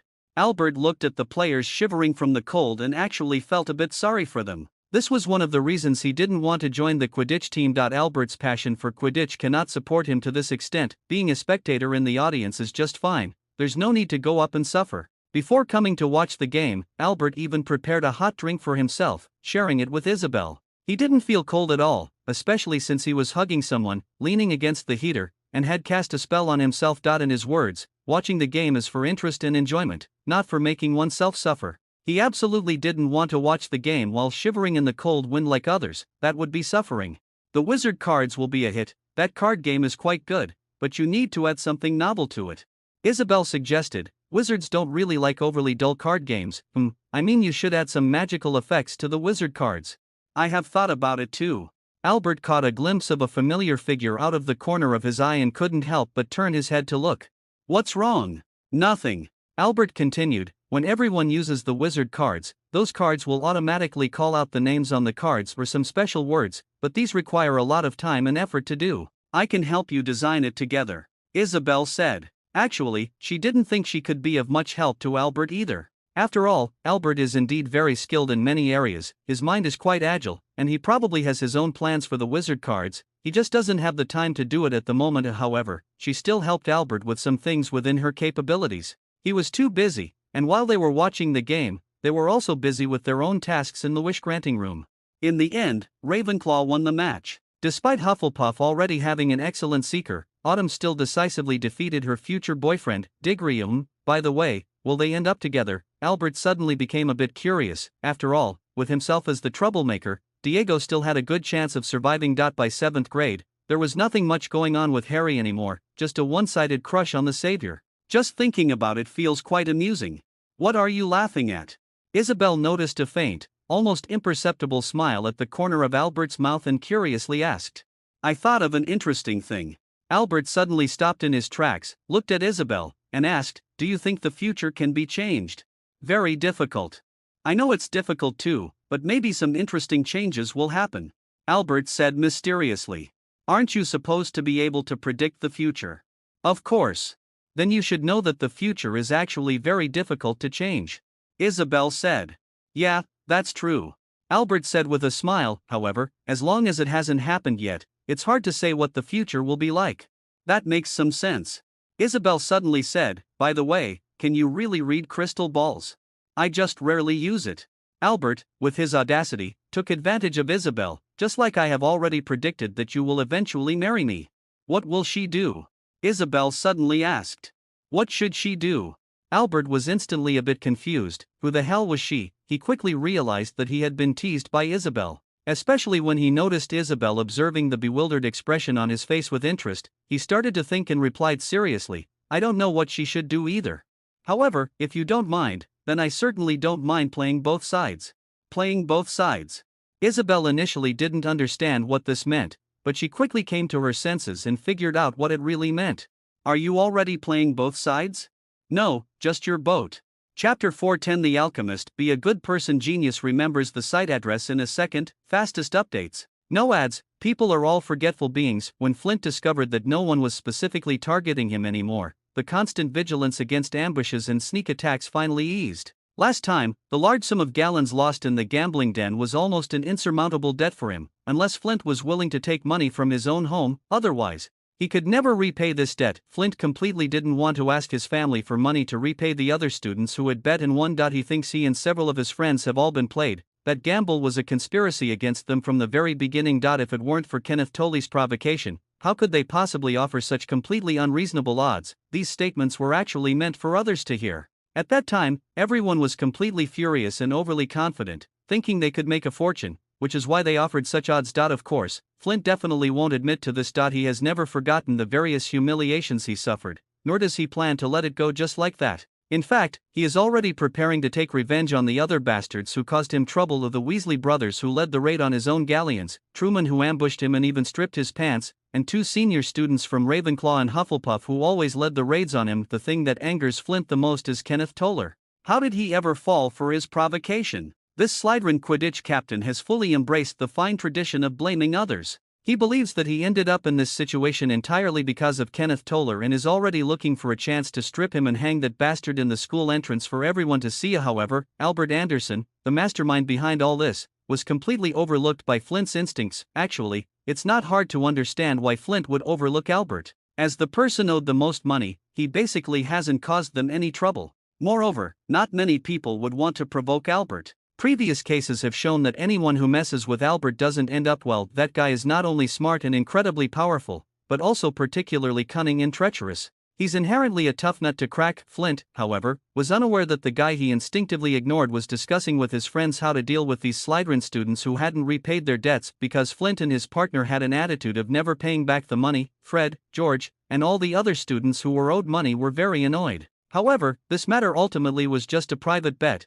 and it wasn't very appropriate to bring it to the public eye. This is the downside of private gambling. Sometimes when others want to cheat, they don't have much of a way to deal with it. However, if those Slytherin bastards think they can get away with this shamelessness, they are sorely mistaken. At the suggestion of Albert, the major creditor, the debt collection team led by Fred and George is already prepared to raid every single galleon from the pockets of those bastards during the trip to Hogsmeade in December. Since the other party is unwilling to repay the gallon, I'll just have to collect it myself. As for other matters, they are secondary. Retrieving the gallons owed to them is the most important thing, and it is also the core purpose of their debt collection team. Albert believes that those guys will definitely bring money when they go to Hogsmeade, otherwise, what would they use to shop? In order for this debt collection operation to go smoothly, everyone will temporarily abandon their harassment of Flint, so that they can lower their guard and feel at ease bringing money to Hogsmeade. Hermione, who was eavesdropping nearby, never imagined that Albert was actually discussing with someone about preparing to rob the galleons from the pockets of Hogwarts students. Miss Granger, is there something wrong? Albert turned his head to look at Hermione, who had been standing beside them all along and was now staring at them in shock, and asked, "How could you?" Hermione was so shocked by Albert that she couldn't find the words. "Dealing with evil people, of course, there's no need to be polite," Albert said lightly. "This is called evil will meet its match," George said with a straight face. "To deal with evil people, you should be even more evil than they are. Only then will they be afraid, only then will they submit, only then will they admit their mistakes." Lee Keaton nodded in agreement. "Only then will they reform and become good people. In order to help them turn over a new leaf and become good people, we don't mind playing the role of the bad guys." Fred raised his hand and clapped with his 2 companions. They had all been deeply influenced by Albert. After pulling his gaze away from the 3 goofy companions, Albert looked at Hermione and asked, "Did you need something from me?" "Well, I found this parchment in the library's A History of Hogwarts." After Hermione came to her senses, she took a piece of parchment out of her pocket and asked eagerly, "Do you recognize the writing on this?" "It's French." Albert glanced at the text on the old parchment and replied calmly. He certainly knew what this thing was. "Can you help me translate this? They say you are very good at various languages." Hermione looked at Albert expectantly and handed over the parchment. "That's not a problem, but I'm quite busy right now, so you'll probably have to wait a while." Albert agreed, took out his wand, tapped the parchment, and made a copy for himself. He looked up at the expressionless Fred, George, and Lee Jordan, and put away the parchment. These 3 guys are currently trying hard to suppress their laughter, not letting anyone see through their facade. Without a doubt, the thing Hermione Granger found is the treasure that Albert made last year.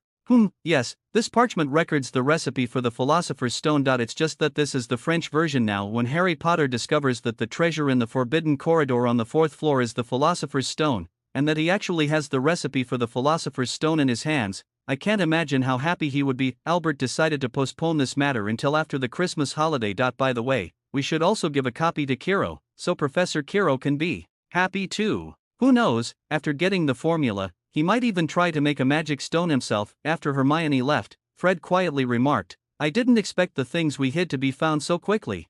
Only when someone finds it is it interesting." Albert said nonchalantly that when he initially created those treasure maps, it was actually just his own wicked sense of humor to have the students who later discovered the maps go treasure hunting, just like that piece of parchment recording the formula for the Philosopher's Stone. I was just messing with you. As for the students who accidentally got scammed, one can only say they are too stubborn and not smart enough. On the other side, seeing Hermione return, Harry couldn't help but ask, "Is Anderson willing to help?" He said the above is in French and is willing to help us translate it. But he's quite busy right now, so we might have to wait until after the Christmas holidays to get the translated content from him. Hermione replied. Didn't he say what this thing recorded? Harry asked again. Didn't say. Hermione shook her head. I hope it's not another one of those scammy things. Ron, standing nearby, couldn't help but mutter. Ever since he got tricked by that treasure map last time, he hasn't had a good impression of this thing. It shouldn't, could it? Chapter 411. So that's how it is. Genius remembers the website address in a second, for the fastest updates. No ads. As we enter December, the weather has gotten even colder. Albert woke up in a daze, blinked his eyes, and noticed that the room was still very dark. He realized he had woken up too early. Sleepiness washed over him, and after covering his yawn with his hand, he prepared to go back to sleep. Unfortunately, after lying back down, he found that he just couldn't fall asleep no matter what. He turned his head to look at the copper stove in the center of the room, where blue flames were burning. To avoid affecting the quality of sleep, the light from the stove was blocked by a special shell, leaving only a circle of blue light emanating from below, quietly providing warmth to the room. This is Albert's improved furnace number 3, which is far more reliable in terms of safety than using a glass jar to contain the flame. Albert reached out and fumbled around the pillow, pulled out the wand placed beside it, and waved it. The magical bedside lamp lit up, its pale light instantly illuminating the room. Unfortunately, the practicality of the 1.3 version of the magical lamp is still quite low. When he lit the lamp, Albert caught a glimpse of a letter under the lamp. He flicked his wand, and the envelope flew into Albert's hand. The letter was sent from home. Daisy reminded him to come back for Christmas break, and inside the letter was a reply from his sister Nia. She said she missed Tom and asked if he had successfully lost weight. Albert glanced at the spot by the fireplace, which was Tom's place. At this moment, the entire cat was curled up in its own blanket, leaving only its tail sticking out, which felt quite amusing. Sigh, getting a fat cat to lose weight is a very difficult task. The fact that Tom hasn't continued to gain weight is already the best result. Good morning. Fred greeted Albert while covering his yawn. Who's going home for the holidays this year? Lee Jordan was awake too. The guy was chatting with them from under the covers. Why is there a letter of mine here? George, somewhat puzzled, took the letter from the bedside table, scratched his head, and he was still completely baffled. Probably the owl was late, so the house elf helped deliver the letter directly. Albert wasn't surprised. It had been snowing heavily for the past 2 days, and the owls had to fly through the blizzard, which was indeed quite tough. A delay wasn't hard to understand. There's a letter from home. It seems we can't go home for the Christmas holidays today. After reading the letter, George handed it directly to Fred. They're going to Romania to visit Charlie, so we can only stay at school for the holidays. Lee Jordan, are you going to stay? Fred opened the letter and glanced at it, then turned his head to ask his partner still in bed. Lee Jordan stifled a yawn, looked at Albert, and asked, Forget it, I'm heading back. Albert, you should probably head back too. I have to go back. My family sent a letter asking me to come home for the Christmas holiday. Albert knew that his time with his family was very limited, so he didn't want to waste it. I want to take a nap for a while. Remember to call me when you go downstairs to eat. Lee Jordan was preparing to go back to sleep. It was still too early. Are you going to keep sleeping? This is not nonsense. It's only 6 in the morning. I bet Fairchild is definitely still asleep. Lee Keaton pulled up the blanket to cover his head. Shouldn't we sneak over and give Filch a surprise? George excitedly suggested. We could sneak a few of those noise bombs we made the other day into his room. And then get targeted by Furchie. Come on, there's no need to do that, and your noise bomb isn't even effective. Albert looked at the eager-to-act twins, ready to get themselves into trouble, and couldn't help but shake his head. A noise bomb is something similar to a ball that, when thrown, will make a huge noise and startle others. This is the effect. There are no other uses for it. This thing is actually a prank prop made by the twins imitating Albert's Banshee's wail, but unfortunately, the effect is just SOSO. Currently, Fred and George are following Albert's suggestion to add a pungent smell and hard-to-dispel black smoke to the noise bomb. There is a trend toward developing smoke bombs. Come over here and look at this. George suddenly said. Stop bothering me, let me sleep a little longer. Lee Keaton turned over and pulled the blanket tighter. It's Professor Quirrell. George whispered. He's actually in the forbidden corridor on the 4th floor of the castle right now. He can't be thinking of stealing the treasures Dumbledore left at the school, can he? This kind of thing is unlikely. At most, he will be checking the mechanisms set up by the professors. Albert shook his head. Could he be the dark wizard who broke into Gringotts? Fred suddenly asked. Probably controlled by someone using the soul-sucking curse, Albert said. Professor Chilo does indeed not seem like a dark wizard. George pondered for a moment and agreed with Albert's idea. The possibility of being controlled by someone using evil dark magic is indeed quite high. Why does Professor Quirrell wear that big scarf? Fred voiced his confusion. They had been eyeing Chilo's large scarf for a long time, but unfortunately, none of them had managed to successfully take it off. Still smells like garlic all over. George thought for a moment and said, maybe it's to divert everyone's attention. It might also be to keep others away from him, so the professors don't notice any flaws. This